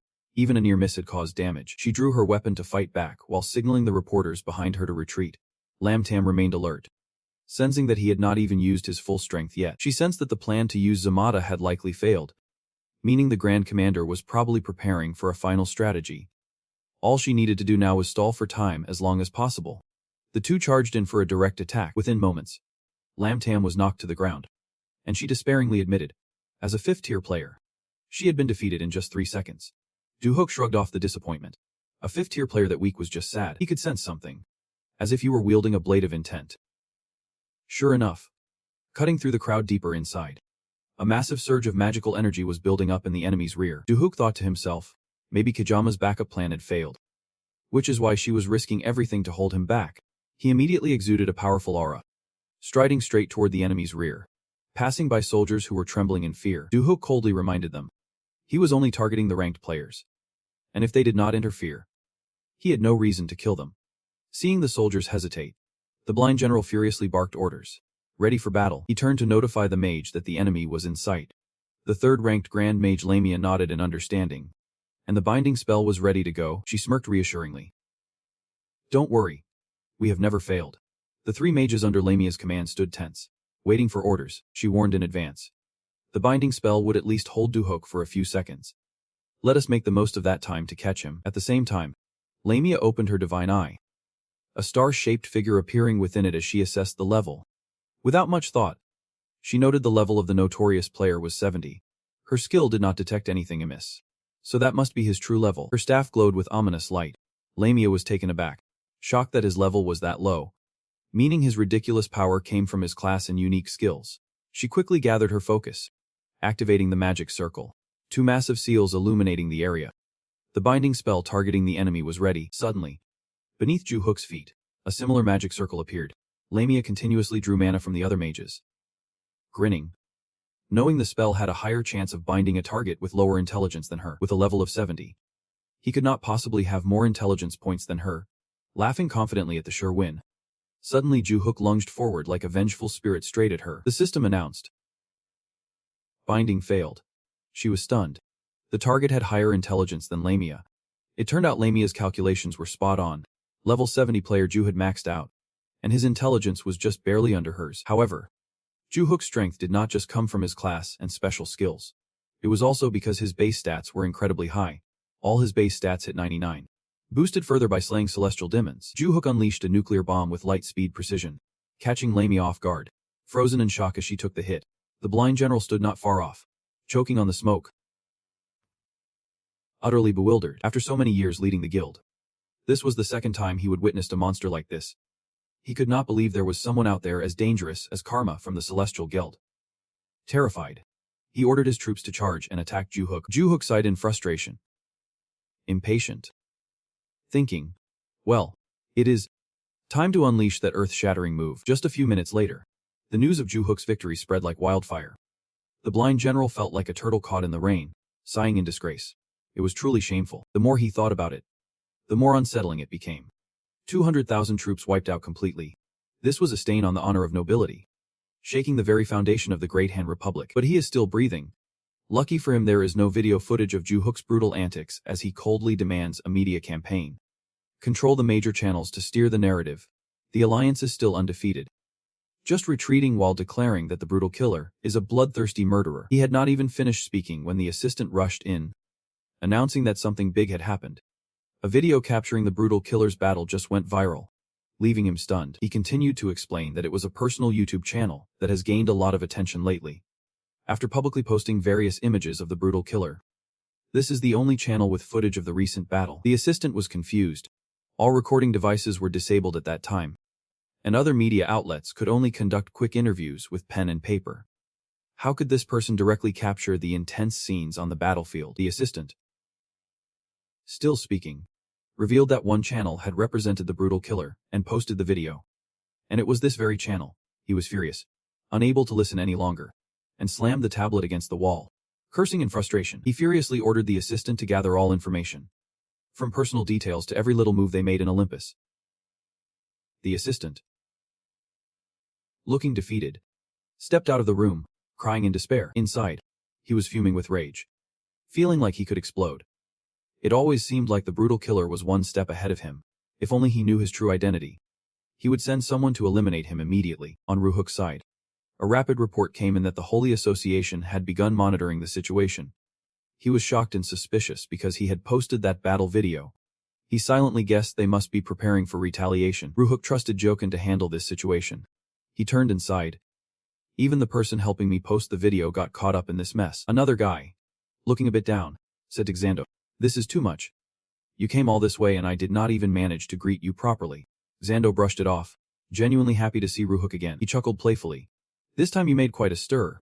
Xando expressed his desire, saying he would long wanted to do business with Korea, and he complimented Ju-hook profusely. "Your country has a perfect infrastructure system for education, and all the necessary conditions to nurture young talents." But then Xando expressed his regret, saying that so far he had not been able to sign any contracts due to opposition from the major guilds in Korea. Ju-hook questioned, why are they opposing it? This time there is no rock-solid deal. Why would he come here? Traveling between continents is costly. Xando understood his thoughts and smiled, explaining that once a contract is signed, the price of the magic stones in the market would drop, thus reducing the profits of the major guilds. He shared his impressions of arriving in Korea, stating that as far as he knew, Korea was a country without social class divisions.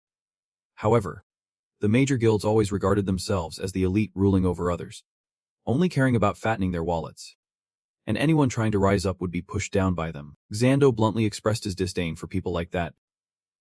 With that, he walked away from Ju-hook's suggestion, while the ruthless individual seemed to disagree with the guild's views. Knowing he had the power to turn words into action, Xando looked at him with determination. And that is when I decided to support him. Entry could not believe it at first, but soon he realized Xando's ulterior motive was not right either. His goal was to establish trade with his country, and if he defeated the guilds, Xando would achieve that objective. With a common goal, the two happily teamed up. After they collaborated, Xando generously offered manpower to assist him. And immediately, news broke online: a masterpiece teaming up with the Middle Eastern tycoon. This sparked a wave of excitement in the online community. However, there were still a few who doubted that the masterpiece could topple the guilds. "How's it going? XD teen? Is everything in order?" She heard her master's voice and turned with a gloomy expression. Just as everything wrapped up, Ju-hook approached her and asked, "So what should we do next?" Sextine smiled and replied, "Do not reveal all the information at once. Just let it out bit by bit. We need to gradually announce these pieces of news to rile up the people." She anticipated their moves to reassure Ju-hook. Of course, the other side would try to steer public opinion against you, but there is no need to worry too much. He replied, "Yeah, I figured as much. From now on, the master just needs to." Sixia stared at the screen in shock. "What is this? Is this for real?" Seeing this, Zagsong approached to check in. "What is going on? Sit up. Did you read the news we just posted?" She still could not believe what she was reading. Sia turned to Zagsong, who had been calm all this time, and asked, "Did Zagsong catch wind of this?" she calmly replied. Yeah. As soon as it went up, I checked it out. Anything involving Du-hook. I have got my eye on it. All the headlines were focusing on the 3 violations of the Hatubu League Guild that had been exposed. First, the Olympus pension fund turns out the retirement money that the Empire and Pest promised players had been intercepted by an independent financial fund. Second, players being exploited in the promotion missions. Hired players were pushed into situations where their characters could be erased without any support. Those who actually lost characters were only compensated a measly 5 million coins. Third, the Beast Tamer. The investigation also revealed that a sum of 3.5 billion gold was paid to Beast Tamer Zuzan. This person was not even related to the Hguli Association. The source of this money was confirmed to be embezzled from the pension fund and other welfare budgets. Read this and gasped. She could not believe they dared to block even the salary money. Song calmly replied, I am more mad about that Beast Tamer chick. She did not feel any goodwill toward her from the first meeting. Seemed a bit restless. She read the comments from everyone and could not help but worry for Du-hook. He is strong. Sure. But is it really okay to throw everything out there like this? I wonder if I can help him at all. Meanwhile, Du-hook was completely ignoring the uproar. He was just focused on his mission. Instinctively destructive. Immediately, the city gate crumbled. This time, his mission was to conquer the city of Port Magin. The ruthless villain had only one mission, to wage a territorial war against the Hguli alliance. Du-hook stood there, arms crossed, leisurely watching the chaos around him, taking a breezy 15-minute break. The Hguli alliance currently owns about 360 territories, while the ruthless villain captures 1/200 of those daily. And every time a territory is conquered, the paperwork piles up in front of him. The situation here is serious too. She could not hold back and jumped in to dissect the information. Du-hook listened, stunned by what she was saying. These guys left so much paperwork behind that they could not even hide it properly. It seemed they could not even tell which documents were legal or illegal. I wonder if Du-hook is catching any of this. But right now, all he can think about is her and the job. Earlier, he looked so haggard. But now his face is brighter. He really is buried in work. She did not forget to remind Du-hook. And by the way, he should swing by Nine if he gets the chance. The people are really hoping to meet you, sir. Du-hook replied. Sure. Okay. On the other side, Du-hook was trying to comfort his grandfather. Don't worry too much. Grandpa, this incident is indeed unprecedented. But he watched the situation anxiously, thinking people will forget eventually. Du-hook felt this was an easy fix. Just spread some other news to overshadow this one and distract public opinion. But Kwang did not agree. No way. Kwang had already distracted public opinion with a bad rumor that was about to drop. This time, things are not going to be that simple. Kwang frowned and thought, sure. With time, everything would calm down. But that is only if it only blew up once. He felt that the evil mastermind would not just let things go easily. That crazy lowlife definitely has a plan up his sleeve. The power of the evil mastermind is growing stronger. And he is constantly invading his territory. Even the so-called fools he considers useless have faith in the Du-hex. Moreover, he is backed financially with Rumara always by his side. This is giving him a massive headache, as he can't figure out how to take him down. But suddenly, an idea struck Kwang, and he decided to take a gamble.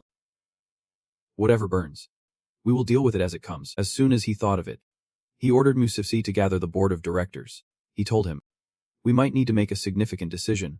What he meant was, Kwang live in Tron and is just a temporary fix. But the time has come to shed our shells. The very next day, the members of the Hguli Guild received shocking news. Rumors spread quickly about the situation in the organization. The number of members laid off reached a staggering 10,000. The reasons given by the Hguli faction were, we have no other choice. The organization's finances are plummeting, resources have been snatched away by others. And the monstrous dark creatures with their high difficulty levels are appearing everywhere the evil mastermind steps. The hunting grounds can no longer guarantee profits as they used to. And that is why they are making these claims. He felt that the Kwang side was just using excuses to justify their corrupt actions. While he was lost in thought, a car suddenly burst through the door, even though Xe tried to be cool, saying, Wait. Did you knock? Before he could finish, she excitedly interrupted. I have got a way to help you. Kara eagerly boasted about its achievements. You know I have been with a group of sorcerers on special missions and leveling up. Right. I know. I know. I know. I know. I know. I know. I know. I know. I know. I know. I know. I know. I know.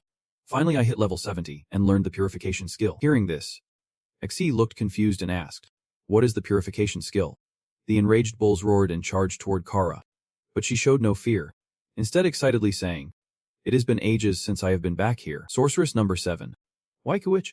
Level 72. Kara. Everyone around was in awe of her presence. But Kara was only observing her surroundings, which were now littered with players, but had turned desolate since the dark monsters appeared. Kara raised her magic staff and chanted an incantation. Purification. Instantly, a wave of light spread all around. Even the fierce bulls were affected by those rays. The beams of light strangely calmed the bulls down, turning the dark bull monsters into gentle creatures. After finishing her task, Kara winked at the camera and said with a smile, "Forget those pitch-black monsters. Wherever there is a dirty hunting ground, you will find me." Atsi was in disbelief at what Kara had just done. Stammering, "What was that?" Purification. Her voice still echoed from his phone. "Please support Sorceress number 7. Waikowicz?" And that is when he realized something felt off. Wait a minute. This is a hunting ground occupied by the evil mastermind. Is not the very next day. The news outlets erupted with reports about Priest number 7 and their cleansing technique, sparking a fresh wave of public opinion. When Mukwan caught wind of this, he could not help but seethe with anger. Why was Priest number 7 suddenly getting involved and turning everything upside down? Sure, cleansing our hunting grounds is one thing, but why is she cleansing places taken over by evil beings? Mukfuk dismissed it as no big deal, scoffing at how these low-tier folks, with just a bit of power, were puffing themselves up. The government even encouraged the cleansing as a priest's duty. He asked his grandfather if they should secretly carry out a peek. Mukwan rubbed his etching head and said, "You can't do that. They will catch on right away." He never imagined that his meticulously crafted plan would come crashing down. We had just managed to exploit the monster situation to carry out mass layoffs, and now it has all gone to waste. Not even enough time to downplay the reputation of the evil beings. Mukwan was taken aback by this unexpected high-level move from Du Huck, as those he had laid off would flock to his hunting grounds due to the no-fee policy. Musuk, confused, asked him, "So why not punish Priest number 7 to keep her in check?" Mukwan replied, "This has been mentioned before, but for him, reputation was everything. Priest number 7's involvement would tarnish his own standing." Mukwan still could not shake his prejudice against commoners.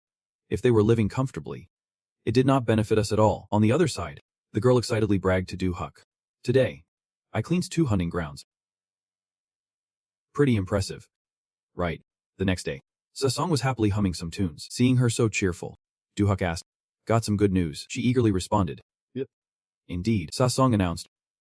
"Recently, the online community's view of the evil beings has improved." Du Huck, surprised, asked, "Their view of me?" "Yep." Sasong happily recounted, "Right now, the nightmare monster issue has been resolved. People have started earning a steady income from the no-fee hunting grounds, and they are thrilled not to have their income siphoned off like with the major guilds. Not to mention, the way he wiped out the ranked players in one blow has led many to speculate that he will soon topple the Holy Guild." The two of them shared the same thought upon hearing this. "That girl is so happy. It is adorable," Du Huck humbly replied. "Well, it is all thanks to the plan of our priest." He could not help but marvel. It seems the propaganda plan is starting to pay off. After he won the territory war, a ton of players flocked to the area, and it is expected to hit a maximum of 100,000. Du Huck could not help but praise the strategic policies of their priest. Keeping the fees minimal under our control only proves to them what is going on. The allegations of the Holy Guild being corrupt are absolutely spot on. Our priest's management skills might even yield extra income. All three felt a sense of joy as people gradually began to recognize them. While the other two were gushing over Du Huck, he found himself contemplating the expansion of their territory. Du Fg is struggling to manage the overwhelming territory he has conquered. The Grand Guild splitting its forces to attack different regions is making it impossible for him to keep control. Du Etre has a headache just thinking about recruiting more staff. While Sasong is chatting, she suddenly looks over at him, lost in thought. To sum it up, what catches her eye is the handsome Du Hex. Deep in contemplation, Sasong instantly switches to crushing on him mode, leaving Sotin feeling helpless. The more Du Etre stares, the cooler he looks. Even when he is deep in thought, he is still attractive. This girl is head over heels for her master. While the three are engrossed in conversation, Markan suddenly rushes in, shouting, "What a menace." He dashes, holding a notebook. "Hey, check this out." The three of them are curious about what Mark Khan brought, and he immediately responds. It is the ledger for the welfare fund. He explains that this fund embezzled Olympus's pensions, which we have just uncovered. When the big con was busted, those inside took off. Mark Khan continues. So I rummaged through the office to see if there was any useful info left. As he scans the area, something catches his eye, a conspicuous notebook. Mark Khan picks it up and curiously asks, "What is this? Why was it left behind? I wonder if there is any secret info in here." The notebook contains a note that reads, Dierka Welfare Fund, Chairman Aziz C. Duekshi is puzzled. Is there really someone by that name?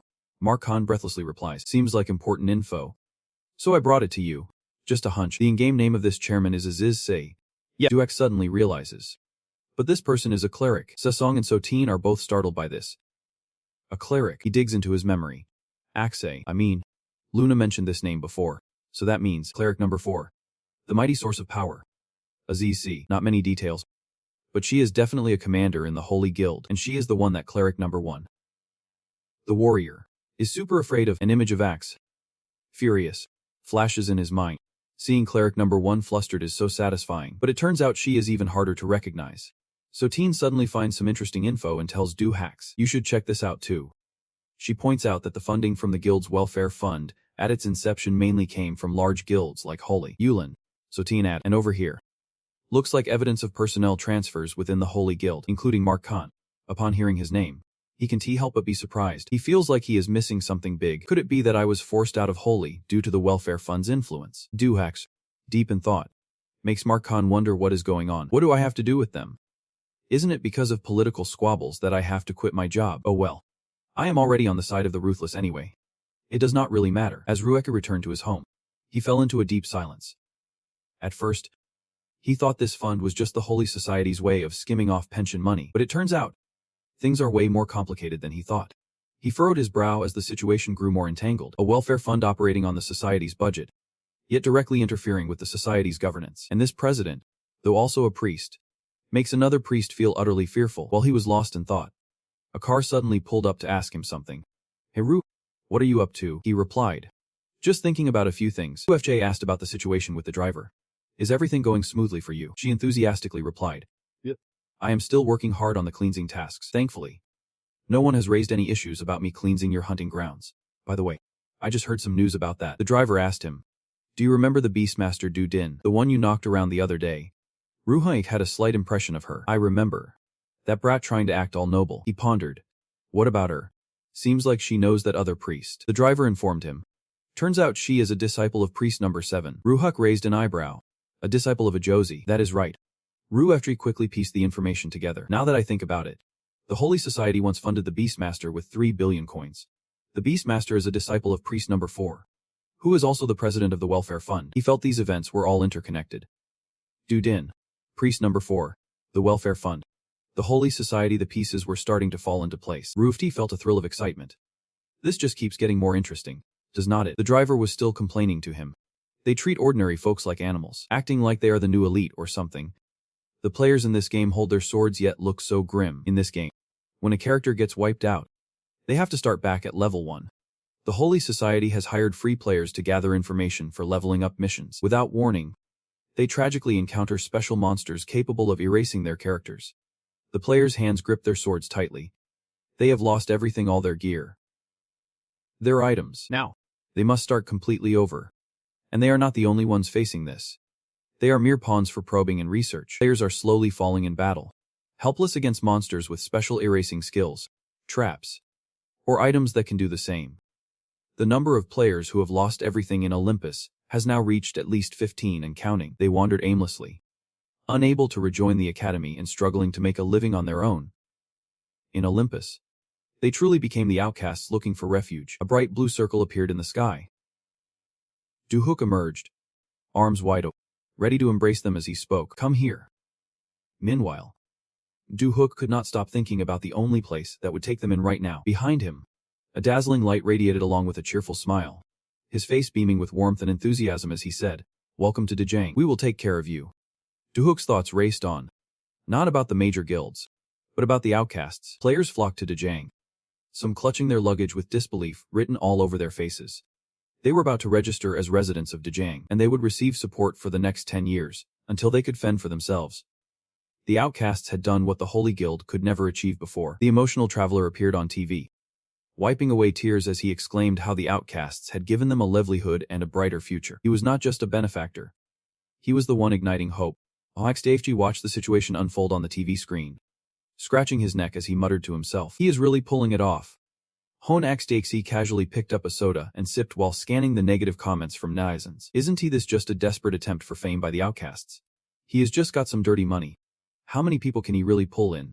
With his glasses on, sipping through a straw. He mumbled. The skepticism was completely predictable. Duhook sat back, fingers intertwined. And when he heard the bad comments, he was not shy to respond. It is not dirty money at all. I can easily do this just with the taxes collected from Dejang. He stared directly at the screen with sharp, confident eyes. Duhook radiated immense charisma. I do not know about those who managed Dejang before. They either could not or did not want to provide such benefits. But right now, as long as we do not spend extravagantly, we have more than enough budget to make it happen. Perhaps there were just too many leeches before. In Dejang, under the vast blue sky, he stood at the city gate, arms crossed, watching the players gather here. Behind stood next to Duhook, excitedly watching the crowd heading to Dejang. The reactions to the new announcement were exactly as expected. He laughed heartily. Satine continued. They are slowly realizing the truth. Watching players excitedly register one after another, she said. From opening up free hunting grounds to providing shelter for the residents. No matter how the Holy Guild tries to smear his name, the truth remains unchanged. An elderly man signed up while praising him non-stop. The outcasts are indeed incredible. Satine continued to explain the current situation. And thanks to that, the number of players gathered in Dejang now stood at 1 million. Can we take them all in? A member of the outcasts, sweating profusely while holding the list of incoming players, said. Of course not. The maximum capacity of Dejang is 100,000. Two members of the outcasts frantically rushed to inform everyone. Dejang can't take any more players. The spots are filled, and the gamers are left shocked. Satine poses a question to herself. So what now? Are we really going to send over 900,000 people home? A guy asked. The person next to him looks just as confused. Who could have predicted this many people? Satine answers her own question. No need. I have already got a plan. A man in a red hat stands up in the crowd, scratching his head, drawing everyone's attention. Well, we could just head to another city. Right. Like Marine or some other place taken over by the bad guys. The crowd, hearing this, rushes toward Marine without a second thought. Right in front of Zuetikas's time.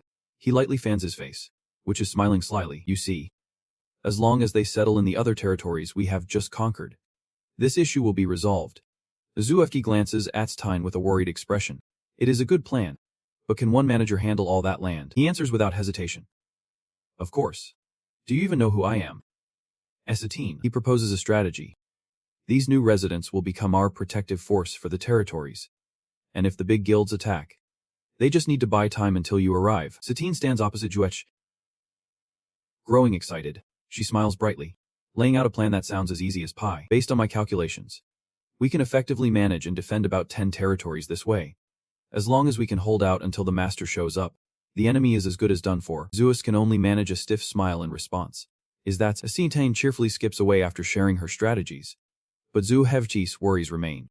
According to her, the manpower shortage that had him stressed for so long is resolved, and they could even stabilize 10 territories. Zuhevchi crosses his arms and gazes up at the clear blue sky.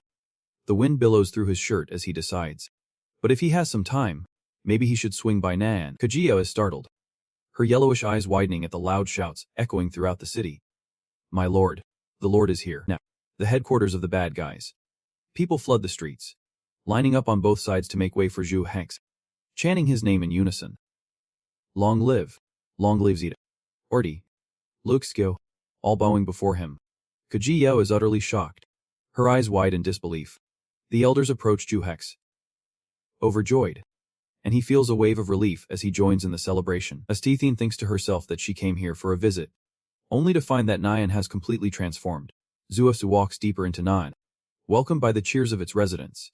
Lost in thought. At first, this thought seems a bit ridiculous, like he could really conquer the world. Suddenly, the system announces something. The central altar is reacting, startling him as he wonders what is going on. The system continues to report, verifying eligibility. Before Zhu Hex stands the altar, with flames burning fiercely. He was taken aback by the question, and Zeta standing behind Zhu Hefi replied. The altar. Before them, the flames on the altar roared like a wild beast. The Lianhean system declared. Minimum requirement met. Own 10 territories. A face emerged from the flames, its eyes blending with the fire. The system announced. Congratulations. You qualify to unlock the chain quest.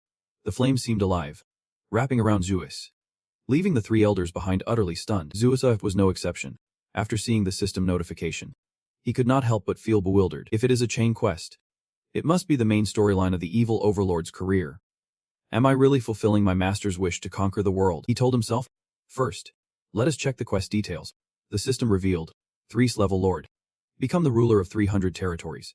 Gather 3 million reputation across those territories. And achieve a total of 3 million residents in all territories. After reading the quest, Zhu Hech was in total shock. He recalled his master saying, "You think becoming the ruler of the world is easy," he muttered under his breath. "That crazy old man. And I have to complete it in 60 days. Standing before the altar, with the flames raging wildly, he was lost in a whirlwind of thoughts. This is insane. The Holy Guild took 150 years to build such a legacy, and I have to do it in just 60 days. Zito and Lu looked on. Equally perplexed, Zhu Hek rubbed his head, worry creeping in if he failed. The punishment would not be light. He might even lose his position as the evil overlord. Zuig pondered. How did he usually complete quests? Thanks to all sorts of lucky breaks. Suddenly the image of Sasong popped into his head, joyfully calling his name. A light bulb went off in his mind. Wait a minute. Why am I thinking of Chun Sasong? Oh right, he remembered the first time she appeared to help him. Without Chun Sasong, he could not have completed the mission in the Moon Valley, and since then, she had always looked for ways to support him. He recalled their battle with the Holy Guild, where she had prevented the enemy from using their siege weapons, turning the tide in their favor. Her image, with that captivating smile and formidable strength, flashed in Zhu Hexi's mind. Looking back, she truly was a valuable ally. He commanded, "Let us head back." The elders still looked confused but nodded with questioning expressions. Yuzua turned away, deep in thought he had come this far, and he could not afford to make any mistakes now. A sly smile crept onto his lips. 300 territories. That is a piece of cake. He walked steadily, realizing he had to work even harder from now on. Zuecheg activated the quest for the Lord of Time, with 60 days remaining. Meanwhile, a voice boomed from a man. "What have you all been doing?" His hand slammed down on the podium. "Fuming. During my break, I got a brief report about the evil overlord. But not a single one of you has contacted him yet." The man in the blue suit kept criticizing, saying I had barely taken a year off. "And yet you guys have already messed everything up, forcing me to return earlier than planned." With the Nen's logo pinned on his lapel, he continued his speech. "We all know that today's society is not ideal. But has not someone already stepped up to change that?" Everyone below was left speechless by his speech.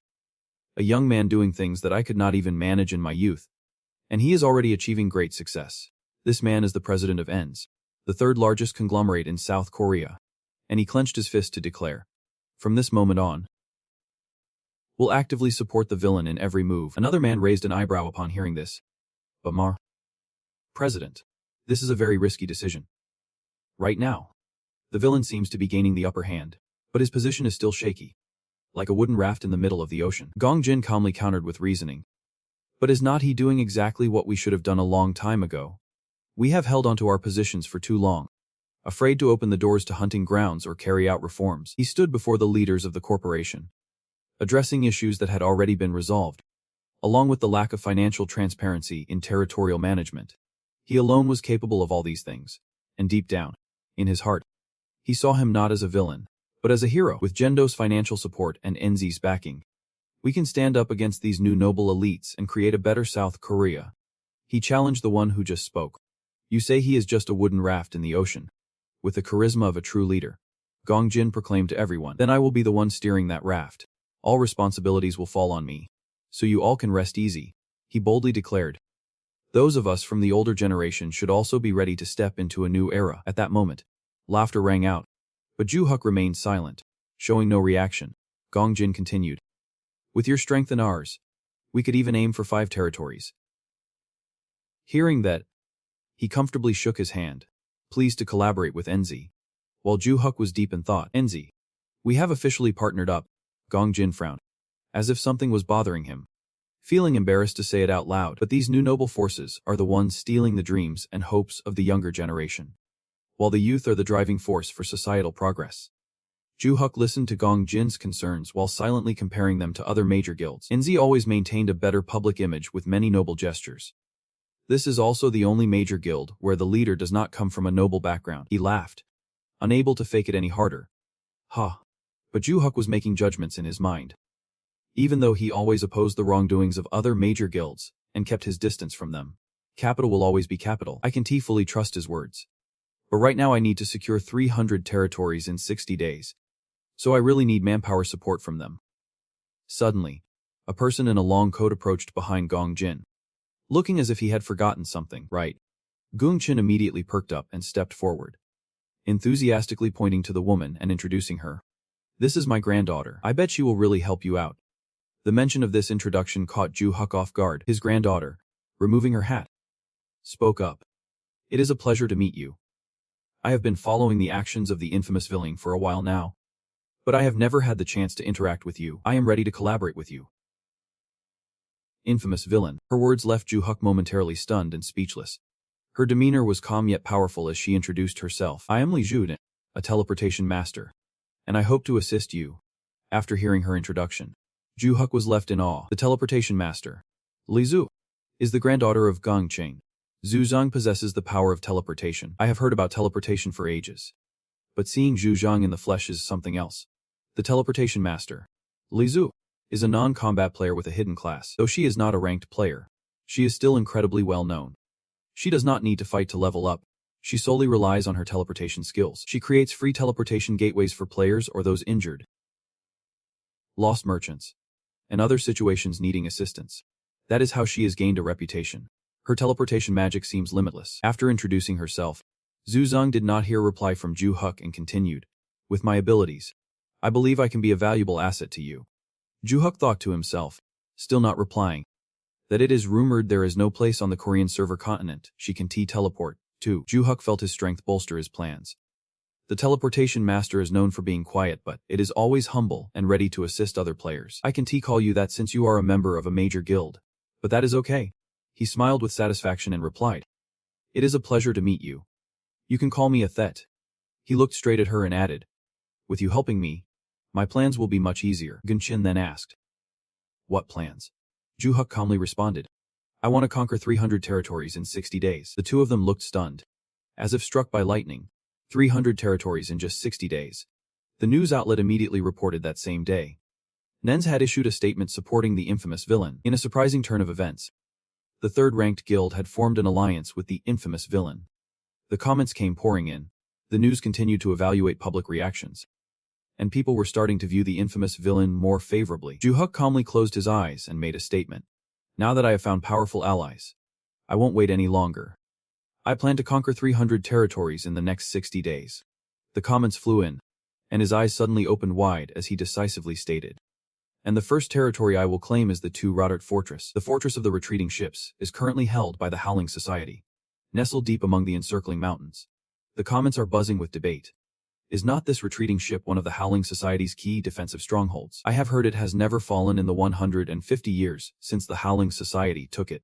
While analyzing the strategy, the only way into the fortress is through a narrow canyon, and on top of that, it is armed with cutting-edge, impressive weaponry along with a variety of specialized defensive armaments. Turning this place into an impregnable fortress, the city siege weapons are top-notch.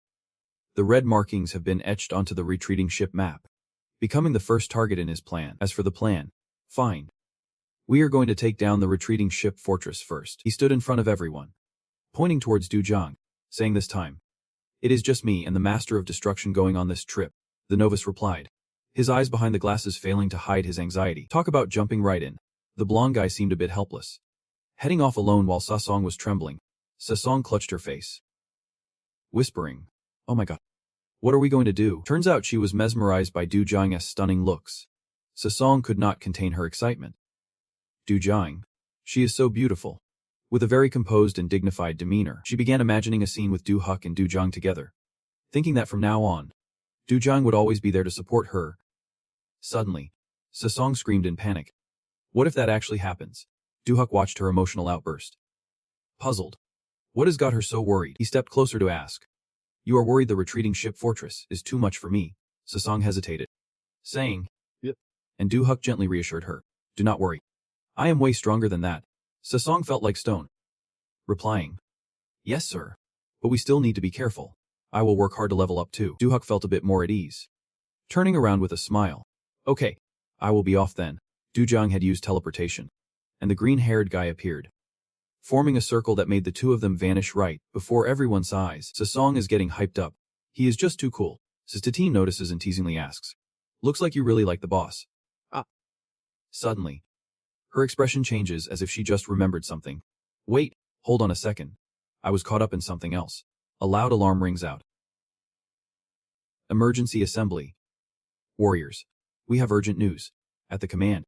The warriors quickly gather, one holding a spellbook. While announcements blare, the notorious villain has appeared. She is the Grand Sorceress Lamian. One hand wields a staff. The other clutches the book. Lamian calmly inquires, "Are we all set?" The elder behind her bows and responds, "Yep." "Madam." She recalls her previous defeat in battle against Ju Hukma, full of rage.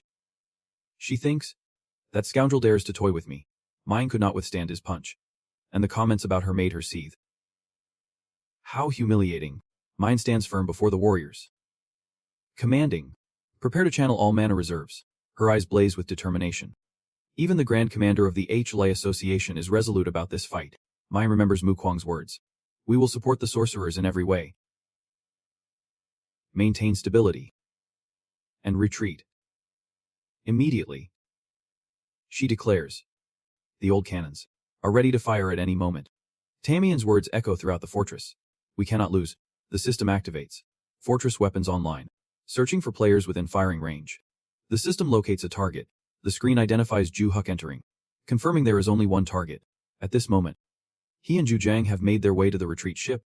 It took quite a bit of time, but with Ju Jiang's help, it was much smoother. Now, I can go wherever and whenever I want.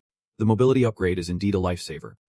After completing her mission, Ju Jiang smiles and says, "Whenever you are done, just message me. I will come pick you up." "Good luck." Ju Huk smiles back and replies, "Thanks." He begins to survey the area, expecting a peaceful scene like in the Geoman Valley. But here, there is nothing. Instantly, Ju Huk starts to express doubt, asking the system, "What if I just run out of mana?" The system screen displays. Mind's eye. Ju Huk stands at a distance, watching from the mountain foot, and sees a swirling green energy on the fortress, ready to devour anything that comes close. He wonders if they are really betting everything on that cannon. All magic is concentrated there. The system indicates it is gathering power for a single target attack. Lethal ammo mode. Mayan, staff in hand. Shouts orders. "Don't kill him yet. Just beat him enough. Then bind him and make him a slave for life." The system issues a warning. Excessive mana supply. Target at risk of annihilation. She then says, "Forget it. Just unleash it."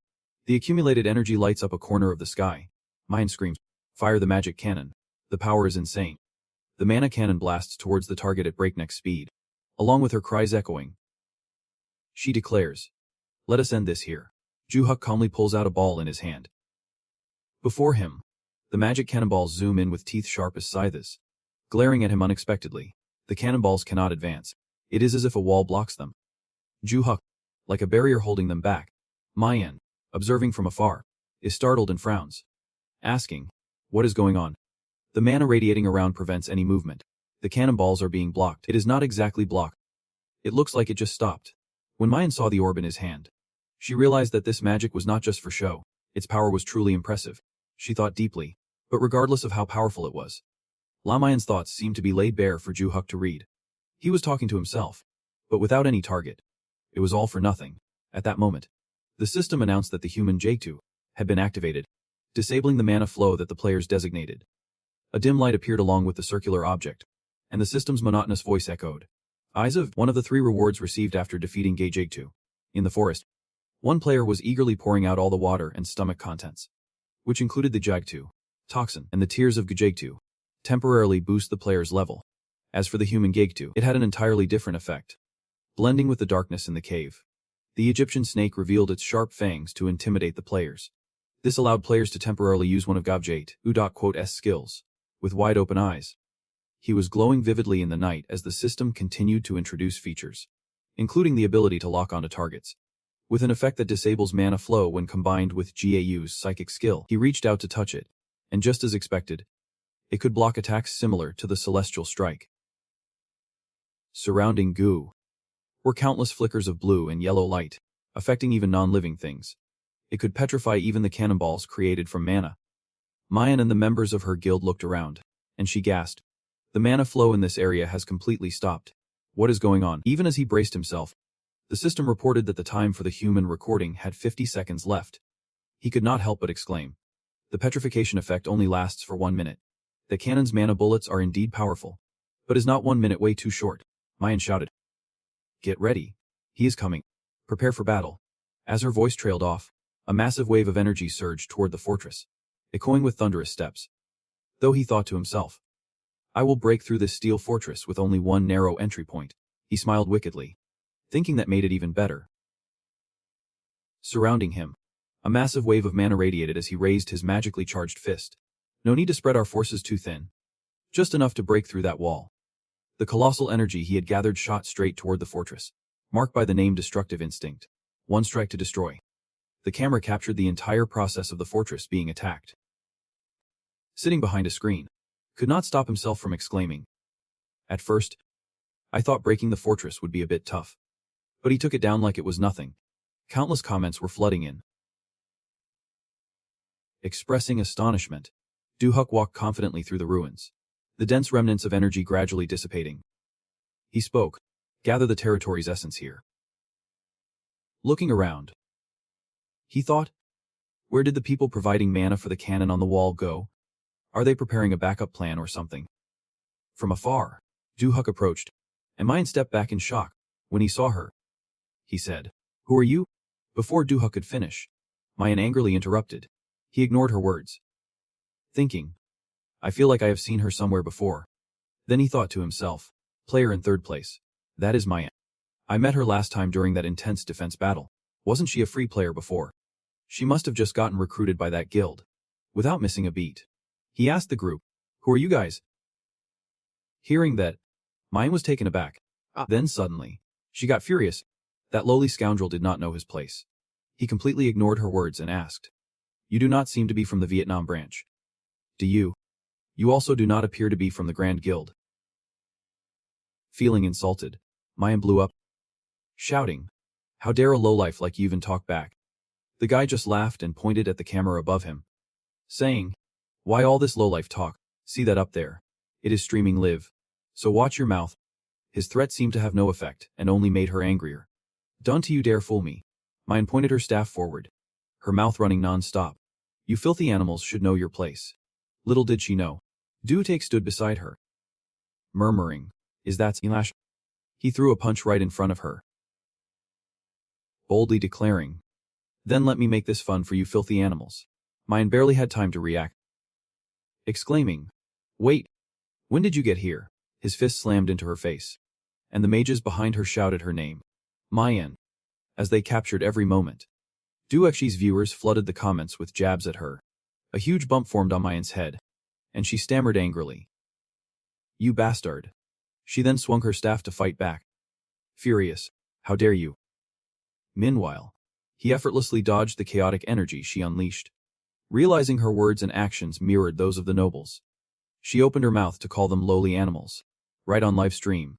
Just a little provocation, and her true colors were already showing. Mayan pulled out a spellbook and began to chant, Commoners will always be commoners. The mages behind her flinched when she called them out, prepared to switch spells. Around Mayan, a pink energy aura grew increasingly intense, and a system notification popped up. Blood Rage Curse was being cast. Duexi stared at her in confusion, thinking, Is she using mana to cast a supreme skill? The staff's tip swelled, generating a massive energy sphere that made him wonder if this skill consumed more than just mana. One of the mages with Mayan collapsed, crying out in agony, while the others began to panic and scatter.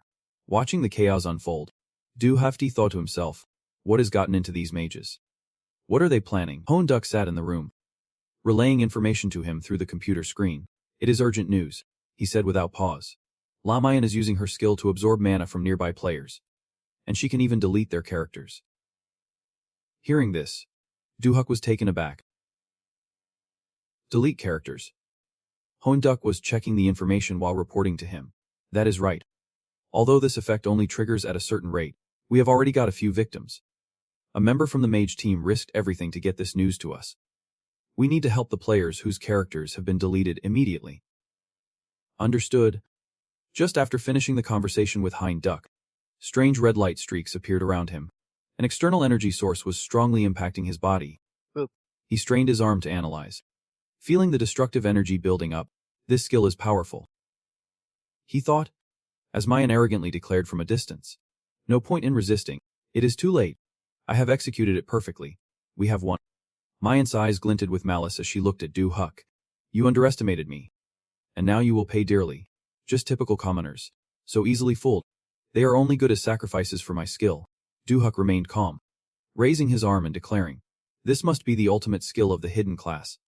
Powerful enough to wipe out the mage team. Just as his voice faded, his arm unleashed an immense force, blasting away the light mine had created. She was thrown back in disbelief. What? No way. My skill was cancelled. The force he unleashed formed a gigantic sphere. Mayan wondered. Could he know my skill can delete characters? Who cares about those commoners? From the sphere, countless sharp blades shot towards where she stood. Heavenly slash. Surprises kept coming. And she kept shouting. What? What is this? How did it come to this? Quai the Mabat. The power of Duhuk vanished, accompanied by a mechanical sound ringing out, signaling destruction. I have protected the players. The demon-slaying technique successfully resisted the external energy. His face was unmoved. He is just a tier 3 player, a bit reckless. But her hidden power is indeed suspicious. He glanced at Mayan's fading body, sighing. What a shame. Her basic stats are pretty pathetic. Meanwhile, the entire battle had been live-streamed, so the nobles and the tiered players were in for a headache. He confidently turned to the mages accompanying her, saying, if you retreat, I want to attack. The system's voice kept announcing the achievements he had just unlocked. The ruins plateau has been unlocked. The long legs of a ruins ship touched the dry ground. This is a new area under the ruins fortress. Hansa leaned against a rock nearby, saying, I hear this fortress has not been conquered in 200 years. The condition to unlock the hidden area is to conquer this fortress. He chuckled. Surely no one knows there is such a hidden area behind the fortress. The system's announcement rang out. You are the first to discover a new area. Focusing his gaze on a nearby ruins ship, he casually remarked, not to mention the monsters spawned here are rare blue-furred types. Their hides are highly valuable. The ruins ships ignored him and moved forward, while Zuhuk stood still, thinking, if handled well, it would greatly benefit the operation of the ruins ships. From behind him came a call. Me. Zuhuk. He slowly replied, I brought Fendo as you requested. He could barely contain his excitement, saying, congrats. Bro. You have conquered the ruins ship. You are here. Zuhuk and Fenda huddled together for a chat. I picked up some stuff along the way, Zuhuk said, glancing cautiously at Zuhuk. She thought in amazement. I can't believe it. He actually took down the ruins fortress. While she knew the villain was strong, she never thought he could conquer the ruins fortress so easily, exposing the true nature of those upstart nobles. Zuhuk fiddled with his phone and exclaimed, whoa. She saw an account posting live battlefield footage where Zuhuk stood, titled The Villain Breaches the Ruins Fortress, with Lamian's blaring image and sound. That lowly brat does not know her place. She clutched her staff, disdainfully cursing, a lowly one dares to challenge me. Right below the video, a flood of comments about the battle swarmed the news feed. Zhu Zhang's eyes skimmed through each comment as she closed her eyes, thinking, worrying for nothing. From now on, I can confidently cooperate with him. Seeing Zhu Zhang standing in a daze, Fenda approached and asked, Me. Zhu Zhang, what are you doing? Pulled back to reality by Fenda's call. She replied, I am just thinking about a few things. But before she could finish, he boldly declared, I know what you are thinking. His intense gaze landed on Zhu Zhang as he continued. He is amazing. I can't believe he actually took down the stronghold. That is what you are thinking. Right. Caught off guard, Zhu Zhang awkwardly denied it. What are you talking about? Seeing her react so strongly, Fenda chuckled and said, no worries. You will get used to it soon. Every day with him is full of surprises. Zhu stood in front, ignoring their conversation, and said, let us head back. Fenda happily waved at Zhu Zhang, saying, I have got stuff to do. I will go ahead. There are still many items left to collect. She politely responded while secretly pondering Fenda's words. There is no denying he is an extraordinary person. If everything that just happened was part of his plan, then he truly is a brilliant player. Just as Fenda took a few steps, as if remembering something, he suddenly exclaimed, oh right, by the way. He rushed over to Zhu Zhang and, with a serious look, said, there is one thing I forgot to mention. Her eyes slowly moved, responding, what is it? His sharp gaze made Zhu Zhang break into a cold sweat as he warned, remember this, I am the #1 pet. What the heck? After reminding Zhu Zhang, he casually picked up items from the ground. Witnessing the humorous scene, Zhu spoke, what is going on? She replied blandly, as if used to it. Nothing.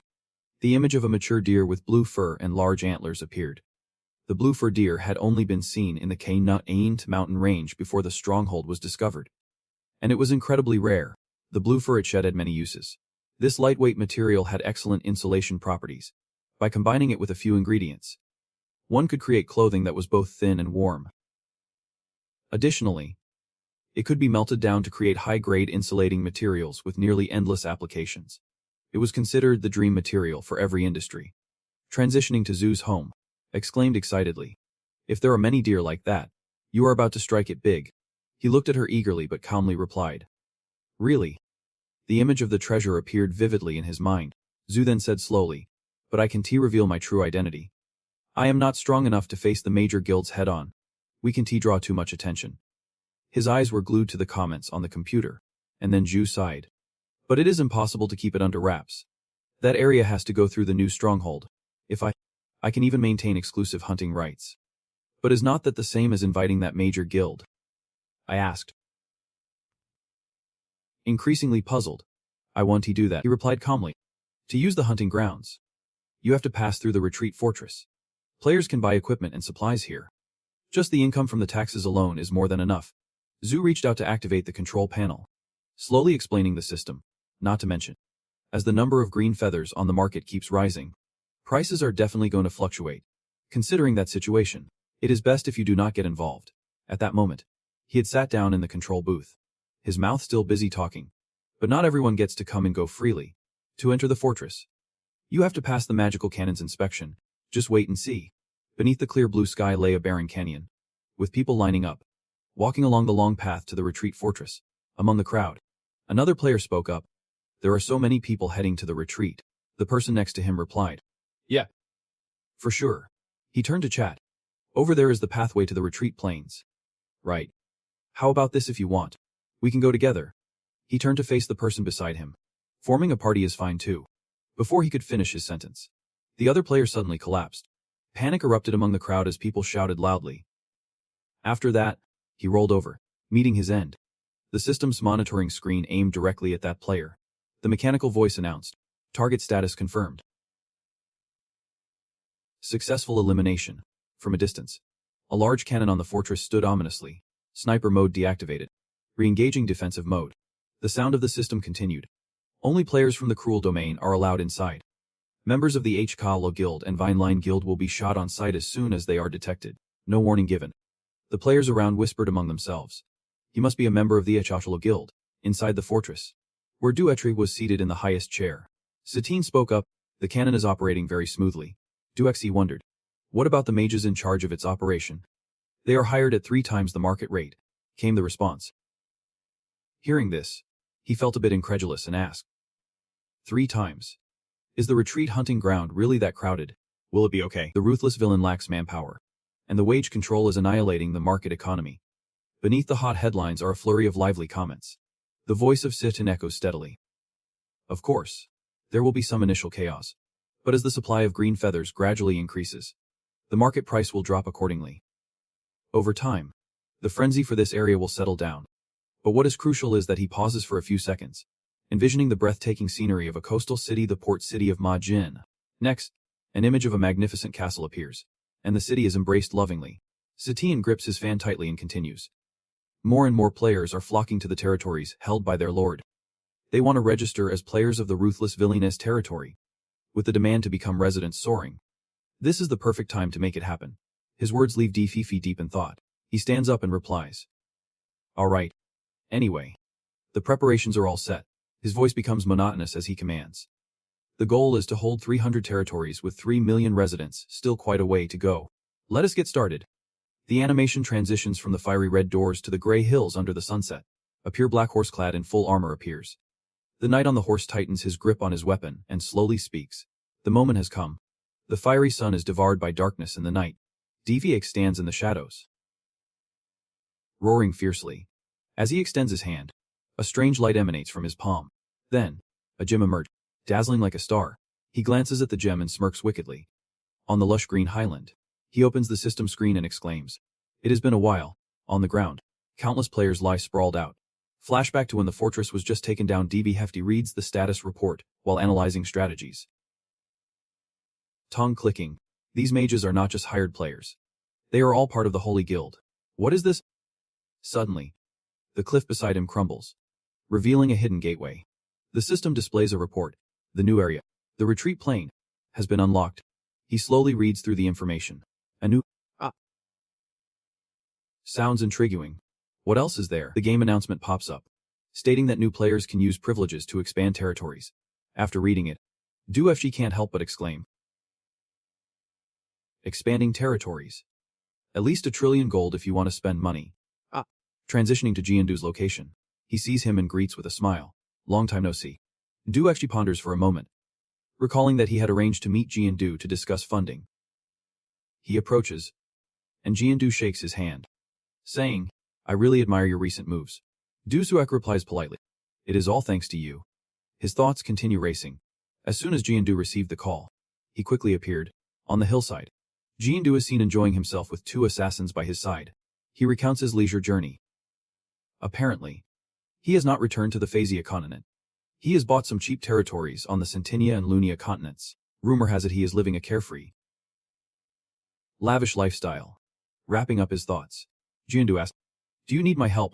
DuXi immediately responds, not exactly. I just want to sell you this. He reveals a radiant, beautiful gem in his hand. Is that the singing stone you are selling without an auction? Even if you are scheming, it shows you are willing to cooperate. At least I can offer you this privilege. But deep down, I am a bit regretful. This is my last piece of magic stone. Yet, with it in his hands, I can rest easy. He takes the magic stone eagerly. Just when I need a shipment for my business in Africa, I am desperate for it. And he is proactively selling it to me. Jiandu snaps his fingers. Decisive gesture. Fine. Since you have shown such sincerity, we should respond in kind. Behind him stands an assassin holding a bag of gold with sparkling eyes fixed on him. Tai Duechi catches the bag of gold, his eyes wide in disbelief. Last time I bought it for 50 trillion, so this time, I will pay you 55 trillion. He stutters, repeating, 55 trillion. After parting with an extra 5 trillion in gold, Jiandu smiles and heads out, one hand holding the bag of gold while waving goodbye. Jiandu cheerfully replies, if you need more cash, just call me. I can lend you more without expecting it back. On the outside, he is smiling. But inside, his heart is racing. Parting with 5 trillion at once, how rich must he be? He is operating on a whole different level than me. Glancing at the bag of gold in his hand, he mumbles, well, if I have enough money. Duok confidently strides forward, declaring, time to get to work. The system pops up with a notification confirming his decision to expand territory. After pondering for a moment, he smirks and announces, investing all 55 trillion to expand the territory. No worries. 55 trillion. I will make it back. Eventually. Saying that, tears well up in his eyes. Where am I supposed to find more magic stones now? Every time I have to spend such a large sum, a piece of me dies inside. He leans against the railing, the crimson sunset casting its glow on Duhuk's face as he mutters to himself. There is only one chance to expand territory, no need to be stingy. The notification did not mention any investment limits, meaning the more I put in, the more benefits I will reap. Who knows? I might get to open a new area. Alright, let us get started. He reaches out to touch the system screen, just a hunch, feeling like the system has something planned for the wicked man. Suddenly, the ground shakes violently as he wonders, is it time for a game? The system voice exclaims. Very impressive. Confirming that the massive amount of gold exceeds 50 trillion. You have unintentionally satisfied the conditions to trigger a powerful hidden event. The fortress ship before him begins to transform. The dazzling fortress is enhanced. The fortress ship has been upgraded to a grand fortress ship equipped with 3 magical artillery pieces. These 3 cannons belong to the player who controls the territory and can only be used to defend the grand fortress ship.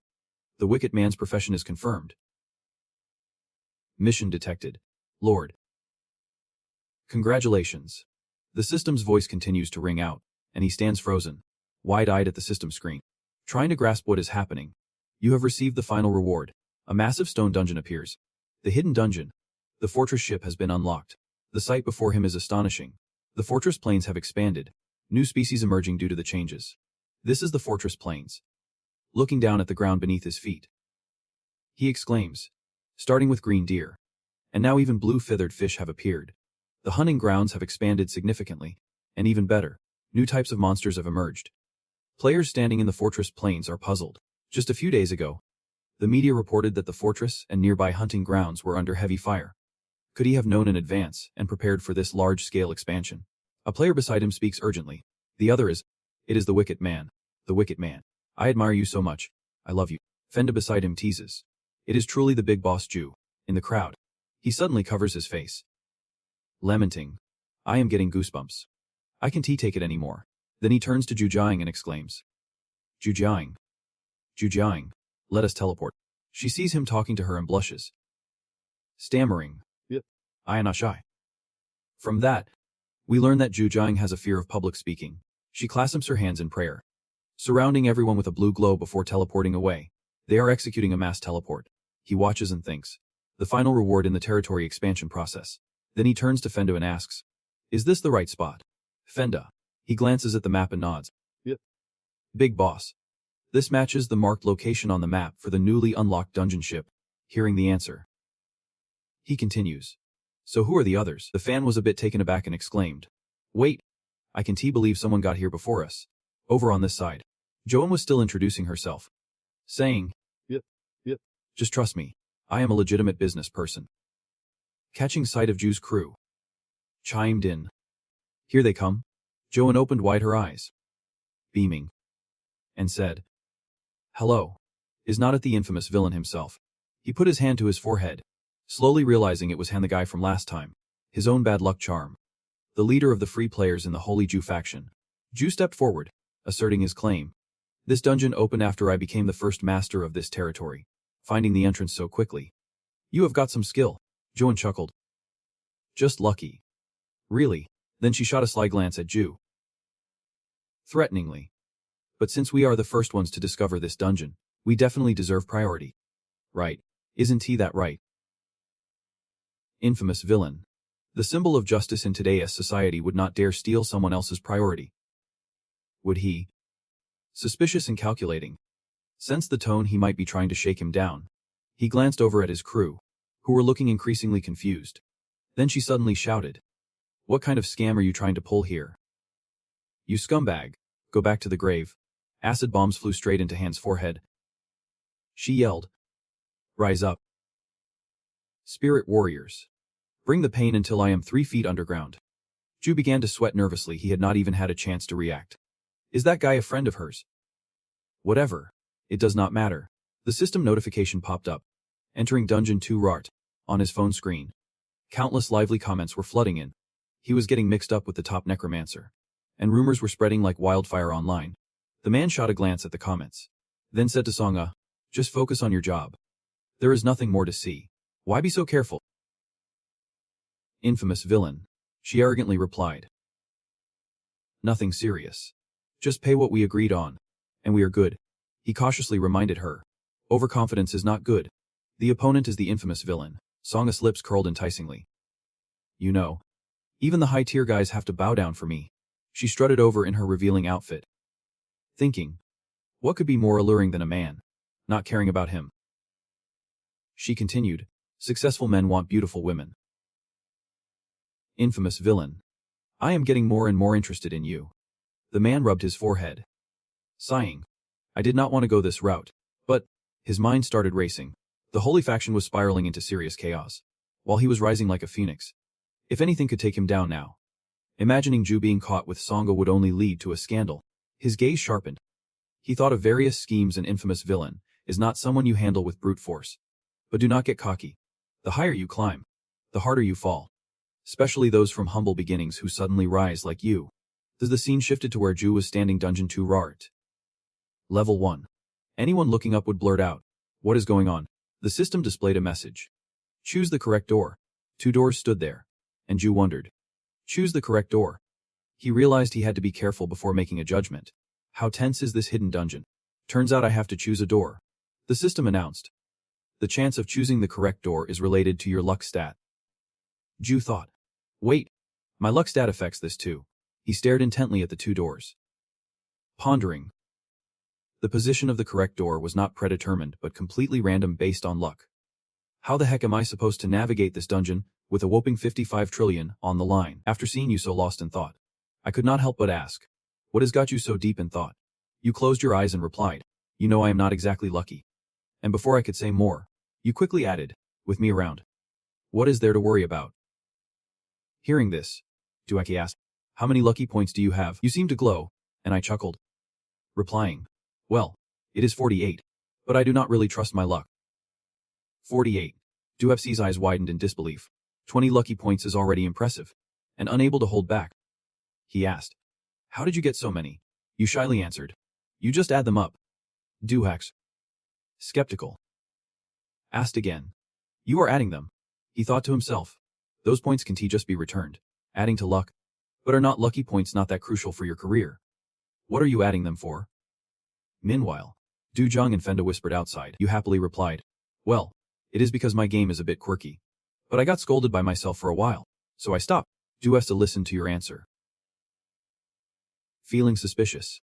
You probably just think you are a top-tier player. But it is surprising you do not know more about the game than this. Thinking about how the top-tier players are trying to stop you from boosting your lucky points. He chuckled quietly. But hey, these moments are fun. The system popped up, dark and motivational at the same time. Duefc stepped back, letting you move forward and said, please choose the right door for us. You smiled brightly in response. Yep. He said from behind. It is the first time I have seen someone increase their lucky points.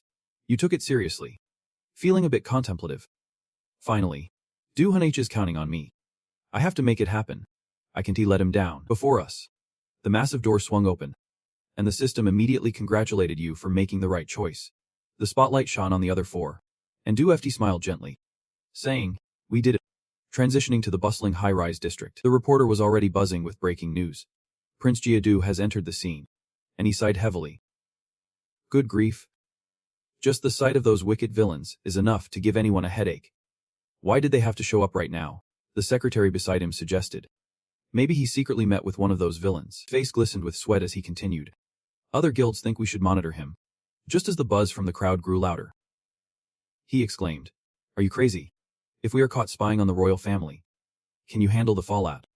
Then he rubbed his forehead, trying to find a suitable solution. It is best to officially arrange security for him. His mind was tangled up. Dealing with that crazy villain was already a headache. What on earth is he doing here? Could it be they are not just collaborating in Olympus, but want a real-life alliance as well? Just then, the reporter's phone buzzed with a message from Kama. After reading it, he quickly ordered, get in touch with the greenhouse. Tell them to officially arrange security for Prince Sandor. The secretary questioned, the greenhouse. He replied, Yeah. Ask the police to coordinate and report any movements of Xander to me. Kama's face was a mix of shadows, and the reporter continued, make sure they understand. This is not a directive from the Holly Council, but from the Emperor himself. With his hands on his chine, he pondered. Even someone like Kama must be wary of Prince Xander's upcoming visit. After all, Xander is still a national-level VIP. As the hosting country, we have a duty to ensure his safety. Xander himself is not unaware of this. As the car rolled on the road, Xander is chatting in the car with his butler. The butler asks, how's the thing I requested earlier coming along? He is still reviewing the news reports, specifically regarding the acquisition of the broadcasting station. Everything is in place. The scenery outside looks oddly gloomy. I have always wanted to visit Korea. It is such a beautiful country. Suddenly, he asks, Prince Sandor, the greenhouse has requested official security support for you. How should we respond? After thinking for a moment, he replies, I guess it would not be appropriate to refuse. Xander scans the surroundings. But it seems like the people here are barely making ends meet. The butler explains. It is hard to express in just a few words. But it seems like their upper class intentionally maintains an environment like this, where people can only survive without seeing any hope. Leaning on the car door, he comments, I really want to learn from their advanced policies and educational programs. Let us skip this part. Then, with a glint in his eye, he continues, seeing it with my own eyes, I am even more convinced this country needs a change, and the key to that change lies in the villain himself. On this side, Zhu Huck and his crew have been transported to the second level of the dungeon ship, and Fenda looks around, then asks loudly, Bro, we are out of the dungeon now. Right. Not wanting to keep him guessing. Zhu Huck. Not really. This must be the second level. The ground is uneven, looking a lot like the outer dungeon plains. But if it is a dungeon, it costs 55 trillion to open. There must be something here. Maybe related to the main plot of the villain's story. He pats the head of his commander and says, "There are no clues yet. So let us keep moving. Exploring from above is the best way, everyone. Climb up." Zuhuk commands as the ground beneath them shakes violently. Just as Fenda was about to speak, she pointed forward and shouted, Bro. "Look over there.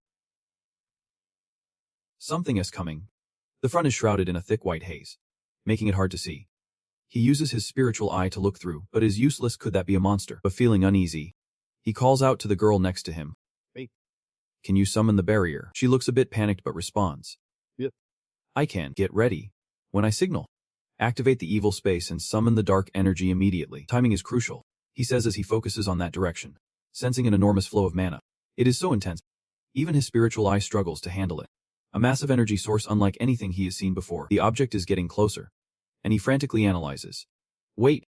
It seems to be formed from several smaller energy sources combined. Facing such a strong enemy, attacking from above might be better. Fenda and Zhang exchange glances, ready to strategize. He is still in analysis mode, but it seems like it might be too late. They need to face it head-on. As the object gets just a few dozen meters away, Zuhuk declares, "It is coming." Cutting through the dense dust, a squadron of dungeon soldiers charges forward. Zuhuk is already in a battle-ready stance. They are strong. This won't be easy to deal with. Clenching his fists, he urges himself internally, "A little closer. Just a little more." And now, suddenly, a voice called out, startling him. The dense aura from before began to fade away. "Master," Zutha repeated, almost in disbelief. The horse's hooves thundered, and the commanding voice of the leader rang out. 300 mounted knights appeared. The man removed his hat and knelt down in reverence, requesting to welcome the master. Along with that came the thunderous cheers of the soldiers behind him. "Hail the master." While Zuhafake and the others stood in awe. At this moment, the sound of machinery echoed, confirming from the Lord's perspective. "Congratulations. You have recruited the knight squad, and the squad can be replenished by the transport crystal." Zua's left was left in deep contemplation. A knight squad valued at 55 trillion. From the sky, a soldier fell, crying tears of joy. As the acceptance notification from the Lord appeared, Fenda gave a thumbs up. No surprise there. While Zuachi thought to himself, "Well, I am a bit surprised. It can't just be a coincidence that the system gifted me these knights." The soldier reminded him, "Master, do not waste any more time standing around." Before Zuatrafi could ponder too long, he continued, "There is not much time left. Bajot is about to manifest." His eyes widened in shock as he exclaimed, "Bajot." The monster that only existed in the archives of the Epec Empire, and no player has ever seen it in person. A bright red lightning bolt lit up the sky as Fenda stood there. Gleefully, suddenly, a swoosh sliced past Koda's face. There was an ambush. Everyone huddled together over there. The sky was darkening, and a chilling black aura emerged. The sun was obscured, and Bajot's terrifying four eyes appeared. Ancient deity and demon. Bajot was baring its fangs and claws. A massive creature with a demonic form emerged. This was the ancient beast. Bajot. Its existence was only known through the archives of the Epec Empire. Each time it appeared, it would cause significant losses to the Empire. The Ruhuk team looked on, feeling a wave of shock and fear. Seeing that, they could not help but gasp. The emergence effect is truly terrifying. Ruhuk acknowledged. Indeed. Bajot, a monster that has been extinct for nearly 200 years, is showing up here. Things are really escalating. Fend excitedly encouraged him. "Big bro, please wait for me. My #1 gun will be back soon." Meanwhile, Ruhuk was extremely anxious. Admitting to himself that he had not even noticed its attack earlier, he tried to observe every movement of Bajot, but it seemed impossible. It was moving so fast, even with all his focus. He could not catch its movements. Truly a powerful creature. Even with 200,000 players facing it, it would not be this overwhelming. Ruhuk looked over in confusion, wondering what to do. If they wanted to take down something like that, they would need. A voice spoke up, laying out a plan just in time. "Please avoid it. Dear Master." He emphasized the consequences of lingering here. If they stayed too long, Bajot might find their territory. Ruhuk suddenly realized something after hearing the term territory. He suggested they regroup. "Lai Ruzang, can you use your teleport skill?" Ruzang looked stunned. "Of course. I can." Ruhuk reminded everyone to stay focused. "Listen closely to my instructions." They formed a powerful army charging forward, wrapped in a cloak of purple energy. A fierce assault formation. Yet inside, it felt strange. Almost refreshing. As if his body was enveloped by a gigantic shield. Ruhuk hurriedly asked the rider, "How much further to the fortress?" The rider confirmed, "It is coming up soon." "My lord." He felt the situation was stable, urging everyone on. "Good. Maintain formation as we enter the city. Indeed, this dungeon has its own set of rules.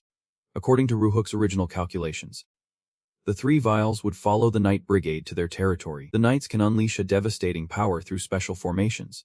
Thus, the key to conquering this dungeon lies in effectively utilizing both elements. Something was chasing them. Prompting Ruhook to turn and take a closer look, it lunged at him, sending the rider into a panic. My lord, I do not intend to stop. I will keep pushing the army forward. No worries. Continue advancing for me, he calculated in silence. If its attack can deal such damage to me, then I only have one option left. They were heading straight for the fortress. A territorial war. The horseman reported, My lord, we have arrived. This is the retreating fortress. Everything is just as Ruhook predicted, just as anticipated. If this dungeon is structured around a retreating fortress, then it must also have a stronghold. But there is something unusual here. Unlike other places, unlike the original fortress built in a canyon, this fortress stands isolated in the vast plains. But importantly, this place is also considered a territory. And I am recognized as a lord, Ruhook shouted with excitement. Well done. He ordered everyone. As for the rest, leave it to me. You all hurry into the city. They anxiously called out. My lord. He held Zhuzhang tightly, waiting for her response. Ready. Lai Zhuzhang nodded. Yep. Teleportation technique. A magic circle instantly appeared, and the two vanished in a flash. In no time, they were in a completely different position from before. Ruhook was very pleased and advised her. Great job. Now retreat to safety. He recalled how worried she had been for him earlier. My lord. He felt an overwhelming confidence. You think I am at a disadvantage facing the city alone? The 3 vials were gradually approaching him. Ruhook noticed clearly. He could feel it, their mana flow, gathering energy in his hands. He spoke. Trust me. Ruhook slammed his fist into the ground. A surge of immense power erupted as he activated his defensive instincts. The monster drew closer, and Ruhook activated as many skills as possible, activating the Heavenly Demon's footprint effect. His defense instincts upgraded to super defense instincts. The fortress instantly turned a deep shade of purple. The 3 vials charged forward. Its growl was incredibly terrifying. On the other side, I was worried. There is no way. Shocked. Is that really the 3 vials? Ruhook crossed his arms, a defiant expression on his face. So what? The monster's face was fierce and menacing. You are feeling confident. When they see my skills, they can't help but be drawn in. Right. The 3 winds are swirling high above, growling like a dark orb. I can definitely sense this energy from below. That ominous dark power is charging toward Ruhook with a move called the Dark Breath. He does not seem scared at all. In fact, he looks incredibly confident. The aura of the Deathly Spectre is suppressing the 3 winds. The threat effect is activated. The 3 winds are still raging madly. Their combat prowess is taking a nosedive. The dark energy slamming against the shield of the 3 winds is gradually weakening. Each attack is incredibly strong. There are already numerous holes appearing in the shield. My defensive instincts are picking up on multiple attacks, but they still can land a hit on Ruhook. His damage coefficient is rising, and everything is still under control. As his strength strikes toward the 3 winds, it suddenly vanishes. Ruhook is caught off guard but quickly realizes it dodged him, but it is all good. He is using Mind's Eye. The movements of the 3 winds are now clear before Ruhook's eyes. Its stats have significantly dropped after being hit with the threat effect. Now I can see through its movements. The 3 winds roar in anger as it turns back. A massive beam of light appears in the sky, drawing everyone's attention. Ruhook feels this is the perfect opportunity. Great. That last hit took down half of its AP. The 3 winds finds his attitude puzzling and starts speculating. That guy? It roars into the sky, spirals of red energy erupting from it. Ruhook decides to ask her, Lai Ruhook, can you feel that? Seeing the ancient black letters appear, he explains. That is long-range teleportation magic, like where it is planning to teleport to. He feels a wave of anxiety. Maybe it has discovered something. No way. Death slash. Heavenly slash. The 3 winds cackles with delight. A red flash lights up the sky, leaving them in shock. Ruhook's face reflects deep disappointment. Scared. Are we? I am feeling pretty let down too. Looks like it. I thought we were about to take it down. The crowd entering the city feels incredibly puzzled. How strange. The monster can fight back and knows to run away. It even teleports from the lair to outside. A beautiful girl sees something that leaves her stunned. The magic of the 3 winds reappears in the sky. What is that? Joan's expression is fuming as she curses under her breath. That bastard. That scumbag. Not only did he turn him into a walking corpse, but he also humiliated him. Do I really have to hide and die? And then Joan, unwilling to accept it, silently swears, this debt won't go unpaid. Suddenly, someone approaches and asks, is this the place? Hearing that, Joan jumps and turns. A girl speaks up, wondering, the place that just made the news recently. Is this the newly unlocked demon prison? That is Rivera. She looked at the system and said, a bit later than expected. Right next to it, Joan looked up and gasped. That guy is gorgeous. Then she introduced herself. Her name is Rivera and she is the top star everyone is dying to see. This time I got a commission from the Fox Guild. If I successfully charm the wicked villain, I will score 30 billion. Then Rivera smiled gracefully and said, this is going to be exciting. Meanwhile, she thought to herself, this trip is going to wrap up early. Suddenly, John behind her asked, can you handle me? She was surprised and glanced back. John, looking all confident, was hyping herself up. Beautiful lady. It may not look like it now, but I am someone who has got a reputation. Want to try dating? She shot him a look and wondered, who is this guy? Then Rivera looked back and frowned slightly. She wondered, what is that? Right before Rivera's eyes, 3 drops appeared from a magic circle in the sky. The 3 drops stared back in surprise. Next, it opened its mouth wide and lunged toward Rivera. While she stood there wondering what was happening, transitioning to Juhook's fortress, all they heard was a distant gasp. What? The boss of the dungeon fled. He chuckled and replied, Yeah. It seems like it has run out into the open. She covered her mouth with her hand and asked, is that even possible? Juhook crossed his arms and replied, I have never seen anything like this, so I am at a loss for words. Then Juhook thought to himself, the magic circle that the 3 drops used earlier was a long-distance teleportation spell.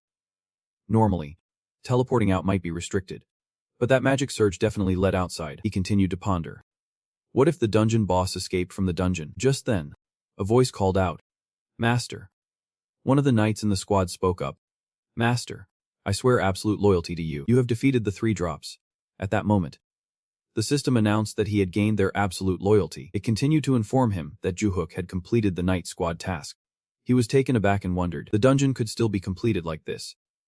Then the system announced that the knight squad had leveled up, gaining eternal life and the ability to resurrect 24 hours after they fall, except for the ability to erase. Juhook looked at them and thought, so now I can complete the dungeon in a different way. Then he smirked and continued to think, and now I have a team of 300 immortal and loyal knights. They will be my main force.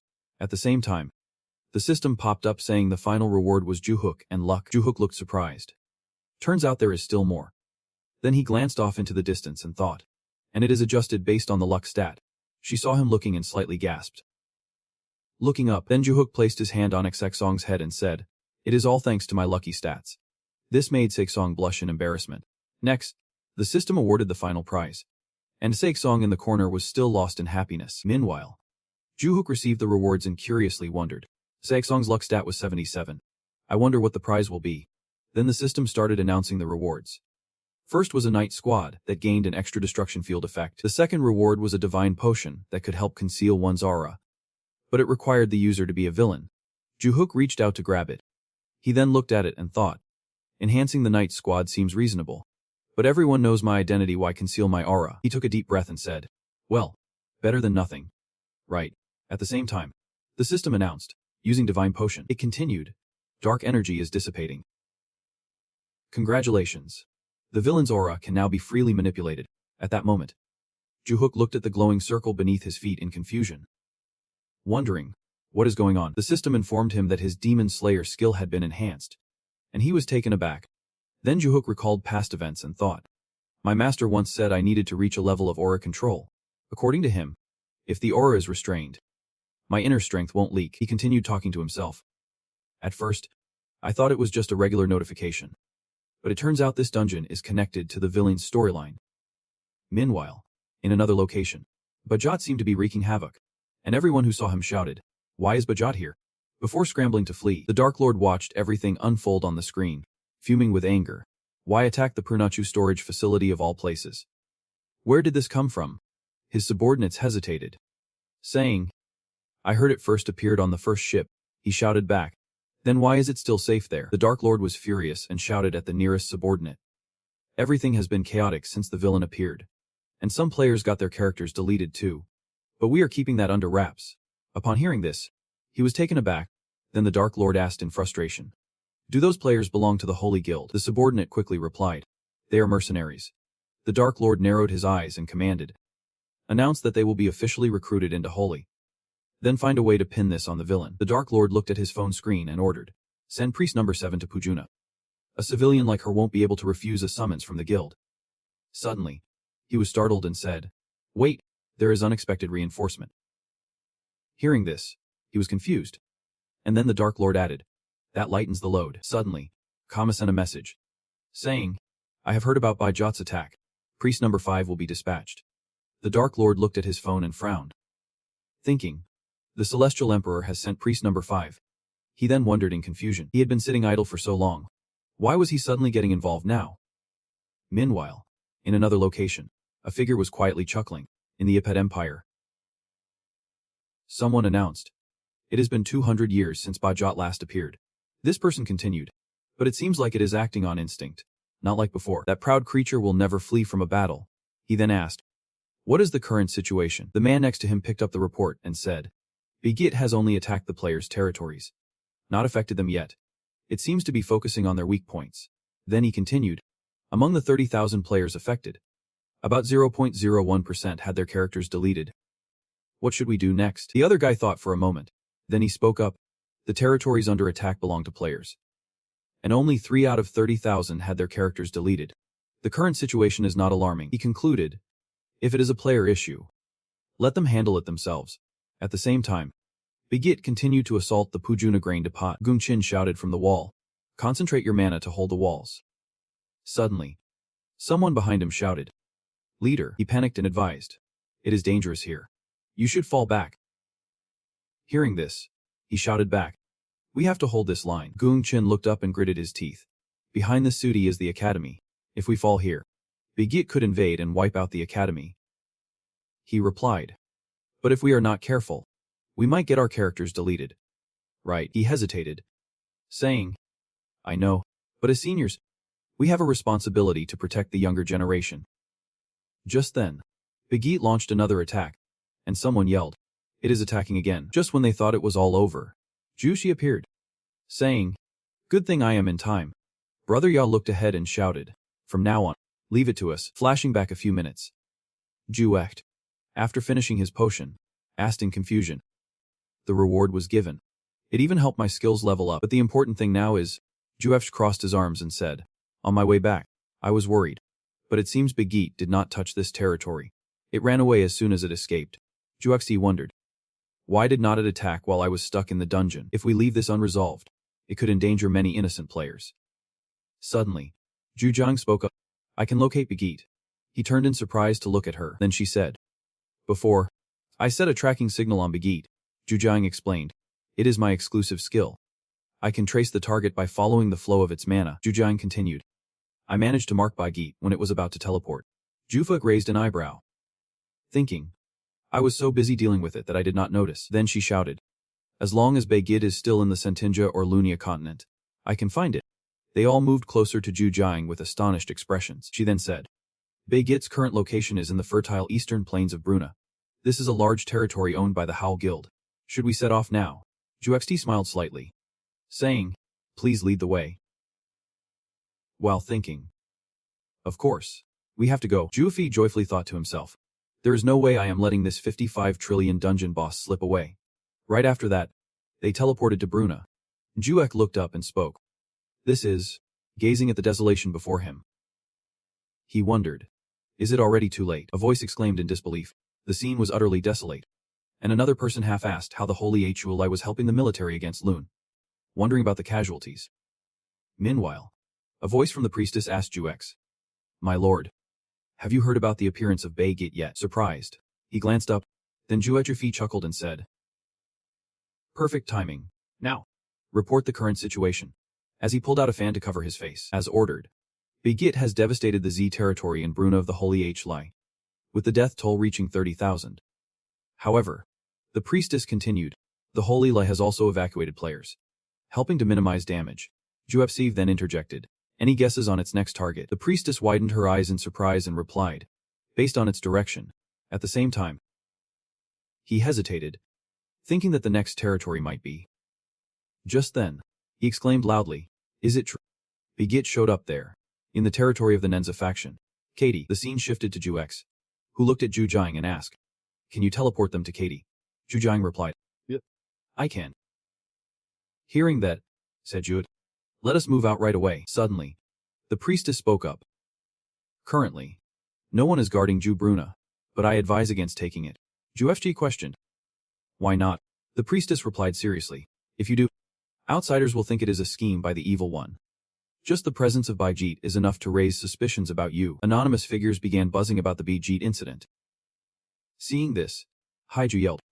We have received reports of players losing their characters during Baigut's attack. The Holy HLM might use this to turn public opinion against you. The anonymous figures continued to worry and discuss the situation. He added, on another note, there are rumors that the priest team is also on their way to deal with Bijit. Hearing this, he asked, who is in the team? He replied seriously, then we can take over Peruna right now. We will have to wait. Jufi then stepped forward and said firmly, now. We are heading to Sitai. At the same time, Bijit was still roaring loudly, causing those nearby to look up in sheer terror. It then launched another attack, and everyone panicked and ran away screaming. Gongqin shouted loudly, focus your magic, hold the walls. Suddenly, someone behind him yelled, leader, he anxiously advised, it is too dangerous here. You should retreat to Saudia. Junqin responded forcefully, we must hold this line. Then he looked up and added, behind Sidi is the academy. If we fall here, Bijit could enter and wipe it out. He yelled back, but we can't hold out much longer. Should we request reinforcements from the evil one or the empire? Gongqin immediately replied, no way. If they wanted to, the empire would have acted by now. And we are not close enough to the evil one to ask for help like that. Just then, Bijit attacked them again, and someone shouted, Bijit is attacking, hold on tight. At that moment, Zuefri appeared and said, thank goodness. Just in time. He then stepped forward and said, everyone, step back a bit, turned to look at him with a bewildered expression. You are. Next. Hex spoke, from now on, leave it to us. After finishing, she immediately activated the dark space and fueled the evil. Then she stretched her hand forward and shouted, move out. After that, she continued to shout, Phantom Legion. At the same time, a gigantic snake sprang up. Bijit was startled by her, but at that moment, it got petrified. He looked up at Bijit and exclaimed in disbelief. It actually got stopped. Zuechi next to him chimed in. That won't hold for long. Then he asked, is Zhujiang ready to teleport? She instantly replied, yep. And Zhuek added, take me to the head of Bijit. With that, she quickly moved him up above, leaving him astonished. Next, Zuefei unleashed his move and roared, you think you can run away from me? The intimidation factor skyrocketed. Zuechi then sent a powerful strike down onto Bijit's head. Following that, he shouted at Bijit, just give up already, while knocking down its points. Gongqin watched in amazement and gasped, what an extraordinary young man. He thought. Absolutely amazing. He silently mused, Baithu for real. I never thought he would show up. The two sides had only just begun to cooperate, and ranked players usually avoid facing monsters with the power to erase. But he did not just come to save the day. He easily took down Bijit with a regular attack. Then he quietly concluded, turns out those rumors were baseless. Meanwhile, Hanexke let out a sigh of relief. This is fantastic. I knew I could trust him. Hanexke added, everyone's reaction is great. The image of the Nenzi president will definitely improve. Anonymous participants kept saying they were curious about the rewards after defeating Bijit. At that moment, Doofy scrolled down and looked surprised. Honexko also looked up with a face full of astonishment. He saw him holding a bag and wondered, what is this? Then Duik said, a bag of jelly. He gasped, hugging the screen and shouting, what? Next he stammered, jelly. Doocy stared at what was in his hand, continuing to shout, a hobot. As the news spread, Time smiled and hinted, sell me another one. Please. Meanwhile, Captain was wide-eyed in shock. Oh my. Jizo read the news and said, it is the infamous villain again. Jelly. I need one. He then decided, guess I will take a trip for it. The moment the infamous villain received the bag of jelly was during a live broadcast, and the whole world knew about it. Until now, the infamous villain had been labeled as subversive by most of the powerful in the country. Meanwhile, foreign forces seemed quite indifferent to him. However, the situation has changed. Now Duechi is being welcomed by everyone. Captain Tot was sweating and thought, if this is what low-level players can do. Meanwhile, Jizo quietly murmured to himself, in the future, he might earn even more. Players have started to take action to build relationships with the infamous villain. The first 3 drops were taken down, with the reward being a bag of jelly candies. The bag contains at least 10 pieces of jelly. At the same time, Du Hunich bit his lip, tightly gripping the bag. Then he suddenly burst out laughing and said, is that all there is? Next, Duzi wondered if Sando would buy more. He exhaled deeply. Gongqin quickly ran over to Du Hakshiv and called out, evil genius. He laughed and said, thank you for saving this place. Duipsi cheerfully replied, we are partners. No need for formalities. Then Gongqin chimed in, congrats. That reward was phenomenal. Du glanced at him with a smirk and asked, "Jelly candies? Ah. Want one?" Gongchen was surprised and said, "Of course. But right now I am broke." Du chuckled and replied, "If you need it that badly, why not trade a territory?" Gongchen exclaimed in shock. "What?" Then widened his eyes and said, "Come on. You can expect me to trade a territory for that." Not letting him finish, Duechi interjected, "I am more interested in real estate," and thought to himself, "This could actually work. You do not have to battle all day to gather 300 territories." Gongchen then said, "I will discuss it with the team and get you a list as soon as I can." Duechi smiled and promised, "Don't worry. I will save you a spot." Suddenly, a sharp voice rang out. "Evil genius. The butcher who makes lives miserable." Duechi turned around, puzzled by the sudden shout. The person continued to yell, "Come out and face me." The arrogant creature declared, "In the name of priest number 5, I will personally take you down."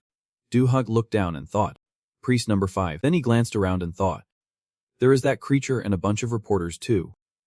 Come on. Let us get this started." Among them was Vehicula. Looking exhausted, Du-hux looked at her and wondered, why is Vehicula here? A few minutes earlier at the headquarters of the priests, the creature commanded Vehicula to follow him to Puruna. She questioned, "Why do I have to go there?" He did not explain, just told her, "Just go." Then the creature frowned and added, "Aren't there still 3 drops being summoned by the evil genius attacking Puruna? For now, I will register you as a priest. So you have to go help out." Vehicula grimaced, thinking, what a load of arrogance. I want to punch him right now. Why drag me along? Afraid of getting your character wiped. Vehicula frowned in annoyance and said, "I am not a member of the Affle Association or a priest of Puruna. Why do I have to go?" Seeing her refusal, the creature immediately threatened her. Suddenly, the creature approached the two and said, then leaned in with a smile, "In times like these, priests should help the people." And she continued, "If you Lion Erlin fall, this country will fall too." He looked at her and praised, "Just like my sister." When I saw that scene, her eyes twitched, and she silently scoffed, thinking, keep acting all high and mighty. When you run into Du-hux, it is game over. If you want to go, just go on your own. Suddenly, the system popped up, and they looked at it, saying their mission was to defeat the 3 rampaging waves. After reading it, I sighed and thought, why is there a mission now? Guess I can escape this one. After I finished explaining, she added, on the way here, a bunch of reporters followed us, and now they have all shown up. Du-hux, upon hearing this, seemed to finally piece everything together. Thinking, I can believe the clergy got assigned this mission. Then Du-hux muttered to himself, but I already took it down. Meanwhile, she, with a sinister tone, thought, even if I can't directly eliminate the 3 waves, it is still fine. Their main goal is to capture the wicked criminal. Then, with an arrogant smirk, she thought, if I can personally take down that villain, all the glory will be mine. Next, she pointed directly at Du-hux and shouted, don't even think about running. At the same time, she sent him a challenge request. He heard it and asked, what is going on? She raised an eyebrow and spoke up. Even though I am calling it a challenge, I will be adding rules in my favor. It will be a tactical battle. But what could he do? After hearing this, he muttered, what is with that? And what about the backup? It was confusing, as if he was talking to someone who was not there. Then Du-hux just smirked and said, is that right? I accept your challenge. Panicking, exclaimed. Seeing this, she laughed arrogantly, sounding quite disdainful. Then she added more rules for the battle. Any opponent she defeated would be permanently erased, and tactical battles were now allowed. Du-hux looked at her, furrowing his brow, thinking, can she really adjust the entire system? Then, she immediately summoned her squad of tactical knights. She commanded, show yourselves. Livia Knights. As soon as she finished speaking, they appeared, and from now on, only tactical battles would be allowed. That was a game changer. When she defeated someone, they would be erased. The opponents she took down would be permanently gone, and now only battles were allowed. When she inflicted damage, they would be erased. They were truly reckless. Meanwhile, the other side was furious, cursing Du-hux and saying, that jerk actually has tactical knights. Gong looked at his knights, pursed her lips, sweating and wondering, does he really have tactical knights? I have never heard of this before. But she did not give up and shouted, this is surprising, but the outcome will still be the same. Then she commanded the Livia Knights, charge forward and take down the enemy. As she watched them rush in, she stayed quiet. Then he looked down at Du-Huk and suggested, "Master, this time I will use a new formation." He heard this and replied, "Do as you wish." And once he had his approval, he said, "We are ready to await your orders." Next, Du-Huk told them, "Go ahead," and put on his helmet, shouting for the command. And then he shouted with great spirit, "My knights, advance. Charge forward." The sound of hooves echoed behind them. After that, he led them to form a new attack formation and continued charging towards the Levia knights. Rongsuk looked at the scene before her and boldly asked, "What is happening?" Then she ordered them, "Get back in there. Why are you just standing there taking the hits?" Next, they heard Rong XT yelling, "Why are you crashing into each other like that?" She kept screaming, "Why are not you stabilizing?" Just then, my night squad was moving closer to her. Rong Stakey's face went pale, frowning deeply, thinking, "No way. I can't lose here." After that, she continuously yelled curses, calling him a trashy, vicious villain. "Why did not you say you had knights?" At the same time, the system chimed in, announcing that he had defeated Rong Sexedi and earned 3 skill points, while Duechi casually replied, "What is there to ask?" She never even asked. Those lurking in the shadows watching the match were astonished by his knights, while others mocked Rong Exis. She felt humiliated and furious but could not do anything about it. Someone asked about the others. Exi, seeing Rongji defeated by him, stammered in fear, "She lost already." An anonymous voice replied, "We have to keep fighting." Suddenly, Sia looked surprised, as if she had realized something. Thinking, "I was too busy laughing to notice. What do I do now?" Then Sia thought, "What if I just go after Du Exif to throw them off my trail?" Just then, a massive noise erupted from somewhere. Suddenly, something came crashing toward Sustain and Sia, causing Han to turn and look. All the watchers were in shock, with one person exclaiming, "This match is looking pretty intense." McSefji quickly dodged Jisoo's attack and thought, he is actually able to withstand a strike now. A few months ago, these priests could not even take a hit. McSef kept glaring at Jaso. Sia stood beside him, confused and questioning, "Why is he here? What do we do now?" Then Mifixti swung his sword, wondering, why is this crazy guy attacking a priest? Does he enjoy making enemies in the realm? At the same time, he yelled, "Why are you attacking me?" McSnave looked Aso, continuing his inner monologue, the only solo player among the top players. The one who can take down the world's #1 in a duel, and he is here. Suddenly, a voice from the other end of the line said, "Director, the vicious villain just obtained a bag of black stone." Players worldwide started flocking to Caddy, and upon hearing this, he was utterly astonished. Ignoring their fight, Ju-Hook stood outside, still watching the battle. Meanwhile, the first wizard cheerfully announced, "The whole world just saw the master's video. Soon they will come running for that black stone." Hearing this, Ju-Hook chuckled and remarked, "They really are quick on their feet." Next, he thought to himself, looks like Jisoo arrived first since he had no distractions. He attacked Meexixi to show off. Ju-Hook continued evaluating, but he seemed weaker than he expected, leaving him a bit disappointed. At the same time, Ju-Hook glanced at the two and suggested, "You guys have been at it for a while. Do you want me to lend a hand?" Jisoo hesitated for a moment, while Ju-Hook quickly took down Meexixi with a single blow. He fell, yet his spirit was unwilling to accept defeat, shouting, "Don't let him find out who you are." Meanwhile, Sia hurriedly pulled the others away to escape. Ju-Hook observed, thinking, Sia must be getting things sorted over there. He then looked at Gaiso, quietly thinking, if he is here, the other should be showing up soon. Then Ju-Hook stepped into the main stage, cutting the tension, and said, "Let us get ready." Inside, he smiled and welcomed them for their visit. Ju-Hook chuckled softly and remarked, "Looks like the Black Stone has drawn quite a crowd." "Of course. I am pretty easygoing as long as you offer a fair price." Ju-Hook continued, "All conditions are negotiable," while secretly thinking to himself, he was the host, yet no Korean guild dared to show up, fearing the Holy Guild in Erlin. Everyone here was a foreigner. Ju-Hook then placed a hand on the shoulder of the first priest and spoke up, "From now on, the first priest will handle the transactions in my stead." He looked at them and said loudly, "Welcome. And thank you for making the long journey here." The priest then raised a fan to cover his face and said, "Unfortunately, we can't sell all the black stones to you." They stood there, utterly shocked. Continued to explain, "In this country, no one knows when chaos will strike.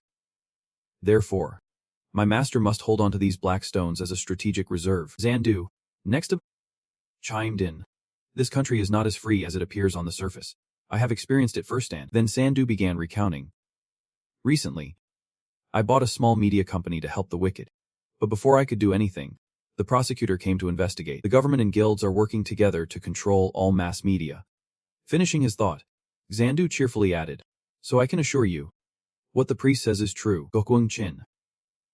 Hearing this, sighed as he held his forehead. He gritted his teeth, thinking, what a disgrace. Those big guilds only care about profit, losing all face in front of their international counterparts. Suddenly, the captain spoke up. I have also heard about the wicked in South Korea. He then happily declared, I heard you have reached some deals with the Ennes Guild. We also have territories to exchange. Out of nowhere, Login jumped in, saying, speaking of territories, we have more than you. He then threw an arm around both of them and grinned. And in terms of power, we are not lacking either. The captain replied, if you need territories, we can negotiate with the U.S. government. Login was not backing down. Interjecting, we could also get the Chinese government to approve. Gung Chin felt helpless as he watched the two squabble. Thinking, already, news of our guild wanting to exchange territories with the wicked has spread everywhere. Meanwhile, Juhook glanced subtly at the first priest. He thought to himself, look at him. Enjoying this. What a money-hungry demon. Yet he continued to slyly encourage them to inflate the value of the black stone Lenny. Juhook winked and smiled, thinking, this will be a major step toward capturing 300 territories. At the same time, he wondered, how will the wicked story unfold? First, there is the Lord's mission to capture 300 territories. And then during the conquest, facing the first demon lord of the entire server. After defeating it, you get the Blackstone Potch to trade and expand your territory. Just like everything was preordained. Then Juha continued to mumble. Just like the powerful clergy gained strength from their skills, I was also granted something similar. He kept mumbling. As long as I do what needs to be done, I will get what I need. Things are getting more interesting. With Juhuk standing there, arms crossed, listening to them negotiate for the black stone. Meanwhile, in another place, the blind official slammed his fist on the table, visibly furious. How dare those foreigners act like that in our country? And the news was flooded with reports about their collaboration with a notorious criminal. After slamming the table, the official furrowed his brow and thought to himself, and there is that ends. Guy too, does he not think at all to openly ally with and support a criminal? On the screen was information about their fight against Beijiat, and below were endless comments praising them. Suddenly, someone called out, making him turn and glare, and Hong Hot reported. The criminal just took down the Peruna grain warehouse and the surrounding satellite cities, totaling 25 territories destroyed. He continued, even the Israel Association is providing them with high-speed teleportation networks. Hearing this, the official sighed helplessly, thinking everything was ruined because of one idiot. He clenched his fists so tightly that he hurt himself, but there was no way to stop him. At the same time, Sarah approached with a serious expression, saying, I need to talk. Then Say expressed, I really like you. Juha, upon hearing this, could not believe her ears. She was stunned and immediately asked back, what? Embarrassed. She clarified, I mean, I really like beef, especially when you treat me. Hearing this, she replied, if you like it, then eat as much as you want. I am treating today. So then insisted, I am serious. While she was splitting the bill, Sa added, get it. After finishing their meal, the two stepped out of the restaurant. Sa sighed and said, not joining any more clubs was definitely the right call. Meanwhile, Sa happily said from behind, thanks for today. They walked on, oblivious to someone on the sidewalk watching them. That was Bing Gon, who looked at Sa and exclaimed, why have not I seen that girl around here before? What a catch. He then ordered his companion to quickly gather all the information about Sa. The other person could only helplessly comply, and then he confidently declared, she has to be mine. At the same time, Zhu Huk unleashed his destructive instinct, instantly releasing a powerful surge of energy. Sitting on a rock, he spoke up, with this spot, I will have conquered all the territory around Peruna. Suddenly, Sa approached and praised him. That strategy is incredible. You really have the potential to own hundreds of territories in the future. Hearing this, Huck turned in shock, and she continued, but it seems you do not have a teleportation gate to connect all those territories yet. Right. Then Sa made a proposal. Our guild will take care of building the teleportation gate and drafting the maps to ensure smoother travel. At the same time, she thought to herself, even though we do not have as many territories, power, or manpower to negotiate like others, our guild is not ready to give up on the Black Stone. Saman continued, So what I am offering in exchange is technology. Saman's guild traded 1 black stone for an agreement to provide unlimited teleportation gates and a 30-year warranty. It is a priceless treasure that many are fighting hard to claim. Guilds all over the world quickly researched the needs of the arch-villain and made their proposals. At the same time, to strengthen relationships, they publicly declared their support for him after wrapping up all the transactions. Duhuk stepped forward. He then gazed at the flames on the central altar of Na-an and said to himself, "At first, I thought it would take 60 days to finish." Then Duhuk smiled and added, "I can't believe it is already done in just 6 days. And I now have 300 territories and 8 million residents." The system popped up, saying it is checking the conditions of the territories and the residents. Suddenly, it congratulated him. And from the central altar shot out a massive surge of energy that startled Duhuk. The system announced that the Lord's mission was complete. The capital Na-an is being expanded. He stared in astonishment. Na-an had been upgraded to Great 9. Foreign territories have been discovered. And the current number of residents is more than double the mission requirement. Achieving the power quota, calculating additional rewards. The heavenly demon star has been granted vitality. And Duhuk could not help but smile. He then thought to himself, the heavenly demon star is the first territory I acquired, a land that, while not yet thriving, holds so many memories. And now it is being revived.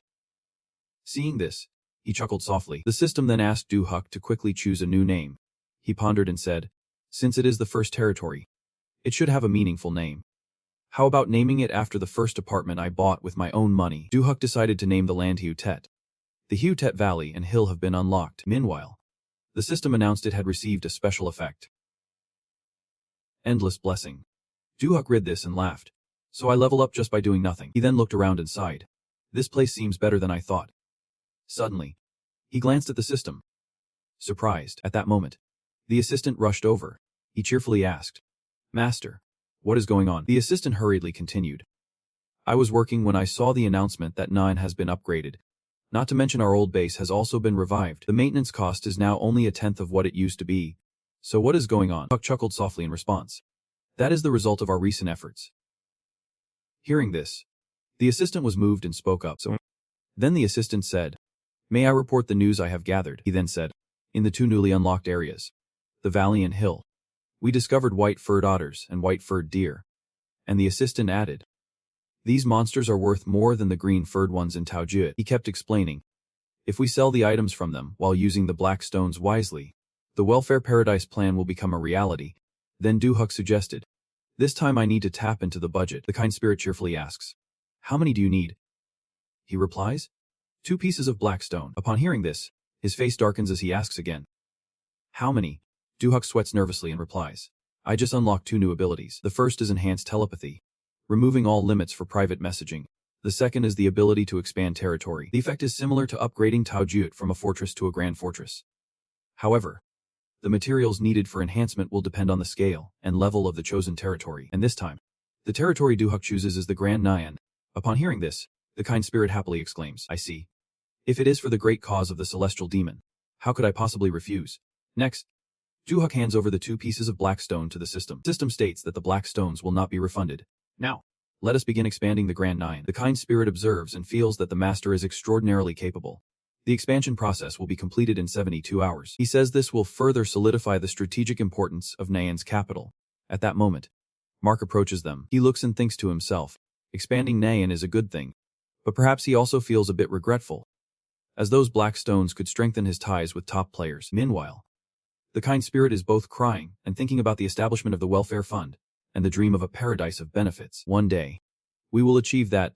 Duhuk, just wait and see. He then returns to his apartment.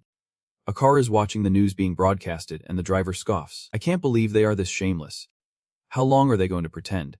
Then she angrily wonders, do they want to control the entire media? Duhuk, sitting beside her, rolls his eyes and responds, yeah, probably.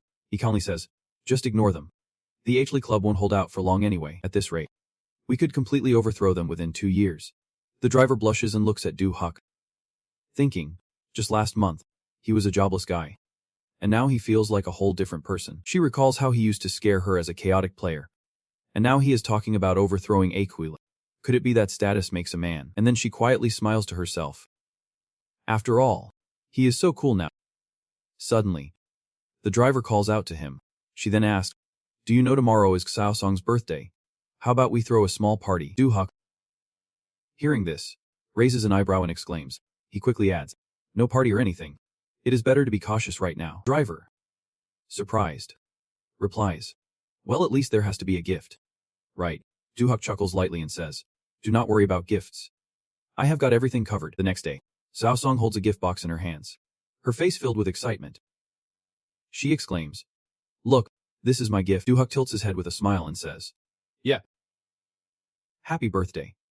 While thinking to himself, after all, you are the first close attendant of the Demon Lord. After receiving the gift, Zhao Song happily runs to hug Duhak and says, I am so touched. Duhak is a bit taken aback by her reaction. Next, Saek Song cheerfully spoke up, but with that usual pout on his face. So I was not expecting much. Duhaks. Hearing this, gently patted Aek Song on the head and asked, what pout are you talking about? He wondered silently.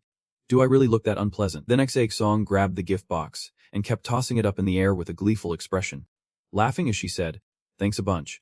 Duhak looked at her and sighed in relief, thinking, good thing I prepared for this, to be This was the effort of the elders. With an image flashing in his mind of the old man carefully selecting gifts that Aek Song would likely love. Just a few days ago, Duexi had pointed and said seriously, her birthday is coming up. You all better prepare something nice for her. I am off to take down a fortress. They immediately sprang into action upon hearing that. Then the old man spoke up. Miss Aek Song is the top-tier soul master and the right hand of our master. While he thought to himself, and she is destined to be the future matriarch of Qianhua. He then picked up a sheet of paper, pointed at it, and said loudly, so we need to prepare a truly precious gift, ideally something that will keep her safe. He continued, this was an urgent meeting of the Elder Council. The old man added, this is a perfect opportunity to show our loyalty.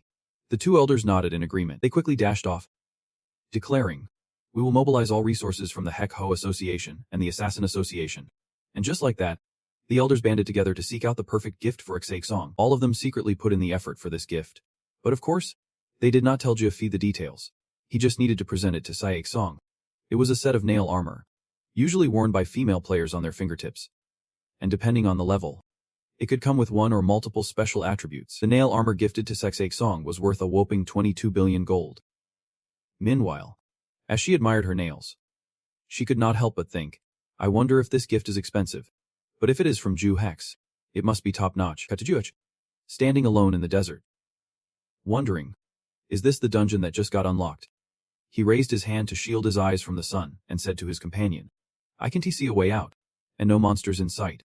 It feels like a wasteland. His companion looked around and let out a small yelp. Then Jueqi jumped onto his companion and said, let us first soar high to get a better view of the terrain.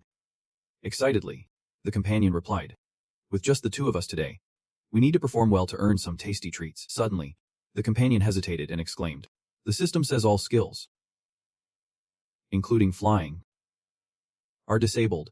Seeing his companion freeze, Jueqi asked, can't he fly? The companion, feeling a bit embarrassed, just broke into a light sweat and glanced at him. Jueqi then jumped down and started to engage the Night Brigade, saying, guess I will just ride a horse then. Feeling useless, the companion sat down in a huff, drawing circles in the sand. Juek looked at the surroundings and said, I want to explore this place and find a way to conquer the dungeon. The companion cheerfully complied. Yep. Master. Then Juek shake and he rode off to score the area, sitting on his horse with arms crossed. He thought, the Night Brigade can be useful in many situations. They will be a crucial piece in the upcoming battle against the priest group. Juasev kept wondering, why are we running around and still not finding anything? I wish I could just use some tracking magic. He was so lost in thought that he did not notice the girl sprinting behind him. Suddenly, the ship spoke up. There is movement ahead, and Jusnov was briefly taken aback. Next, he said, it looks like a squad of tech soldiers. He chuckled and replied, I have been using my mind's eye, and that is exactly what it is. Suddenly, the ship chimed in, but this mana flow feels oddly familiar. Upon hearing this, he widened his eyes in confusion as he glanced at Han. Then I spoke up. It is very similar to the Levia Knight squad we fought recently. At the same time, Juexi silently assessed in his mind. Levia is the squad led by priest number 5. Right, the mana flow is indeed similar but seems more structured. Noticing he was silent, I called out, Master. Juefc just smiled and said, let me handle this. Seeing that, he was startled and shouted, Master. I quickly said loudly, no way. That is too dangerous. Let us handle it like last time. The enemy has set up for an ambush, not to mention, there are not even any walls here for you to use magic. Juhunek exhaled and told him, Do not worry. He then jumped off his horse and confidently declared, because I am your master, while activating Super Sky Step. Jueqi gathered energy in his hands and thought to himself. Last time, due to the rules of the match, I could not participate directly. But this time is different. Jueqi unleashed his Super 100 Slashes and Super Heavenly Slashes, simultaneously using the fusion effect of the techniques. He kept his eyes wide, smirking wickedly, and said, this is just the beginning. Jueqi then used the Super Divine Arrival technique and struck towards the Levianite squad, causing them to collectively gasp.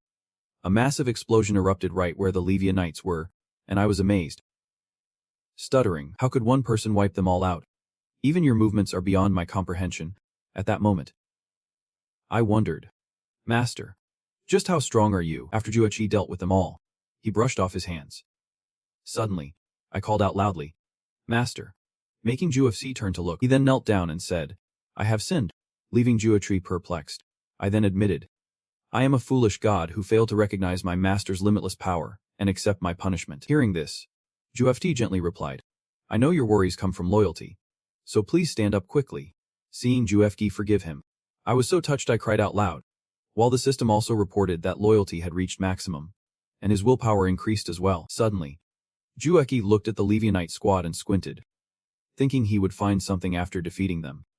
But it turned out there was nothing. Isn't this supposed to be a completion condition? He then said, let us check somewhere else. And at that moment, a light shone behind him. Jueqi wondered, what is this? Are they resurrecting? Then he questioned, is this like moving to phase 2? Meanwhile, the Levianite squad returned to their original form. Juefc looked at them and said, well, this is good. Saves us the trouble of searching. Then he charged at them, brimming with confidence, declaring, I can take them all on. And just like that, Jueqi continued to take them down one by one. The Levianites kept coming back to life only to fall again. And it felt like this cycle would never end. It happened so often that even the ship could not help but exclaim, incredible. The enemy keeps coming at him, yet he stands strong. He then wondered, does the master not get tired? Meanwhile, Jueqi wiped the sweat from his brow, saying, something's off here. I have taken them down 7 times already, but nothing changes. He quietly thought to himself, I must have missed something. I can keep fighting, but doing this forever won't solve anything. At that moment, the Levianites resurrected once more, and then Juefc spoke up, I was not ready to use this yet, but it looks like I have no choice. He began to channel his enhanced sound magic. All battle elders hurried to the Hutet dungeon. When they heard Juexi's commanding voice, their eyes widened in shock. They immediately responded, we will be right there. At the same time, a little girl wondered, the Hutet dungeon. Finally, moments later, all the elders arrived at the Hutet dungeon, and they spoke in unison, Master, we have come as you commanded. I looked at those kneeling before him and felt a wave of confusion. Who are these people? I sighed, feeling the overwhelming presence of the top-tier elder. It was unfathomable. Then he glanced behind and added, not just him, but those 2 behind him seem like assassins too. I kept whispering in bewilderment. I can't gauge their strength. Are they even human? Jueqi seemed to catch my thoughts and looked momentarily surprised. He turned to me and explained, they are allies I just summoned. Hearing this, I let out a quiet sigh of relief. Then I extended my hand for a handshake, cheerfully saying, pleasure to meet you. He shook my hand in return, pondering, did he feel weak and need to call for backup? He then glanced around and spoke, it seems everyone is here. Suddenly, a voice interrupted Jueqi mid-sentence. He turned, startled, his expression questioning, as he saw someone dashing toward us. Vedi, joyfully announcing, Master, Vedi requests an audience. And beside her was Pandor, who chimed in, Vedi has been hoping for your summons for a long time.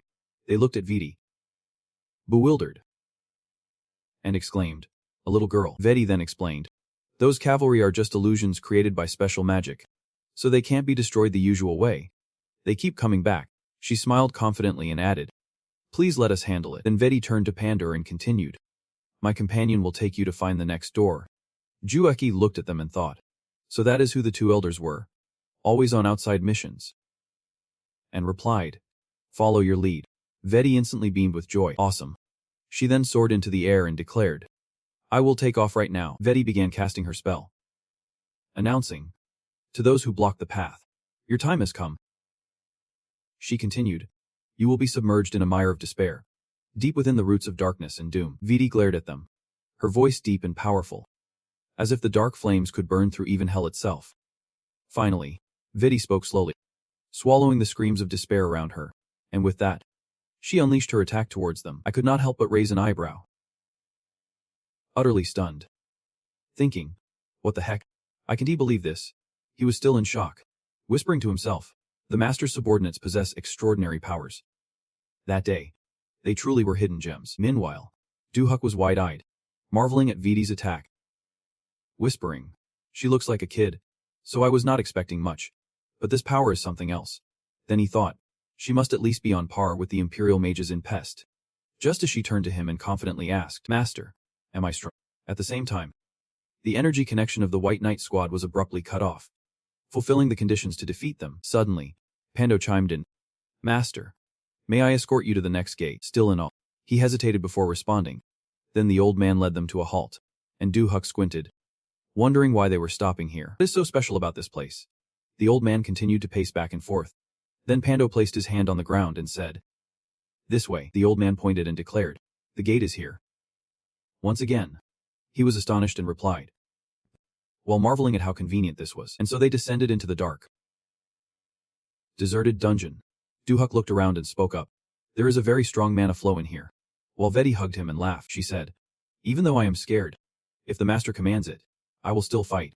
Then Duhuk remarked, It feels different from the Levia Knights I just encountered, but there is still a sense of familiarity. Suddenly, Vidi's face turned pale as she hesitated and said, Master. That idiot. Then she frowned and added, That mana source is making me uneasy. And Vidi seriously affirmed, It is the enemy. Just as something appeared before them. It was a white sorceress. And they kept murmuring, Eradicate the evil. Duhuk noticed and said, No wonder it feels familiar. Then he thought, This mana flow is similar to Xa. Her clerical ability is light, opposing the darkness. So Vedi does not feel uncomfortable. Then Duhuk continued, Earlier it was the Levia Knights, which belonged to the 5th cleric. And now this mana aligns with the 7th cleric. And then he wondered, could this dungeon be designed to help the wicked prepare for the upcoming battles against the clerics? The white sorceresses kept murmuring, and suddenly a magical circle appeared beneath their feet. Instantly, white dragons materialized after being summoned by the sorceresses. Duhuk looked up and whispered, White dragons. They probably possess divine attributes too. Luso, standing beside him, unexpectedly called out to him. Then he stepped forward and frowned, saying, Their attack squad clashes with our attributes. Let me take the lead. Duhuk raised his hand to stop Luso, saying, Hold on a second. He then asked him, Or we? Luso replied, We are your subordinates. Master. After hearing that, he said, That is right. I am the one guiding you. And then Duhuk confidently declared, Trust him. At the same time, he unleashed the dark spatial technique and the evil encouragement. Duhuk activate a binding effect that boosted their power levels, along with a random effect that nullified all divine attribute attacks for 7 seconds. Meanwhile, the targets with dark and evil attributes gained combat abilities. Luso was taken aback, marveling at this power. Just then, standing next to Ben, spoke up, You felt it too. Ah. He grinned and added, I have tasted this power before. It is a strength bestowed upon us by our master. Then the second elder chimed in, Let me take the lead. Luso raised an eyebrow in surprise and responded, For the glory of our master. No sooner had he spoken than both of them shot forward like arrows. Luso stood back, furrowing his brow as he thought, I always felt like my power was capped by an unbreakable wall. But now it is shattered. Next, he observed the 2 fighters and continued, Even they, the ones who specialize in assassination, have changed their battle style. This is the true power our master has granted us. Then Luso grinned and said, Let us go. Right after that, Erda and Zeta charged ahead, shouting in unison, For the glory of our master. Luso thought to himself, With this power, nothing can stop us. At that moment, Vidi also spoke up, Our master has breathed new life into us. Next, the girl tightened her grip on her staff and declared, Let us unleash our full power. Then Vidi added, White magic might counter us, but that is no longer a problem. Vidi confidently stated, You all can rest now, as a 3-headed black dragon appeared behind her. The onlookers were sweating bullets as they looked at the elders,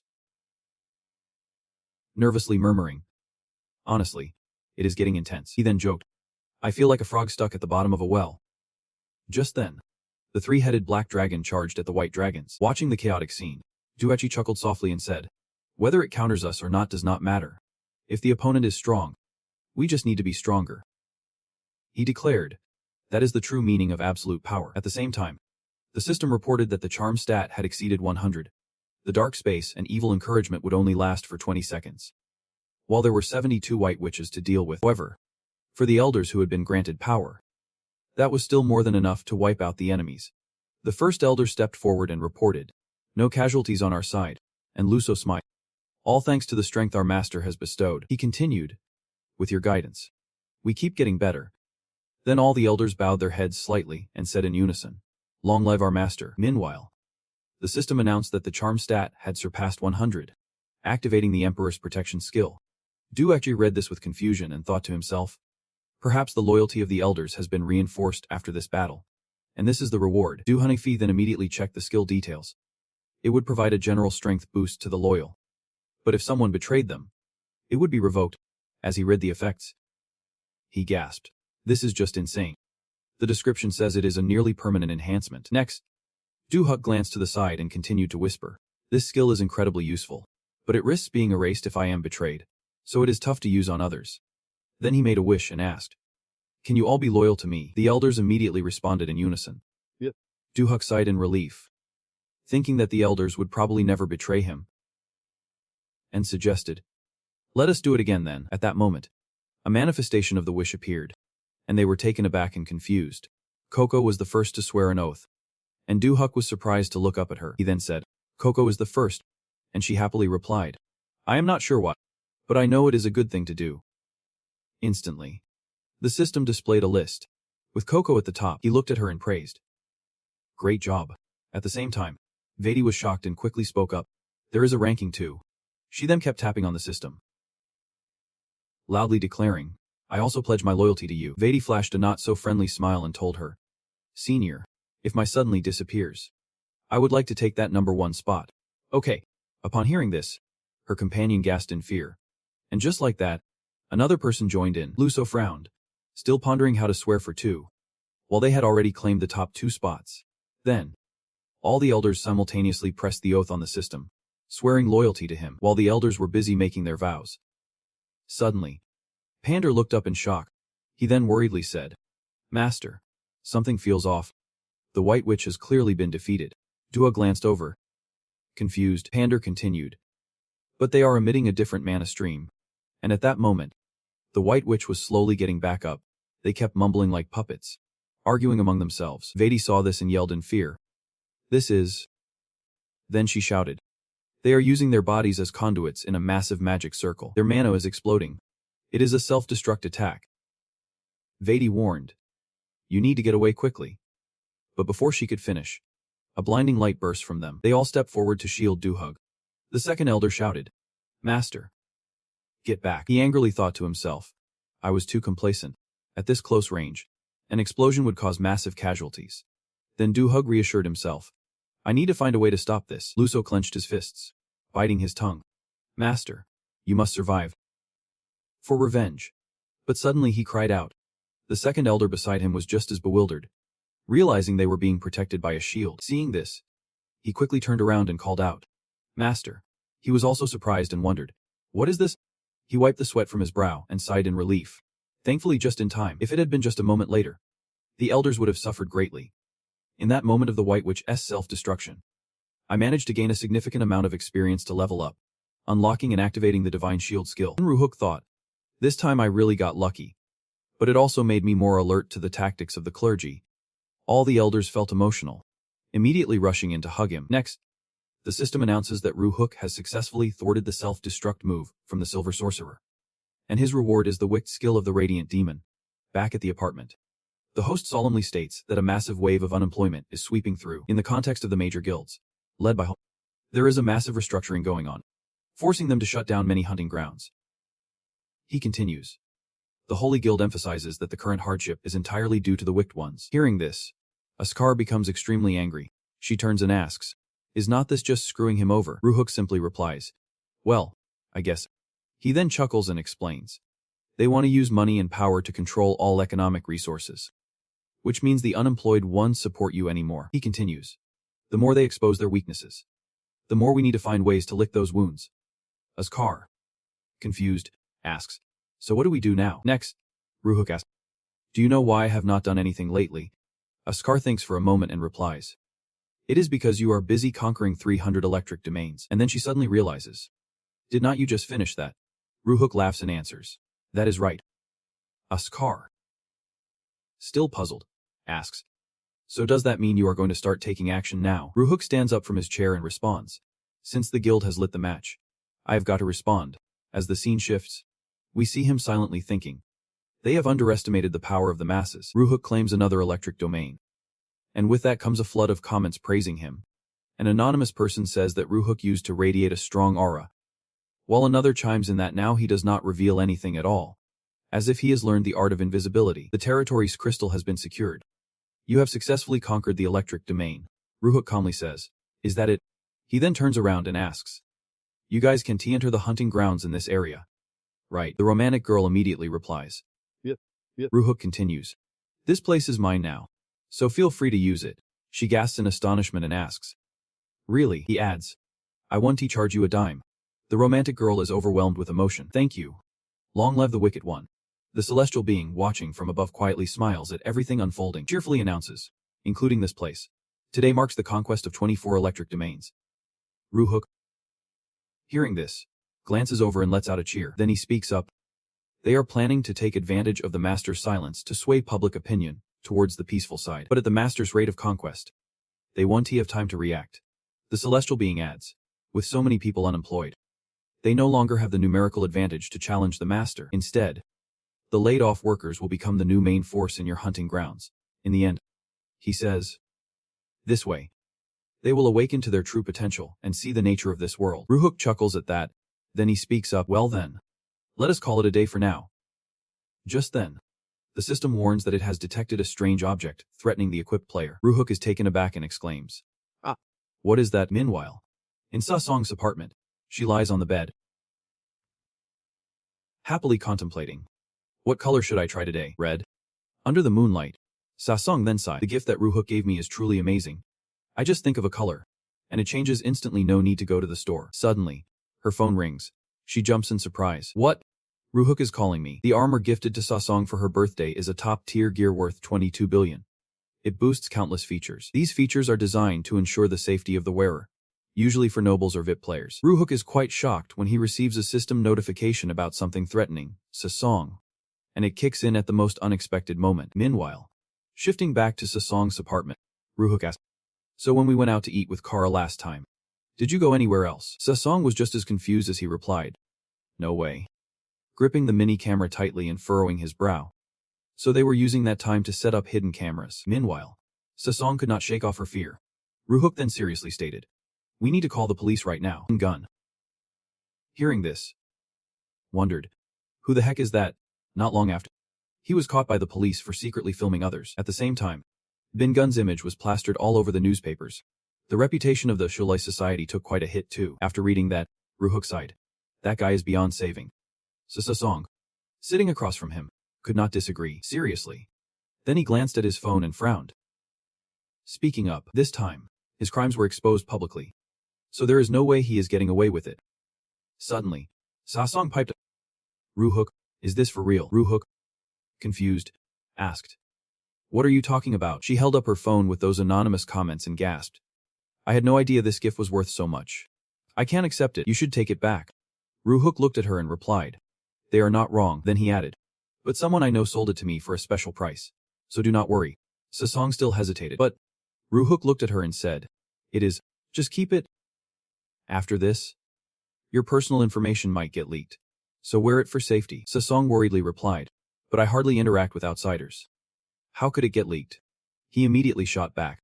So what do you call us sitting here? Hearing this, she was startled, blushing, and could not say a word.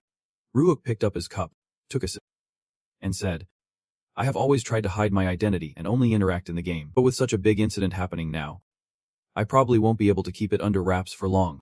Sasong's worry only grew, but then he spoke up. It is.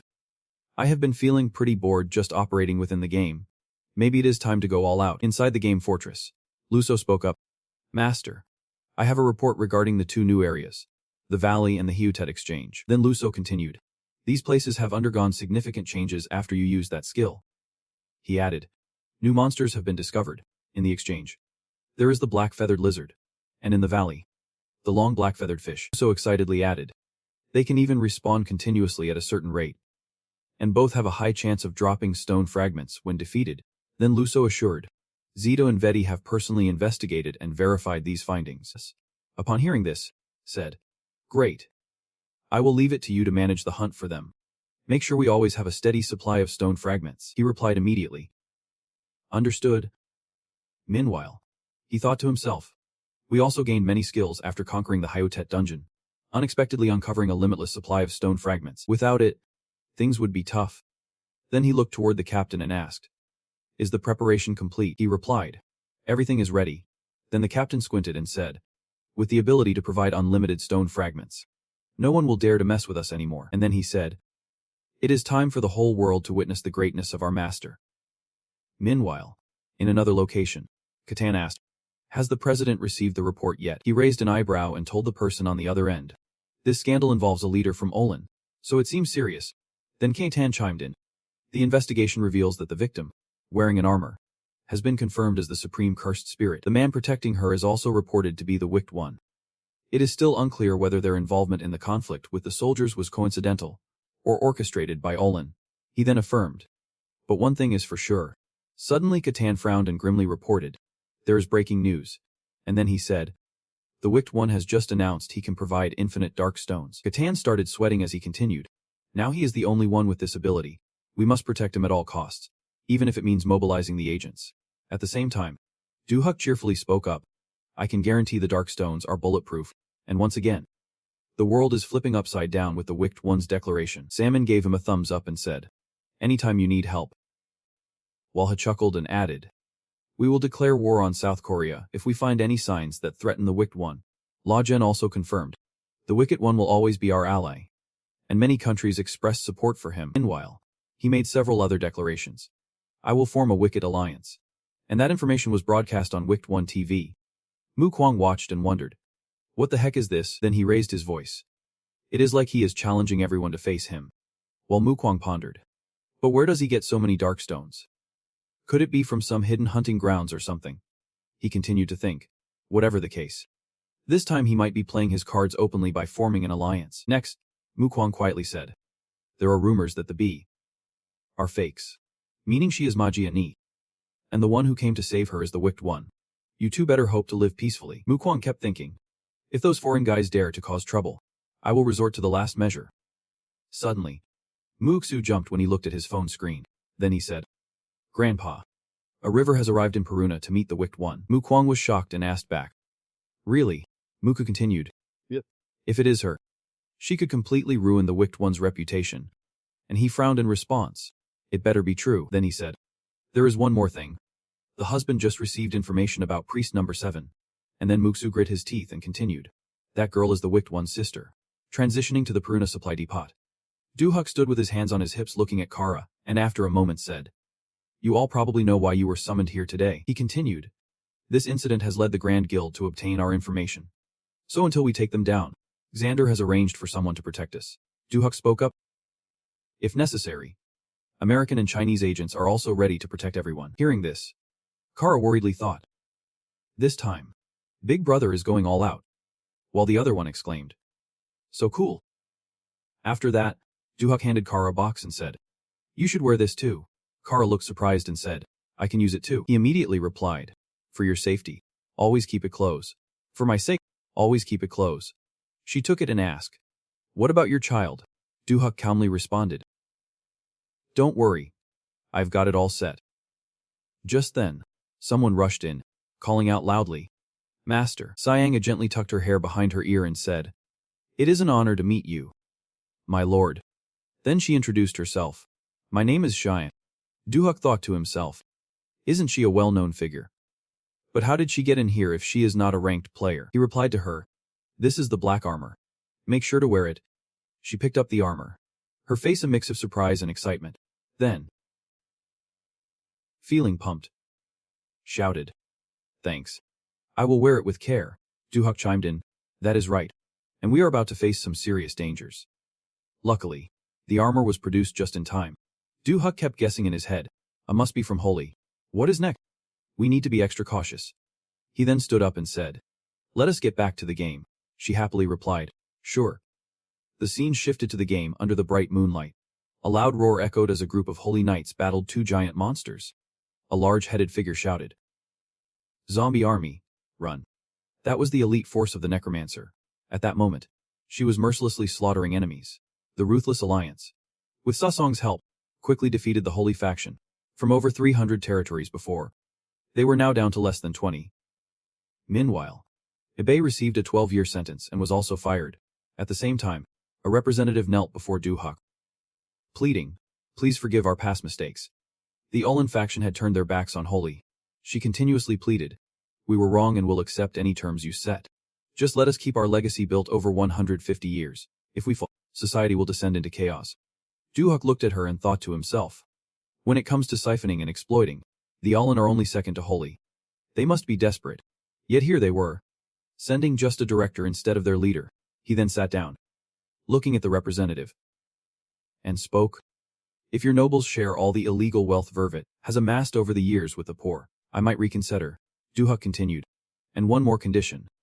Delete your character and take 5 million living soldiers for the rest of your life." Hearing this, the representative turned pale and stammered, That is impossible." Finally, he sternly said, "If you can do that, just leave." As she walked away, she thought, "I should have left earlier. I could have grabbed a lifeline. I really need to find a way to change his mind." Meanwhile, an advisor spoke up. Yep. "I am listening. Are you referring to that plan?" He quickly added, "I will get on it right away." After that, the advisor hung up the phone. He looked out the window, furrowing his brow, wondering, is creating a problem the only way to cover up another?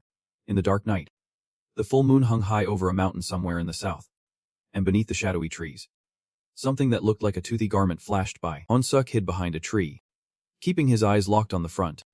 He watched the young man on the phone, thinking, where could he be going at this hour, a few hours earlier? That afternoon, Honsuk went out for dinner as usual. On his way back through a crowded street, he noticed a car honking loudly. Honsuk looked at the man in the car who seemed impatient, wondering, is that really Musuk from the Sonic Sung? I can't believe I am seeing him here. A director from the Grand Guild was not someone you bumped into easily, especially when he looked like he was in a hurry. Musuk scratched his chin, caught in thought, feeling like something big was about to happen. His YouTuber instincts kicked in. Immediately, he hailed a taxi and started tailing Musuk. At this moment, hiding behind the tree, Honsuk's sharp gaze analyzed the situation. He had intentionally chosen a deserted path, left his car behind, and ventured deep into this area. What is going on here? Looking at Honxd's back, Mixtave thought, I can't shake this bad feeling. He is definitely hiding something, can't miss a single detail. Suddenly, Mukstay shouted an order, activating the monster portal, leaving Heinzexi utterly bewildered. At the same time, Muxd seemed to vanish from where he stood. Seeing this, Alexd leaned out of his hiding spot, shocked and confused. Where did he go? Just as he finished his thought, Mukstashi appeared right behind him, exuding a menacing aura, asking, why are you following me? Making him jump. Then, Honxj was shoved face first into the ground, crying out in pain. Mukstaki looked at his hand, questioning, you are that bastard from the evil TV, are not you? Honxd, lying on the ground. He watched Muxd pull out a short knife and heard him ask, I heard the prince sent bodyguards after you guys. Are you here without notifying them? Such idiots always end up getting themselves killed. Muxd shot back with a curse. Who is teaching who here? The people are the true masters of this land, not your pathetic crew. Hearing this, Muxdaki's eyes glowed red with dark energy. You must be out of your mind to talk to me like that. He roared like a madman. All right, you want to die? I will grant you that wish. The next day, at some high school in Central South, a man with a bag stood in the schoolyard when he heard a voice call out, Dutron. He turned to see a beautiful girl and greeted her, to which she squinted and smiled, asking, have you been waiting long? Then, the two walked side by side, chatting cheerfully. Nahian laughed as she explained why she was late, while Dutron looked at her fondly, glancing at her small hand gripping her bag strap. He thought, her hands are so delicate. Then he quickly turned his face away, thinking, friends hold hands too, right? Blushing, he called out. After gathering all his courage, he looked at her and asked, shall we hold hands? But a massive shadow loomed over him. Dutrunjan turned to look behind him at the sound of his name, and what he saw was Nahian squinting, desperately reaching out towards him.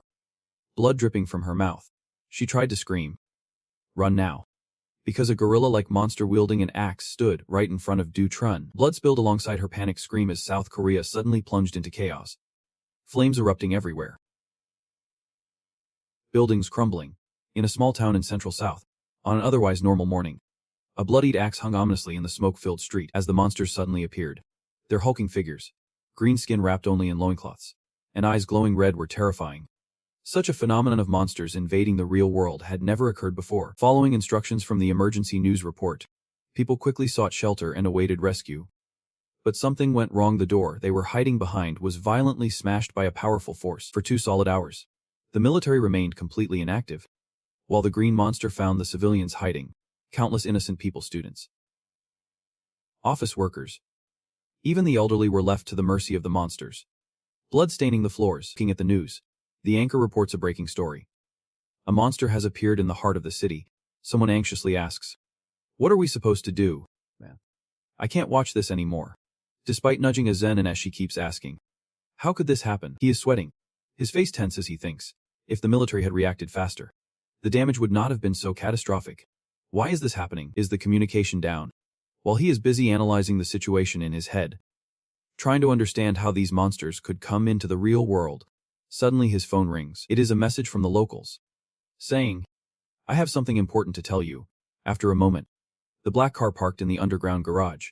As he follows the middle-aged man and glances around, he realizes everyone is inside this massive mansion. The man informs him, "I arranged this place as soon as I set foot in South Korea." Following the thick stone wall, the man continues, "Here, there is a bunker that can withstand a nuclear blast. Even though it is underground, it still has perfect lighting. The temperature and humidity are just right." Making Du-Huk silently marvel at how true it is that you get what you pay for. This is definitely a place for the wealthy. When they reach a door, the man squints and says, "Let us go." As they step inside, Du-Huk immediately asks, "What is the important matter?" His eyes widen in shock as he sees Hynek-suk lying on a bed with a breathing machine, with Jia-no standing beside him. Looking at the guy struggling to breathe, Du-Huk is puzzled. What happened to him? He quickly turns to Jia-no and asks, "What is going on?" Jia-no, sweating, replies, Our bodyguards arrived a bit late." Du-Huk anxiously questions, "Who did this?" And Jia-no answers, "Muda-zuk."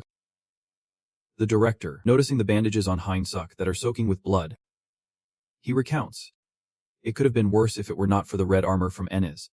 He might not have made it."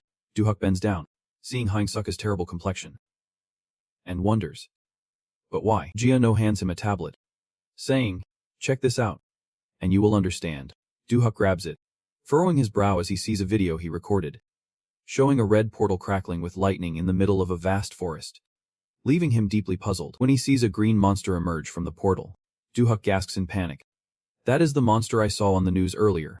Honsuk was chasing after Mook-suk and got brutally attacked.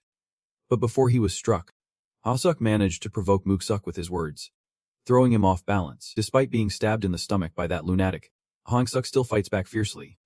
While he is desperately trying to fend off the attack, he manages to hide something. It is a tiny camera stuck to Mook-suk's sleeve, automatically recording everything he did with it. Mook-suk hides behind a tree, watching the monsters emerge from the portal, and Du-Huk quietly deduces, the monster portal, a device created by Sin-sung to produce artificial monsters. They brought that into the real world and activated it. Standing by Honsuk's hospital bed, he can't believe it and wonders, "But how dare they do this?"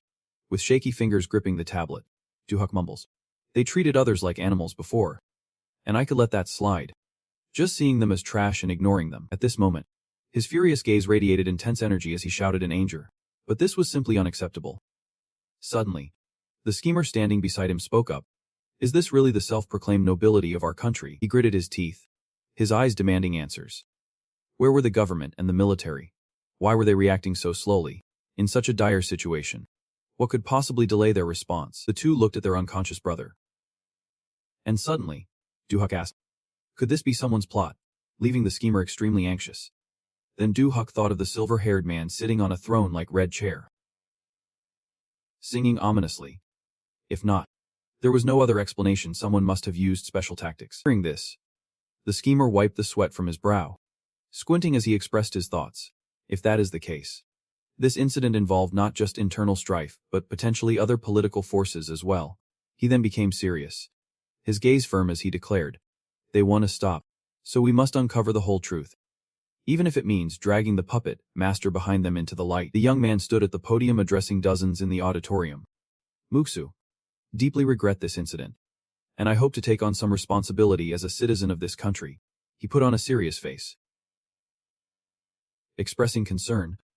The strife we face today is thanks to the contributions of the people. So I promise to do my utmost to improve the lives of our citizens. The journalists exchanged glances as they listened to Muksu's announcement.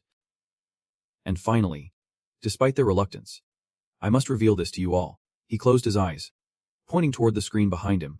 Just to be clear, the video I am about to show you has not gone through any editing. Then, the screen displayed a video of a man standing before a cosmic gate. He explained. The location shown in the image is a mountain range near where the disaster occurred. Not in a game world, but in reality. On the screen, the man was on all fours on the ground, accompanied by Muksu's commentary, leading to a crucial scene. He continued describing the footage. The man in the video was kneeling down. Then, a creature resembling a massive orc appeared. The video kept rolling, showing the man glancing back, but his face remained unclear. Muksu stated, "We have been diligently gathering information to confirm this person's identity." The man, wearing a beast mask, thrust his fist forward. Muksu added with intensity. But right after that, the video was interrupted. Then, he confidently declared, "I believe the man appearing in this video is indeed the arch-villain." Muksu's expression hardened, his gaze resolute. At the time the video was recorded, the arch-villain had also vanished from Olympus. In the control room, the large screen displayed Muksu's announcement. Therefore, our experts believe that Hen is targeting our real world. The man, seemingly the manager of the control room, held a tablet, puzzled, suggesting that the villain had vanished. On the man's screen was the silhouette of an unidentified person, alongside a voice echoing. According to our intel, at that time, the villain was still in Olympus. We just do not know exactly where he was. Meanwhile, in another location, the man's curiosity drifted away. Where did he go? At the island. The Swordmasters Guild. The man, draped in a bear hide, spread his arms wide to welcome Juhoop. "You have come all the way here. You have put in some serious effort." He pointed to the crates on the table and said, "These are the items you requested," to which Juhoop expressed his gratitude. Then, with his mask on, Juhoop spoke. "I assume you have seen the video that Shin Sung just released, and you might have some reservations about selling these items to me." He smiled confidently. "But I assure you, if what Shin Sung said is true, I would gladly give him all the black stones I have." This made the man raise an eyebrow, as it seemed the kid still had a trump card up his sleeve that could turn the tables, and he replied, "Don't be so formal. If you need anything, just shout. We are ready to back you up." Deep down, he completely trusted Juhoop. The guy was definitely reliable. Right after Shin Sung dropped that video, a couple were left in shock, looking up in confusion, calling out Juhoop's name. Juhoop's family had just moved to a new place. The house they just moved into was designed like the mansion where Jendo was living. Juhoop welcomed the whole family inside through the grand gate. The house was meticulously designed to ensure absolute safety for its occupants, almost like an impregnable fortress. Once Juhoop's identity was revealed, preparations for this had already begun. Meanwhile, Jendo was in charge of finding the location and setting up the mana shield. Not only that, thanks to support from the Magic Association, the dream of traveling to Switzerland that his parents had cherished for a lifetime was finally coming true. They even promised that they would organize a secret wedding for the two of them. One day, Juhoop would have to publicly reveal his identity as the villain. But looking at his parents, he could not bear the thought of whether they could handle this shocking news. After they flew to Switzerland, Juhoop accepted to be taken by the police, and so watched sadly as he was taken away. It was unavoidable now that Shin Sung had discovered Juhoop was the villain. A swarm of reporters surrounded his house, and news spread rapidly across all media outlets. Juhoop, suspected of being the villain, was arrested at his home. Live broadcasts only fueled the public's curiosity and attention nationwide. Amidst the chaos, Juhoop walked confidently, head held high, looking straight ahead. Suddenly, a loud scream rang out behind him, echoing the cries of countless innocent lives that had been taken. A male reporter pointed at him, tears welling up, asking how he could remain so calm. Juhoop glanced back, his face emotionless. Behind him, many people, both men and women, were crying, radiating a heavy aura of animosity towards him. Suddenly, Juhoop spoke up, wanting to know the truth, then coldly added, "Just watch the villain on TV." Hearing that, the crowd was utterly confused. What time is it to be promoting a YouTube channel? But some quickly pulled out their phones, exclaiming, "Wait, what is this?" At that moment, Juhoop's brother, wearing an oxygen mask, was lying in a hospital bed live streaming the content, revealing that he was the true mastermind behind the disaster. He looked into the camera and said, "The video I am about to show you is the truth that I risked my life to capture." Then came a flurry of anonymous comments. Why is he so pathetic? This jerk is a minion of the villain. Did you help unleash those monsters? Suddenly, the screen displayed a scene of the attack in the bedroom, leaving the audience bewildered. Commenting, "Isn't that an attack?" His cold face was clearly visible, while Ju-hoop obediently followed the police into a building. The crowd behind him followed every chilling comment in his brother's live stream. Wait a second. Is he crazy? He has got a weapon and is poking at Ju-hoop. Looks like he is wearing armor. So he is still alive. But what the heck is he doing? Is he summoning a horde of monsters? Ju-hoop turns to look back, and at the same time, there is an anonymous comment, so the evil mastermind is actually the king. Then he quietly moves on while everyone else keeps chatting. I guess that makes sense. No wonder Shin Sung is pushing this issue so hard. Turns out the mastermind's silence was totally intentional. A perfect trap. The truth came out so fast that Shin Sung could not even catch a break. And just like that, Ju-hoop is set free. He raises his hand to shield his eyes from the blinding sun and quickly heads home, welcomed by the crowd.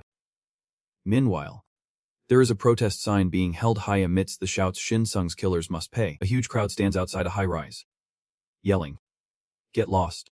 Shoot them down." The guy inside the office looks pale, gritting his teeth, cursing. These pests. Suddenly, an employee rushes in to report that things are going south, making him jump. Panic rises as he hears the employee say the crowd is attacking with homemade bombs. The building's on fire. He rushes down the stairs, but before he even reaches the ground, he is spotted and realizes he is trapped. In fact, his plan was flawless. Yet, everyone turned against him, and he could not contain his rage. Suddenly, he feels a wave of dread wash over him because, below, a group of young men armed with fire has blocked his escape. He is quickly overwhelmed, screaming in fear as they capture him. Not long after, it is the turn of the blind man to be dragged into the net. However, the crowd's fury shows no signs of letting up, especially towards the two masterminds behind this horrific massacre. It is to the point where being in the jail cell feels safer than being outside. The blind man sits next to him, holding his head in despair. He can't believe his situation, asking, "Grandpa, what did I do wrong? It was just a bunch of pests we set loose. If death is inevitable, why make such a big deal out of it?" The blind man calmly replies, closing his eyes, "You are not wrong. The only mistake you made was getting caught." Then, the blind man closes his eyes and thinks, "I have tried everything, but public opinion is too fired up now. We are going to have a tough time escaping this. Looks like we will be stuck here eating government food for a few years." The sunlight outside casts a lonely shadow of him in the cell, but the blind man still holds on to hope. With a few rounds of special pardons, we will be out soon. After that, we can rebuild everything. No matter what, we are still nobles. A guy named it checks the news on his phone. Feeling sentimental. This time, the president, Shin Sung, and the mastermind are behind bars. Does that mean you will be hanging out with me from now on? Divahex, sitting with arms crossed, eyes closed, replies, "Yeah. Maybe the fact that I am your brother got out too." Then, he hears a tearfully wonder. If this keeps up, Shin Sung will be out for blood soon. Right. No one's gonna dare support them anymore. Defin calmly adds, "Yeah." The two ringleaders are caught, and public outrage is at an all-time high. Before he can finish, there is a knock at the door that grabs the attention of the siblings. A girl named Aek-song peeks in with a smile, saying, "Sorry." Divahex' eyes widen with curiosity as she asks, "Are you busy right now?" Then she quickly laughs, squinting her eyes, and answers for her brother, "Busy. Now. He has got some stuff to do outside for a bit." Then she instantly vanished, leaving Do-Huk and Aek-song facing each other, both awkwardly saying, "You guys just chat naturally." After the car left, Aek-song finally spoke up. "Hey, here's a bag of cookies. Please take this to make me happy." Do-Huk raised an eyebrow in confusion. "What is this?" "Cookies." While Aek-song shyly tucked her hair behind her ear and replied, "Yeah. When I have free time, I like to dabble in cooking. These cookies are for you. It might be a bit sudden, but I noticed you have had a lot on your plate these past few days." Do-Huk's eyes widened, and he smiled happily when he said, "Thank you. They must be delicious." However, just as he finished speaking, Do-Huk saw her freeze, stepping back several meters, quickly saying goodbye before disappearing. Leaving him utterly baffled, he placed the cookie bag on the table, grabbed the mouse for his computer, and while looking at the screen, he nibbled on the cookies slowly, reading the news. He thought, Sin Sung is nearly falling apart. Most members have abandoned the organization. So it is practically impossible to hold it together. With a grim expression and calculating eyes. But I still have so many issues to resolve. The truth remains a mystery. And there is definitely a bigger conspiracy lurking behind Sin Sung. Meanwhile, at the Taurus fortress, a beam of light illuminated the white wall, timeless and colorless. As the former Elder Scout Panda reported, Master, we have discovered something beneath the castle's ground. Hearing this, Duhuk raised an eyebrow in doubt, and the Elder confirmed. It is like a black door with golden patterns, embedded with a red stone in the center. Panda explained that it was well hidden, making it hard to find, and at first glance, it seemed to be the work of an ancient artisan. He lowered his head, sharing his guess. We suspect the creator might be a noble from the Empire, at least a master level or higher. That is a face of mine. It is a storage room. Duhuk scratched his chin, narrowing his eyes thoughtfully, knowing it must hold something incredibly important. Elsewhere, in a prison, an old blind man opened his wary eyes and said, We still have 100 trillion gold. Sitting across from him, another blind man, with a bruised face, hugged his shoulders in disbelief as the Elder continued. That is one of the cards that Sin Sung has hidden. He reminisced about a tale from a century ago. Your ancestor, my grandfather, asked a master from the Empire in Pest to build a secret storage room, with 100 trillion hidden inside. We can start over. The other blind man clutched his aching cheek, exclaiming, This is incredible news. I thought everything was over. He recalled the time he was beaten by a group of prisoners, saying, I remember those days in the common cell before being transferred to solitary confinement. I have never felt so humiliated by those bugs. The other blind man shouted in anger. Those bastards. One day I will personally kill each one, the Elder reassured. Don't you worry. We will soon reclaim our position. Then, with a confident, seasoned expression, he added, Only the direct descendants of Sin Sung can unlock that storage. So unless he finds someone with skills equivalent to a master level, even that ruthless grandfather of his won't be able to get in. The black door with golden patterns and the stone in the middle stood out prominently. Standing before it, Pander waved to Juhoop.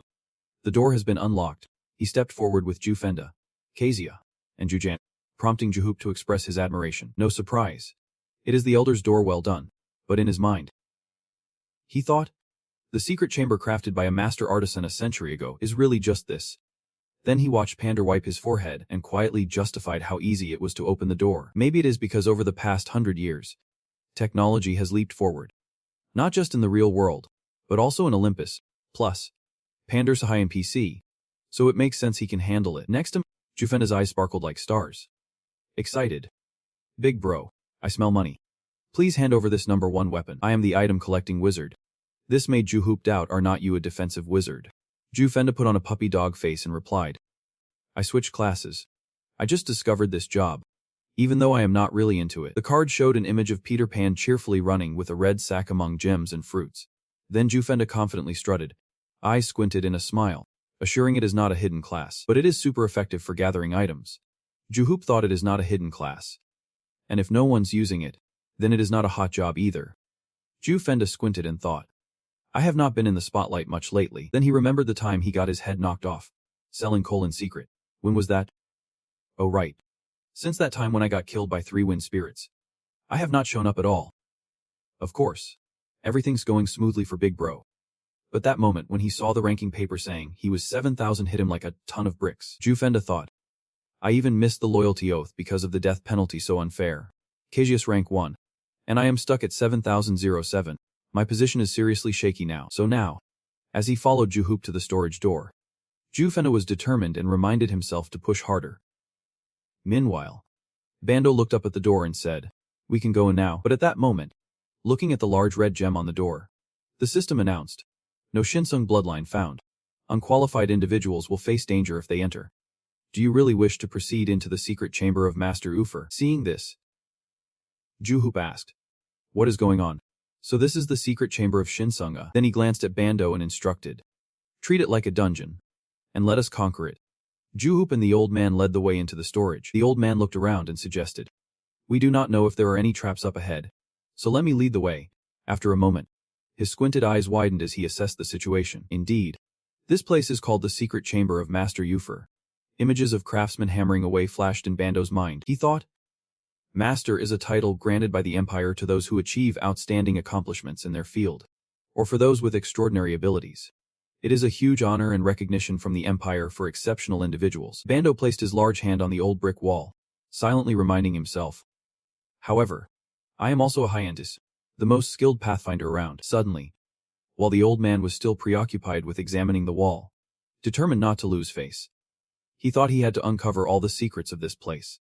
That is when Kasia darted forward like a gust of wind. This unexpected move made Bando jump and turn to look. Immediately, someone shouted, telling Kasia not to be reckless. But she shot back with a fierce glare, and yelled loudly as she caught a whiff of something. Ignoring everything, the old man called out ahead, sensing something delicious, while Bando hurriedly yelled after her, urging Kasia to stop. Just then, Juok stepped in to stop the old man from chasing after her. Bandodo, just let her go. As the old man puzzled over her actions, Juok crossed his arms, sweating as he thought. This scene felt so familiar. He felt like he had seen it somewhere before. Kasia's golden beak yawned, reminding Juok of that time in the Jizigatuni cave. Back then, Kasia had also charged ahead out of the blue. Without warning, tilting her head back and letting out a long, loud scream, just like a king's call. Instantly, the area below seemed to respond to some spell, lowering down.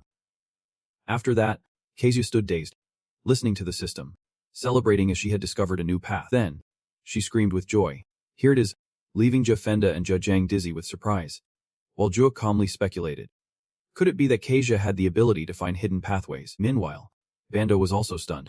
Unable to believe it, he watched Kasia, still dazed, turning back to look at them, thinking that being a guide is not as easy as it seems. It requires analyzing every environmental factor, from the mana flow, the arrangement of objects, to the scent of the breeze, humidity, fragrance, and a host of other elements. Kasia glanced at her wings, looking quite pleased, while Bando silently wept, feeling a pang of disappointment. Then comes the phase of synthesizing all those factors and making a reasonable deduction. But honestly, it was still worse than a blind bird running around randomly. Next to Jafenda, he also paled in disbelief because Kasia had scored again. Only Jan, oblivious and sweating, looked at them in confusion, wondering what was going on with these people. Suddenly, a voice echoed through the storage space. You have made it this far. You are not too shabby. Jafenda's face turned pale, sweat pouring down as he heard that mysterious voice continue. But you should turn back at the first checkpoint. I can show mercy and spare you. But if you continue to the second, you will die. Kasia listened quietly to the sounds ahead. Then, 3 beams of golden light struck down on 3 tiles on the floor, a sure sign. Kasia raised her wings high and let out a long scream, just as the 3 stones that had hit the ground flew back up, and the system announced that Kasia's gluttonous nature had been activated. Next, she swallowed the stones whole, prompting Jafenda to ask jealously, are you planning to eat all that by yourself? While Pander worriedly reminded her, Kasia, I told you not to run around like that. It is dangerous. You know. Only Juok had a different thought. Realizing that this place belonged to a master named Ufodo, he crossed his arms, sweating bullets, wondering what the old man would think upon seeing the secret passage open so easily. However, the hidden voice echoed, causing Kasia and Pander to look at each other in confusion. You only have one last chance. The 4 stood still, watching a red magical circle suddenly appear on the floor in front of them, and heard the voice threateningly warn them, take one more step, and you will die. Juhook frowned, clearly annoyed as the voice continued to warn them to turn back. After that, he looked on with teary eyes. Feeling nostalgic, a straight corridor and a magic circle, was that really all there was? Meanwhile, Pander beside him thought it over and replied, looks like it. The mana here has been pre-programmed, but it is not too complex.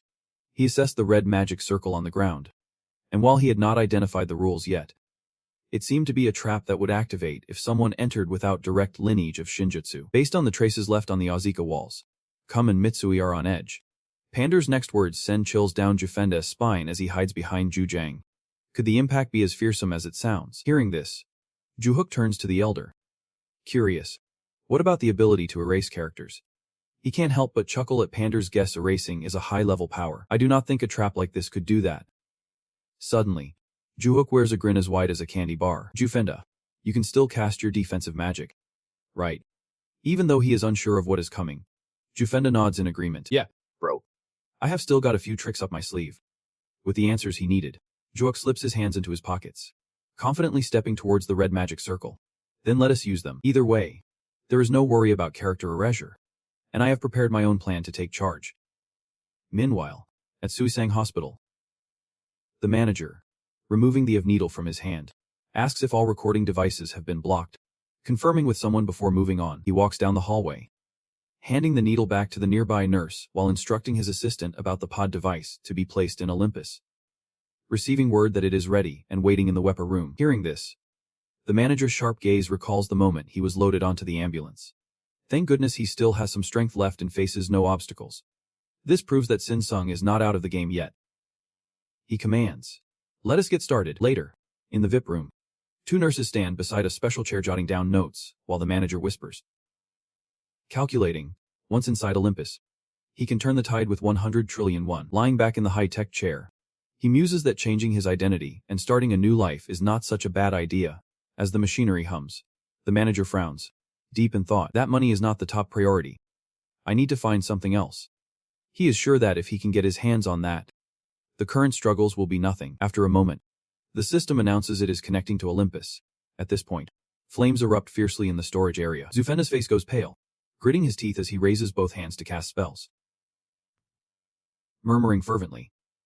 Meanwhile, the system informs him, activating the Pegasus defense formation, using the Zizito shield, deploying the Ozito shield with both hands aimed at Zuhuk, who is navigating through the sea of flames. He assesses the situation. Realizing that even his protective heat shield is dropping like a rock, he observes as Zuhuk strolls forward, hands in his pockets, utterly unfazed, leaving him wondering how he can confront it head-on, without a care in the world. Little does he know, Zuhuk is utilizing the divine blessing to enhance the effectiveness of the heavenly destruction technique. At this moment, he remains calm, aware that the enhanced technique is resisting the foreign energy, and thinks to himself, this fire energy is truly overwhelming. Watching the flames spewing from the devices mounted on the walls, Zuhok silently notes that this is the most effective attribute when dealing with living beings. The choice is not disappointing. However, those flames can only shoot into the purple sphere protecting him, he thinks. But honestly, it is not as strong as I imagined, considering this tech is 100 years old. After a moment, Zufenda wiped the sweat from his brow, furrowing his brow in irritation. It is hot as hell. Big bro. Are you feeling the heat? Meanwhile, Panda admired Zuok's confident silhouette, thinking to himself that his master's mana was overpowering that of the trap setter, no matter how much he reinforced or distorted it. The qualitative difference in mana between the two sides was crystal clear. The old man shed tears of joy, thinking it was an immense honor to serve a master like him, and exclaimed, "Truly, my master." Suddenly, Pandor, overwhelmed with admiration, shouted, "Long live the master! Long live! Long live!" This made Zufenda shoot him a confused glance, silently thinking, what the heck? Now even this old guy is trying to get in my good graces. Then he mentally prepared himself, gritting his teeth. I won't let this old man outshine me. Long live, big bro. Long live. Long live. This made Zuhok immensely frustrated, closing his eyes and silently wondering, what is wrong with these people? Just then, he opened his eyes wide in shock, realizing that while these two were acting crazy, he was the one left to fight alone. Zuhang then blurted out, "The fire has stopped." This made Zuhok pause, confused about what he had just heard. He glanced at the now extinguished flame spewing holes in the wall, scoffing, "Is that it?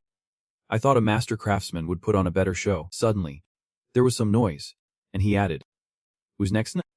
Then he was taken aback by a pile of shimmering gold that appeared right before him. Staring at the gold and jewels scattered everywhere, Zuhok was baffled, thinking, what is going on? Did the secret chamber just open up like that? Or is this a trap? But before he could analyze the situation, Kazuya and Zufenda's eyes sparkled like stars as they rushed forward, shouting, "Gold!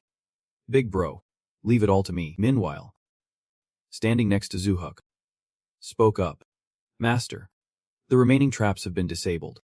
Seems the blessing of the demon god has drained all the mana this place accumulated over the last 100 years. On the other side, Kazuya excitedly popped a gold coin into his mouth, then sat atop the pile of gold, shoveling handfuls into his mouth, exclaiming, "This is amazing. A bird's life is blissful with a master like this. And these are delicious. Just stay loyal, and I will always follow you." At the same time, the system announced that Kazuya's loyalty had increased. This made Zuhok squint and scratch his head, saying, "All right, eat as much as you want. You won't be able to finish all this anyway." Meanwhile, Zuhok was left dizzy, thinking, Who would have guessed they were hiding such a massive fortune? She looked at the mountain of gold before her and thought, even my Z team could not gather this much gold to wipe out this wealth. I can't believe how much they exploited the people over the years. Over there. Zufenda's eyes sparkled brightly as he waved his arms to gather all the gold, yelling, "Big bro, check out the power of my collecting skills." At the same time, the system informed him, automatically collecting and transferring it to the player on one side. The announcer applauded as he declared, "From now on, you won't have to worry about picking up any silver coins. You have got potential there," Zufenda said with wide eyes, glancing at the system screen next to him when he heard the elder say, "Your enthusiasm, loyalty, and trust have truly impressed me. The information displayed that you had completed a hidden piece. Do you want to rank up to the legendary hidden guide?" He raises an eyebrow in suspicion but confidently pockets the gold as he turns away. "Thanking you for the offer, but collecting divine artifacts is enough for me." Upon hearing this, the crowd gives a thumbs up, saying, "Look at that. What a humble young man." But then the old man has another idea. To show his sincerity, he insists that you accept this item, making Zuhuk widen his eyes in confusion. What is this? An artifact. Meanwhile, Zuhuk strolls around admiring the pile of gold, relieved to have found this place without too much effort. It is a good deal, but he feels a little let down. Suddenly, he spots the ring on his finger sparkling and is taken aback. Thinking about how much he packed into his bag, Zuhuk mutters, holding it up, "This is the item I bought on the last island. A divine-grade Inferno double ring worth a whopping 4 trillion gold." He points it at the pile of gold, and instantly, a beam of light shines down, resonating with the Inferno ring. Something glowing red appears, and Zuhuk mutters, "Oh man. I should have thought of this. A secret vault for a powerful force like Shinsung can't just be for storing gold." He crouches down to examine the chest the ring has drawn out, but is shocked to realize what he has found. Suddenly, a voice shouts, startling him, "Stop right there, you filthy commoner." A man in a black coat appears at the entrance of the storage, angrily scolding him, saying that insulting the noble class is one thing, but now he is trying to steal from them. The man pulls his hood down, baring his teeth as he declares, "I do not care how you got here, but you can touch any of this." The angry guard threatens, "I will end you, you worthless scum." The guard radiates a grayish-blue energy as he curses, remembering the past encounters with Zuhok, thinking that this lowlife has no noble background whatsoever. He recalls how he sat on a purple throne-like chair, selling coal and causing him endless trouble. The image of Zuhok being captured earlier flashes in his mind, and the guard's anger boils. Even now, he is still in his way. He glares with barely concealed rage at the gold before him, contemplating, but it does not matter. He has not taken everything yet. Want gold? Fine, take it all. Then, he seems to peer through Zuhok and eyes the black chest behind him, thinking, "I just need that chest over there." The guard tells himself, with the divine-grade items inside, "I can start fresh overseas." He grits his teeth, thinking, because, damn it. Suddenly, the guard lunges at Zuhok like a gust of wind, determined to get his hands on it, but his outstretched hand misses the air since Zuhok has dodged to the side. He thinks to himself, "The old guard must know he can beat me." Observing the guard's outstretched hand, Zuhok contemplates that he surely has another scheme. Following the flow of mana, he suspects the guard is aiming for that.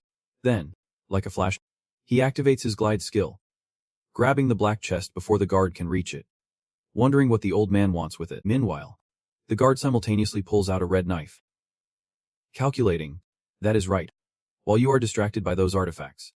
Then he changes direction, thrusting the knife straight at Zuhok's stomach. He looked down at me, furious, and asked, "What are you doing?" Seeing the blood splatter, the blind manager with cunning eyes laughed heartily and said, "You have fallen into my trap." Good. On the side, Dufendo and Dujang were sweating bullets, calling out to their big brother, when they heard him shout, "You wicked bastard. You are underestimating your opponent."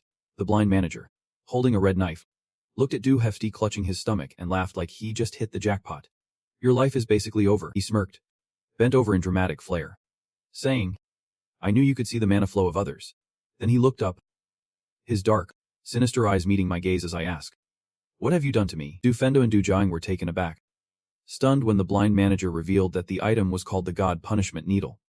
Anyone stabbed by it would be instantly erased from the game. This was a divine tier item, yet Dufendo remained unfazed, questioning, "Really?"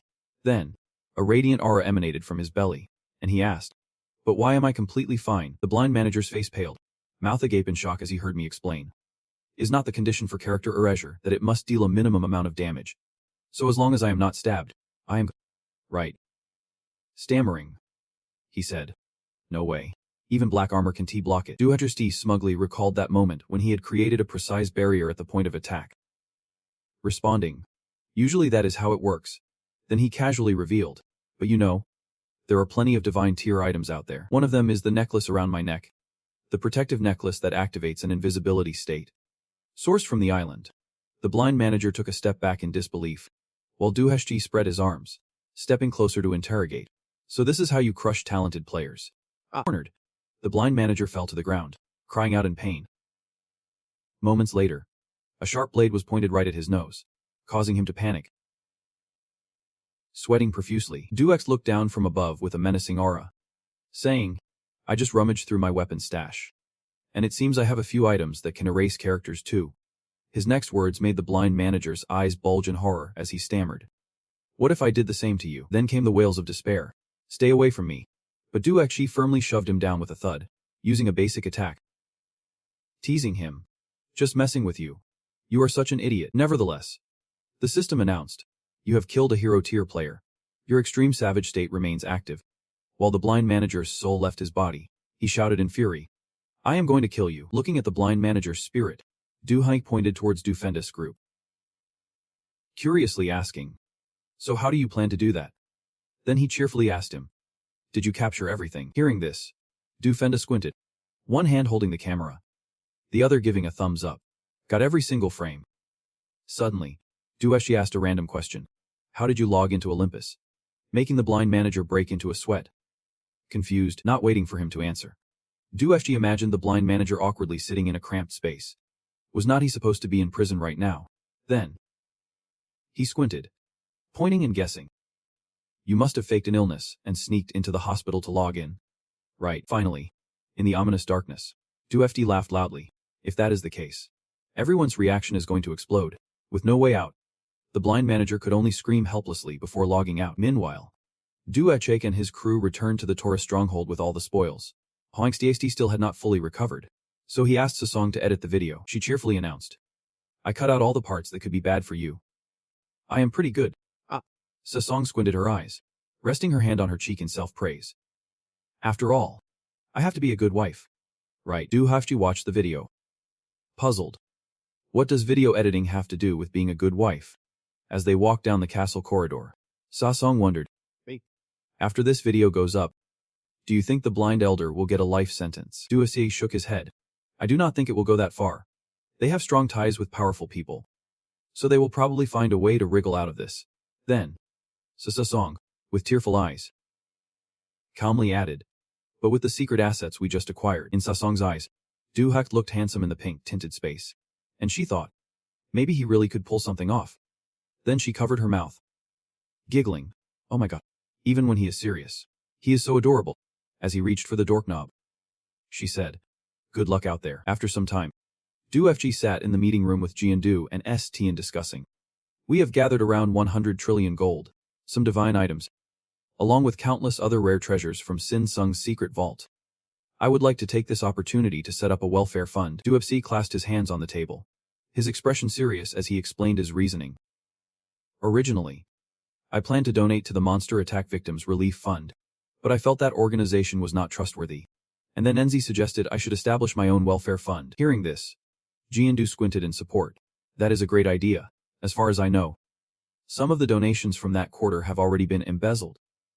Meanwhile, Sistine held a fan to cover her face while giving her input. With Enzi's help, we can do this without revealing your identity. By the way, Duachi's eyes widened in excitement when he heard him ask, how do you plan to assist the victims? Sir. At the same time, elsewhere, gazing at the picture of the young girl smiling brightly, someone remarked, my dear, you have always been this radiant. Nahian's mother, with tears in her eyes, added, even if everyone forgets you, you will always live on in my heart. She sat admiring the picture in her daughter's room, watching TV, affirming, I will never forget you. Suddenly, she looked up when she heard a voice calling, is anyone home?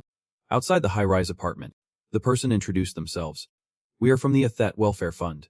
Duhais has donated around 500 billion to establish a welfare fund. Thus, he established a team of counselors dedicated to helping victims overcome trauma and face their emotional scars, aiding them in a swift recovery and reintegration into society. Additionally, each victim receives a periodic support grant over the next 20 years, totaling up to 1 billion won. Not only that, Duhais also continuously recruited social workers, creating numerous job opportunities within the welfare fund. He personally covered all training expenses and offered attractive salary packages. Thanks to Duhais, South Korea began to transform. Meanwhile, sitting on the hospital bed in patient attire, the man, blind and defeated, thought to himself, "It is all gone. Everything has lost money. Possessions. All because of him." He looked at his trembling hands, silently cursing, and remembered how that guy had exposed his secret login to Olympus. Seeing the unanswered messages he had sent to Mir, the blind man felt a deep resentment. There was no turning back now. Not like this. He thought of his nephew still sitting in jail, contemplating he could care less about himself. But he could not let something happen to his nephew. He could not be ruined like this. The blind man vowed to protect his nephew at all costs, completely unaware that two mysterious figures were watching from outside his cell. Not long after the Athat Welfare Fund was established and became operational, the voice of Juhoop echoed in the closed room. "Who called me?" He introduced himself as the Minister of Labor and Employment. On the other end of the line, the man's voice confirmed, and Juhoop frowned, puzzled, asking, "You want me to limit the fund's activities? What do you mean?" The man tapped his fingers on the table, explaining, "The Athet Welfare Fund has been conducting numerous activities and hiring staff recently." "Right. But you understand the job market, do not you?" Minister of Labor and Employment Kiho, with a serious expression, added, "Other companies and unions are also contributing to South Korea, so we suggest you slightly lower the salary levels." Then, he frowned, clearly displeased. "Moreover, the free hunting grounds you opened, I do not know if you are aware, but this is squeezing the economy of other unions." Looking at Juhoop's smiling face in the news, Kiho emphasized, "In short, we can get rich together."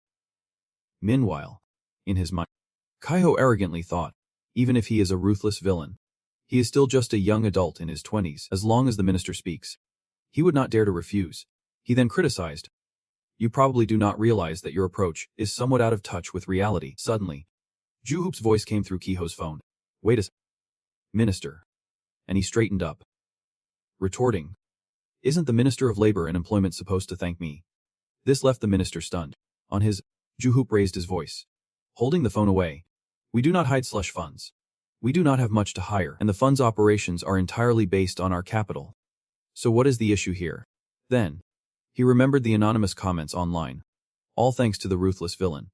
Life has been a bit easier lately. How exactly does the welfare fund operate? I heard that just the income from donations is enough to run the fund." Juhoop continued, "Just go online for a bit, and you will see how everyone evaluates us." He is furious, one hand on his crutch, yelling into the phone, "Shouldn't he be thanking me instead of throwing around those insults?" With that, he paled, staring at the pitch-black phone, mumbling to himself, "Well, I am hanging up now." Juhoop scratches his head, squinting in disbelief. Seriously? How can someone be a minister and still not know how to use the internet? He thought the call was to praise him or something. After a moment, he stands clueless in his room, wondering what the heck this government is up to. Meanwhile, Kyo slams his hand on the table in frustration, grinding his teeth. He curses. That punk, daring to ruin his reputation. Then glances off to the side. Grumbling, he picks up the phone again, resting his head on his hand, thinking he could convince that villain. But if the higher-ups find out, he is in for a world of trouble. Suddenly, Kiho's eyes light up. He remembers something. Looking at the contact info on his phone, Kiho feels stuck. How am I supposed to report this to Mar? He grumbles, unable to muster a smile, lost in thought. After a moment, Kiho finally speaks into the phone. Yep.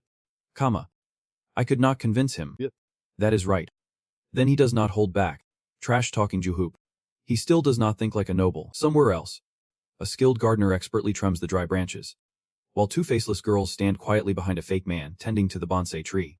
The old man, indifferent, announces, "It seems the villainous one failed." Looking at the scattered dry branches on the table, he sighs. "Honestly, I never expected much from the start. I planned to wait for the right moment to eliminate him.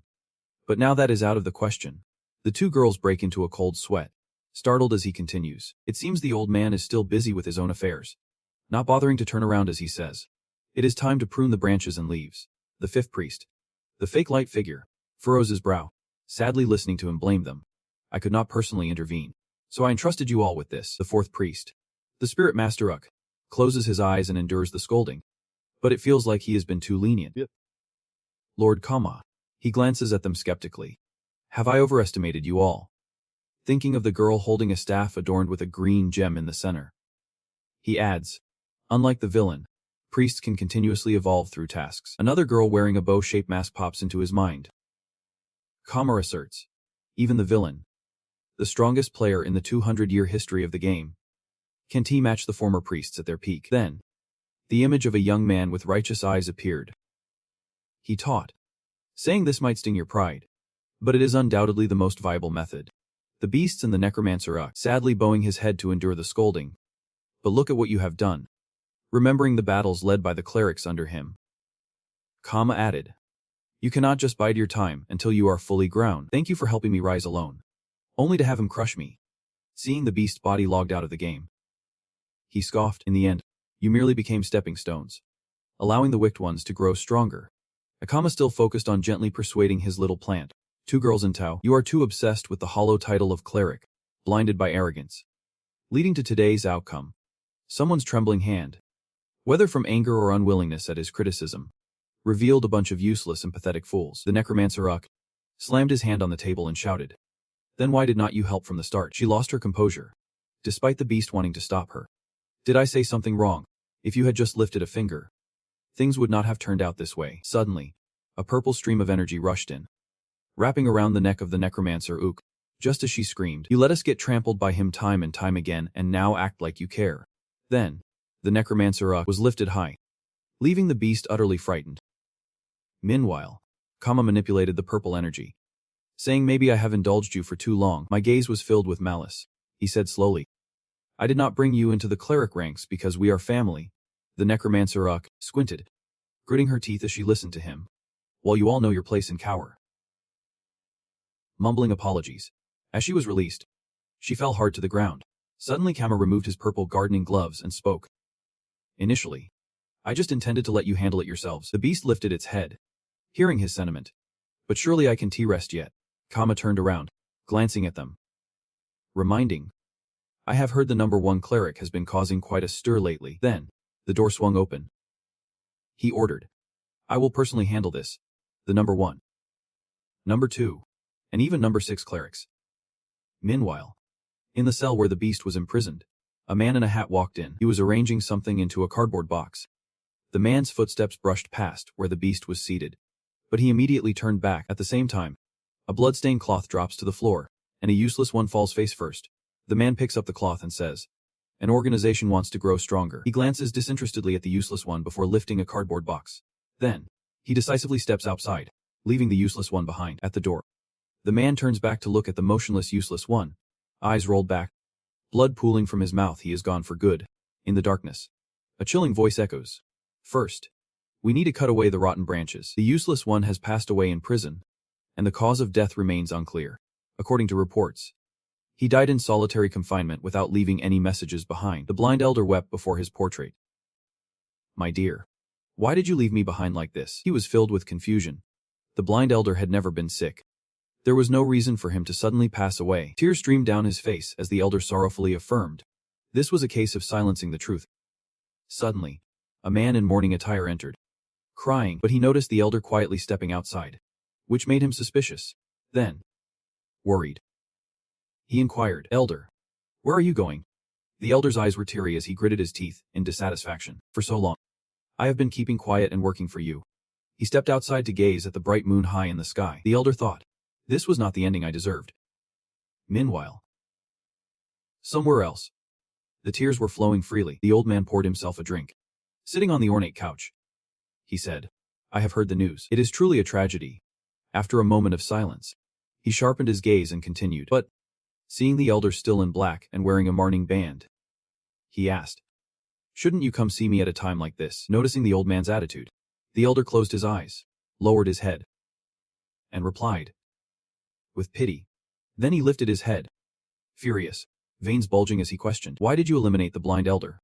The old man leaned back, calmly listening to the elder's outburst. "Have you forgotten what we did under the orders of the one above?" Then he poured himself another drink while the elder shouted, "Or are you trying to claim the title of priest for yourself?" A few drops spilled from the drink. The old man exclaimed, "Oh no, I am out of drink. What a shame. This was the drink you gave me." Then he placed the empty glass aside. "The drink is finished. I do not need it anymore." This left the elder utterly astonished. "What are you talking about?" At the same time, he reached into his inner pocket as the old man casually remarked, "Well, from the start, I never really wanted to talk much with you." The elder's eyes welled with tears as he pulled out a knife and shouted, "Let us end this here." Old man. But before he could act, he noticed something strange. The knife was pulled away. The elder glanced back at the knife radiating purple energy that was now embedded in his back, fearfully asking, "What is this?" At the same time, other knives controlled by purple energy floated ominously in the air. They were all pointed at him. The elder panicked and stepped back, cursing, "You bastard. In real life, you dare to use this method." With tears streaming down, he bitterly muttered through clenched teeth, "Don't get too cocky.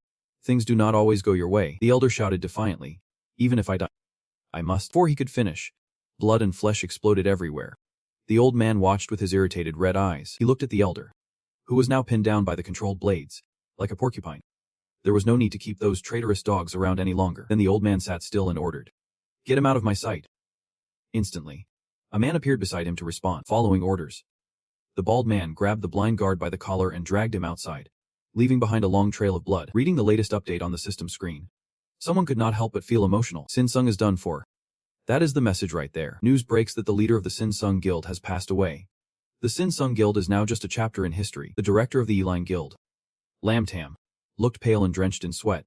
"In the end, we could not stand against that ruthless individual and got what we deserved." She shut her eyes tightly, worried.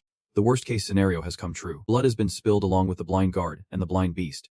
Lamtam pondered deeply. From what I know, neither of them had any illnesses, nor were they the type to take their own lives. Someone definitely intervened. One person strong enough to take down even Sinsung, once the symbol of absolute power, has now fallen. The reputation of Sinsung is shattered. She reminded herself. This is also a silent warning to Eline that we must stop that ruthless individual, if we do not want to meet the same fate. Sitting in the conference room, the men were banging on tables and arguing, while Lamtam thought to herself, "Of course. We won't just sit around waiting to die." Board meetings were happening non-stop, with heated discussions echoing endlessly. Hundreds of papers were thrown down, but we still had not found any solutions. Then she thought of Ruhex, feeling uneasy. No matter how we approach it, stirring the masses, dueling, or territorial wars, this ruthless person cannot be subdued, not even by money. In the past, she had knelt and bowed her head before him, realizing that Eline alone was not strong enough to defeat him. How ridiculous. Right now, Lamtam was sweating, her eyes darting around, exhausted and feeling the weight of it all. As a grand guild like a lion had to bow down to someone who was not even a noble. Looking back a year, no one could have imagined things would turn out like this, and she spoke up. "We only have one choice left." She then asked the bearded man behind her, "Is everything ready?" He replied, "Yep. "We can proceed immediately." Then Lamtam, along with the two hooded figures, headed toward the high stairs, reminding herself, "This time, we cannot afford any mistakes." She firmly issued the order, "We must survive at all costs." After a while, an earth-shattering explosion echoed from a tall building, and Ruechi's hand still crackled with purple energy. Hearing the system announcement, "You have successfully captured Leptu," he felt a wave of relief wash over him. Finally, it is, from the broken 8-pointed star lying on the ground. He thought, "I have conquered all 327 territories that Shinsung once owned." Standing amidst the ruins, he silently reflected, "Now that both the blindfold and the blind touch are gone, Shinsung will fall on his own, and next up is Alin. Right."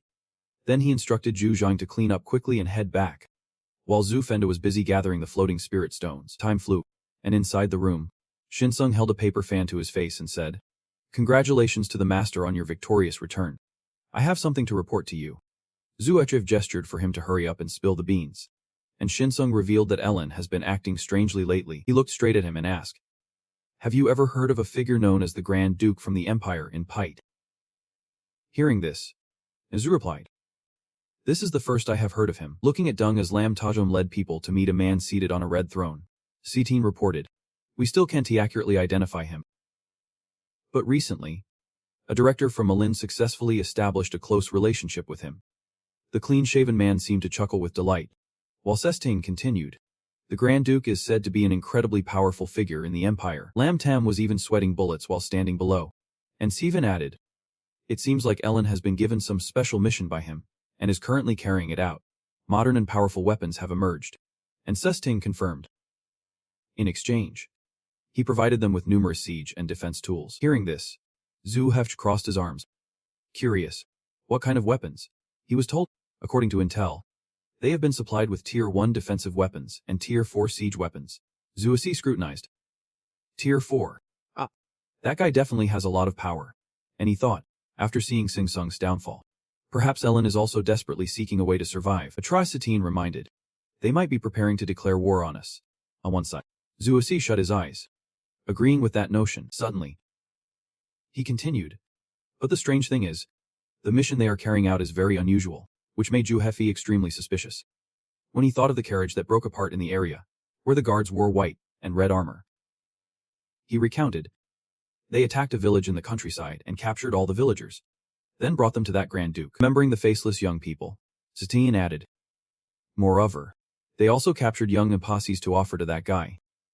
With the current number reaching about 300 people, he folded the paper fan but expressed, as of, we have not found any new developments.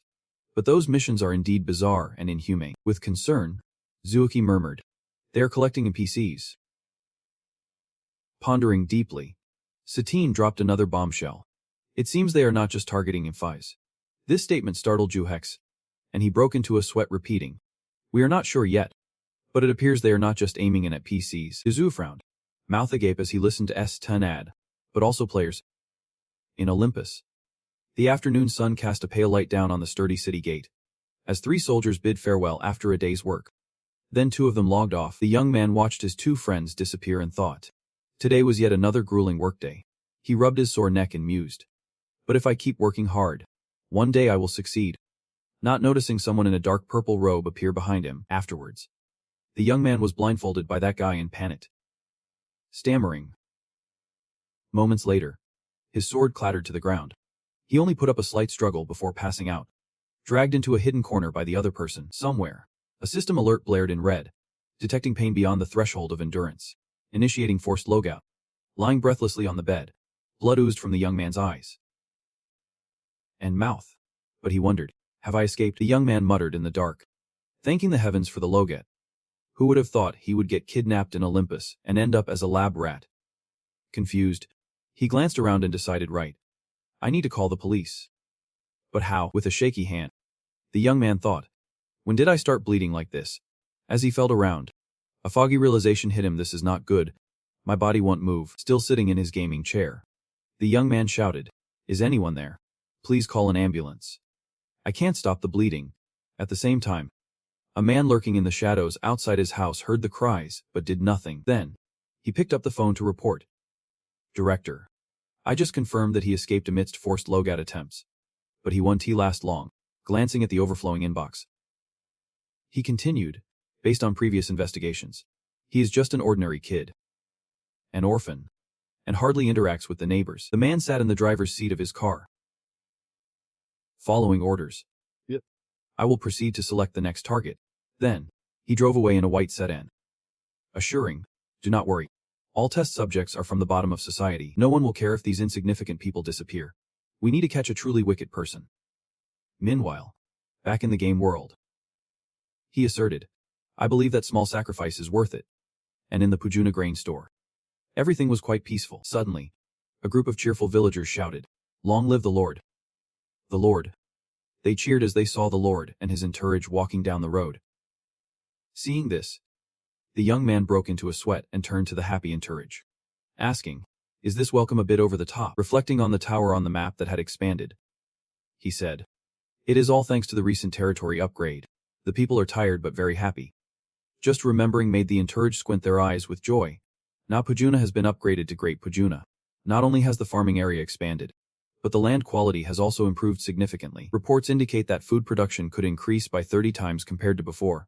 He then added with a bamboo fan, Pujuna is no longer just a granary, but the agricultural capital now. Seeing this, Duhuk reminisced. holding back his frustration, wondering which fool had cried when I mentioned using the singing stone. Suddenly, Duhok turned away, glancing suspiciously at a direction, then asked about a newly erected altar, which was confirmed by the entourage after being upgraded to Great Pujuna. This territory also featured an altar similar to the one in Nayan. The emergence of these altars is not a massive issue, but Duhok scratched his chin, closing his eyes to think if they ignite the flames representing the descendants of the legendary Emperor Hai Thianma. We could be in deep trouble, possibly heading for total war with the Empire. He remembered the moment when the system announced the completion of the hidden fragment and the reward to be claimed at the central altar in Nayan. He speculated that after expanding Nayan, Taurus, and Pujuna, another hidden fragment must have been completed, and the next clue was probably in Nai. Suddenly, the early sage seemed uncertain about his attitude as he listened to the question, wondering if there was nothing else to deal with here. Duhukuk felt puzzled when he reported that they still had not found the NPCs and players who had been offered up to the Empire's Grand Duke. He felt as if he was standing before a blinding white void, unable to see anything clearly, listening as the early sage added what they planned to do with those NPCs and players. Duhok felt a chill of unease when he heard about some being kidnapped by the Empire's Grand Duke. He suddenly shivered, and he recalled the time as a child when he was taken away by someone to secretly sell coal. After all, he had personally experienced being kidnapped by an NPC. Then, he thought about the time he was training with stones or being chased by rats, feeling a bit more distressed inside. Every time he trained martial arts with his master was a level of torture that words could not describe so much, so that even when forced to leave, the after effects still ached all over his body. Right now, he silently hoped that they would not do anything weird to the captured players. Duok seriously reminded the early sage to report to him immediately if there was any new information. Suddenly, he remembered something and exclaimed, "Oh right, my lord. There is still one matter that requires your attention." He thought about the gold he had just received from the house for use. The early sage asked, with the territory now significantly expanded, "Would you like to adjust the tax rate?" The smiling faces and starry eyes of the people suddenly appeared in Duhok's mind. He thought that if the land was more fertile, and there was more arable land, then the tax income would naturally increase without needing any adjustments. He nodded, smiled, and said nothing. Then, joyfully deciding, "I am sure we do not need adjustments. The tax revenue will increase on its own. So let us leave it as it is." This made the early sage incredibly excited, exclaiming that indeed, your reputation will continue to soar. "My lord, you truly are a wise and benevolent ruler." Then, in the middle of the street, the early sage raised both hands, tears streaming down his face as he loudly announced, "O people of Pujuna, listen up, Lord Duke has decided no tax increase." This made everyone incredibly joyful. At the same time, the system announced, "Congratulations. You have gained the unwavering trust of the people of Pujuna. You have demonstrated the qualities of a great lord." Seeing himself leveled up, he stared blankly, wondering, is that all it takes to be called a great lord? Then he looked at the system's new announcement about his level and new skills. His eyes widened in astonishment. He reached level 77. Finally, he could use the wide area lightning skill, which he had not paid much attention to before. Hearing the cheers of the people, "Long live," Duok turned to leave, thinking it might take them a while to calm down, so he would better try out this skill. Duok closed his eyes, and instantly, the space around him seemed to turn dark, radiating purple energy like waves of water centered around him, unleashing the wide area lightning skill. Then he smiled, thinking, Yep. This is the feeling. As if all senses in his body were awakening, he opened his eyes, determined to see how far he could cast the lightning. But then he noticed something startling. While the early sage was still cheering, Duok turned his head in confusion, wondering, what is that? He wondered, what is up ahead? At that moment, the image of a volcano erupting flashed before him. Mount Pujuna, about 12 kilometers to the west. With a shallow crater, two figures approached, one in purple and the other in white. Announcing, "We have arrived." Lam turned to her companion and reminded, "Miss Lamian, please get ready as we discussed." She raised an eyebrow, staring ahead as she expressed her gratitude for the lady's offer to cooperate, while internally she thought, "Damn villain." Remembering their past fight, Lamian scoffed.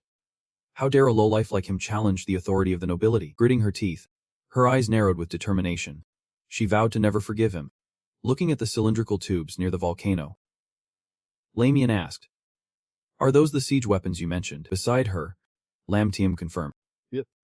Those in white coats are examining the big weapons around. She introduced, "Those are level 4 siege weapons. We secretly transported 3 of them from the Empire for this operation, with a maximum attack range of 13 kilometers. And they feature wide-area stealth capabilities. According to the plan, we will use 2 to breach the city walls. And the last one will target that villain directly. Thinking of the mysterious man in red armor, Lam zoomed. I wonder what his scheme is, demanding tribute from players. She crossed her arms, her expression resolute as she thought. But those lowly ones have helped me acquire these powerful magical weapons. Right now, we are 12 kilometers from Pujuna. They won't be able to detect us. And we just need to break down the walls before he activates that purple shield skill. Suddenly, a subordinate rushed in shouting. Director, we have a situation. Lam Team gasped in shock, unable to believe it. According to the report, SSS radar has detected the villain. The image shows Zhu Hex standing near the volcano. She quietly reassured herself. Right now, SSS is in wide-area stealth mode. He can't possibly detect us. Lam Tum zoomed in on the picture, scrutinizing Zhu Fei's face. Then instructed her sweating subordinate. We need to change the plan. Switch to close-range attack mode immediately. Lam Tem bit her nails anxiously. Exactly. Maybe he has not noticed the situation here yet. She quickly made a decision. We have to attack before he realizes. Lam Mayan raised her hand, channeling green magic to the barrel of Sai 1. Switching to close-range mode, she closed her eyes, silently counting down, firing in 3 seconds. 2 seconds. 1 second. Then, a beam of blue light shot up into the sky, wiping sweat from her brow. Lam Tiam reassured herself. Good. That is it. Watching the blue beam shoot straight towards Zhu Adri's back, Lam Tum thought. Take that, you damn villain. Suddenly, he turned his head, his eyes glinting with praise. Nice magical weapon you have got there. Catching her off guard. In the next moment, a beam of light slammed down where Zhu Hex stood, triggering a massive explosion. Lam Tum gasped, her face pale. No way. Standing in the green energy field, Zhu spoke up. You guys, he radiated a dark purple aura like flames around him, stepping forward to ask. Are you all here to attack my territory? His gaze icy, like a demon. Zhu coldly added. Did that just count as a declaration of war? Well then, consider me declaring war on Lan too. Let us settle all scores today. Lam Wan lay on the ground, blood trickling from his mouth, the notebook fallen beside him. After a thunderous boom, 3 cannons came crashing down simultaneously, 13 kilometers west of Pujuna.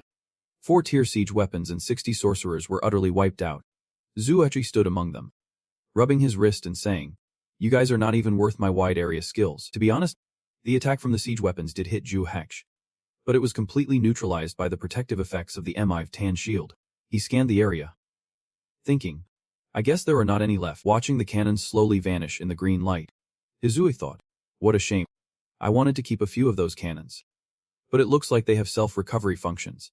Then he glanced at the system screen, muttering to himself, the last thing is, and read the line on it, noting the unprecedented maximum score, just as fireworks exploded in celebration. Izui pondered, the maximum score has always been rising, and now it has hit the ceiling. But does it have any other effects? Not too concerned. Zuate shot up into the sky, thinking, I have no idea. But whatever. I will head back for now. I should not linger here too long. On the ground, Lam Tem lay motionless, unaware if she had already crossed into the haunted house. After a while, in the morning at the E-Line building, Lam Tem sat at her desk, slamming her hands down, sending papers flying everywhere, then resting her head in frustration. Damn it. Lost again. She squinted, sweating, thinking, I can't wrap my head around it. How the hell did he pull that off? Remembering his calm face at the volcano, Lam Tem wondered. How could he see through the high-level invisibility of the siege? Then, the image of the green beam hitting Zhu Hexi flashed in her mind, making her even more confused. He had taken a direct hit without a scratch. Finally, seeing Zhu Hexi's wicked gaze, she felt a sense of dread. The biggest issue right now is that he has declared war on us. Meanwhile, Lam Tuam rubbed her temples, gritting her teeth in fear, thinking, there is only one way left to go total war. When suddenly someone entered to report. Upon seeing the person, she looked up tiredly. Listening, another player has died due to our sacrifices. Her face paling as she asked. Another one. What is that Nempis up to now? The man, sweating and squinting, replied. There are rumors he is a pervert who enjoys torturing others. Lam Tum thought. Why is there so much to worry about? I have to bail him and his gang out. Then corner those civilians for their magical weapons. And now this too. Lam Tem clenched her teeth, silently resolving. We can keep going like this. We have to act decisively. She handed her phone to a staff member, saying, "Contact everyone on this list." Lam Tim looked up, narrowing her eyes to emphasize her point, telling them that Alin was officially requesting their cooperation. Meanwhile, Zhu Hax, hands in his pockets, strolled through the peaceful town, commenting that it had been a while since he was back here. He did not pay attention to the citizens watching him, instead quietly organizing his thoughts. Was Alin's magical weapon a result of sacrificing players? Hopefully, after this incident, they would realize those tricks did not work on him. And Zuist, thinking, whatever. Let us first see what this hidden fragment is. The hidden fragment required expanding into 3 territories. He then mused that if it had something to do with the Nyan flame, it must also relate to the story of the wicked villain. Zuechi looked at the purple-black flame before him and asked, "Alright, let us see what the reward is this time." Just then, as the flame flickered brightly, the system announced that the Nyan flame was reacting strongly. After a moment, the system continued, notifying him that he had completed the hidden quest. Finally, a board appeared displaying the content. The Nyan flame detected a suitable item, intending to enhance the Inferno double rings. Zuase held 2 red energy rings in his palm. Puzzled, the hidden quest allowed for enhancing divine-grade items. Could this really be happening? Looking at the 2 golden rings adorned with a red gem, he thought, this pair of rings, one was bought on the island, the other one was a lucky find in Sing Sung's secret room, and now both were about to be upgraded. How awesome! With the rings in hand, Zhu Haik stared at the system screen, determined to enhance both divine items. What is higher than divine? Anyway, suddenly, his expression changed, sweat trickling down his face in confusion. The system notification revealed that the enhancement process required 7 trillion gold and 2 rare stones, which was a hefty price. Meanwhile, somewhere else, a voice murmured, "A massive amount of money is being spent." Time flew, and with a sly smile, she said, "Wait, I am here now." Zueki raised an eyebrow, sweating profusely as he rushed to hear her question. What is going on? But quickly denied it. Then, he handed her something, making her suspicious. She slipped the ring onto her ring finger, blushing and stuttering. Is this a couple's ring? Plus, it said you need to activate the set effect with a kiss. The enhanced Inferno rings were ready, but to use all their features, the set effect had to be activated. Thinking about the golden dragon laughing at him, Izui thought, sure, enhance them. But why do we have to kiss? He rubbed his head, frowning. We are not even dating. And if it turns out useless, I swear. She covered her mouth with her hand, leaning in to ask, "Wait, those mythical items are super expensive. Are you really just giving it to me like this?" Hearing this, Izu laughed, questioning her. What is it? You planning to take it and run? This made her blush and deny it immediately. Then, with bright eyes, she replied, no way I would do that. Zuzuachi just closed his eyes and shrugged it off, saying, anyway, that is just the system's requirement. He continued to backpedal. If you are uncomfortable, we do not have to do it. But before he could finish, she stood on her tiptoes. Leaning in, she placed a kiss on his lips, leaving Zhu Hek stunned. At that moment, the system announced that the Inferno rings were equipped and confirmed the relationship between Athayet and Median. Then, both of them received the notification that the set effect of the Inferno rings had been activated, and they awkwardly turned away to check their systems. It states that the passive skill, Inferno Blessing, grants the ring bearer protection from the divine power of Inferno. Effect 1. Completely immune to fire attribute attacks below the divine level. Effect 2. Extremely resistant to fire attribute attacks from the divine level and above. After reading this, he could not help but be wide-eyed in astonishment, realizing that fire was now completely harmless to him. Meanwhile, Xasong glanced at the screen suspiciously, noting that there was also an active skill. He had to admit to himself that this was an automatic counterattack skill. If the attack does not exceed the divine level, the attacker will be killed instantly. The system announced.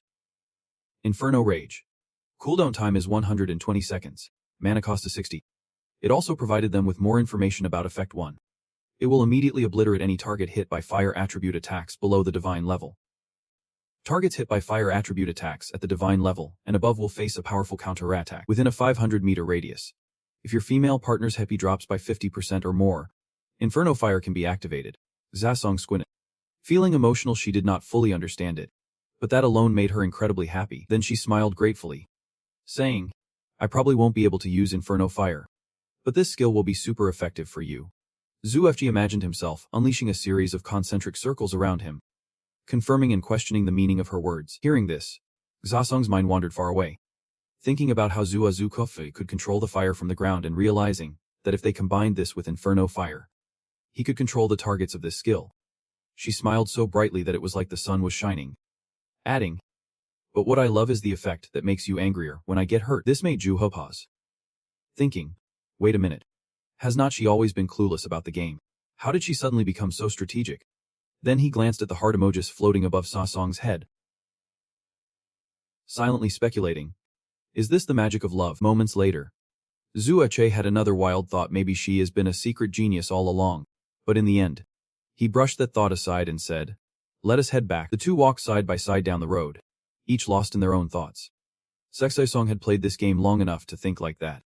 Today, she got a kiss and a matching ring too. At the same time, in the dark corner of the Alin building, Lam Tom stood before a large screen displaying Ju Hakex and addressed the people seated below. Thank you all for being here. They were all dressed in formal suits, listening attentively as she continued. We have been discussing this battle, but we could not have imagined it would lead to such horrific consequences. With a piercing gaze, Lam Tom declared, now that Simzo, the previous dominant force, has collapsed. We have only two paths left. Either eliminate the evil being or be destroyed by him. The faceless men, radiating a powerful aura, listened as Lam Tam made her proclamation. Therefore, we at the Alin Council propose to initiate total war against the evil being. Watching Zhu Hechin and Sasong joyfully chatting together, she resolved, let us take him down together to protect our position. Zhu Hechin sat alone on the rooftop of the building, resting his chin on his hand as he gazed into the distance. Under the clear blue sky, I was immersed in enhancing my gear when I received the news that Alin was about to attack Pujuna. Remembering the broadcast I saw on Aviv, Juexi silently cursed. And this time it was not just them, it was the alliance of the 7 great guilds, spreading chaos across the nation. On the new, Lam Team wore an angry expression, fists clenched in determination, while it quietly speculated. After all, how did they manage to find a way to take me down? I could sense the fog of their plans already. But then, out of nowhere, a drone appeared in the sky, quickly getting blasted by a beam of white light right in its lens. On the ground, a squad of robots was marching forward. Honjueche was sweating and explained, sorry, I thought we were far enough away, but they still spotted us. At the same time, anonymous comments erupted wildly. Is that a mechanized infantry unit? That is the armored division. They were teaming up with defense contractors to develop this. It is the strongest weapon they could bring from reality without the Empire holding them back. Over here, Juexi tilted his head and said, no worries. Then he jumped off the city wall. Where the frontline troops, Sasong and Jufenda, were standing. Juecht, calm as ever, closed his eyes and asked, still have not figured out what kind of magical weapons they are bringing this time. Sasong fanned himself and replied, not yet, but I suspect it is going to be a fire-based weapon. Hearing this, he pondered. The mechanized division, they also have fire attributes. Looks like their numbers are around 50,000. Suddenly, Juhef grew anxious and asked, hey, do you think that is okay? He placed a hand on her head reassuringly. It is. This will be a legendary battle. But just winning is not enough. We have to showcase our superior strength. Jufefi gazed into the distant horizon and declared, so today, we won't be using any defensive tactics. Then, cheerfully, he ordered, Deputy Commander, is weapon number 1 ready? Get serious. Meanwhile, Jufenda saluted like a soldier, her eyes shining with determination. Ready to go. Hearing this, Juexi looked down with excitement and commanded, good. Let us move. They want to fight. Until now, I have only seen him through videos, so I do not know much, but Director Lin, who faced him directly, described his power like this. Back then, Lamtam reported, this villain is completely different from any players we have encountered. She looked at the guild representatives and added, his attacks are as fierce as a storm, relentless and overwhelming, and our attacks will be absorbed and converted into MEP for his ultimate skills. Although I hate to admit it, his strength is truly formidable. Upon hearing this, the junior chimed in with a plan. Then let us draw his attention. Another guy licked his lips at the suggestion. Our mechanized infantry will coordinate with Zgai, while Lin should take this time to prepare a finishing move. At this moment, Junior clenched his fists, reiterating the plan. The goal was to lure him away from the city walls. As long as we can keep him here, that counts as a win. Suddenly, someone shouted, Guildmaster. In Zobot's sights was Zuhuk stepping out, surrounded by dark purple flames. It reported, the one emerging from the main gate is the villain. He is closing in on us. He is in attack range. Hearing this, Junior quickly gives the order. Long-range strike team, prepare to fire. The mech warriors all powered up their weapons, and Junior shouted, "This is our chance to pin him down." After he yelled attack, a barrage of shells zipped towards Zoohook through the colorful smoke. Junior asked, "Did we get him?" "Nope, not even close. Over here." Zoohook was wrapped in a protective purple sphere. Junior commented that he was trying to step into our attack range, as if to say. With the smoke clearing, Zoohook retracted his shield, and with a divine blessing, Junior added, "No matter how we attack, it is useless against him." He stepped toward Junior and his team of robots, suddenly, with a nonchalant expression. Zoohook asked, "If you know direct attacks won't he take me down? You must have some other plan." "Right, Junior." Sweating bullets. Thought, if this monster seems unfazed, does he really need to be that up? And he responded, "You have not attacked either. So I guess you have some scheme of your own." This sounded almost comical as Zoohook chuckled, his cold eyes gleaming with a strange spark. Mocking, saying only the weak need tricks like that. Hearing this, Junior blew a gasket, cursing, "You piece of trash. You are just a loudmouth dragon." But deep down, he worried about what Zoohook might be plotting, and it seemed like he was not attacking just yet. Then he considered the situation. Buying time was all he needed. Up high, Lamb commanded, "Are the wizards ready?" The leader was stalling for time. This was a golden opportunity. The folks in white robes were preparing spells on the weapons, and turned to report. Almost done. At that moment, 3 weapons set on a large circular platform glowed with red energy. Surrounding each one were many wizards casting spells. Chanting loudly, 3 Magna units, level 4 destructive weapons, ready to fire. At the same time, a message crackled through Junior's radio. "We are ready." He then looked confidently at Ju, thinking, "Your time is up." On the other side, Lamb nervously shouted, "Fire the Magna," while Junior raised his voice. "Take that." Suddenly, the ground beneath Ju's group melted like lava. Ju and Fenda were shocked, their eyes wide in disbelief. At the same time, a pillar of fire erupted into the sky, engulfing Ju. Meanwhile, Junior stepped back, gritting his teeth. The heat was unreal. From a distance, Lamb watched the fiery column shoot up, smirking with satisfaction. It was all so flashy before, but in the end, what did it amount to? Serves him right. In the center of the fire column, Ju's clothes fluttered, his eyes gleaming like a demon. Lamb then muttered a curse. "Burn to dust, you vile creature." Suddenly, a loud explosion behind her made Lamb jump in fright. Ju extended his hand, touching the flames. Observing, just as the prophecy predicted, it was indeed a fire-based attack. Meanwhile, the system reported that the passive skill, Infernal Blessing, had protected the player. Zoohook remained unscathed, not even a scratch, and the welcome was indeed generous and warm. As a slew of anonymous comments started to flood in, "What a joke, it is so hot, and he calls it warm. That fire column must be at least 500 meters tall. Look at his AP bar, not a drop lost. Incredible." Then, the system announced the activation of the Infernal Wrath skill, stating that any fire-based attacks below the divine level would be instantly obliterated. On the opposing side, the mech guarding Lamb Tom was stammering, "What is going on? Why are these magical weapons being destroyed?" Lamb Tem turned pale, thinking to herself, she had never heard of magical weapons being destroyed in the last 200 years, not to mention, these were borrowed from the Grand Duke. Things just got serious. And suddenly a voice yelled, "Shut up." Junior charged towards Zoohook like a rocket, shouting, "You traitor, how dare you?" He froze when he heard Zoohook ask, "The new project by Sin Sung. All 7 Grand Councils signed off on that, right?" Zoohook had appeared right in front of Junior, fists raised with a look ready for a fight. "You have awakened the future of the youth. And now that your own future is threatened, only then do you care." Then, a punch hit like a bomb, causing a massive explosion. Zoohook was still swinging, and the crowd buzzed with excitement. Suddenly, Zoohook heard someone ask, "So you are the wicked villain?" A man hoisted Junior under his arm, kneeling on one knee, added, "The rumors were true. You really are formidable."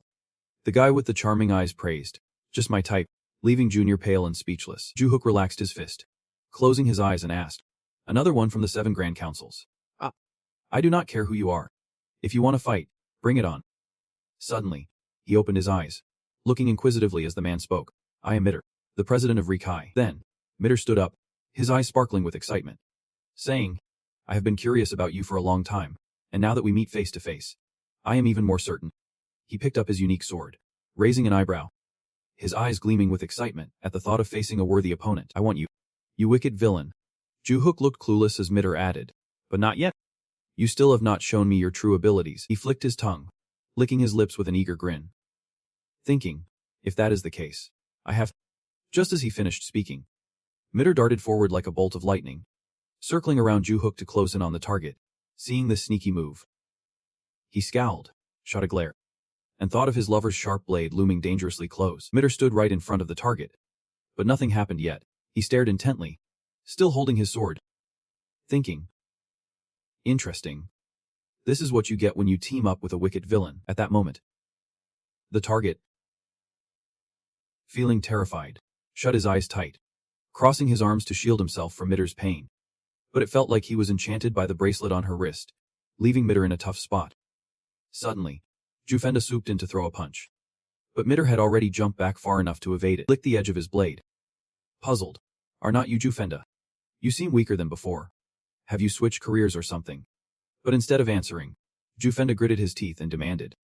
How dare you hurt the deputy commander of the great evil? Seeing the glowing necklace, Ju-hook asked Sasong if she was okay. And she cheerfully replied that she was fine.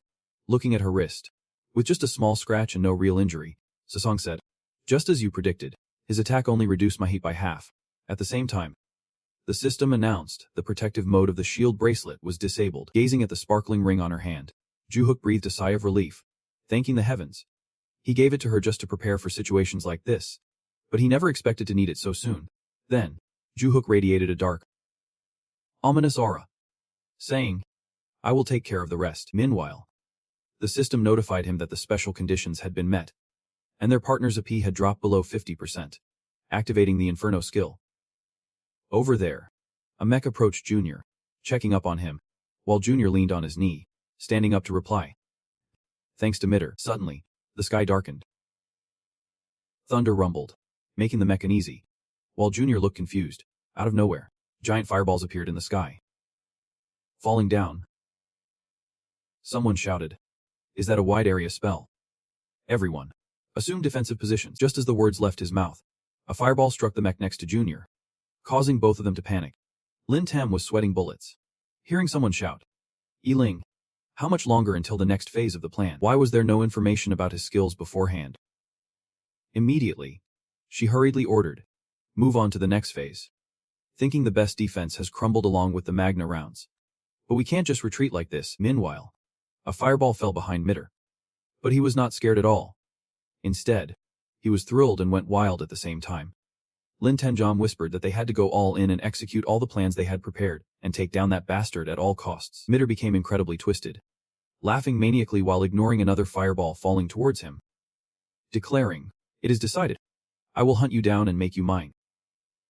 Hearing this, Ju-hook rolled his eyes, calling him a creep, glancing at Mitter lying motionless on the ground, with a voice questioning, why the rush? Mitter's spirit sat cross-legged on his own remains, grinning wildly as he added, and that just makes me like it even more. Just as he finished, someone shouted nearby, Get up, Spirit Warrior, while a purple demon emerged right behind Mitter. He pushed his head down, while the system announced that logging out had been disabled, forcing him to resurrect as a living dead. As the warrior's spirit drifted away from him, the meter on the ground flickered in confusion. What on earth is happening here? Then he lifted his wary face to grin at Ju-hki's question about whom I wanted to claim as her own.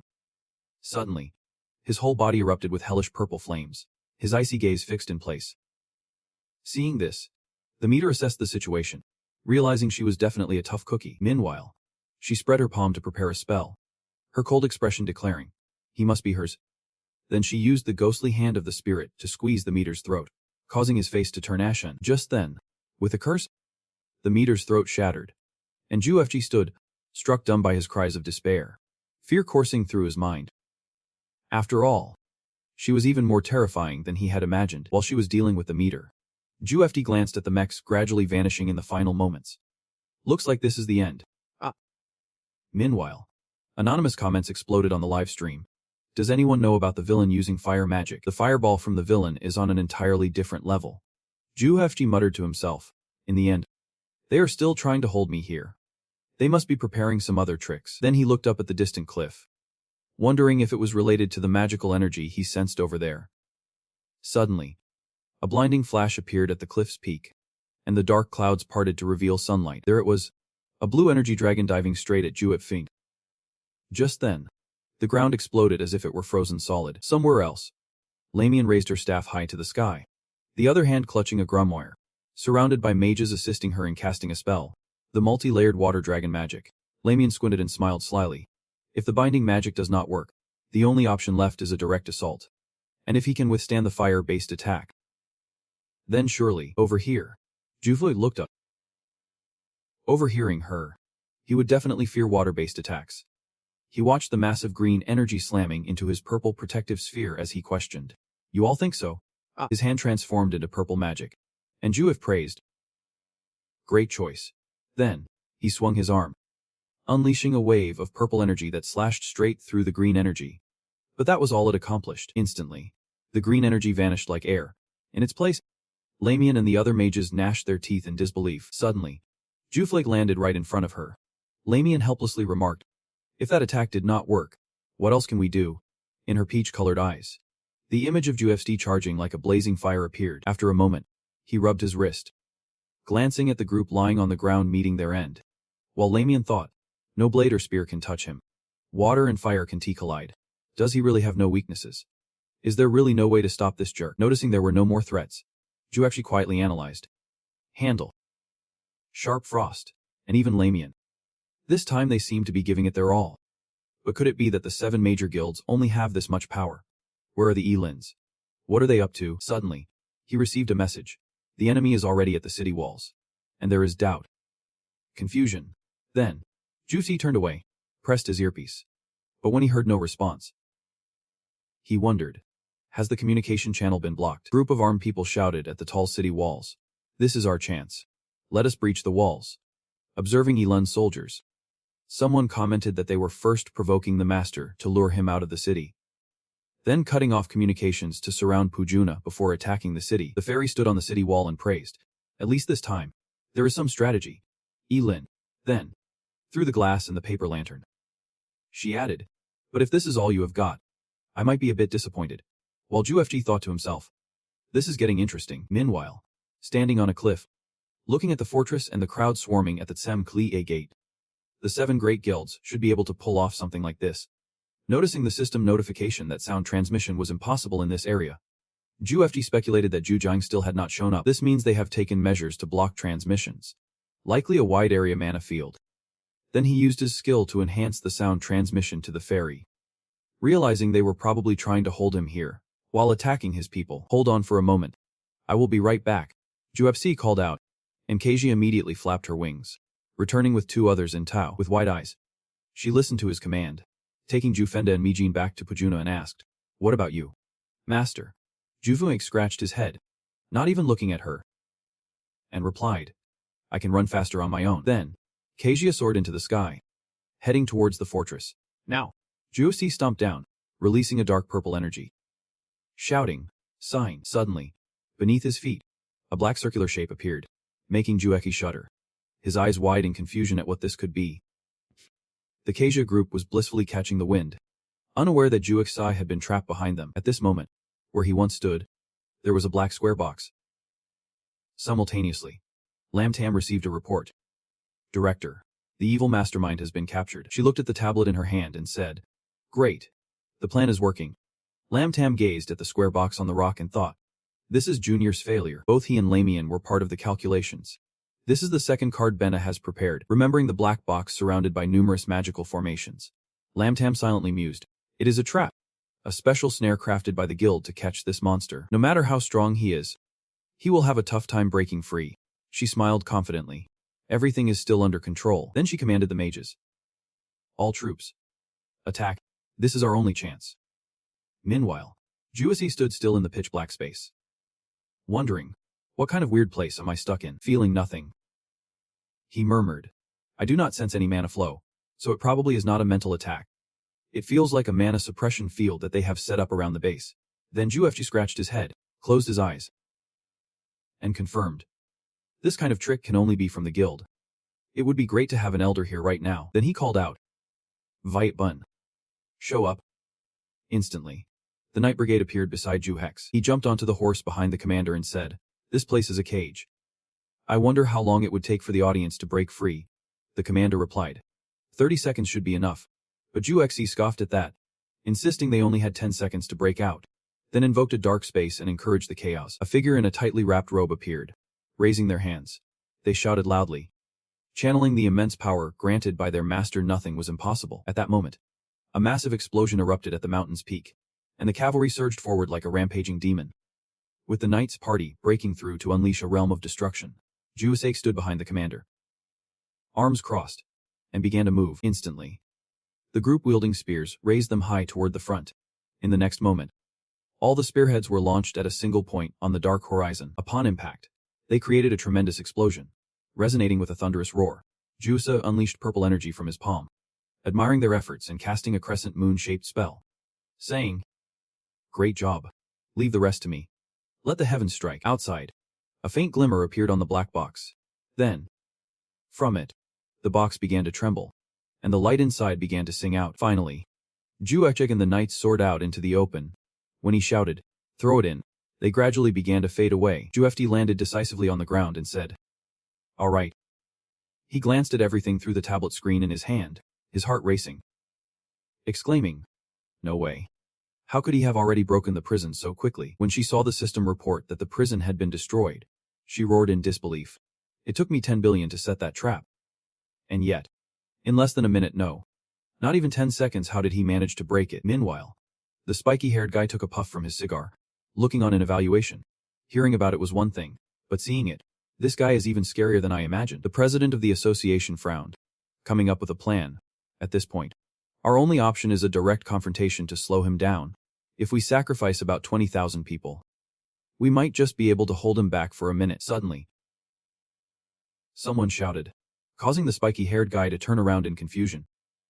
"President, the signal from the villain on the radar has vanished." Thinking about Jusov zipping away like a bolt of lightning, the other guy reported, "It is probably because the system can't keep up with his speed." Upon hearing this, the heart dropped with sweat, unable to believe it, while the spiky-haired guy burst into a big grin. He took a drag on his cigarette, staring ahead with a sense of wonder. Interesting. This villain. The spiky-haired guy smugly thought about his troops climbing the walls to fight those inside. Feeling that their plan was succeeding, imagining the people inside the fortress struggling and sweating profusely, he secretly believed that no matter how fast someone was, they were still just a pilot, as long as they were held back. Suddenly, a massive cannon fired a burst of green energy into the sky, and the spiky-haired guy happily thought, "Wait, we have fired twice already." Watching the green beam heading towards the fortress, he smirked, eagerly anticipating the collapse of his enemy's space. However, Juhuk suddenly appeared, crossing his arms right in front of the green beam. Then, a huge explosion erupted in the sky, leaving everyone below bewildered and shouting in confusion. Over here, with his cloak billowing in the wind, Juefs was puzzled, realizing that even without gear, that last attack did not faze him at all. He grasped his wrist, telling himself to try not using skills next time. This made the spiky-haired guy forget that his cigarette had burned down to a long stub, his face turning pale as he swore, and then heard Juichi mockingly say, "I did not expect you guys to go this far." Suddenly, a sharp pain on his arm made him glow brightly, and Juzaid continued, "I guess I should return the favor a bit." Right. With that, he unleashed a defensive skill.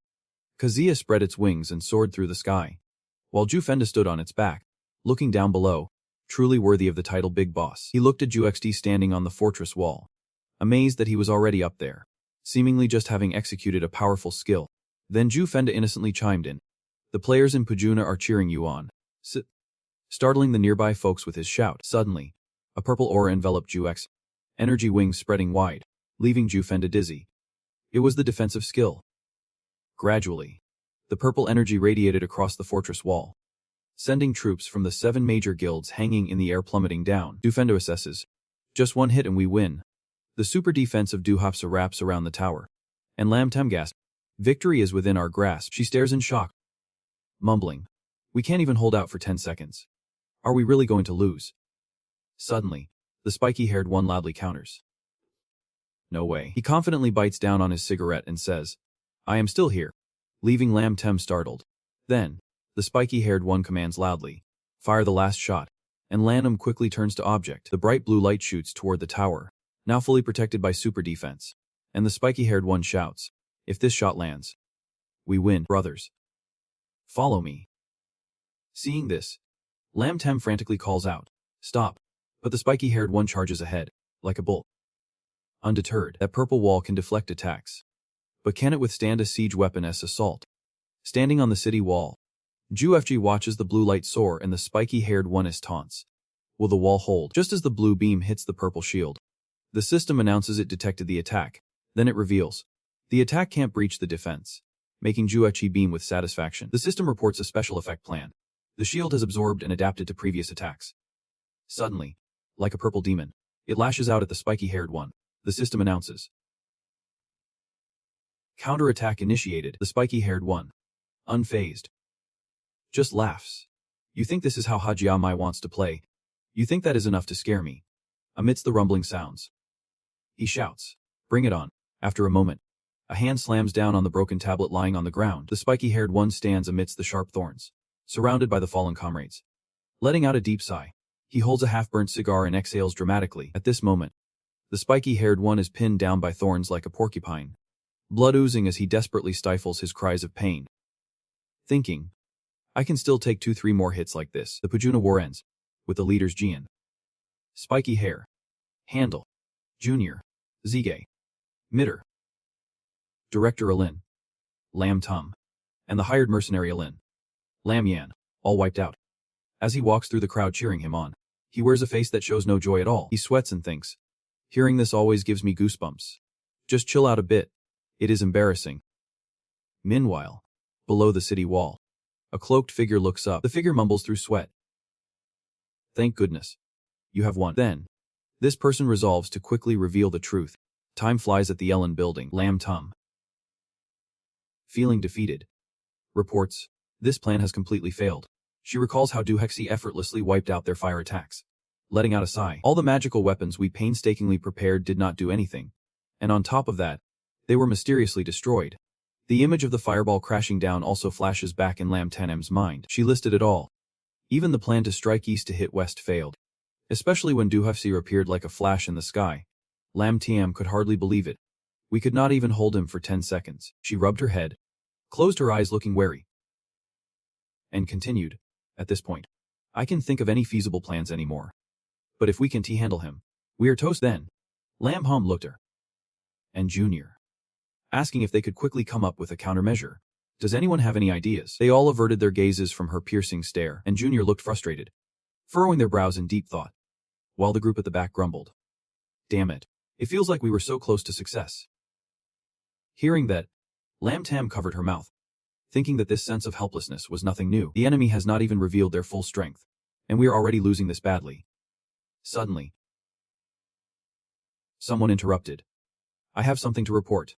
He then pulled out a tablet and said, a player named Trung Du has just escaped from the trap we set for him. This made Lam Tem frown and ask, you guys did silence that guy, right?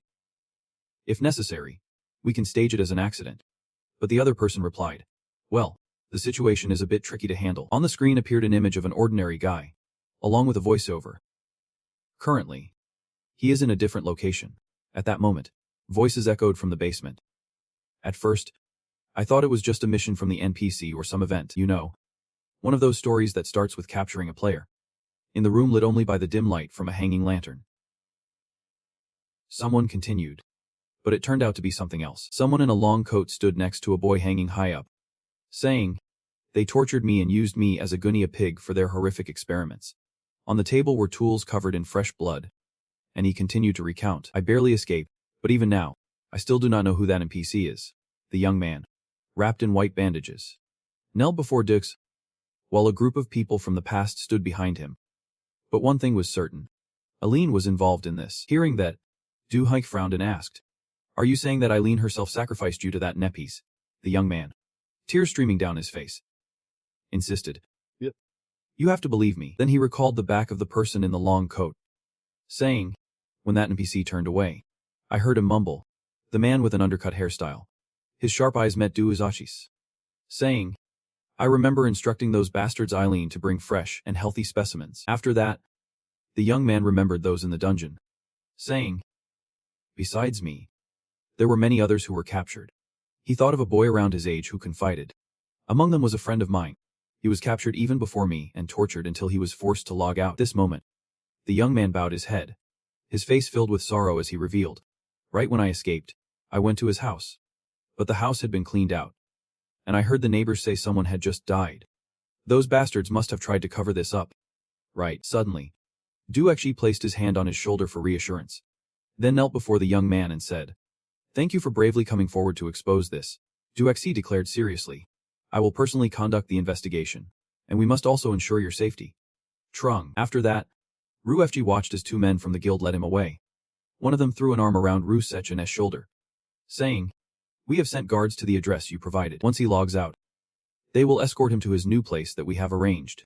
As his figure disappeared into the distance, Ruhek frowned and asked, "The 7 great guilds must be scrambling to clean up the mess from that battle." Right. Hearing Ru confirm that, he continued, "This is a perfect opportunity." He then instructed her, "Please arrange a direct meeting with the guild leader." Chine. Rusri clenched his fist, deep in thought. The death of a player from Olympus was a serious matter. But if everything stays quiet, it means the survivors have been silenced. From the Monster Gate incident to this chaotic mess. Just to take him down, tall and lean. Thought of Kama hiding behind the scenes. Realizing it was time to strike back against the great guilds in real life. Those rotten apples needed to be eliminated.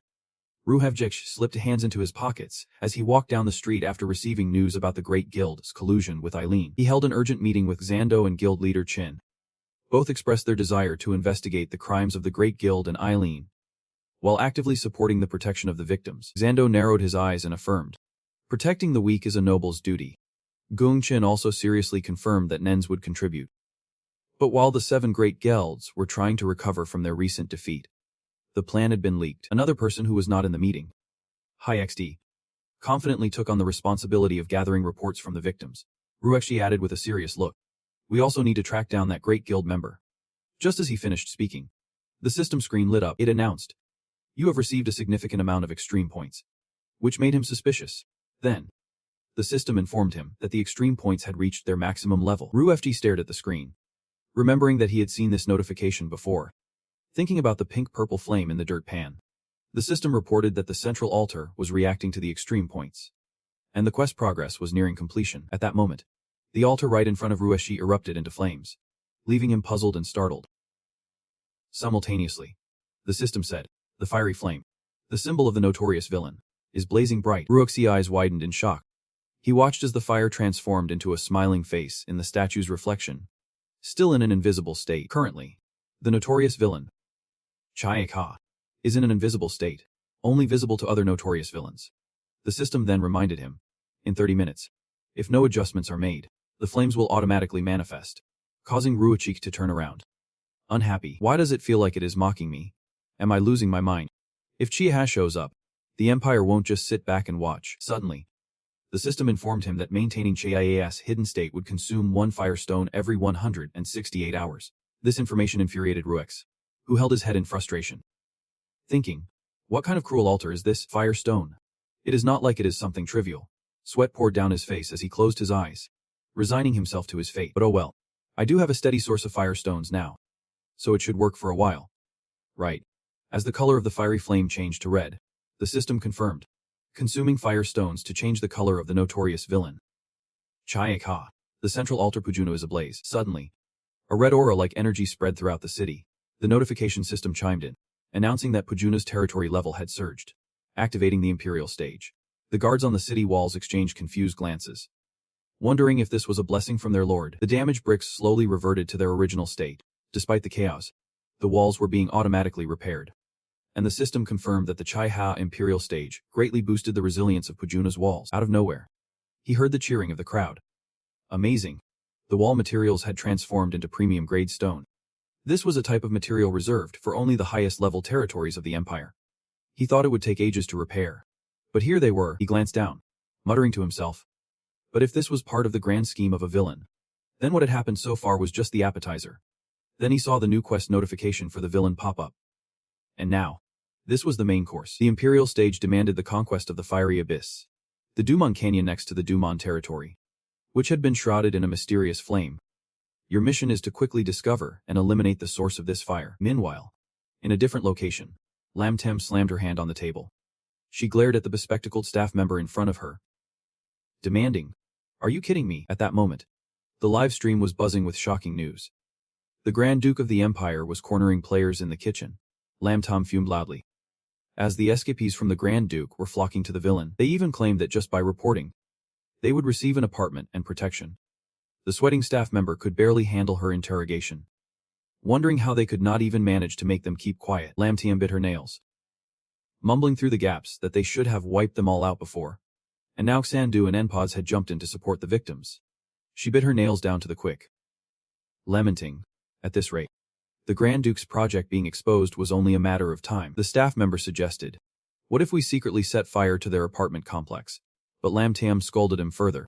"Are you crazy? Can you handle the fallout from that?"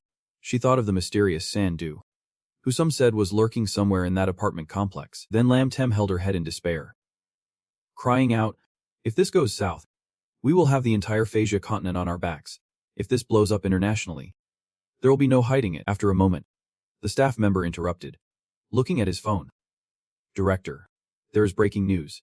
He handed the phone to Lam Tiam, reporting that this time, the news seemed extremely favorable for them. It was about the redesign of the Dumont Canyon. The staff member continued, "During the new area launch event, the drop rate for rare items is increasing by 50%, along with a significant boost in experience points." Hearing this, Lam Tum, still sweating profusely, felt her face light up in surprise. Could it be that Olympus is starting a new season? If we play our cards right, we could turn the tables with this development. Meanwhile, in a lush green area, Tima was grinning from ear to ear, saying, "It has been ages since we formed a team together." A cheerful vehicle rolls alongside Juex, while Kasia reflects, feeling a bit of harmony with her brother. But he quickly corrects her, reminding her that they are not here to play. On the other side, Ju Fenda and Ju Jiang squint as they listen to his chatty banter. This event is going viral. And who would have thought he was the one to trigger it? Right, bro. But she, worried, asks, "Is it really safe though?" Juman is eliminized territory. Juexi shrugs it off, saying, "So what? We are heading for the hunting grounds." Not peeking into their territory, he looks ahead, unfazed, continuing, "As long as we complete the mission and leave, there won't be any issues." Then he spots a group of people running for their lives and exclaims, "Whoa, some folks beat us here." Suddenly, a gunshot echoes through the air. Right after, shots ring out at the group, causing them to scream in chaos. Juefd glances at the bodies scattered on the ground, a puzzled look on his face. Realizing they are blocked in every direction, he then asks, "Is there really only one way in?" and gets a nod of confirmation. Looking at the massive machinery on the city wall, the team reveals, they are preventing anyone from entering with heavy-duty defenses. It seems the target is the residents within this ruthless territory. Ju Mun wants to monopolize this hunting ground. Hearing this, the Juef conjures dark purple flames in his hand and says, "They are deliberately wiping out their own kind. In that case, I won't hesitate to take this place for myself." Suddenly, a loud scream startles him, extinguishing the flames in his hand. "Stop right there, you ruthless fiends." On the city wall, Lam Noam holds a megaphone, one leg propped on the wall, shouting, "Why are you all eyeing someone else's hunting ground?" Jue's group stares wide-eyed at her accusations. "Haven't you had enough? Taking the spoils is the justice you preach," he casually retorts. "And this hunting ground belongs to you," causing Lam Tam to fume. Remembering the system's rules, Juexi explains, "You probably do not know, but this viral event was triggered by me. This area was transformed to serve the exclusive mission of us ruthless fiends." Then, he channels purple lightning energy in his hands, spreading it wide. "Are not you the ones illegally invading this hunting ground?" As the system announces a super destructive instinct, Juex coldly unleashes a massive move, sending the purple energy like a fireball soaring forward. Instantly, it explodes, radiating blinding light.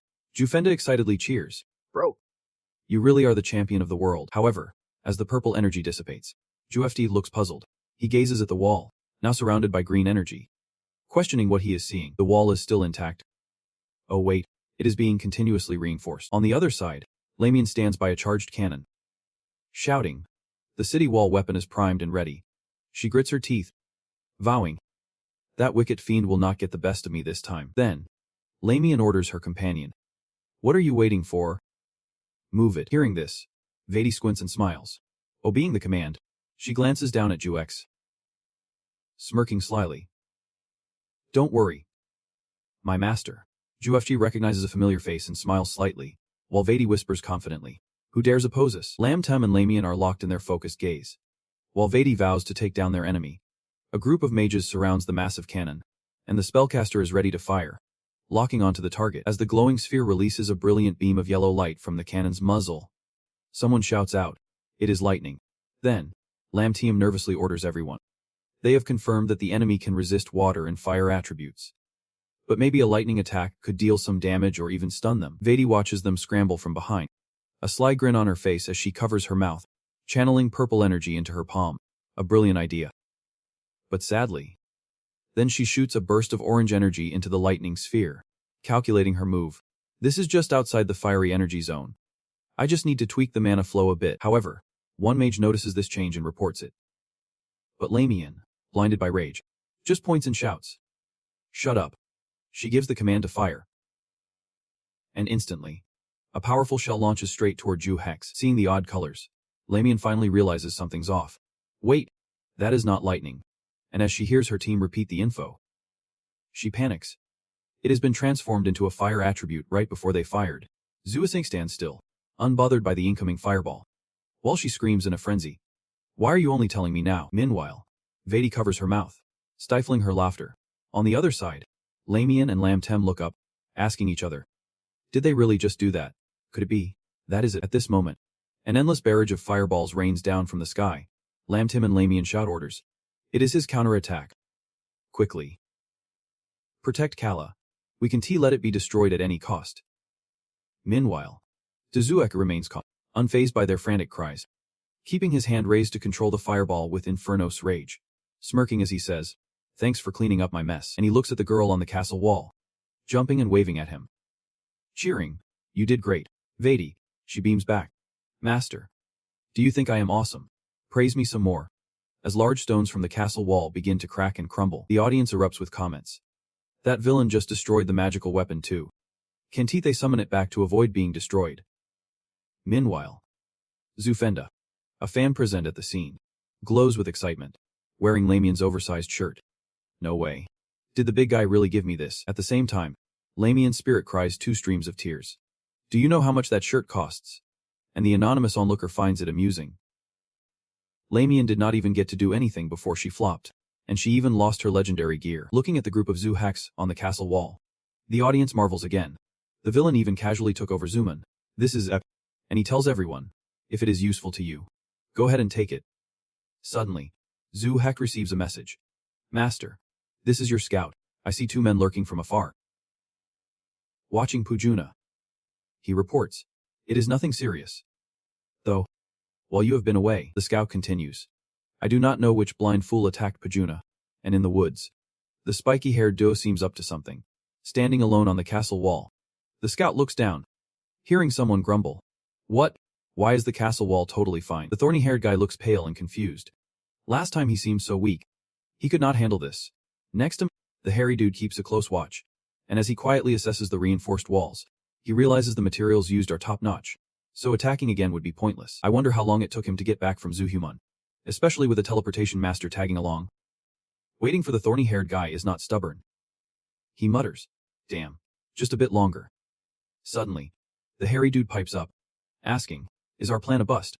Then he commands his troops, leaving the thorny-haired guy stunned. The hairy dude licks his lips and thinks, if I stick around here any longer, I am falling right into his trap.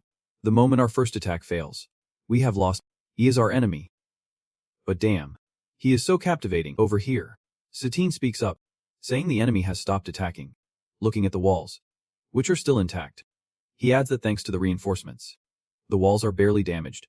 It seems the enemy is discouraged and ready to retreat. Then Stian states, I do not think you will need reinforcements, sir. And he reflects, your strategies are starting to pay off. Master. Duke steps across the ground in the fiery abyss. Right after that, the system announces that an exceptional individual has entered the fiery abyss, while Duke's crew looks around. Observing keenly, the system chimes in, revealing a special welfare plan in the fiery abyss, effective for 7 days.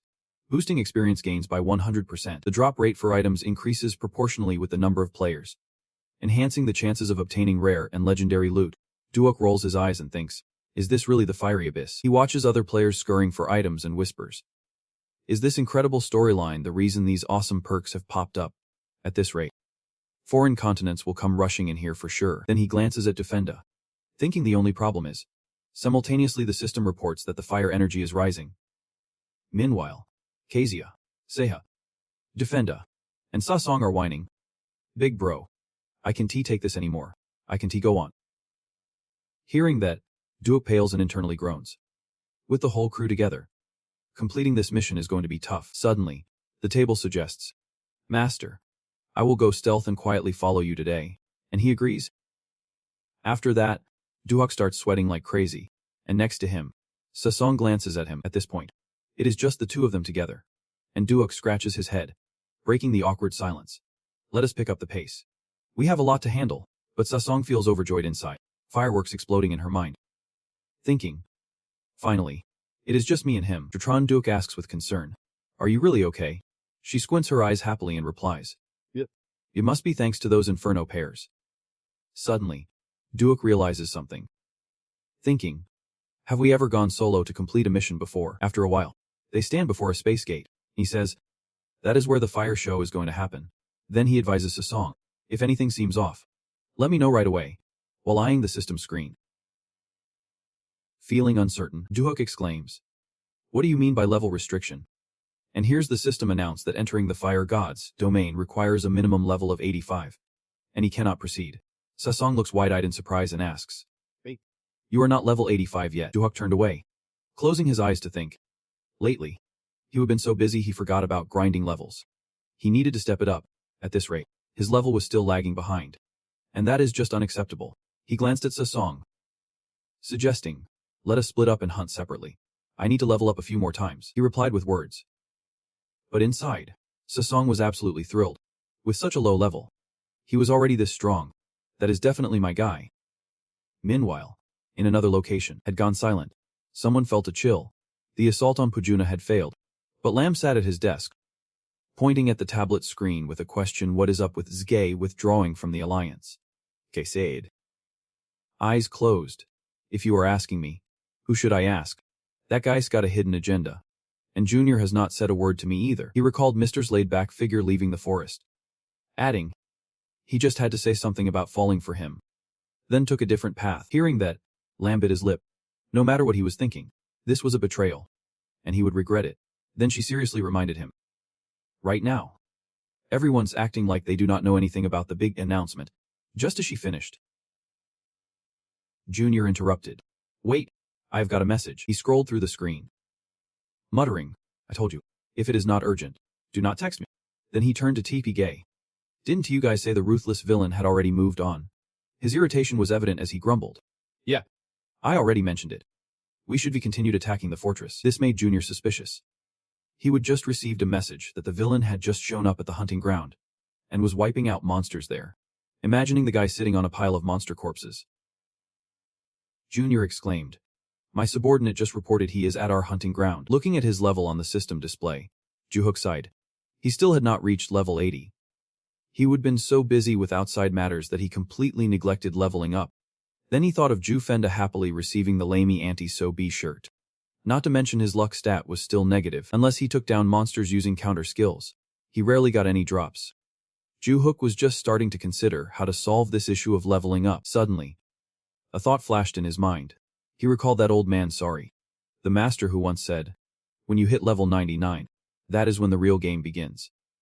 99 must not be the maximum level. But what comes after that? He had no idea. Juhook stood up, muttering, thinking about it is pointless. Right now, I just need to focus on leveling up. Suddenly, I texted him. Hey bro, can you step out for a sec, somewhere? The wall camera flickered to life as Juhook replied. Sorry, I am busy grinding levels. Through the surveillance system, pointed out the man in the hoodie and said, someone's here looking for you. I think you should meet him. After a while, the golden light illuminated the house. A sighs widened in surprise as Juhook asked the visitor. I heard you went into hiding after being wanted by the authorities. I can't believe you showed up here today. He sat on the sofa opposite the man, greeting him. This is our first face-to-face meeting. The former director looked extremely distressed. His hands cuffed as Juhook pressed. What is your purpose? As the old man, Muran, gathered his thoughts, he suddenly declared with unwavering eyes, I will die here today. This statement left Juhook puzzled.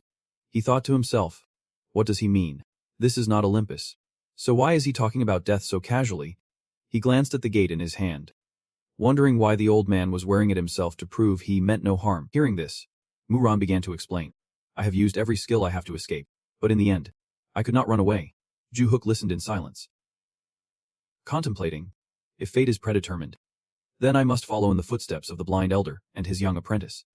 I need to tell you something. He quietly assessed the old man, realizing he did not seem like someone who would easily give up on life.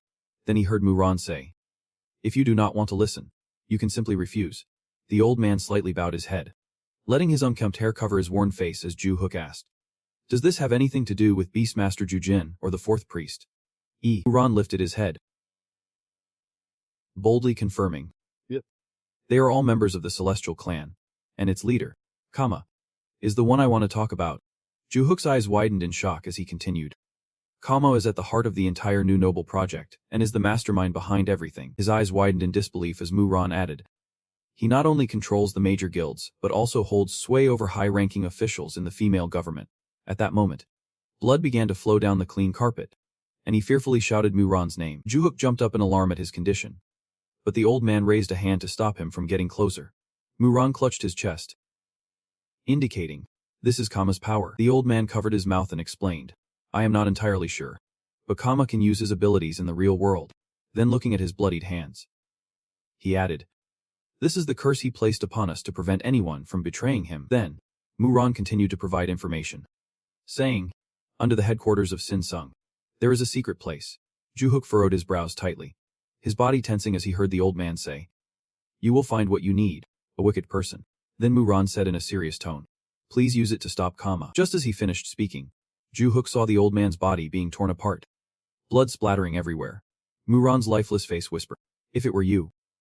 Perhaps the moment the old man uttered his last words about defeating Kama, he collapsed right before the eyes of Ju-hook and his brother. He shut his eyes, gritting his teeth in anger and helplessness. Then, he instructed his pale sister, sit up.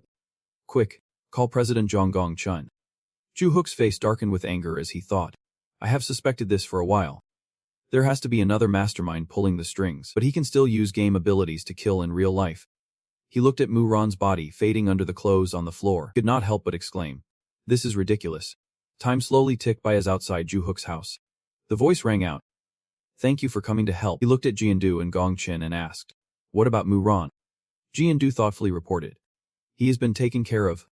Seems the political world wants to sweep this under the rug. Then Ju-hook nodded in gratitude to Gongchun, saying, I have heard you have also worked hard on this.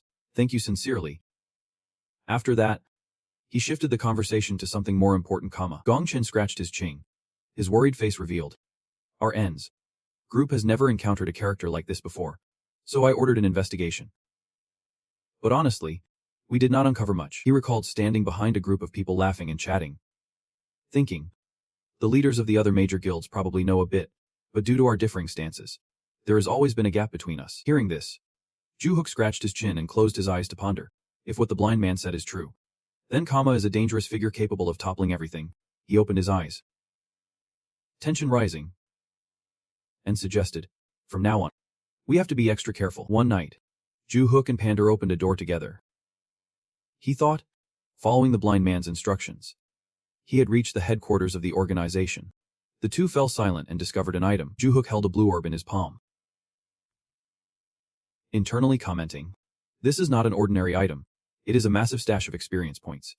And more than that, it is the result of what the organization has been secretly researching for a long time. Then, the system announced, you have received an enormous amount of experience points. You have reached level 90.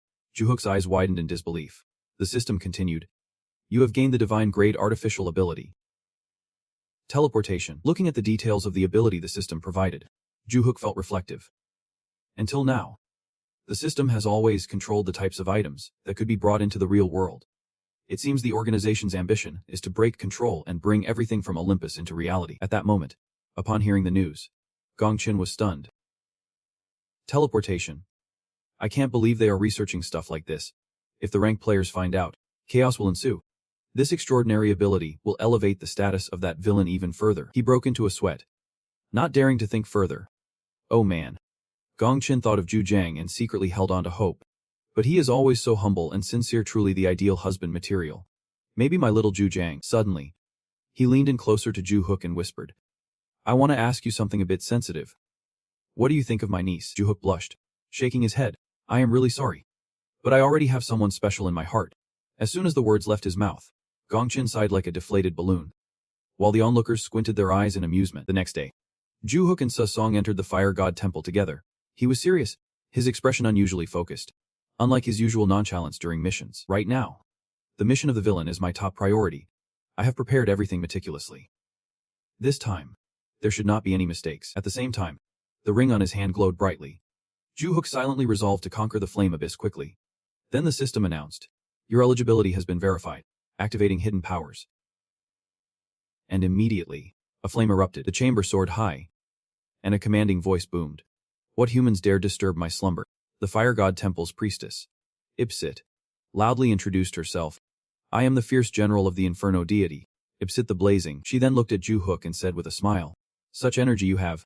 Ju Hook raised his hand to shield himself, listening to Ipsit's evaluation of him, the one with the title of a great lord, and wearing the rings of the Inferno priest. Suddenly, she vanished like smoke, leaving behind a proposal. Let us play a fun game. Shall we? Juek stood frozen, eyeing the spot where Ipsit just appeared, suspicious and ready to bolt. Then he opened his mouth wide for a yell. Last time it was 3 drops. And now what a hassle. But with him, there is nothing to worry about. The system notification pinged. Hidden mission. Hunt down and eliminate Ipsit within the time limit. Time remaining. 1 hour, 59 minutes, and 55 seconds. Juef's eyes widened in shock, as it even warned of the consequences if he failed. His evil overlord title would be revoked. He could not believe it. Wondering how his evil overlord title could be taken away, the pillars in the temple shook, and chunks of stone from the ceiling began to fall. Alert system activated. The temple of fire will soon collapse. And Jueki remained frozen. Glancing around, he sighed. Right after getting a mission. And now this? At the same time, the system reminded him, if you can escape, your character will be erased. Now Jueki was truly panicking, shouting in a flustered frenzy, quickly regaining his composure. He scanned for an exit when Sesong suddenly tugged at his sleeve.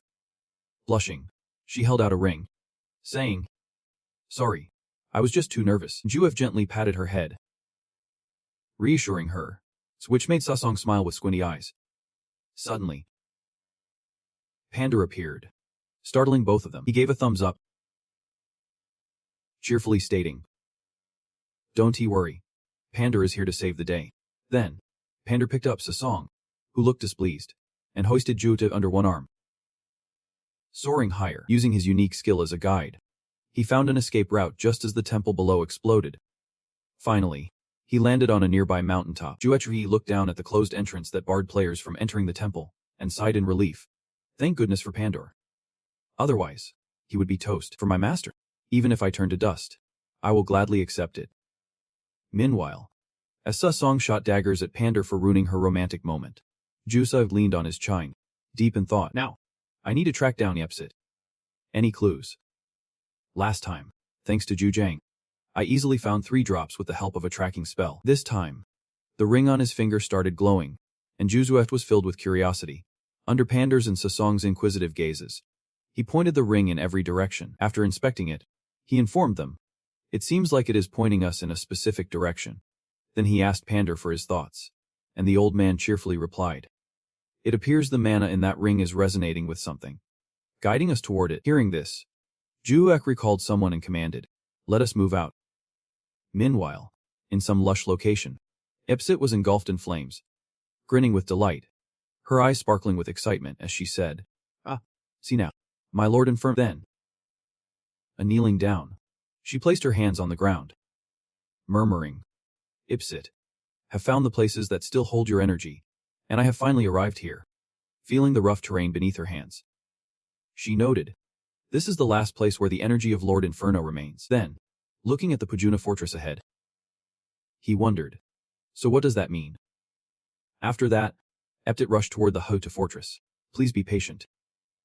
Lord Inferno, your servant, Ipsit, is on the way.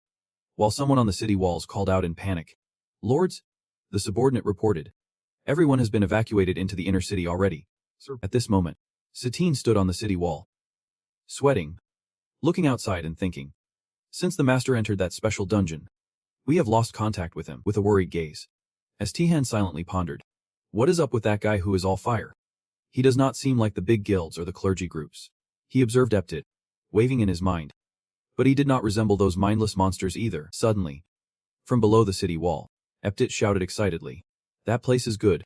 Then he transformed into a fireball soaring up, startling Tian. He leaned out over the city wall in shock. "That place is," and saw Eptit like a giant flame landing in the golden fields. Santine gasped, "The rice is going to be ruined." Eptit looked up at the sky, shouting loudly, "Finally, I understand the mission the Divine has given." Lord Inferno, she blasted fire at the ripening rice fields, screaming, claiming the land of those despicable humans and turning everything to dust. Eptit, mad and self-righteous, declared to build a new temple for Lord Inferno. And just as she finished, a punch knocked her back. Who had appeared out of nowhere, kicked her, annoyed, saying, "Hey kitty." Seeing him, Sistine joyfully rushed over as if he would hit the jackpot. He blushed as he heard Duhok explain, "Sorry, I just managed to escape and had Duhok teleport me here right away. Is it too late?" He replied, "Nope, you just made it in time." Over there, Eptit was knocked down to the ground, growling. Then she jumped up, furious, shouting, "You filthy human." Then she recognized a familiar face and wondered, how did my escape so quickly? Suddenly, spotting the silhouette of the golden dragon behind Duhok, Eptit stuttered. Lord Inferno, meanwhile. Duhok's eyes shone a strange red as he frowned and said, "Because of you, our crucial farming area has been burned to the ground.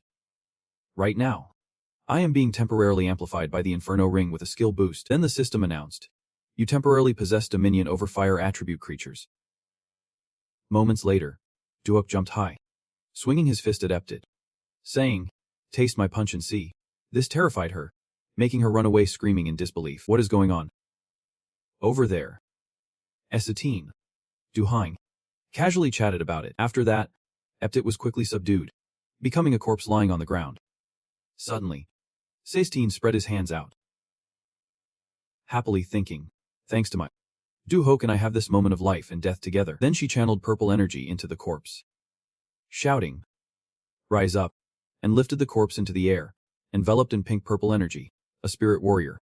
After a moment, Eptit, now entirely purple, opened her eyes in confusion. "Wait a I died. Who brought me back?" At this moment, Tihan stretched out his arms toward her, saying, "Come here." This made Eptit curious. "Did you resurrect me?" After that, she became Tian's subordinate, watching the two embrace. Tihan blushed with emotion, while Duhok pouted, expressing his discontent. As the system reported, Fire Priest Eptit has been renamed to Fulao. The rhythm of this change has passed. Duhok asked the captain, "Do we have an accurate damage report yet?" The response came back, "Fortunately, we got here in time, so it is not too serious." Then Duhok was puzzled when the captain continued, "However, it will have some impact on the distribution of food outside. I think we should use the emergency reserves to make up for it." After that, his mentor agreed to his request, and the captain joyfully shed tears, exclaiming, "Truly, my master, always thinking of the people's needs. It moves me deeply." He raised both hands to the sky and shouted, "Long live my master," unaware that someone was lurking in the distance. Watching them, the farmer observed quietly, thinking, Bujuna is a key agricultural area supplying a massive amount of food to the real world.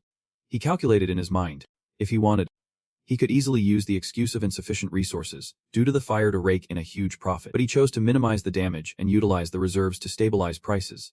The more he observed, the more he found him to be an interesting character. Suddenly, Juex glanced over suspiciously, but there was no one in sight. He muttered, "Whatever. He does not seem like he is here to cause trouble." Then Juechi scratched his head and squinted, reassuring himself that the urgent matters at hand had been resolved. Suddenly, the system notification popped up. "You have completed the mission to conquer the rebel faction of VM Siaosef and Epgit. It is time to check your rewards." Junair turned red with anger, shouting, "Damn villain." He stood on the scorched earth, now just a wasteland, fire raging everywhere. Trees turned to dry sticks in anguish. What had once been the best hunting grounds of Handel was now ruined. Next to Junair struggled step by step toward the pig that had perished, and Tefage, dripping with sweat, remarked. He even aimed for the wild boars for the most experience points. Junair picked up the crumpled paper, wiped his tears, and read aloud what Ju Sat had written. You scratch my back, I scratch yours. But it was all too noisy.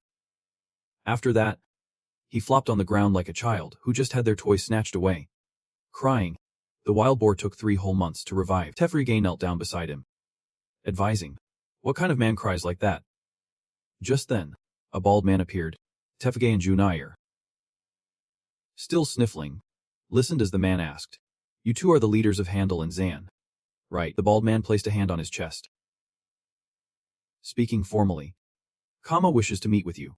Upon hearing this, Tefrige and Junire exchanged puzzled glances. After a while, the two followed the bald man into a wooden house. Junire frowned, scrutinizing the place, thinking, he promised to give us the power to defeat the villain, so I wonder if it is true. Then he turned to the man beside him, who was frowning deeply, and thought, Tefrige seems to be just as clueless. Suddenly, the bald man bowed his head to someone sitting behind a curtain, reporting, the leaders have arrived. Upon seeing the figure, Junire broke into a sweat, realizing, so that is Kama. While Tefrige blurted out a question. Then, Kama narrowed his red eyes, leaning straight into the issue. Can you really make us stronger? Suddenly, after a shout, there was silence. Tefrige felt a powerful pressure wash over him, sending chills down his spine in fear. Kama spread his hands, unleashing a wave of dark purple energy, declaring that even the nobility must respect the hierarchy. Tefrige and Junire struggled to raise their hands to shield themselves from Kama's storm of power, as he scolded, don't you know when to bow your heads and shut your mouths? After a moment, Kama withdrew his pressure, sitting with one leg crossed and arms resting, muttering, what a bunch of fools. But the cold glare in his eyes ignited a fierce intensity. No wonder the ruthless ones were riding his back like that. Meanwhile, someone shuddered at the thought that he was using real-life skills. Yeah. Sweating and with eyes closed, bowed his head in remorse. Tefrige calmed down too, apologizing as they both thought, what monster is this now? Then, Tefrige and Junire knelt obediently, listening to Kama direct them, from today on, I will lend you my strength to defeat the ruthless ones. He glared, but warned, I am lending you my power because we share a common goal, but you better deliver results that match. In the shadowy darkness, Kama reminded them ominously, should you fail or betray me, the only outcome is death. Meanwhile, somewhere under a clear blue sky with white clouds, Juetrc cheerfully declared that the urgent matters at hand had been resolved satisfactorily. He scrolled through the system interface, ready to check his rewards. The system reported, calculating rewards for mission completion. Suddenly, a brilliant golden light shone down on Juehex, but he was not too thrilled, throwing some shade saying it felt a bit lame. Meanwhile, the system continued to buzz with notifications. You have leveled up to 96. You have unlocked a new skill, Matri, and you have gained a new power, Fire Burst. As he thought about the purple energy crawling toward a distant target at the horizon, Juex speculated, Matri must be the reward for capturing Yepsit. While Inferno appeared behind him, he analyzed that the Fire Burst power might have been generated when those Infernos resonated with the intimidation skill. Just then, a car labeled a zoomed in, calling out to him, catching Ju Heki's attention. The driver looked worried and said, there has been a personnel change among the priests, and it is really strange. Car with wide anxious eyes, reported, positions 1 and 6 have all been swapped. Even stranger, the new priests are all people who opposed you before. Watching a group of people huddled together, Car added as she drove off alone, I was never comfortable around them before, and now just being near them feels dangerous. She clutched a statue with both hands, clearly flustered, and asked, can I stick with you from now on? Hearing that, Juefg widened his mouth in agreement, saying, you need to be more careful in real life. While thinking to himself, 3 positions changed in an instant. Remembering that the blind elder had gone to meet the ancestors, he thought, I can understand the change in position 1 due to the death of the elder. Imagining 3 people standing on the brink of bloodshed, he wondered, but did not those other 2 positions already have owners? How did my previous enemies jump in? Unless someone could tamper with the system and make such changes, could it be? Outside the Pajuna fortress, a voice echoed, Kama. Juefg glanced at the 3 people before him, confirming, Yep. Kama is the one secretly manipulating the Korean power structure. The group of captains, eyes wide in shock, listened as he added, he can use his abilities in the game to kill people in real life. As for Nj, he thought to himself, I have explained the current situation to the world's top players. He was sweating, his face serious as he worried that if Kama could use his powers in real life, They could be in life-threatening danger by sticking around him, while Juetre was deep in thought, realizing things would not be as friendly as before, but unable to do anything else. Jindo spoke up. My stance has not changed. The captain looked at him in disbelief. If you dare to stand up against such a dangerous person, then why should not I? Juosi smiled as Jindo added, by the way, I heard you just came up with a new business idea. I am quite curious about it. Did Juefjif gestured to one side, saying, well, we are still in the preparatory stage. But you guys? And he suggested without holding back.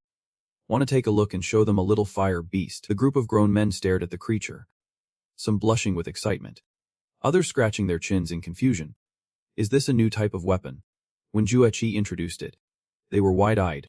It is a hellhound, a level 70 fire-type monster that, after joining the undead army of Sasong in Egypt and settling in this territory, changed the ecosystem here. The abundant fire energy was a perfect condition for hellhounds to thrive.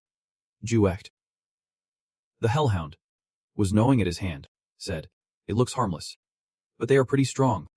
And he was puzzled as to why he could not bite this player, only to be informed by the system that the passive skill, Infernal Protection, was shielding the player. Then, the system reported that the fire-type enemy below the divine level had been eliminated, leaving Fdext and Saipton with their mouths agape in shock. Wait a minute. Is not that the ring he bought from me? He took down a level 70 monster in the blink of an eye. Suddenly, Juetri Hexe held something up and declared there is a high chance of obtaining a ruby when defeated. Then he casually added, so we are planning to set up a hellhound farm near the magma area to ensure a steady supply of rubies. Immediately, the group started singing. Sepidion and Lulgu were eager to compete, hoping he would partner with their country. In response, Juefti playfully insisted, just keep the details to yourselves and think. Have not they already embarrassed Kama enough? Thanks to the people. Right. Suddenly, a message came through. Master. Juhrex frowned in confusion. Is there trouble? Vedi, flying above, quickly replied, my master is in a deep sleep. She looked down at the massive, modern machinery and reported, all of the Zagel units here are having issues. All four suddenly stopped working. Nearby, someone watching Vedi in the machine sighed. Well, the defense system has been disabled. Priest number 3, the divine hand, smiled and said, everyone can come in now. Then he asked over the communication channel with those outside the city, how does it feel to be a priest? And was answered by the other person. What else could it be? Priest number 1, the celestial hand, Jujin added with a grin. Of course. It is absolutely amazing. Finally getting to settle the score with that lowlife. In a row. Someone's voice rang out, even though the positions of the constellations had been arranged. Number 2 and number 6 still were not strong enough compared to number 1 to act on their own. Yama looked at Jujin and said, even so, we can't just sit back and watch the chaos unfold. Excited expressions filled their faces as he commanded. Number 3. You and number 1 Jujin. Go ambush the territory of the villain. Whoa. Sima seriously reminded them. This is your first mission. And you are both my daughter's apprentices. So make the most of this chance to build your teamwork. The red-skinned man glanced down with a smirk and added. But remember, the target is the territory, not the villain himself. The young man closed his eyes, obediently listening to Sima's advice. Don't get too excited and underestimate the enemy. The girl next to him listened calmly, while Jujin, only slightly stronger than numbers 2 and 6, was reminded.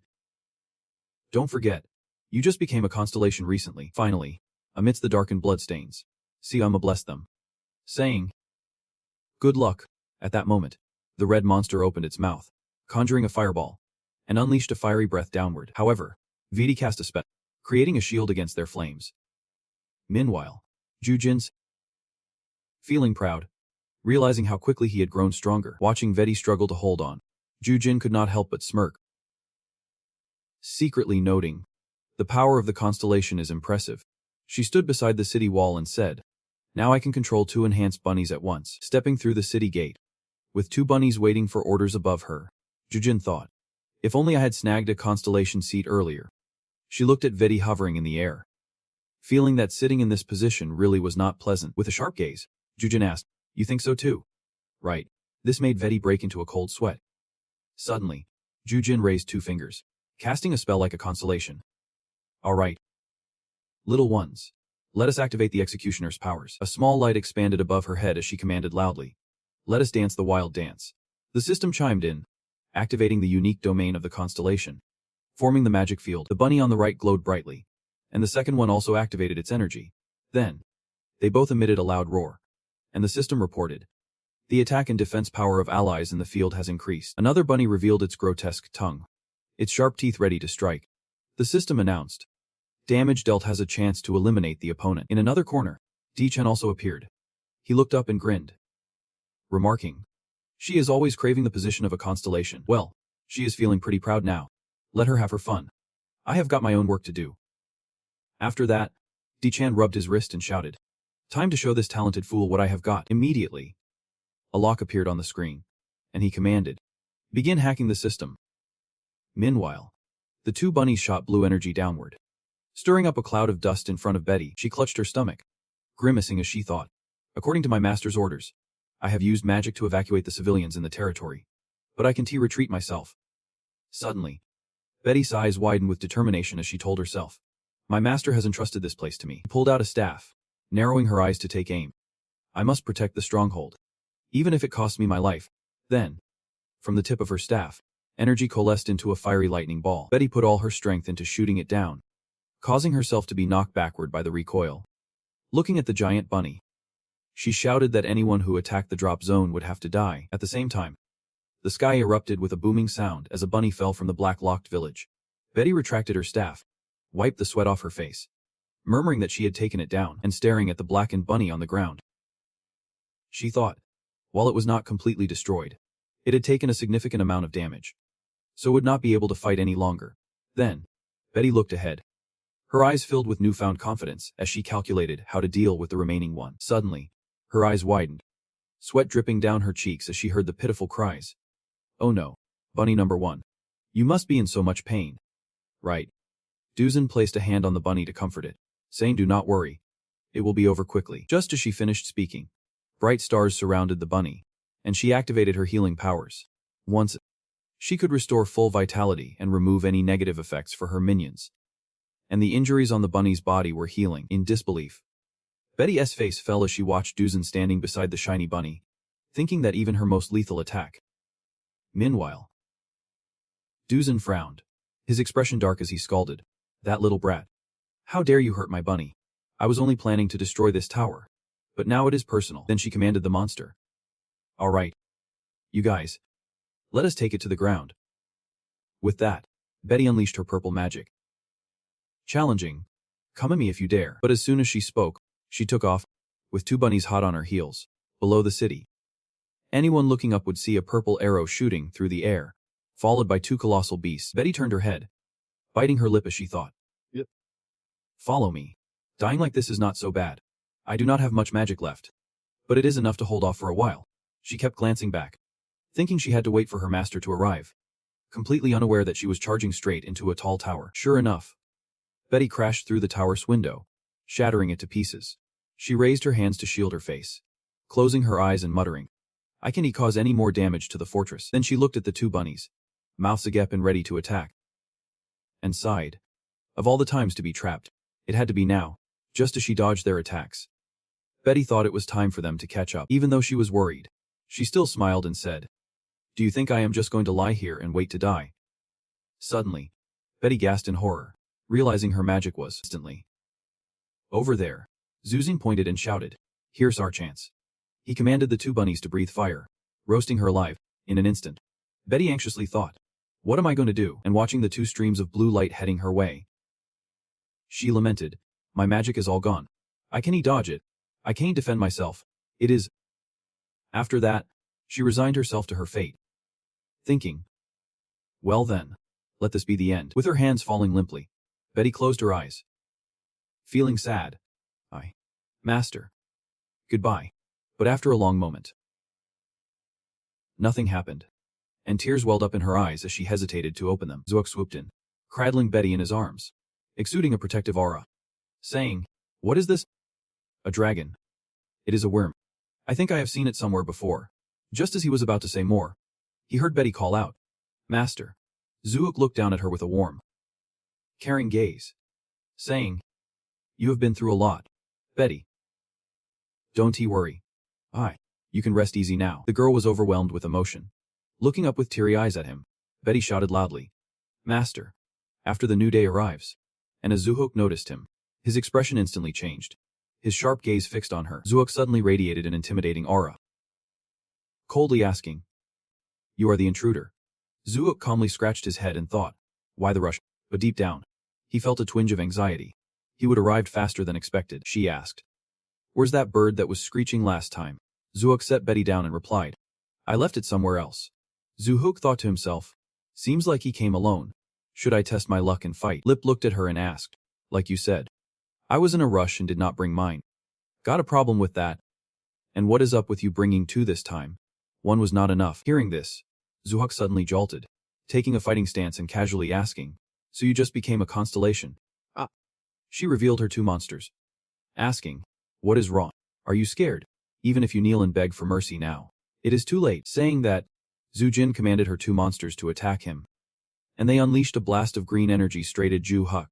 He remained unfazed, saying, "Didn't I tell you this before? His naming skills are terrible now." As he spoke, Zhu Huk activated his ethereal flow, effortlessly dodging one monster's attack, while channeling a dazzling burst of power. He added, "And your beast taming skills. That is a big zero." Zhu Jin watched in shock as her monster took a massive hit from Zhu Huk. She frowned, realizing, "I thought he was alone, this should have been easy." Yet he took down both enhanced Groovels with just regular attacks. What kind of monster is this guy? After one blow, both Groovels were completely defeated. Zhu Huk stood triumphantly on one of the fallen monsters, declaring, "This level of challenge is nothing to me." He looked around, but Zhu Jin was nowhere to be seen. The scene shifted elsewhere, where countless microchips lit up, and the security system of the dragon had been disabled. A priest was fumbling around, trying to fix something while mumbling to himself, "All right. It took some effort, but I have finally cracked it." He thought of his day and night training. That notorious villain would never guess he had a skill like this. Now, all I need to do is seize control. But suddenly, Zhu Jin burst in, panicked, shouting, "Zhu Haiyan, we need to go." The priest was puzzled. "What is wrong?" Already, Zhu Jin insisted they hurry. "We are done here. Let us move quickly." But it seemed they were too late, as Zhu Huk rapidly appeared behind them. He activated his clairvoyance and wide-range wind strike, sensing his surroundings and thinking, "Someone's using invisibility." It was the one who had disabled the Zagel Chang. The two Zhu Jin were on high alert, while the priest wondered, could he hear us?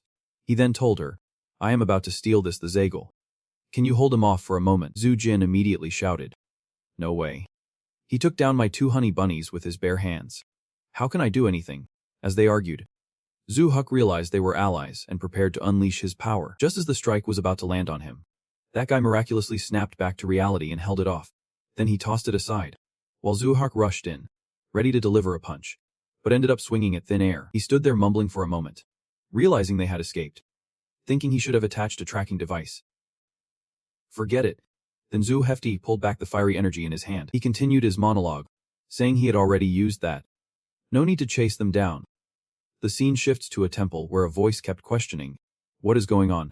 Why won't this fire go out? Where did this come from? Just a moment ago, the teleportation was still fine, but now he is constantly taking damage from the flames." Maybe standing next to that priest caused Zhu Jin's hand to catch fire too. And she wondered out loud, "Wait, why is this happening to me?" He was screaming, pulling at his hair, saying, "How could you possibly know?" Watching the flames consume him, Zhu Jin's voice grew fierce. "I won't let this slide. You villain." Over on Juoki's side, he received a notification that he had eliminated a constellation. One of the two people. It had been a while since he took down a constellation. He wondered what the reward would be this time. Suddenly, another notification popped up, saying he had defeated another constellation, leaving Juoki surprised. His reward was a massive amount of experience. His companion looked up at him, exclaiming, "Master, you are radiating some insane energy." Finally, Zuasev leveled up to 99, his entire body glowing with a fierce golden light. He thought to himself, so that invisible guy was also a constellation, judging by the current results. It seems the fiery power has spread to both of them. Speaking of which, this time they managed to neutralize Zhou Zhagan. The constellations are probably getting stronger. I can't afford to be careless. He was about to learn a new skill called Phantom Bind. Zufi wondered, is this a binding skill? Plus, the skill Tula Annihilation has been unlocked. He recalled using this skill during the Dejang defense. But back then he had to rely on an item's effect. Now he could use it freely. That is right. That old master always said level 99 is when the real game begins. Which is why I have worked so hard to reach it all to conquer the world. The hellish days I have lived through. While Zuhavdek was reminiscing about his not-so-great memories, Betty was fixated on the screen when suddenly she called out, "Master." Something new just popped up. Zuhav quickly snapped back to reality. Surprised. He widened his eyes and looked down. Still thinking. The saying that level 99 is when the real game begins is just nonsense. Looking at the notification in front of him, he raised an eyebrow. Wondering, is that a new mission? A new mission has been activated. Battle against the 7 constellations. That is all for my video today. Up above is the summary of the story. If you have any thoughts, drop them in the comments below. Don't forget to give me a like, subscribe, and hit that bell for more exciting videos. For now, goodbye and see you next time. Bye-bye.